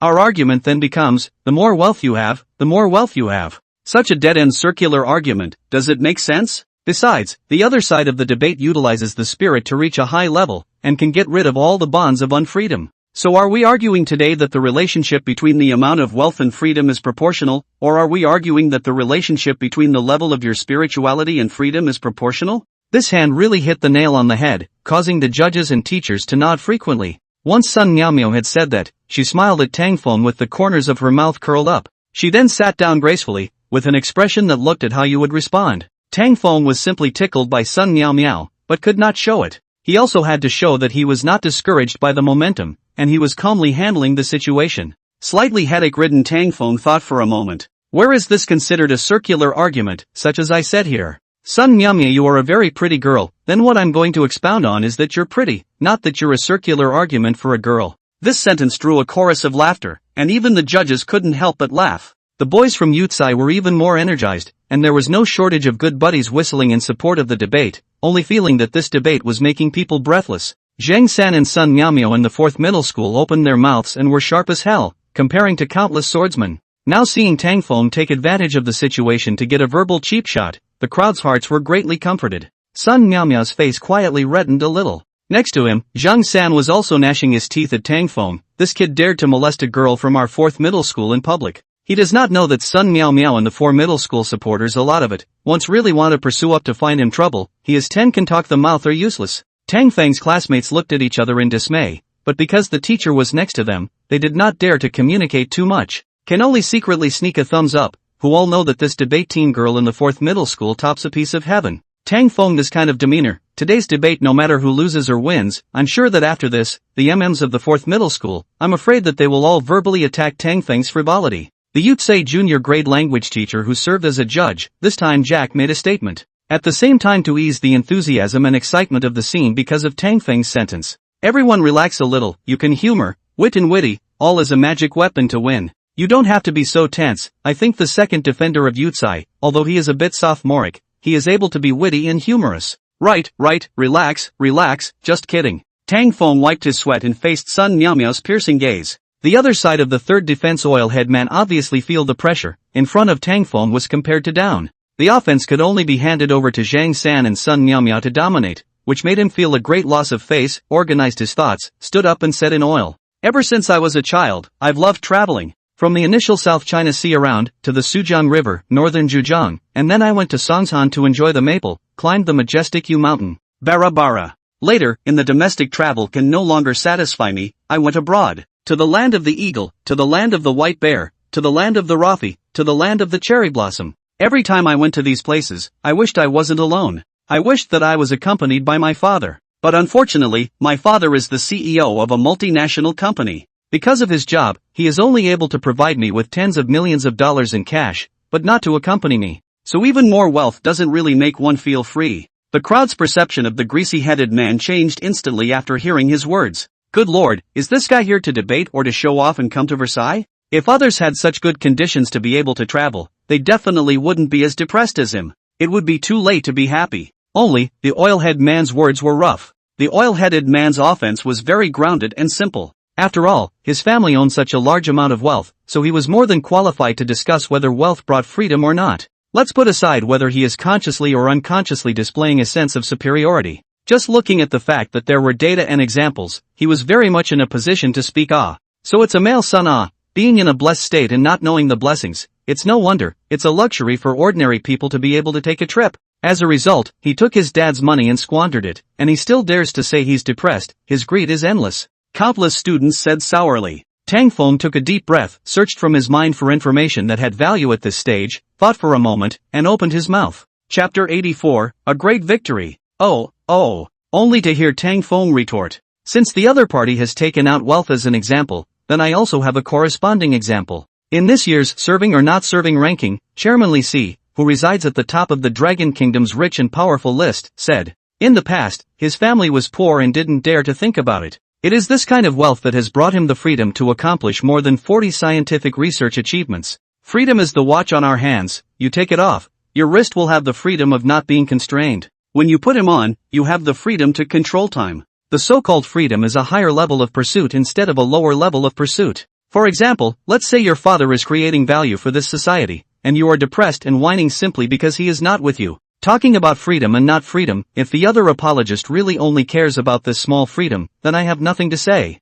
The crowd was quiet, it had come to the very crucial free debate session. Above this session both sides were going back and forth, you attacking and I defending, completely to the point of a short fight. Tang Feng became the main character to cope with, a person against the other side of the pressure of the attack of several debaters, when the skill is not small. The Yutse debaters around him were all providing him with the maximum amount of circumstantial evidence to assist and shout. Lin Wan couldn't say anything for a while, so she stood by the side and watched Tang Feng's spirited behavior. Zhang San suddenly got up, his eyes bringing their own red flash and said, look at our country's top-ranked tycoons. Sometimes I want to worship the wealth and status they gained, I'm going to have a few lifetimes to spend. I would pile up donkey brand bags, Adidas shoes, anima fashions all over my entire villa. But what about the fact that these people are not as free-spirited as we think they are? The Dragon Entrepreneur Growth and Development Report tells us that the average entrepreneur works 14 hours a day. Some of them even overspend their lives dying suddenly as a result. Does the other side's defense think this is freedom? Do you have any more comparisons?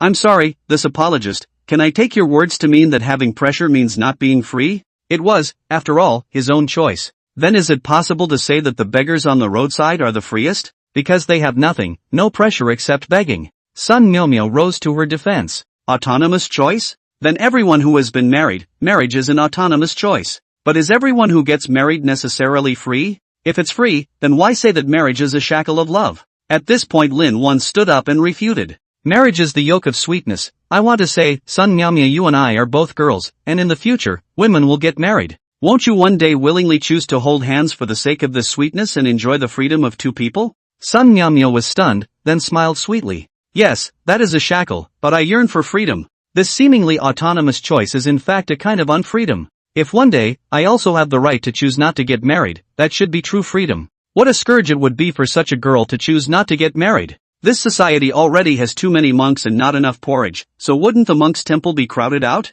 When these words came out, a sensation immediately erupted in the small crowd of Yutsai. Let us receive you. Such and such words. Tang Feng stood up and stared at Sun Myomyo without hesitation, frowning. Is this statement from the other side's defender a free-for-all, or are they deliberate words to refute our point of view? The overlord of the wild area, Li Bai, had a poem, 5-flower horse, 1,000 gold furs, caller will come out to change the wine, with you to cancel all the sorrows of the past. With 5-flower horse, 1,000 gold fur, exchanged for fine wine, used to dispel the sorrows, this is the portrayal of life's magnificent one-point pursuit of freedom. The first defense of the other side cited an example, the pursuit of wealth, we will accordingly consume a lot of time as the price. However, if time cannot be consumed on this, where do we let it flow to? Do we waste it? A certain big brother said, where there are people, there are rivers and lakes, life in this world, you have to face these, you have no place to escape. Zhang San's defiant mouth pouted. Anyone could see now that Tang Feng had used an almost holistic height to powerfully carry several of their fourth middle school's top debaters in a thought-provoking manner.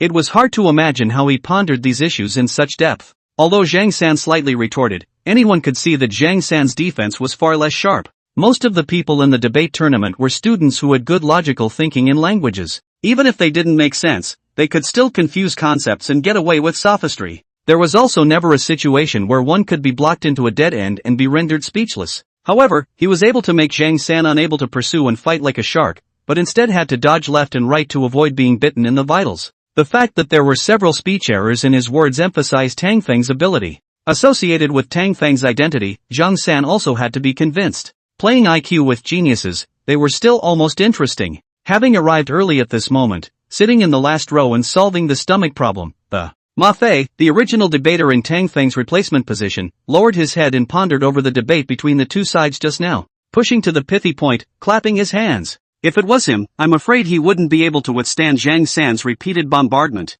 I didn't realize that I had casually pulled a person, but actually drew out a underwater dragon. The next debate was also the time for the respective fourth defender to make a summary statement. Zhang San sat in his original position, his eyes in high spirits. Although he was provoked by Tang Feng several times this trip, but at this stage of the situation, and then how grudges, it is not possible to argue back with the power of words. Instead, he stared at Tang Feng with eyes as sharp as knives, making Tang Feng helpless. Zhang San was also a bit depressed. Who would have thought that Tang Feng would suddenly come on stage, and hadn't even considered him in his tactics beforehand. If he had known he was there, he simply wouldn't have come. Sun Myomyo was expressionless, sitting opposite Tang Feng. With a look as calm as smoke, she listened to the summarizing speech of the four defenders around her. After the two-side summary statements were elaborated, Hao Jian, who was responsible for hosting, nodded, organized the cheat sheet on hand, and did a general review. He also let the chief judges of Yutsai in the fourth high school make their concluding remarks, scoring the debate, judging the winning team according to the judges' opinions, and selecting the most outstanding debaters.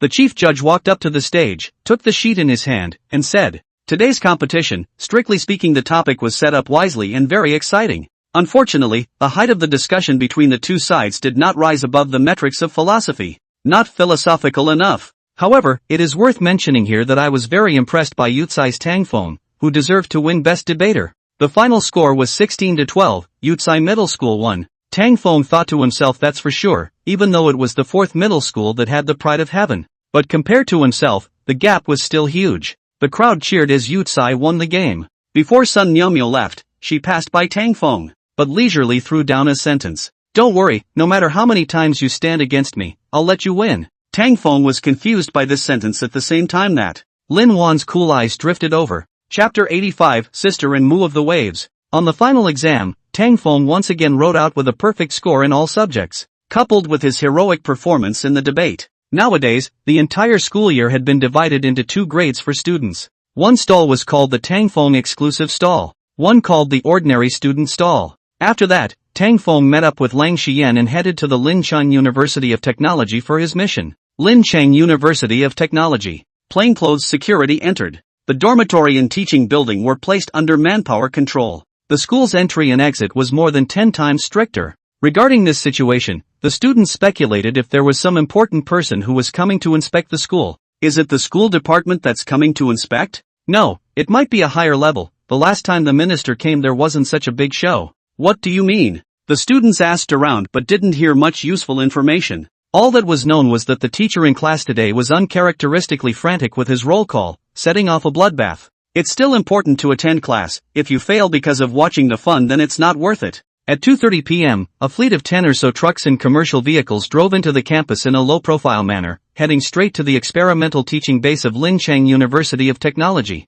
The principal had already led a group of professors waiting at the entrance of the building for a long time. Seeing Tang Feng get out of the car, he immediately led people to welcome him. Chief Master Tang, welcome to our university for an inspection. You're welcome. It's hard for the principal and all of you to greet me here. Where, Chief Master Tang is giving us something, of course we should be so. I wonder where the instruments are unloaded. Tang Feng stopped the pleasantries and asked. The principal sniffed and immediately pointed to a certain building behind him. The rooms on the first and second floors of building B have been vacated, so just go there. Good. Tang Feng asked the Secret Service to cooperate with the principal's arrangements to unload the goods. Then at the invitation of the principal, a group of people went to visit the various experimental buildings within the base. Halfway there, Lang Xian walked to the side and said softly, "Excuse me for a moment, I'm going to the restroom." Hearing Lang Xian's words, Tang Feng was also a bit pissed.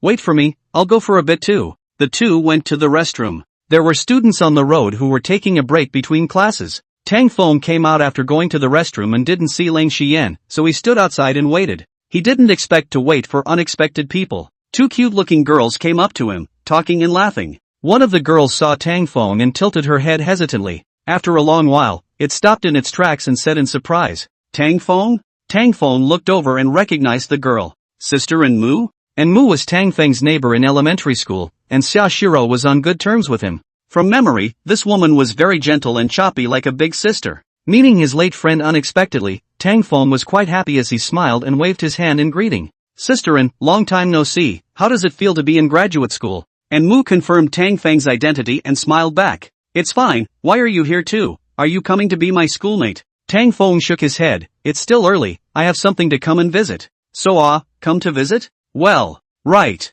And Mu nodded. The girl next to her had been observing Tang Feng's clothing and temperament, and associating it with the strictness of today's security check. She felt that Tang Feng wasn't simple. At this thought, the girl pinched in Mu's arm. "Hey, Mu, aren't you going to introduce me?"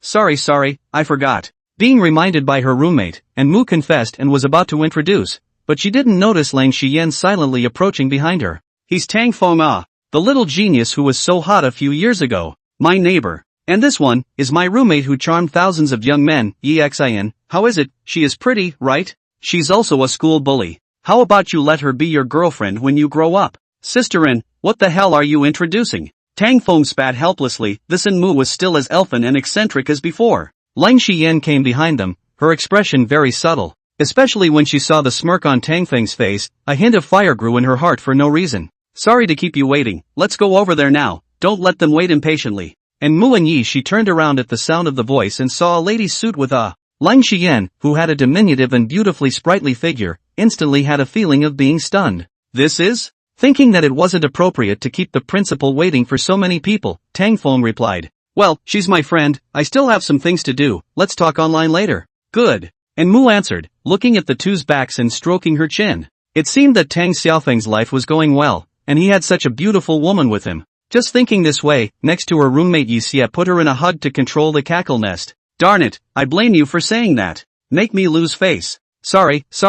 And Mu twisted her waist, hastily begged for forgiveness. Yi Hitomi, however, refused to let her go. "No, you have to compensate me. I really didn't mean it. Let me go, yikes." And Mu laughed so hard that she had to agree. "Okay, I'll compensate you for eating spicy hot pot and drinking milk tea, okay?"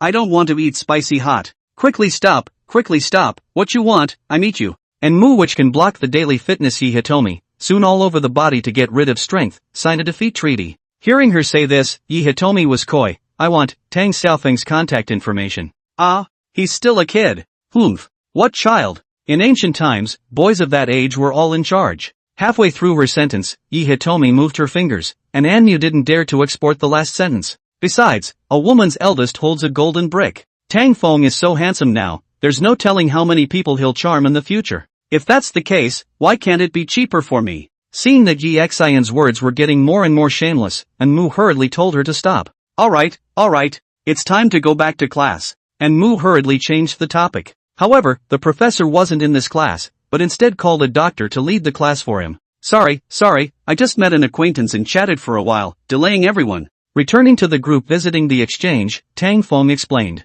No. The crowd waved their hands. The vice principal in charge of academic affairs' eyes lit up, realizing that this was a good opportunity to get closer, so he made a curious face and said, Acquaintances? Chief Master Tang's friend works in our school? Well, no, I have a sister who is in graduate school at your school. Studying in graduate school. The principal professor was puzzled. Tang Feng nodded, so don't be too formal, we are all developing scientific research for the country, just treat me as an ordinary person. This sentence came from Tang Feng's sincere heart, but none of the principal academician professors would take it seriously. I wonder what that sister of yours is called, the vice principal asked. Hearing him keep asking, Tang Feng probably understood what the other party meant. After thinking about it, it wouldn't be impossible if the other party gave An's sister a bit of attention in passing, so he said, and MANHWA, Electronic Information Class, Chapter 86, Lun Xian's Little Mind. And MANHWA's tutor heard, would like to find an angle to praise, but for people honest, brain back a moment, finally hard to find an angle to praise.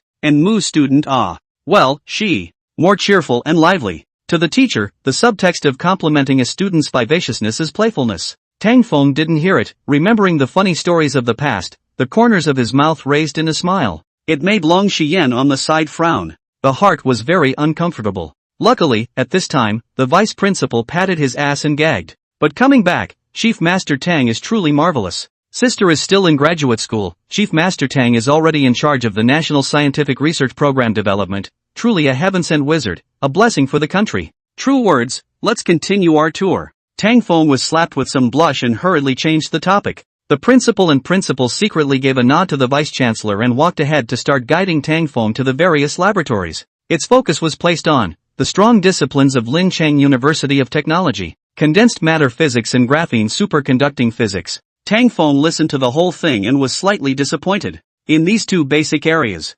Lincheng University of Technology was still very strong, but it had already been surpassed over by the several military laboratories that had been influenced by themselves. In that case, it would be better to have Lincheng University of Technology as a technician training unit. The two main laboratories strolled through. News came from the Secrecy Bureau over there. The experimental instruments had been installed and were ready to be tested. Tang Feng put down his teacup and immediately proposed, Principal, let's go take a look, so you can also inspect the goods and return anything that doesn't meet the standard immediately. Chief Master Tang is too polite, after all, it's being embargoed, it's already considered good to have it available. Although the principal said he didn't care, he actually didn't think much in his heart. He only prayed that it wasn't too far off. With such a prayer in mind, the group arrived at Building B. The originally empty room was set up with all sorts of equipment. With an energy spectrometer, X-ray profiling, scanning probe microscope, transmission electron microscope, field ion microscope. Observation equipment for testing physical properties and observing the microstructure of atoms is not lacking.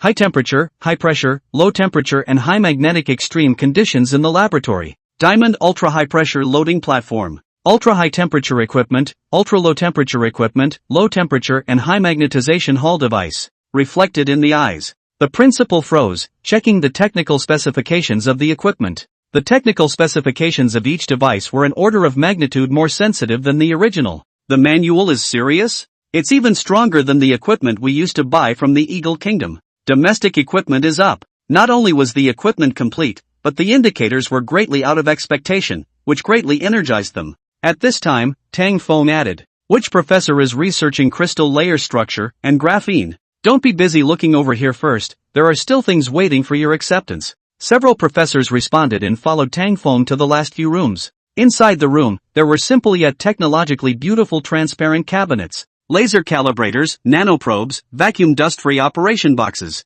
as well as a boron nitride single-layer atomic operating table. When the professors saw the description, they burst into a gasp of surprise and rushed up as if they were 100-meter runners, lovingly crowding around as if they were some kind of exotic treasure. There's actually such a powerful device that directly obtains single-layer crystals. It'll save a lot of trouble with this. Chief Master Tang. Thank you. It's fine, it's all for the sake of improving scientific research strength. Tang Feng waved his hand, and seeing the professors eagerly wanting to experiment into it, he greeted them and turned his head to leave. Because the research progress of Lincheng University of Technology hadn't met expectations, Tang Feng naturally didn't have the idea of continuing to stay and plan his mission. He found the principal and excused himself. Principal, since there's no problem with the stuff, I'll leave first. Why so soon? We haven't entertained you yet. After looking at the experimental equipment, the principal brought gratitude and genuinely wanted to entertain Tang Feng. Tang Feng shook his head in appreciation. Thank you, no need, I have other tasks. Seeing that he couldn't stay, the principal could only send Tang Feng out. And at this time, Lang Xian quietly returned and found Mu's tutor. And Mu's mentor held up his glasses and said, "This lesbian, what is your business?" Lang Xian quietly said, "I'm fine, it's Chief Master Tang who told me to come find you. I hope that you can strictly teach fellow student Mu so that she learns and doesn't play around every day. So it's like this, don't worry, I'll definitely do it." And Mu's tutor made a guarantee. Lang Xian nodded and added, "Well, in addition, don't let anyone know. Chief Master Tang doesn't want to make his sister feel like she owes him a favor." "Okay, definitely." Seeing that he answered all of them, Lang Xian turned to leave. Not far away, in the classroom, Mu, who was playing with her cell phone, suddenly felt her nose itch and sneezed a big sneeze. Weird? Who is chanting about me? At this time, she didn't know that what kind of hellish training would be waiting for her, still holding her cell phone as if she was blindly happy. The first time she used her authority to do something bad, Lang Xian felt her heart thumping and almost about to pop out. No way! I can't go back like this. She stopped and organized her makeup. Taking several deep breaths before her mood calmed down, she retraced her steps back to the parking lot. At this time, Tang Feng was sitting in the car waiting for her, and when he saw her come over, he put down his cell phone. "Alright, people are here, drive." Lang Xian sat on the opposite side and fastened her seatbelt. Under the driver's skillful car skills, the vehicle slowly started, the front and back cars leaning over, leaving Lincheng University of Technology and heading to the military area. Perhaps she had done something wrong. Lang Xian paid more attention to Tang Feng than usual, only to feel that the more he looked at him, the more durable he became, especially the way he pondered over problems. I once heard someone say that boys were most handsome when they were serious, and now that I took a look, it was true. Not to mention that he's a hero who helped the country fend off a crisis. After the persecution of Anmo, she was already very sure that she greatly admired Tang Feng. Tang Feng felt the gaze and raised his head to find Lang Xian staring at him with a burning gaze. Strangely, he said, "What's wrong? What's on my face?" Lang Xian scrambled to lower her head. "Nothing. I want to ask about tomorrow's arrangement, whether it's to go to the Dragon Electronic Group or other colleges." The battery technology is already out, there's no rush, it's better to go to school first. How many other top-notch scientific research universities are there in Lincheng besides Lincheng University of Technology? Tang Feng pondered for a moment and asked. There's also Lincheng Aerospace, Lincheng Polytechnic, and Lincheng Medical University. Then tomorrow morning, go to Aerospace, and take the Medical University in the afternoon. Tang Feng set his itinerary, and his cell phone suddenly came vibrating. Once he opened it, it turned out to be a text message from Mu. "Hello? Tang Feng, are you coming out tonight? I'll treat you to shabu shabu." Tang Feng thought about it and typed a reply. "Sorry, things are urgent on my end, no way to go." Chapter 87, One Step Further. You still have things to do at night? The text message came quickly. It's something. Tang Feng explained a sentence. And Mu, alright, little Feng Feng has grown up and looks down on ordinary people like us. Tang Feng knew that this was Sister Anne's usual agitation trick, and didn't return. Sure enough, after a few moments, Mu sent another message, coldly saying, "That big beauty today is quite good looking, you're still young, pay attention to your body." A question mark slowly floated above Tang Feng's head. "No more fooling around, Sister Anne, I'll treat you to dinner when we return to North City on vacation." That's it then, my mentor called me, I don't know what's going on, we'll play together again when we go back in the new year. Oh. Okay, you're busy. A promise is a promise. Oh. After chatting, Tang Feng smiled and stretched his back seat. He didn't notice Lang Xian blocking her lips with her notebook with a very unhappy look. In the following days, Tang Feng went to several other first-class universities in Lin City. Except for the brain science at the medical university where he found a stronger accumulation of technology than what he had mastered. All the others were no match for his company's achievements. As a result, Tang Feng had to change his plans, no longer running the country's major universities as planned. Instead, he returned to North City to prepare to utilize the smart brain to reproduce the technology. And at this time, the military region just got the feedback from various military factories and military research units. Originally prepared to be included in the production program of tanks, cruise missiles, no more. Already ready to put into the dockyard frigate segments, pulled back to the steel mill to go back to the furnace. Soon to be issued new bulletproof undershirts, also disappeared. There is also a series of weapons ready to equip the troops is gone, everything is gone. All the major military regions, all the military commanders received notifications from their superiors one after another. Among them, the Blue Sky Military Region, which covered the most complete range of military branches, encompassing the land, sea and air branches, was hit the hardest. The new list of equipment dumbfounded the commanders. Army equipment, all tanks, armored vehicles, rocket launchers, self-propelled howitzers, all stop deliveries. The relevant receiving personnel do not have to go to receive. Naval equipment, frigates, destroyers are being restructured and discontinued. Minesweeper, landing ship, service ship supply ship also have to do with. Mindful of the domestic aircraft carrier program pushed back, do not know when to start manufacturing. Air Force equipment, Sword 10 below the warplane no longer continue to produce. Missile Army, anti-missile system to be overhauled. Saying yes to new equipment and just letting us off the hook like this? Where are my tanks? Where's my rocket launcher? Can we still train happily? The new generation of frigates, 40 long-distance fire is not used quite well. Why did you suddenly stop building them? I remember that the No. 10 missile frigate has obviously been on the ship's platform, right, all on the ship's platform, can still get nothing? The carriers are all built, and you're telling me the carriers are gone? Speaking of carrier aircraft, the equipment list given by the aviation group only includes the Sword 10. What's going on? We're not going to get the Sword 10 on the carrier, are we? A certain army commander froze. If we build all Sword 10s, doesn't that mean the Air Force is making money? The Air Force commander was stared at by a group of people and quickly hid his laughter and denied it seriously. It won't do to just have the Sword 10. The Sword 10 is an air superiority fighter. It's for seizing air control. The fourth generation that does the dirty work still needs to be there. You still want a fourth generation aircraft? I think you're getting a bargain. The commanders complained continuously. Finally, the words of a certain commander resonated. Although the military region takes obeying orders as its vocation, this cancelling of the construction is obviously not an order. Strictly speaking, we are the A side of a military-industrial enterprise. Is there such a thing as treating the A side like this?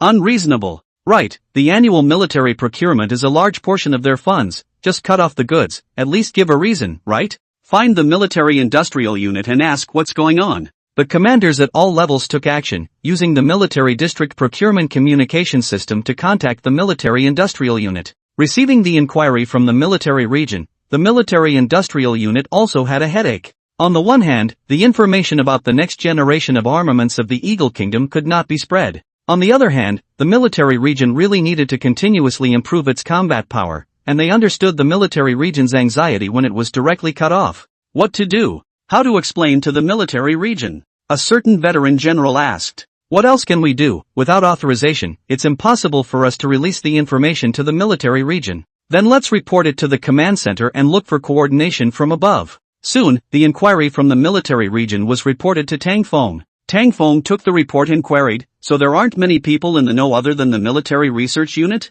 Yes, the true situation is only known to the top brass of the military research system. Lung Xian replied with a nod. Then isn't it best not to let them be informed? Tang Feng stroked his chin. It's best to do so. At the moment, it's already a bit of a strain for the Secrecy Bureau to cover the scientific research units, and with each additional person in the know, the loopholes will increase. Lang Xian's words described the state of the Secret Service, and Tang Feng tapped his forehead with his pen. Neither can we expose that major projects are being done, nor can we suppress the problem to damage morale, so the only way is to be clear and reasonable. Have the military-industrial unit reply that the previous equipment is being modified and upgraded due to a problem in the production process. The weapons to be delivered will be built, just to delay for a long time. I hope they understand the difficulties at this stage. This is also realistic. After all, the Eagle Kingdom has a lot of money. Advanced weapons are being built without money. We need to recognize the disadvantage and be mentally prepared to struggle hard. Lang Xian jotted down Tang Feng's words on her notebook, and then sent it to the top for her superiors to coordinate. It didn't take long. The entire army once again proposed to carry forward the spirit of hard work. It was requested to continue to study tactical interludes, fully utilize human motivation, make preparations to defend the country. The affairs of the army were put aside for the time being. Tang Feng finally finished arranging the research program, bringing efficiency to its current maximum. Because the files from the thinking brain were too large before, it squeezed the hard disk and blew it up. So this time, Tang Feng got a computer with a very large hard disk, used pragmatic storage technology to reach 10T capacity. Connecting to the brain, in an instant, the computer hard disk filled in 1 ton of technical information. This information had a lot of experimental data, pictures, and videos. Filtering out these memory-hogging things, the remaining textual information was almost around 20 or so gig. Expanding from purely military to full field, the technical information was too much. Just extracting it was a huge project. Tang Feng did a little math and consolidated his strength. This is a bit much, reading 100 MA a day. It'll take a few years to finish. Must pick and choose a bit, prioritize getting the important information. This wasn't difficult, the materials were all labeled with confidentiality levels and application areas. It was enough to pick them out directly with the program. Tang Feng picked out the technology in the field of military industry. The first thing that caught his eye was the laser weapon-related technology with a top-secret level of confidentiality. Chapter 88, Bung Bu Lives. Tang Feng searched for a while, and there was indeed no sign of intelligent machines. It could be imagined that the artificial intelligence information was still too little. Tang Feng went and searched for AI technologies, and the ones he got this time were still playing around in a few high-value-added medical surgeries, finance, and unmanned vehicles. The bionic robots were only made of silicone with a similar touch and skin, and there was no substantial breakthrough in intelligence. After organizing the key military technology, Tang Feng conducted a simulation on the supercomputer, then sent some of the technology to the relevant labs. After verification, the technology was sent out and labeled with a birth certificate. Tang Feng was finally able to hand things over to the military industrial units. The military industrial unit had only just finished digesting the last batch of technology. Immediately the next batch of technology had come in. The head of the unit looked dumbfounded.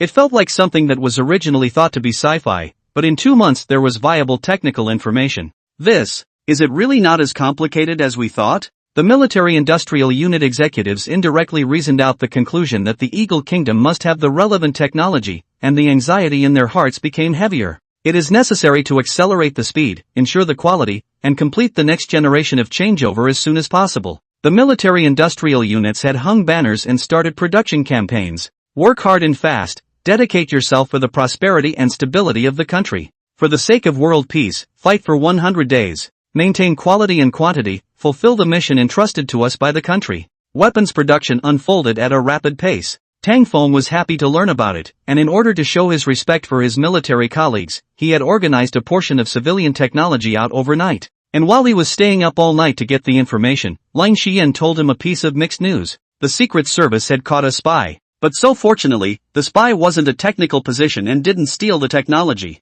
Didn't get the technology, so what did it get? Tang Feng froze, puzzled. This is exactly what I wanted to say. The spy was informed of our actions to increase our investment in scientific research, as well as our intelligence that we are worried about the technology of the Eagle Kingdom. Lin Xian reported with a face full of gravity. Tang Feng listened with a deep frown. They know about it? Aha! Tang Feng stood up and paced back and forth, projecting Xiongning country's possible reaction. Since they had obtained this key piece of information, the Eagle Kingdom would definitely step up their actions. Then the pressure coming to their side would undoubtedly increase many times over. What should they do in response? Tang Feng had a bit of a headache and couldn't analyze it. At the same time, the Eagle Kingdom was holding a meeting. It was reconfirmed again and again through the intelligence system. The Eagle Kingdom was basically certain. The intelligence passed on by that spy was true. The Dragon Kingdom was really worried about the threat posed by the new equipment of the Eagle Kingdom, as well as the latent technology in the lab. After the announcement of the Jumwalt on the side of the Eagle Kingdom, as well as the news of the supersonic stealth drones in service, the Dragon Kingdom made even greater adjustments.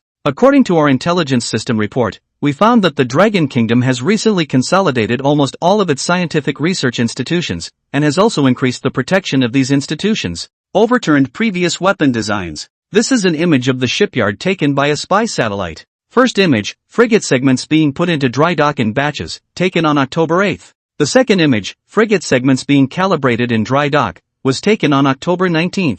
But in the third picture, instead of continuing to be assembled, the frigate segments are missing a couple of pieces. Then the fourth picture, which disappears completely, was recorded on November 1. Despite not building ships anymore, the military-industrial organization worked overtime, and the vehicles for raw material procurement became more and more numerous. Even in the images taken by reconnaissance satellites at 2 a.m. It's all lit up. It was obvious that they were catching up with the progress. Some cite evidence that also illustrates this, such as increased personnel investment. We've hacked into the systems of several well-known schools. Many of their science graduates have gone to the military-industrial complex, and also poached a large number of talents away from Turtle Valley to work on AI in the military-industrial enterprises. The intelligence officer reported the intelligence collected in recent months in detail on the PowerPoint. Under the stage, strategic research expert Klein couldn't help but fall silent as he listened. The Dragon Kingdom had really been misled into succeeding by their Eagle Kingdom's fishing wheel attack? Just as he was doubting his judgment, the giant Gario on the side suddenly let out a loud laugh and said, "See, what did I say? I knew the Dragon Kingdom was misled by strategic fraud, right? Now that I've checked it's true. Do you guys have any more disagreements?" Hearing Gario say that, Klein was even more embarrassed. He was the one who had denied Gario as a technical officer in the first place, but now he was being slapped in the face on the spot. Gario looked at his embarrassed appearance, crossed his legs, and smiled smugly. "Since the Dragon Kingdom is caught in an intelligence misdirection, what should we do to capitalize on this?" Director of Intelligence May Dandon suggested. "Since the matter is error-free, then we can drag the Dragon Kingdom into a scientific research race and drain their power. Even since we have far more funds than they do, we can even actually invest a lot of money without having to write a false check. We have a big enough advantage to be organized anyway." The military experts here who represented the interests of the arms dealers immediately came into the spirit and expressed their agreement to fight for their own interests. Strategic fraud, well, we've done it before, we're comfortable with it. The military advisor representing the Rocket Launch Alliance alluded to the previous most famous interstellar space strategic fraud scheme. "I think that since the Dragons are reacting to the Jumwalt, we should build 10 or 8 more Jumwalts." Representing the warship manufacturers, on the other hand, used the intelligence to canvass for themselves, ready to throw the Navy into the Jumwalt pit. "And why not drones? The Dragons are digging for AI talent, aren't they?"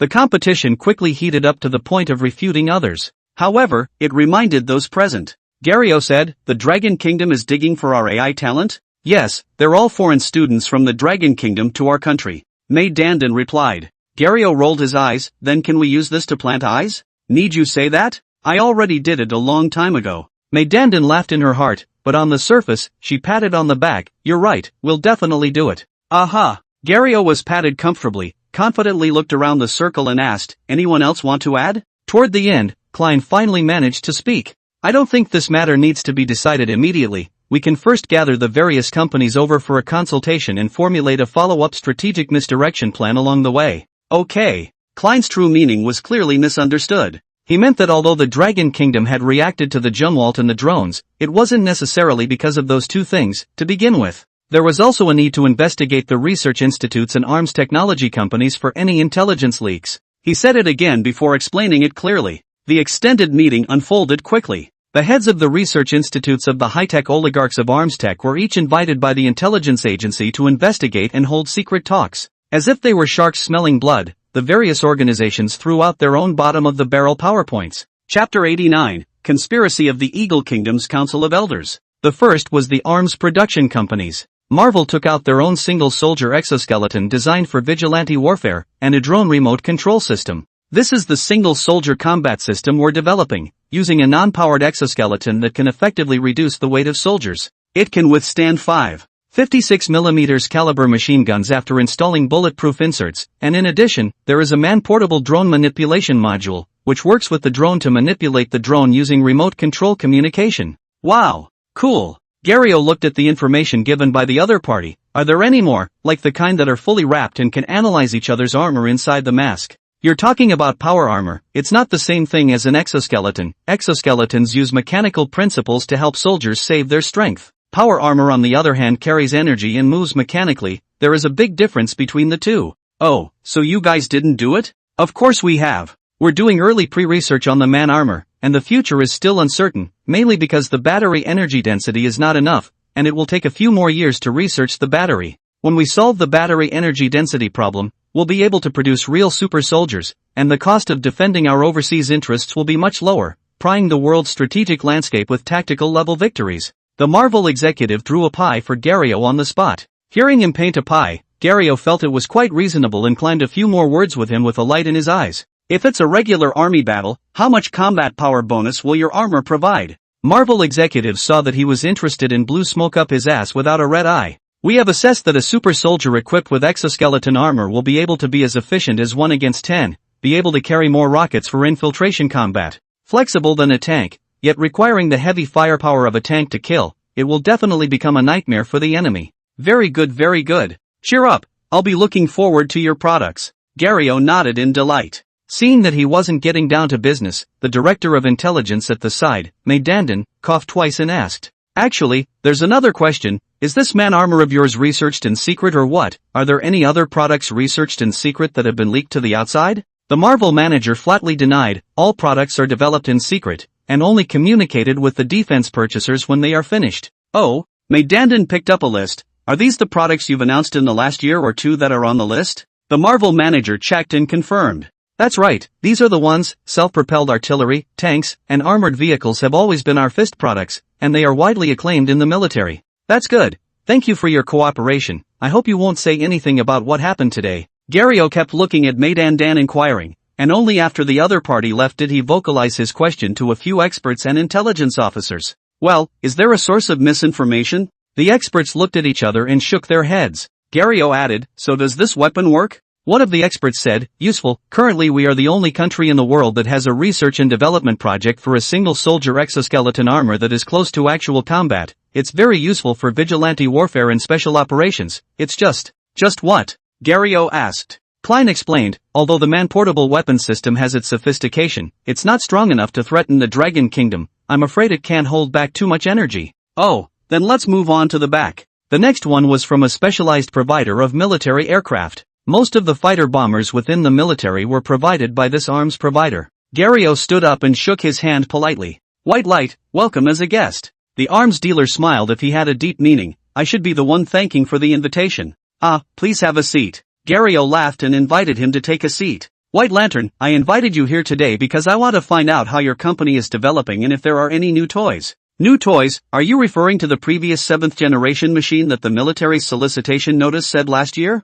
White Lantern raised his eyebrows. The 7th generation machine in his mouth caused Gario to be curious and said, a 7th generation machine? How are you guys done with it? We've just finished the theoretical design. Our program is a pitot tailless 5 times the speed of sound cruise fighter with stronger stealth performance, and we've already begun research and development on that goal now. White Lantern laughed, giving a brief introduction of his company's design. Gario compared, how does this design compare to the new airplane from the Dragons? White Light let out a loud laugh. Ha, of course, is crushing. Fighter Generation Division standard is to be able to crush the previous generation of aircraft, 7 generations of aircraft then 6 generations of aircraft, just like 6 generations of aircraft then 5 generations of aircraft, the Dragon People's new aircraft. According to the analysis of our engineers belong to the 6 or 5 generations of fighters, the actual combat will be because of the stealth performance than the pituitary tail fighters worse than the poorer was found first, with missiles shot down.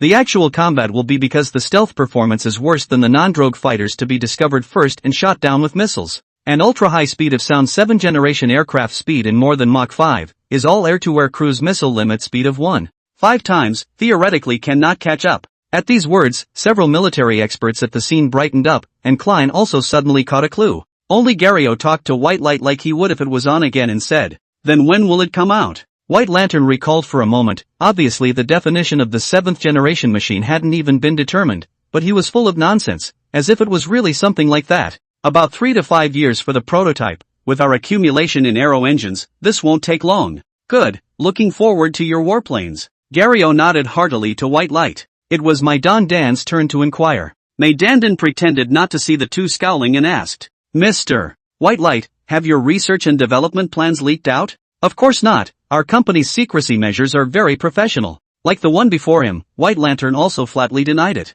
Not even the information that you're developing a 7th generation aircraft? Indeed not. Well, we hope that Mr. White Light will go back and investigate. Be careful. Sending White Lantern away, Klein and a few military experts whispered and offered speculations. I think we may have found a reasonable chain of logic. After the Dragon Kingdom produced the 6th generation aircraft, and after simulations, realized the impracticality of what we thought in the beginning. According to our test simulated battle results, this panic was established, and coincidentally at this time they also learned about vertical takeoff and landing of skyplanes. With standard 6th-generation aircraft even taking off and landing vertically on helicopter carriers, the pressure they faced increased rapidly, forcing them to phase out their old equipment and mobilize their scientific research to catch up with our technology. Wonderful! Gary O clapped his hands after listening. My Don Dan also decided to list this one among the skeptical options. Klein added, thinking about it this way, it's normal for them to be misled by the strategy. After all, our technology is at least a generation poorly ahead of us, and luck will surely be anxious after discovering one of the gaps. While that makes perfect sense, save the analysis for later, let's meet the people we need to meet first, don't keep anyone waiting. Next up were the two transporter and helicopter manufacturers, both of which, the threat was not strong enough to warrant much comment. Chapter 90, I don't know what to name it. Instead, the next missile and anti-missile system manufacturer gave them a big PPT. This is a hypersonic cruise missile we're developing, capable of being launched from an Aegis destroyer and attacking the opponent's targets, both on the ground and at sea. Once equipped with the Navy, the other side's warships will only be able to operate under the protection of offshore land-based aviation, and will play a very important role in consolidating our maritime superiority. There is also a next-generation anti-missile system installed at overseas bases, equipped with multi-band radar, which can intercept the other side's ballistic missiles from the ascending segment, arching the homeland. The data of the two weapons lets data in front of them, PPT put. A crowd of military experts assessment reached a unanimous conclusion. As long as the two were realized, the opponent would have no possibility of resistance. Gary O hummed with pleasure. I don't even think we need to engage in any strategic fraud, just by virtue of our huge number of 6th-generation planes, carrier battle groups, and anti-missile systems, it's just a matter of directly laying out the cart. How does Flying Dragon ride face lose? That said, the solicitation meeting was to continue. The last big military technology contractor is United Launch Group. Their main business was entirely supported by NASA. However, it was strangely overpriced and was a famous black store, so much so that NASA couldn't take it anymore and gave away its technology for nothing to create a competitor for it. Of course, this had nothing to do with the people in the room. They were more concerned about whether Launch Group had any new projects. Our company's main task at the moment is to experiment with modifications to destroy NEO satellites, according to the design requirements. Experimenting whether we can add trackers to the satellites and monitor their orbit changes. Followed by testing the turbofan hypercombustion ram engine, and the hypercombustion ram engine, the latter of which has just been test flown and run for 100 seconds. Very good. Anything else? Nope, the next generation of rockets is still being validated for now. It's true that when technology is too strong, anything could be a source. Gary O shrugged and added the rockets as well. After inquiring about a few major arms dealers, the few people in the strategy office thought they had found the source. Only now, their main purpose became figuring out the direction of technological development and figuring out how to lull around the right direction. The next day, the meeting featured the technical directors of NVIDIA high-tech companies. First up was a certain future 7nm++ chip company. This is our company's 14 nanometers experimental chip, which is currently at the top level in the world, with several generations of advantage over the Dragon Kingdom. The company is currently already working on 7 nanometers, and by then the generational advantage will be even greater, the company executive said. Then there were the new projects quantum computer and carbon-based semiconductor. Several companies were pleased to say that their quantum had already achieved a breakthrough in the collar, reaching the level of 5 or 6 quantum bits.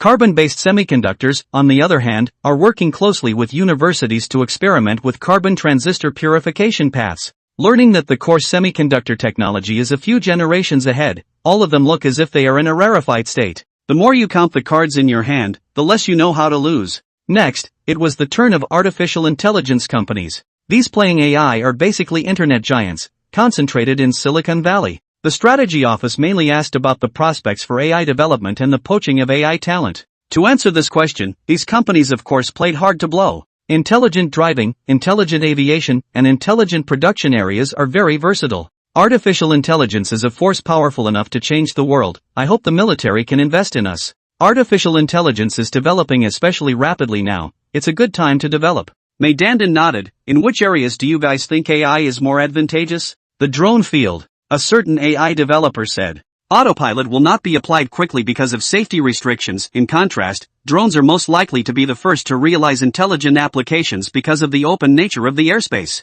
May Dandan then said, then the current poaching actions of Dragon Country Enterprises, does it affect you guys much? Dragon Country Enterprises are indeed poaching people, and the prices they give are still comparable to ours, causing all of our labor costs to increase quite a bit. It's very annoying. Thank you for coming, we will think of a way. You're welcome. Please keep the contents of today's conversation confidential. Definitely. The AI companies left in droves. Gario took a sip of his coffee and asked, "What organization is next?" Klein replied, "It's the director of Da Vinci Labs." "What does their lab mainly research?" "Space exploration, new energy sources, controlled fusion, life sciences, lots of stuff." Controlled nuclear fusion, that's the one that's 50 years away forever? It was probably a worldwide consensus that nuclear fusion realization was 50 years away. Gario came to a bit of spirit, thinking it was good stuff, ideal strategic fraud material. Things were exactly as he had expected. The attitude of the director of Da Vinci Labs was nothing like that of the for-profit organizations that preceded him.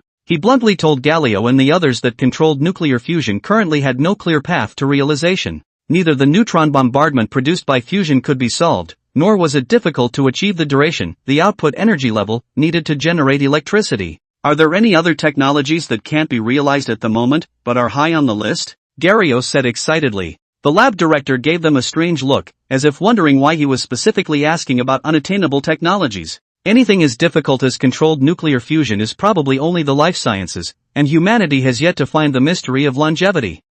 Okay. Thank you for coming today, we may look for you again afterward, and I hope you keep this a secret. No problem, then I'll leave first. Over the course of 3 days, Gario secretly met with dozens of people from important industries. Finally, they sat down to summarize and make plans. First, they determined that the Eagle Nation's technology still had a generational advantage over its opponents. In particular, there was a plethora of technology in the labs waiting to be converted. Strategic misdirection is only an optional method. But now that they've been duped, they're going to take advantage of the situation. Klein singled out available nuclear fusion, artificial intelligence, 7th-generation fighters, man-portable combat systems, the Jumwalt, and so on for sale. These were enough of a threat that they didn't come as a shock to himself, false, and a couple of them were really going to be developed. The tech advisors set about refining them, discussing initial options. Controlled fusion. We have Da Vinci Labs announce a partnership with a commercial company to announce the start of a commercial fusion program. At the same time, we have research organizations in the civilian nuclear field stop recruiting non-native personnel, and journals restrict the publication of research in the field of nuclear fusion to increase suspicion. In the field of artificial intelligence, since the Dragon Kingdom already knows the importance of the field, it's just injecting more money to increase investment. Pull international students to prevent them from returning, and at the same time raise the other side's labor costs. Establish a confidentiality mechanism for technology in the field of artificial intelligence, and promote cooperation in the field of artificial intelligence and the military. You can reveal satellite maintenance, stowage capacity from the tip. In addition to increase its emergency launch capability, claiming to the outside world that it can be launched with a 24-hour standby rocket. 7th-generation fighters, gradually releasing news of experiments, leaking incorrect 6th-generation indicators, bypassing the correct technological path of aircraft suppliers. For example, describing the Generation 6 as a suborbital vehicle, or that it would be fitted with tactical fighting lasers for strafing missiles or close-quarters dogfighting. Warfighter systems would be simple to sell to the minions. Jumwalt build 5 or 6 more to make them feel more urgent pressure. Skyplanes for sale to the public, and realistic pressure in the skies to pull full circle. What do you think, Chief, Director, Honorable Gario? Well, Gario rubbed his chin, thinking it wasn't right. About how much money could the Dragon Kingdom put up for research on these things? Aren't there enough misleading options? The tech consultants sniffed and picked up the report again. Gario continued, since it's a fraudulent program, of course we have to get more misleading content. Why doesn't artificial intelligence just mislead towards unmanned factories and intelligent robots? Also, I've heard that the best fusion materials aren't on the moon, so link nuclear fusion to the moon base and make a plan to go to the moon. Spaceflight is the most expensive. We have ready-made rockets that we can afford to burn, but Dragon Kingdom doesn't. These are the only two I can think of for the time being. If there is anything else, you guys mention it. A certain technology consultant pondered for a moment. If you use your imagination, you can also consider neural connections, brain-computer interfaces, mechanical prosthetics, cyberpunk and other technologies. With the difficulty of life sciences, investing money in these areas at the moment would be wasteful behavior. Not bad. Anything else? Gario revealed a smile and nodded approvingly. You can also consider quantum technology. Quantum technology is also very costly, but according to the principle, it is very useful for code breaking. Electromagnetic cannons, electromagnetic catapult is also good. The advisors said one thing to each other, making the misdirection items sci-fi. Gario praised the advisors with satisfaction, then said to Maidan Dan and Klein, Do you guys have any more suggestions? Klein and Madandan looked at each other and said they had no comments. With so many misdirection options and an actual pressure effect, the opponent would definitely be overwhelmed by the pressure. Alright then, I'll report it to Laiwu for approval, and after that you guys will proceed to execute the plan in batches. Gario lit his cigar, mentally calculating which tech company to take a stake in. Right at the same time when the Eagle's domestic department finalized its strategic plan, the Dragon Kingdom also held a meeting. The result of the meeting's discussion could only push forward the research and development that was currently being promoted step by step. It was at this time that several important news broke on the extranet.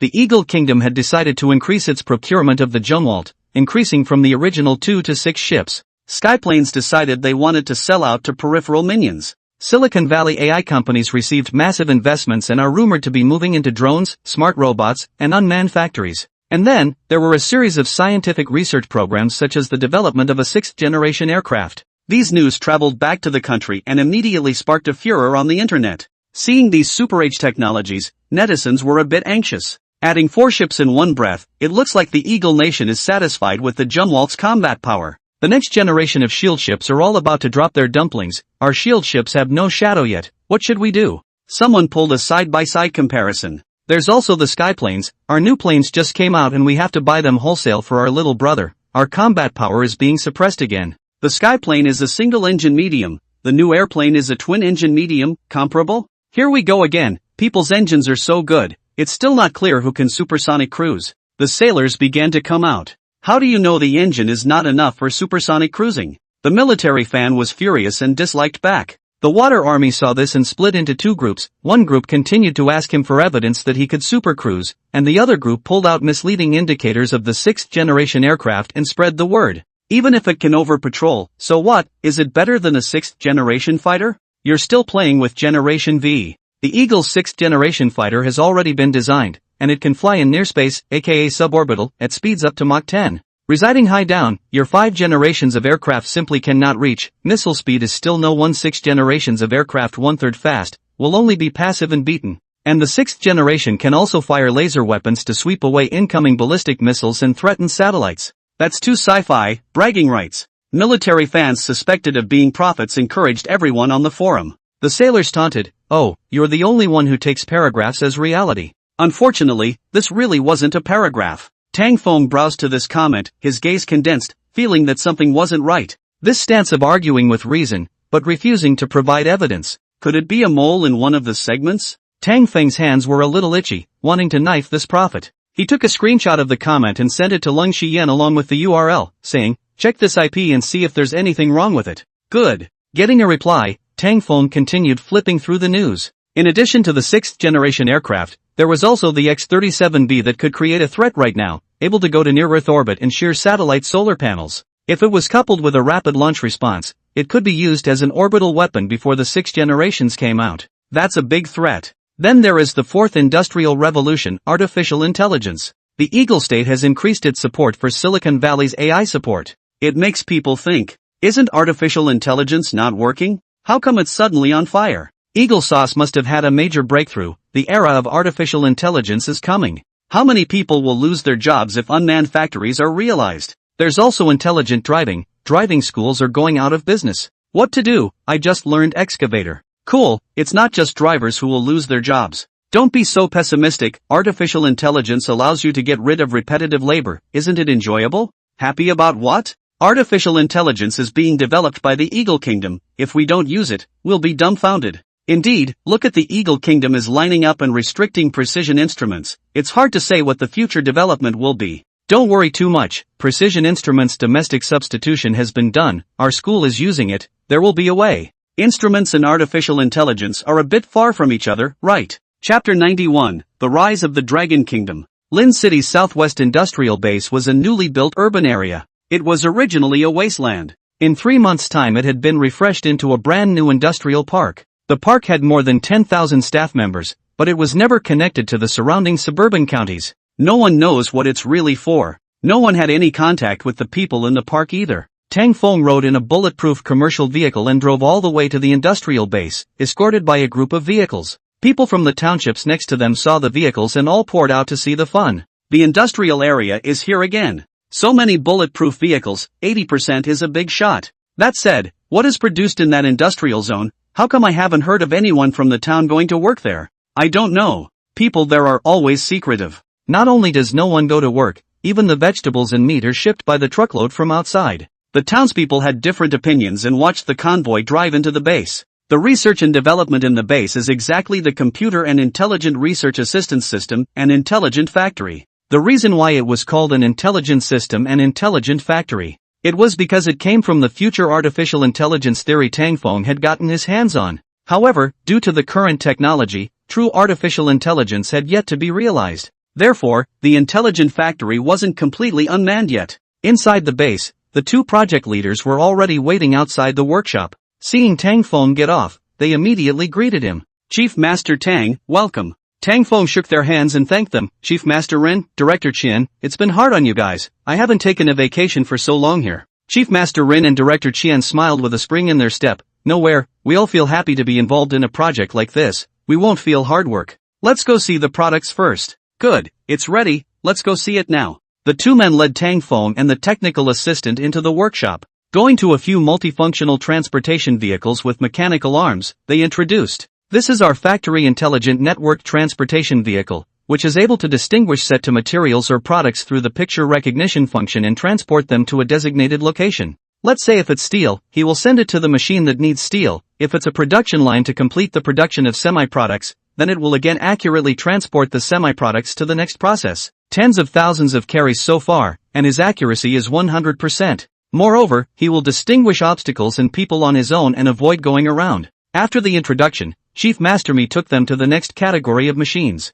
Several machines with universal wheels and four-legged pneumatic grippers. This is the intelligent welding robot we developed. It's very efficient in ship and machine building, and can achieve welding precision that is hard for humans to reach. And with its own ultrasonic flaw detection equipment, it can make immediate repairs to poorly welded areas. The welding robot was obviously more eye-catching than the previous transportation robot. Tang Feng let it give a live demonstration and analyzed it using the three-dimensional flaw detection software, and the results were quite good. Several technical assistants felt very novel, their eyes glowing. With this, construction can be done 24 hours a day without interruption. The productivity can definitely increase greatly. No wonder artificial intelligence is listed as the fourth industrial revolution. Seeing that they were so amazed, Chief Master Mi was quite happy himself, and mysteriously said, "This is only the second machine, there are many more behind it, let's keep looking." The crowd continued to walk inside. Next was the Intelligent Machining Center. Compared to the usual machining centers, he no longer needed to artificially design the machining process. The technician only needs to input the final part model into the computer, and the Intelligent Processing Center will be able to use image processing software to back-propel the part to the solid raw material or semi-finished product.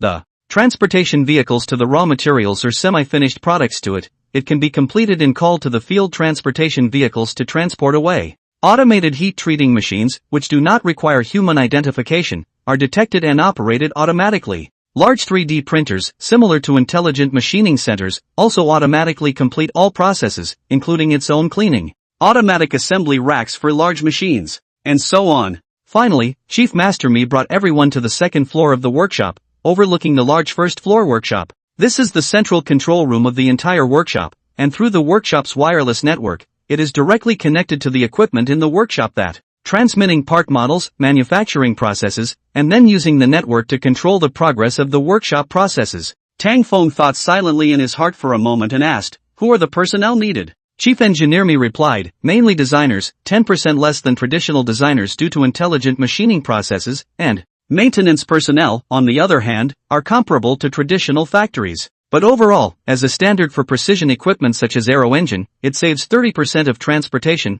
cutting, communication time and yield rate. Cutting, communication time, and a 10% increase in yield. Next, let's pull through a demonstration of the entire process, with the manufacturing product being a turboprop engine." Chief Engineer Mi signaled to the staff sitting in the operator's seat, and as the staff activated the computers, the mechanical vehicles in the factory moved like wind-up toys, orderly and full of industrial beauty. Less than an hour, a turboprop engine from parts, raw materials to complete the assembly. After 3D flaw detection technology inspection, this engine can be categorized as a good product. The Smart Factory project was considered a success. The technical assistants exchanged system operation principles and methods with Chief Master Mi as if they had been given a treasure. Chief Master Me modestly said, "It was mainly Director Zhou's manual image recognition that helped us. Because of the high accuracy of image recognition, we were able to hand over the processes that required human correction to the machines to perform." The assistant's gazes turned their admiration towards Tang Feng, who coughed twice to push the credit away. But this was even more admirable. "No, the main work was all done by Chief Master Me leading everyone, I was just providing an idea. Congratulations to you all, the Smart Factory has successfully completed its design targets. Let's look at the next item, the Computer and Research Intelligence Assistance System. Okay, follow me."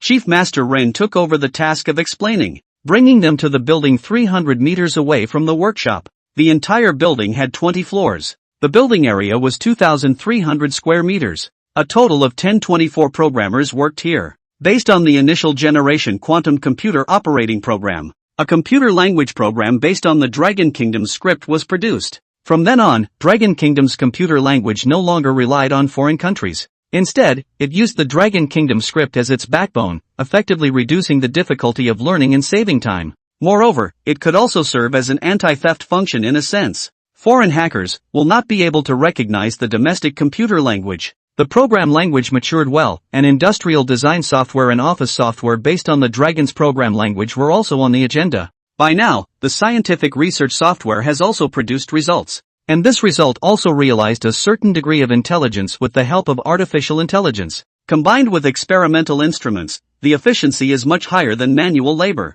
Realized self-processing data, quantitative analysis, intelligent operation of dangerous experiments, nanoprobe automatic operation, cell nucleus extraction, material surface painting and other abilities. It made the technical assistants drool. With this system, the lab can be mechanized as well. The efficiency is quite a bit higher than the average lab operator, right? Young people nowadays have a really good life. They don't have to do hard labor every day when they study for a doctorate. Tang Feng hammered out, industrial design program, laboratory intelligence system review and approval. Chief Master Me, Chief Master Ren, I'll immediately report it to the military research institutes and military industrial enterprises. Tell them to come and inspect the goods and negotiate the contract, and you guys get ready for the expansion of production. No problem. Through 2 technology transfers, the military industrial units had gotten used to the idea that Tang Feng calling equals something good. After receiving the call, they didn't say a word and immediately sent people to visit the industrial zone. Seeing the intelligent factories with bursting productivity, and the intelligent research systems,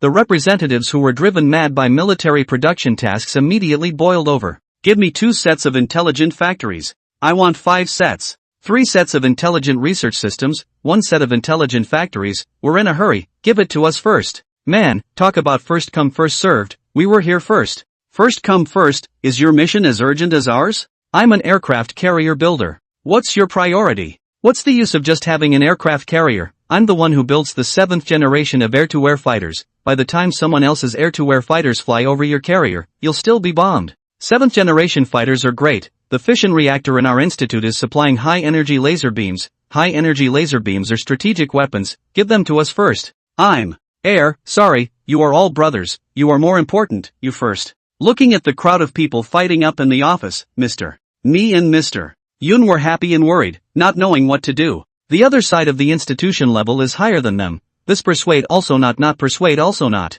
Can only stand next to the pestle. In the end, it was Mr. Me who thought of a way to call Tang Feng and let him decide. Hearing Tang Feng's voice, the office crowd instantly quieted down. Tang Feng didn't know that the opposite side were all waiting for him to speak, and after thinking for a long time, the crowd didn't make a sound. Well, let's give a set to the fission pile people first. 1 institute 1 set at a time, evenly distributed. After hearing Tang Feng's words, the set of people who built the fission pile shook their fists happily, and a few others accepted in the end even though they were unwilling to do so. Mr. Me, on the other hand, secretly marveled at Tang Feng's influence in his heart. The application of smart factories made the units that were originally stretched thin and severely short of staff much more generous. Various prototypes began to be manufactured in earnest. At the Scientific Research Center, Tang Feng got a report and slightly put his heart down. Analyzing with the principle of information confidentiality, the Eagle Kingdom must have matured its technology before it would publicize its 6th-generation aircraft and artificial intelligence project. Analyzing from this perspective, his side shouldn't be too far behind. Cheer up. Tang Feng rubbed his eyes and turned back to look at the new computer. The computer was installing research assistance software. To him, the auxiliary software had a very big use. it could distill and condense the technical information in the computer. Formulas, principles, proposed to analyze, and articles with the same principles were merged together, and then finally arrange them according to different principles and different levels of importance for his convenience. With the auxiliary software, I should be able to finish processing the information each time. In Tang Feng's expectant eyes, the progress bar moved a little to the right. 99, 99%, 100%, installation complete. Tang Feng put his finger on the mouse, selecting the folder he had just gotten his hands on and setting the text parsing criteria. Start unboxing. The computer ran at a high frequency, driving the radiator to drum alone. 30 minutes passed, and more than 300 GB of technical information had already been categorized and labeled according to the principles, formulas completed. Tang Feng flipped through the latest obtained technology. The military technology category seems to have stagnated after the last wave of high-speed development. They were all technologies that tinkered with and improved the performance of airplanes and intelligent machines. Nuclear fusion was still progressing slowly, only lasting 200 seconds. The only thing that stands out is work-free propulsion technology. The power of the massless thruster was enlarged from the original 1 knot to 10,000 knots. Tang Feng read the description in detail. Work-free mass propulsion is a propulsion device suitable for slow movement in cosmic space, with a large thrust-to-weight ratio and low cost. It was suitable for use in space as a power system for large solar system scientific devices. There doesn't seem to be any big discoveries. It's good to take a look at civilian technology. Tang Feng flipped through the civilian technologies that were labeled by the auxiliary software. This time civil and military seemed to have switched. While the military had stagnated, the civilian use had begun to gain momentum. The Research Institute had found 3 materials that could make quantum topology computers from the tens of thousands of topology materials, and since these quantum topology materials could be used at room temperature, the research progress is rapidly catching up with the superconducting quantum computer to topological quantum computer high fidelity, strong anti-interference excellent properties. Superconducting quantum has lost the ability to compete with the topological quantum route. In the meantime, the semiconductor field has gained industrial preparation methods for ultra-high purity carbon transistors. However, because of the success of room temperature topological quantum computers, carbon transistor technology can be said to have been born at the wrong time and has lost its development prospects. In addition, the human-computer interface has not yet been a good breakthrough. But as the study of the brain has progressed, the AI lab has drawn on several new neural network ideas, made progress in the area of self-programming, and intelligence has increased significantly and has been able to replace professionals in high value-added industries such as medical diagnostics, minor surgery, and architectural design. In addition, there are also solid-state lithium batteries, artificial spider silk and other relatively obscure technologies, as well as a series of material technologies, and ultra-high precision processing machinery. After Tang Feng finished counting the harvest, he then used the software to sift through the information that was left unprocessed last time. Excluding the same technical information, the last organized document all put forward the principle to the following laboratory, so that the laboratory verification. After getting the verification results, then add technical details to experiment-specific materials and products. Twice intensively contact the future. Time was consumed a little more, next time at least 2 months. Tang Feng then settled down to transform the technical information in hand. A month later, news came from the High Energy Laser Institute that the first prototype had completed manufacturing and melted through a half-meter thick steel plate in a ground experiment. The command steering function was also not different, so he was invited to participate in the first interception experiment. The test site was in the Gobi. It was already the dead of winter, and the weather was chilly. Tang Feng arrived in the evening, rested until the night, and couldn't see a finger, so the staff moved the cover of the laser carrier platform to start the test. Command room, control room. All the operators were nervously looking at the computer data in front of them. The director of the Laser Institute said to Tang Feng, "This experiment is divided into 2 parts. One is to test the ability of the close defense laser to intercept low-altitude fast vehicles. One is to test the combat effectiveness of the laser turret against high-altitude hypersonic vehicles. Now start the first part, the laser anti-high-altitude hypersonic vehicle experiment." At a command, the screen cut to 60 kilometers in altitude. An unmanned aircraft using a hypercombustion ram engine for power was flying at Mach 6, and the localization showed that the vehicle was entering the airspace near the test site. The operator mimicked a real-world scenario and reported, "Report, radar-detected hypersonic drone, coordinates XXX north latitude, ZZZZ east longitude, entering high-energy laser beam range. Destroy the target." Yes. Along with this order, the laser carrier rotated, like an observation device, aiming at the sky and turning rapidly. The laser, as a highly directional light, was invisible to the onlooker to the light itself, and could only be known to be working through the rapidly increasing value of the current on the meter. Locking onto the target for just a second, the drone turned into a ball of fire. At the sight of this scene, the operations command room violently erupted into a round of applause. The laser turret, on the other hand, was like a silent killer, resetting silently as if everything was worthless. We have laser weapons too. 300 kilometers a second to kill, this is too fierce. The weapons in the movie turned out to be so close to us. Thanks to Chief Master Tang, otherwise it would be bad if the enemy had one and we didn't. The first experiment was a success, and everyone's pent-up pressure was released. The drone group that provided technical support congratulated. Congratulations, when the experiments are all over, let's talk about how about airborne tactical lasers. It's not over yet, there's still an experiment. The director of the Laser Institute smiled and pulled the topic away, turning his head to look at Tang Feng. Chief Master Tang, what do you think of the results of the experiment? Tang Feng glanced at the data, it met his requirements. How is the response to stealthy targets? The director of the Laser Institute returned. The only stealth model currently available is the Sword 10, purely in terms of the anti-stealth radar given to us, the speed and accuracy of the target found is the same as that of an ordinary radar, and since this experiment was successful, the anti-stealth radar has been able to detect the target with the same speed and accuracy. Since this experiment was successful, there should be no problem with anti-stealth as well. We can just test it again when we have a stealth drone in the future. Thanks for your hard work. Let's proceed to the next item then. Seeing Tang Feng express his affirmation, the director of the Laser Institute ordered the next experiment to begin. 5 drones were used to simulate cruise missiles raiding in the direction of the laser carrier. Since cruise missiles possess the ability to fly close to sea level or the ground, most of them flew at an altitude of 20 to 30 meters. Combined with the small scanning area, cruise missiles are generally more difficult to detect by shipboard radar. This is the time to use the early warning aircraft. The director contacted the airport to release the AWACS, circling in front of the laser carrier. The radar interface soon appeared on the 5 small dots of light to the near-defense laser gun carrier coming. The data was transmitted back to the laser carrier at light speed through the communications link. The laser carrier activated, using its own radar and AWACS data in tandem to spot the drones off one by one, from near to far. Steering interval 1 second, laser excitation interval 1. 3 seconds, blast 1 second, target exploded. The experimenter reported the data to the test bench. The 3 of them holding the data were satisfied. Tang Feng knew that mature laser weapons were almost 1 to 0. 2 seconds faster than this, and now it could be reproduced in kind, and the gap was not too big. Has been very pleasantly surprised. Other people didn't have the same knowledge as him, and would only be more surprised. The leader of the drone support team brought up the matter of the airborne laser again. Look, if this has airborne laser weapons, it doesn't even need the ship's big laser cannons. The fighters found cruise missiles and immediately gave them a solution. Don't worry, when I get the laser on the ship, I'll get you the airborne laser. No, how can a reporter still back out?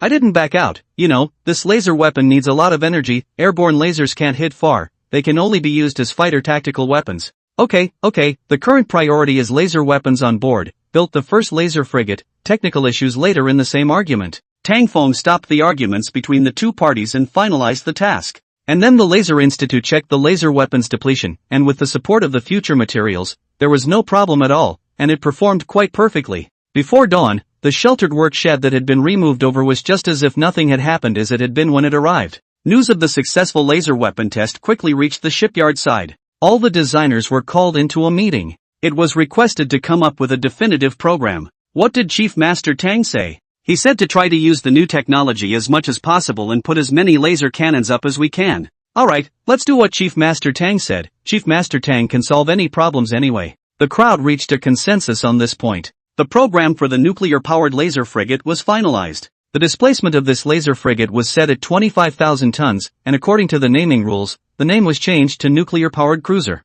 The overall length was 143 meters, width was 28 meters, and 2 improved 3rd-generation marine nuclear fission reactors provided by Tang Feng were installed, with a total of 80,000 horsepower. Communication setup is radio communication with hybrid quantum communication. The radar is a dual-band plus quantum anti-hiding phased array radar. Weapon setup is a main NEO anti-missile and anti-satellite laser gun on the front side near the bridge, and a medium-range laser gun on the bow. 1 medium-range laser gun and 2 close defense laser guns on the bow, 2 medium-range laser guns and 3 close defense laser guns on the back. Because the laser hit a straight line, so all the gun mounts into a straight line, in a vertical row on the warship. It was as if it was a monster that had traveled from the era of large ships and giant cannons. Getting the drawings of the nuclear-powered laser cruiser, the engineers below were puzzled. After working for months, why did it come down to an unreadable drawing? What about the missile launchers? Why are there 10 gun positions?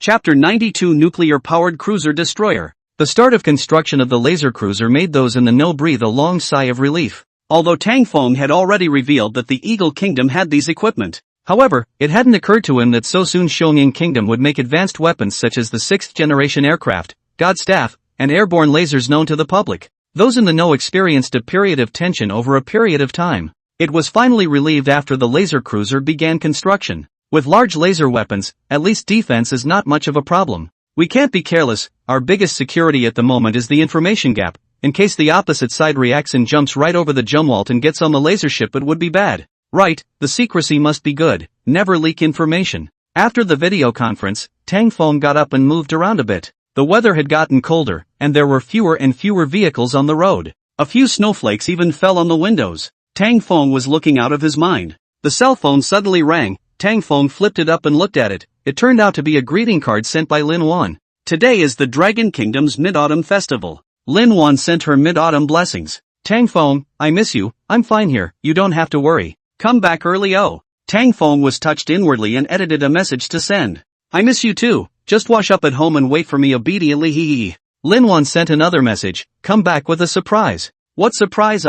You'll know when the time comes. Lin Wan's naughty. Tang Feng wasn't angry and smiled happily. With Lin Wan's text message, Tang Feng felt that his energy had recovered quite a bit. So once again, he plunged into his work. A month passed by quietly. Naval Shipyard. With the help of the smart factory, the segments of the nuclear-powered cruiser were almost complete. The factory director was busy, anxious to greet and direct the various positions, preparing to transport the segments to the dry dock, ready to be merged and built. Horizontal transportation of segments is never a big test. The slightest carelessness could adversely affect the whole ship. The plant manager repeatedly urged caution and care. After doing 3 simulations, he announced the transportation of the segments into the dock. With a loud rumbling sound, the steel gates opened. The 1,000-ton flatbed transporter, carrying the first segment, slowly drove out of the factory. Hundreds of people followed the transportation truck on foot to the dry dock, making sure that there was not a single piece of debris on the road along the way. As it nears, the flatbed truck slowly slows down,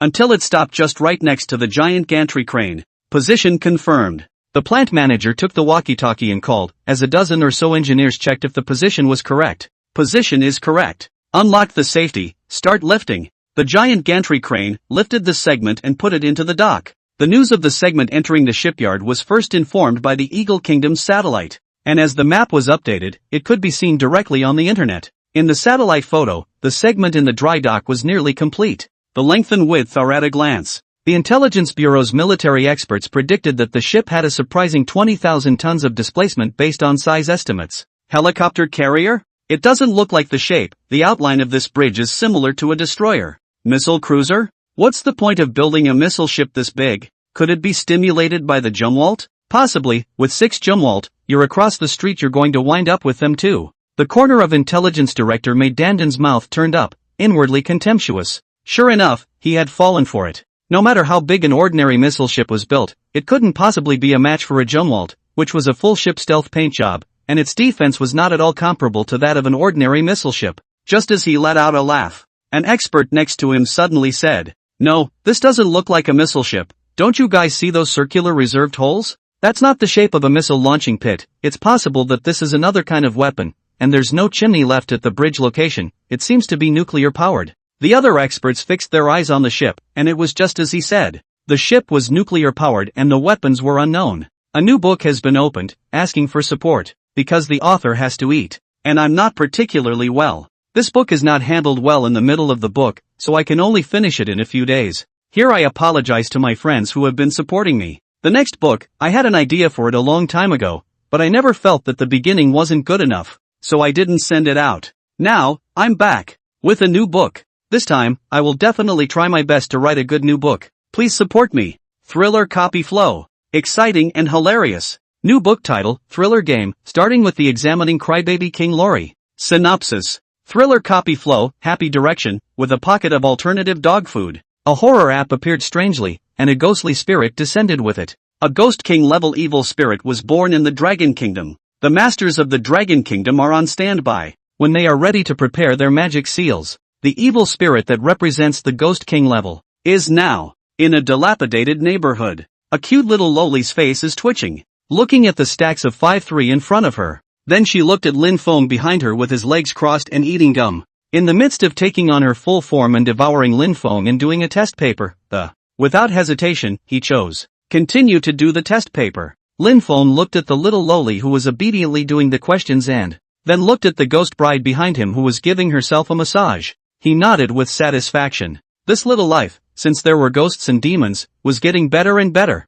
Chapter 93 Unknown weapon is actually black technology? Unknown weapon? Mei Dandan's smile came to an abrupt end. What are the possibilities of this weapon? The military expert pondered over it repeatedly and returned, I can't guess, I'll have to look at the photos in the back to be sure. Mei Dandan nodded and contacted the military to have military spy satellites keep an eye on the shipyard 24 hours a day. 2 days later, new changes came out. The first pit of the ship was filled in. A white hemispherical object filled the pit in the bow of the ship tightly. Artillery? Maidan recognized the object. They put a cannon on a nuclear-powered cruiser? No, but it really looks like a rotating turret. Is it possible it's some kind of detection device? The military experts furrowed their brows and pontificated one way or the other. In the end, they split into two factions. One faction thought that the opposite side wouldn't have made such an inexplicable design, and that it could be some kind of detection equipment. Because the opposite side's detection radar was not powerful enough, they wanted to increase the power of electromagnetic waves to burn through the stealth coating of the stealth fighters, so as to achieve the purpose of detecting the stealth fighters.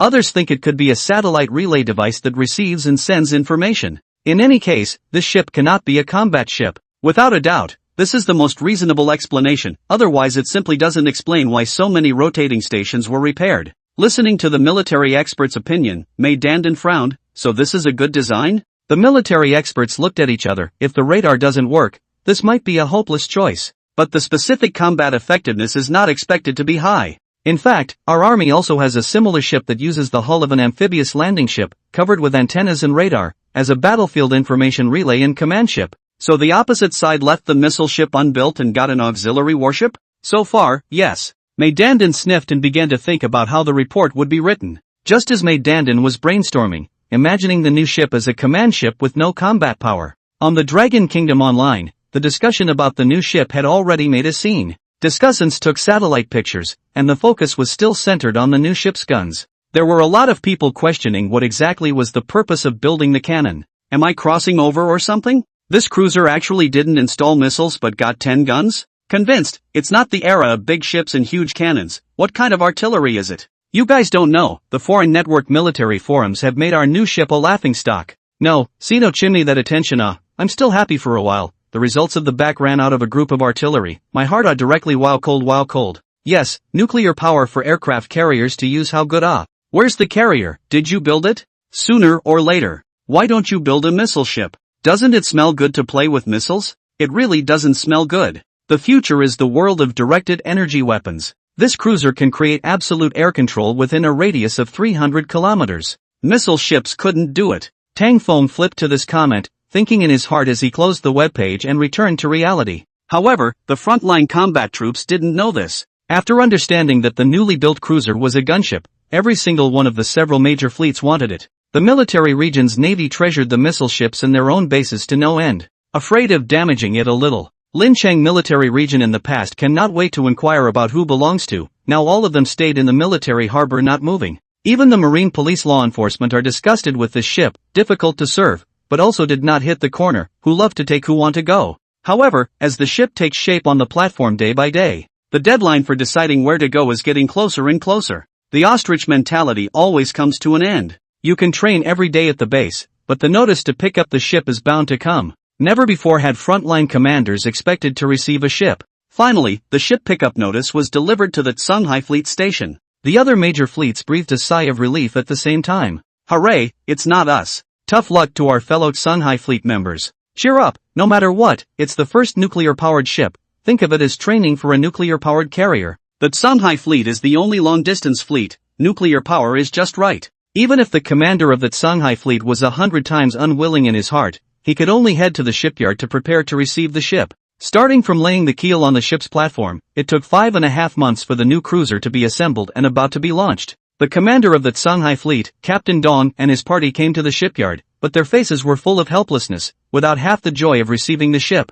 Especially when they saw the 10 guns on board, they were even a bit bitter. The factory manager who came to greet them saw their expressions and smiled mysteriously. Captain Dong, not happy to receive the new ship? Not unhappy, let's hold the ceremony. Captain Dong shook his head, trying to hide his emotions. There's no rush, this ship utilizes a bit too much new technology. We need to have a briefing session first to introduce you. The factory director, knowing his reaction by heart, shook his hand and stared at the few people behind Captain Dong. Are these the ones who will be working on the ship from now on? Not knowing what the instructions would mean, Captain Dong looked back. No. Then please ask those who are not ship staff to recuse themselves for the time being. Classified matters must be prioritized by confidentiality. What's confidential about a gunship, or a nuclear reactor? Thinking of the ship's power system, Captain Dong agreed and took a few of his fellow ship's personnel into the conference room. In the conference room, there was another group of people, 20 or so, wearing 2 different uniforms. The plant manager led the way, inviting the 2 groups of people over. Captain Dong, let me introduce you. The ones in yellow uniforms over here are the leaders of the technicians for the ship's new nuclear fission reactors. They will be teaching the officers and men how to use and maintain the reactors.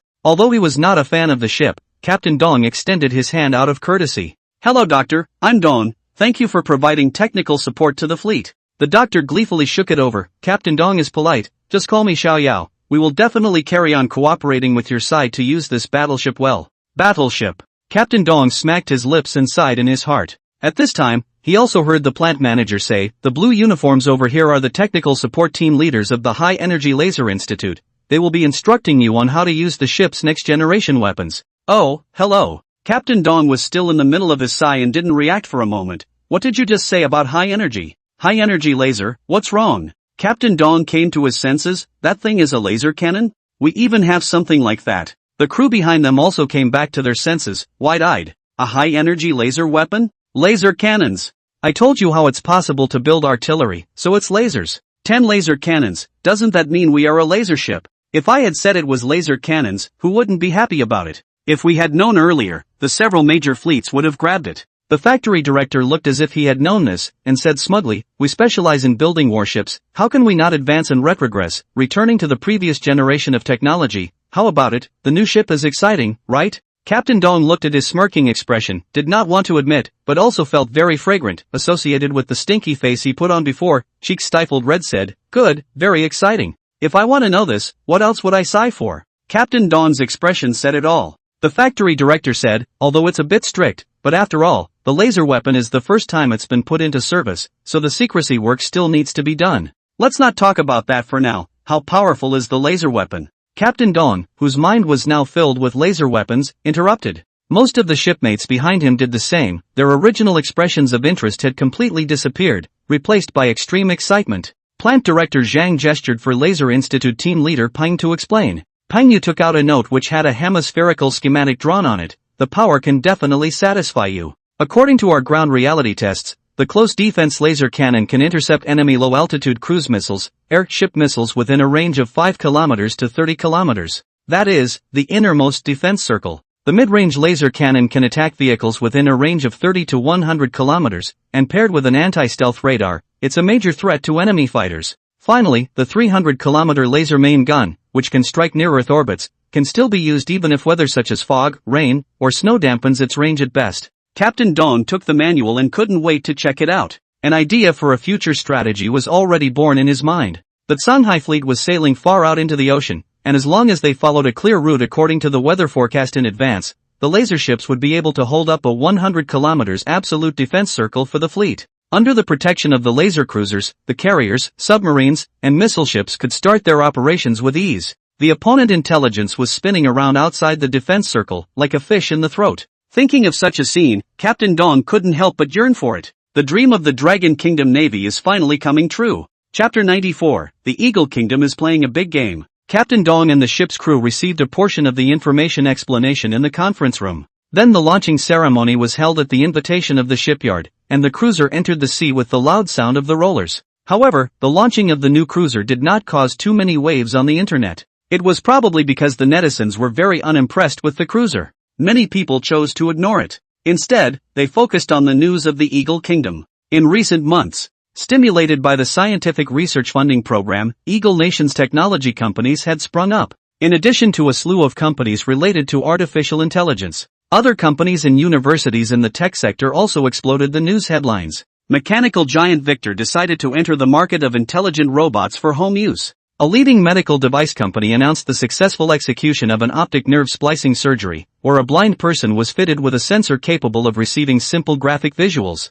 A pharmaceutical startup announces its entry into the frontier of brain-computer interfaces in conjunction with a prestigious West Coast medical school after a successful vision surgery. There's also the largest new energy company in the land of the Eagles, announcing plans. Preparing to launch a dark matter dark energy detection satellite for studying and utilizing the most pervasive and massive energy in the universe. Silicon Valley's top labs announced their own discovery of a nanofluidic alloy that can move on its own, based on extremely tiny electrodes. They believe it is the ideal material for nanorobotics and have decided to try their hand in this field. The signs give rise to a sense of foreboding. It just felt like humanity was just a foot away from the big time and would soon face a new round of technological explosion. Now even if someone wakes up with a start and says they have realized controlled nuclear fusion, I would believe it. Someone has been bombarded with information and hallucinated. There are also people who see the opportunity and want to catch the train. What are the stock codes of these companies, waiting online quite urgently? There are also students who are considering their future. May I ask if it's too late to start interprofessional graduate school? I've wanted to be a scientist since I was a kid.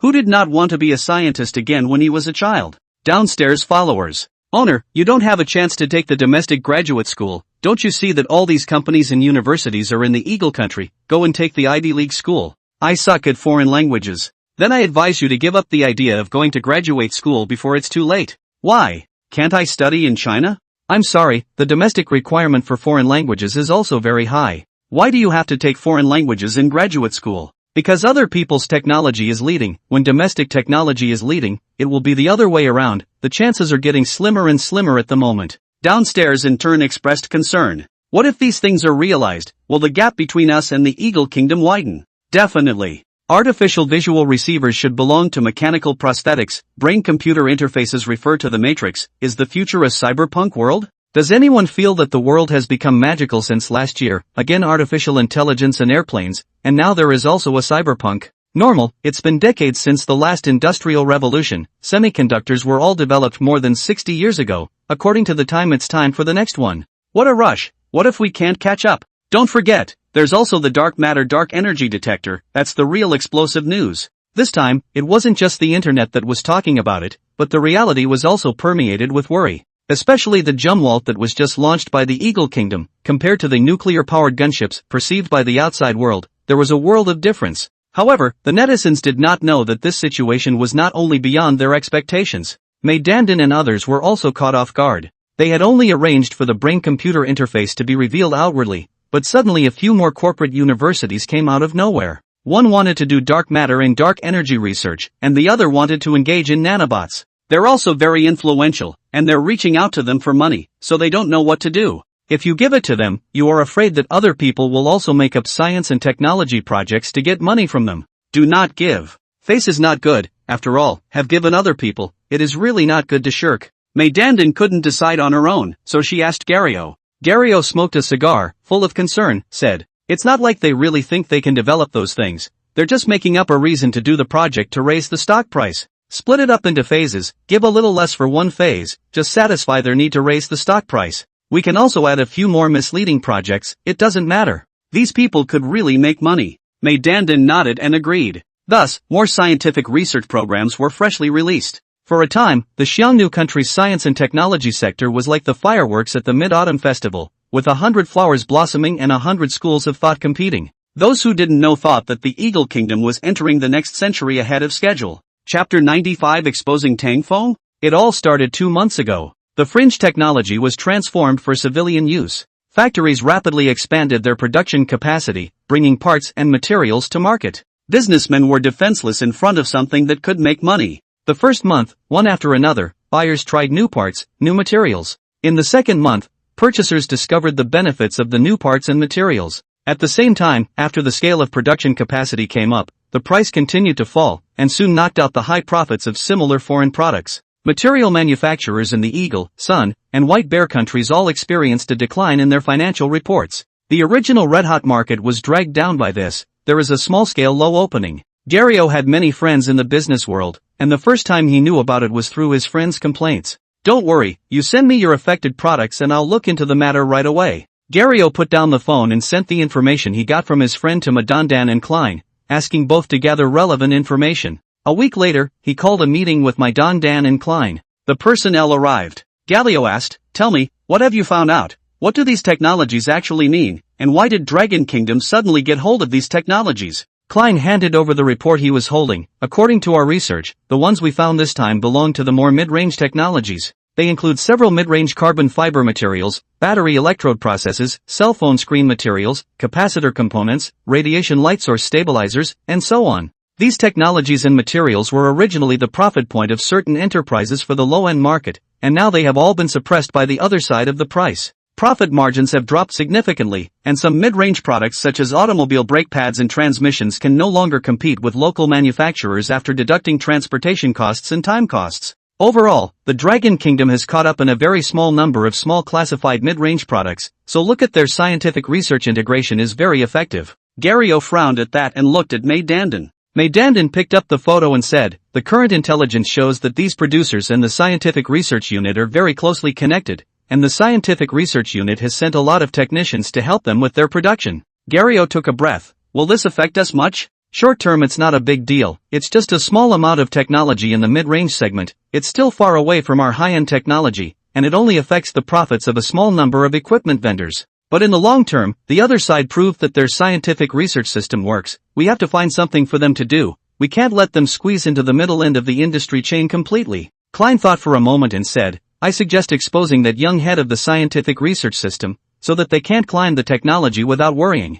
A little bit of mid-range technology with little impact, that really wasn't anything to worry about." After listening to the analysis, Dario nodded his head and laughed. "That's not good. What if there's a new one who isn't a big spender?" He couldn't bear to let go of Tang Foam, who had invested heavily. "It doesn't matter, the money they shouldn't have spent has already been spent, even if they change the person, there's no way to recover the money that was used up, and the losses from the shutdown will be even greater." Klein also smiled and said, "Besides, letting the other party's scientific research system consolidate for a period of time will have the same effect. Well, it's just a pity that this young talent can't continue to shine for us. Well, do you have any more suggestions?" Dario took a sip of his coffee, thinking of his friend, and pursued, "It would be best to scale back the losses of the merchants on our side." Klein, unaware of his true purpose, analyzed seriously. "These industries are not only being done by us, but also by countries like the Sun Country and the like, and could potentially be an important way to help us accelerate the negotiation of trade agreements." "Understood, I'll give it to His Excellency Augustus."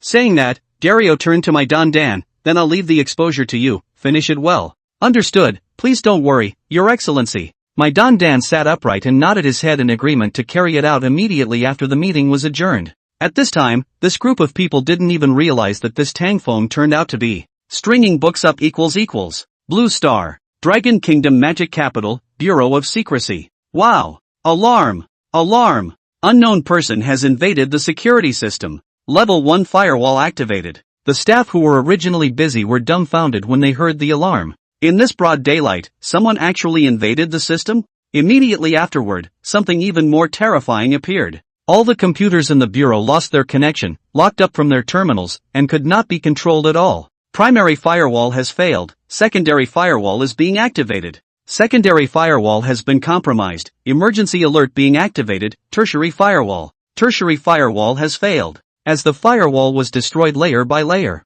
the staff members were greatly alarmed. There was actually a hacker invasion. But this is the General Directorate of Secrecy of the Dragon Kingdom, who would be so bold as to come here and spread the wild. And this hacker's methods were extremely strong, actually able to break through 3 layers of firewalls. Quickly report this situation to the director. The impact of this matter was too great, and the phones in the hands of the staff didn't stop. While not stopping to report the situation, they also received orders from their superiors. It was important to know that there was a lot of encrypted information in their bureau's intranet that could not be disclosed to the public. Once this information was compromised, the consequences would be unimaginable. The higher-ups of the Dragon Kingdom were furious when they learned that the intranet had been hacked. Decisive orders were given. Make sure to track down the mastermind. This bastard must be found out at all costs. Target locked, in North City. Soon, the top hackers from the relevant departments found the other party's IP address according to the firewall. All at once, the sea, land, and air agents came out, in order to prevent the other party from having a pickup.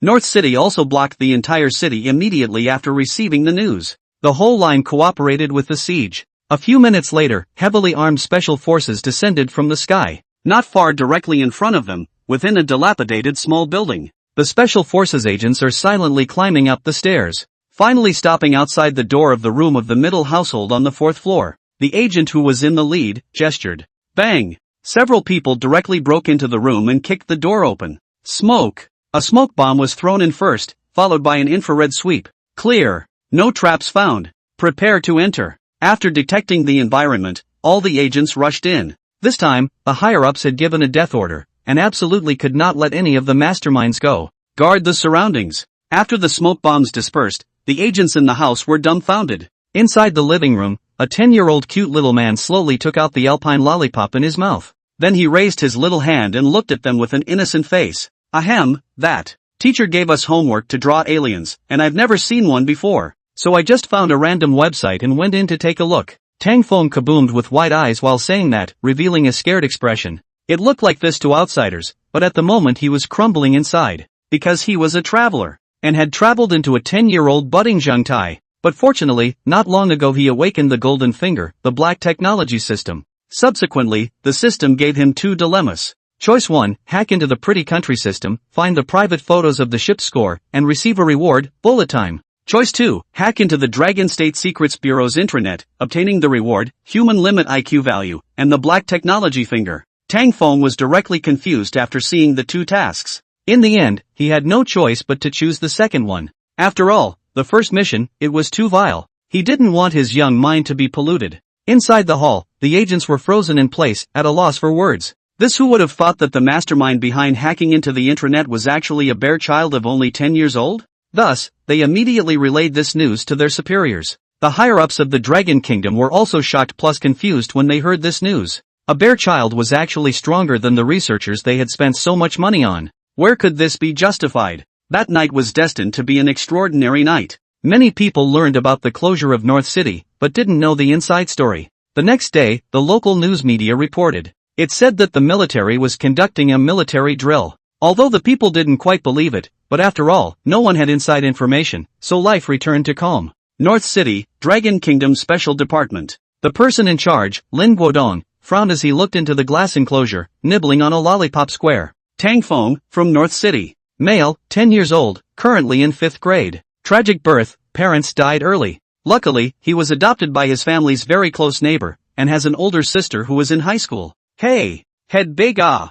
The culprit who tossed the Magic City executives for a night is actually a little kid? The Secret Service gang is now disgraced. The problem is that we've caught a kid who doesn't know what to do with him. He's too young. It can't be a foreigner sent here. Indeed, it was simply a matter of wanting to see what an alien looked like. Boss, received an order from the top. At this time, a beautiful woman with an alluring figure and wearing a black secretary outfit walked over, handing the paper slip in her hand to Lin Guodong. Receiving the slip. Within a moment, Lin Guodong smiled. The instructions from the higher-ups of the Dragon Kingdom were simple. That was to take Tang Feng under their wing and hand him over to their North City Special Department to take over. After all, a teenager like Tang Feng with an IQ close to the human ceiling had extremely high potential. Moreover, he was also proficient in computers, and might become a leader in a certain field in the future, so he must be taken into the country's use. The top brass also demanded a certain amount of control over Tang Feng, preventing him from making such a tawdry maneuver of hacking into the Secret Service again. And so, a few minutes later Tang Feng was sent home.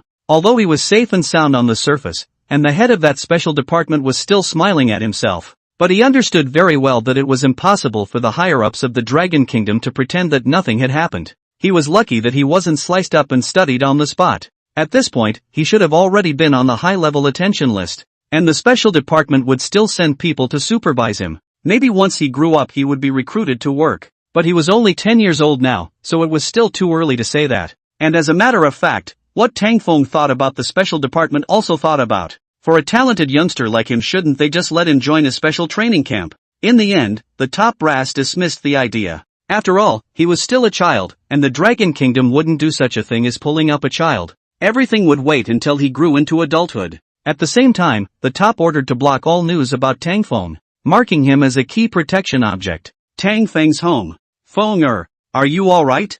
Seeing Tang Feng return home safe and sound, Xia Shimei hurriedly ran over to hug him and asked. Although the community side had already sent someone to explain and apologize, but she was still very angry. Whose family military drills could still find the wrong place? Their Tang Feng was still a 10-year-old child. What if this leaves a psychological shadow? Tang Feng sought his beautiful and gentle sister, and appropriately pretended to be aggrieved. He fell into Xia Shiro's arms. A good-smelling aroma came to the face. Chapter 97, The Eve of the Clash. The Eagle Kingdom is going to have a military exercise. Showing muscles was one aspect, warning the Dragon Kingdom was the main purpose. Various media outlets reported on the news of the Eagle Kingdom's military drill. On military forums, military fans are chatting about the military drill. Which weapons is the Eagle Kingdom going to put out for this military drill? I saw what the foreign media said. Aegis, air and spaceplanes, and shipborne drones will all participate. Aegis are old faces, or air and spaceplanes and shipborne drones are more interesting.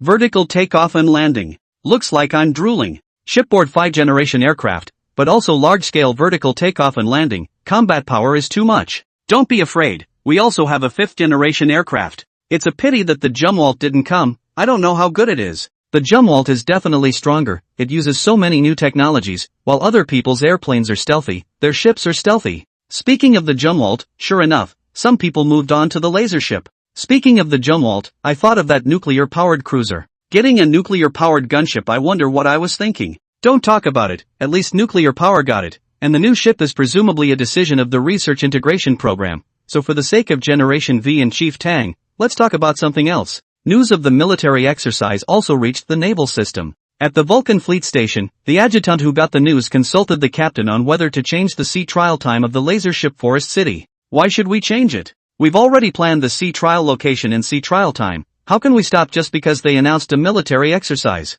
Besides, the fighters are holding their breath right now, ready to give the Lin Chang ship its rightful name. How can you let them circumvent how they can possibly act out this? The captain grunted and gave a negative answer. When the vice officer heard this, not only was he not worried, but his eyes were glowing, revealing a look of eagerness. If anything, the vice officer was disgusted with the new ship before he took over the ship. Then when the warship arrived at the harbor, there was nothing but excitement in his heart. The weapon was indeed a cannon, but he Miao was a laser cannon. Once the laser ship arrived at the harbor, it immediately became the darling of the entire fleet. Even the military regent's command hierarchy wanted to rely on the ship as a vice-captain after coming to inspect it. It's finally time for the Lin Chang to show off its power. The deputy officer's words made the captain determined that this time, he would make sure to let the Lin Chang ship make a splash. Those who are sneering at Chief Master Tang on the internet, just wait with your eyes wide open. Let me show you what it means to have a cross-generation navy, a cross-generation battleship. Thinking of this, the captain looked towards the Lin Chang ship, which was making preparations for sea trials by the military harbor, his eyes full of expectations.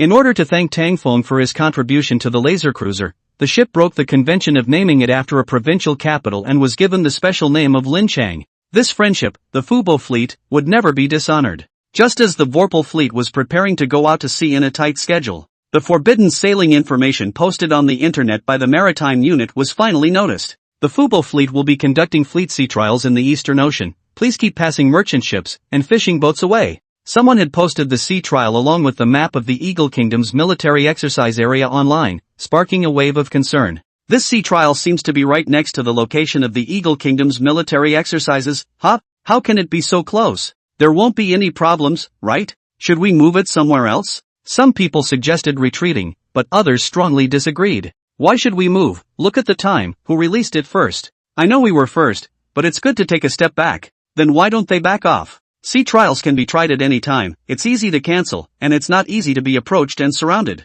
Indeed, I remember the new ship was in the Vorpal fleet. Who knows what the ship's name is? Could that be the new ship that's going to be sea tested this time? Better cancel it then. A bunch of planes flying overhead taking pictures. What's there to photograph? It's not like the nuclear power is in there to photograph. Such an argument will never come to a conclusion. It will only make the topic hotter and hotter, making it known all over the internet. Every day, people start posting all over the place, reporting the dynamics of both sides. Rightfully so, neither side would cancel their plans. The international media is slowly picking up on this coincidence. As the date of the sea trial draws nearer and nearer, overseas military forums, Twitter, Reddit and other places also appeared high-rise concern. The Dragon Kingdom and the Eagle Kingdom are conducting military exercises in a neighboring region. What will happen? Nothing will happen. It's not like there's a convergence. That's right. What's there to compare? one side only has a few traditional missile frigates. The other side has aircraft carriers, missile destroyers, 5 generations of carrier aircraft, early warning aircraft system. Want to see what cannot see? Pay attention to it. It is said that this military exercise XX Society has reported on the internet. News address, http. In the midst of the global attention, the ambush fleet station, led by the Lin Chang, 2 1,700-ton guided missile frigates, 2 composite destroyers, an old missile destroyer, and a supply ship, the sea trial fleet departed with the wind and headed to the predetermined sea area. And, degree. Above the Blue Sea, the sea trial fleet led by the Lin Chang cut through the waves. The captain was in the laser cannon control room, watching the ship's crew review the operating procedures and maintenance specifications under the guidance of the technicians. The laser cannons were very stable during the experiments on the road, and when they were moved to the sea they were fitted with integrated speed meters in each cannon. The instruments measure the current travel speed, planar acceleration and vertical acceleration, and the data is monitored by a computer in real time. The data is monitored by a computer in real time and networked with each other so that the gun mounts near the center can pre-process the next speed change. So in theory, the center laser cannons hit more accurately than the edges.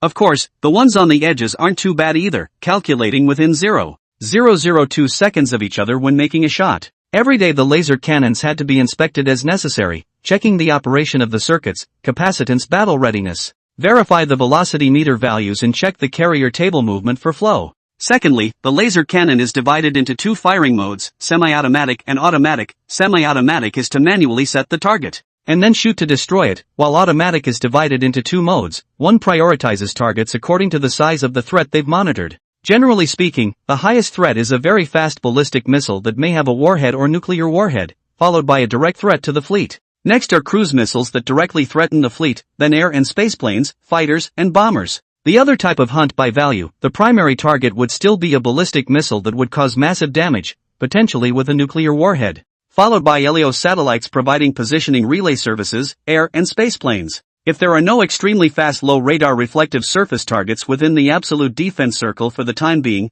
then enemy stealth units are attacked first, again AWACS. After listening to the ship's crew retrace the mechanics of how the laser cannons worked, the technician drew another fighter to recite the capabilities of each model. Laser main gun, ideal attack range 300 kilometers, destruction can be accomplished within 1 second against enemy targets carrying explosives. Longer irradiation is required for satellites or airspace planes at distances of more than 300 kilometers or more. Medium-range laser cannon, optimal combat range within 100 kilometers, purpose is to attack medium to large flying targets. Close defense laser cannon, optimal combat distance 30 kilometers, carrier station is even smaller, suitable for intercepting cruise missile swarms flying towards the fleet. Seeing that the fighters were seriously preparing for their training, the captain nodded and silently left the control room and went to the bridge. The adjutant saw him and reported to him. Captain, 30 nautical miles ahead is about to enter the predetermined sea area. The destroyer Yamashiro inquires if it's in battle-ready formation. Inform the Yamashiro, the Hokusei, to release the ASW helicopters and move forward for ASW.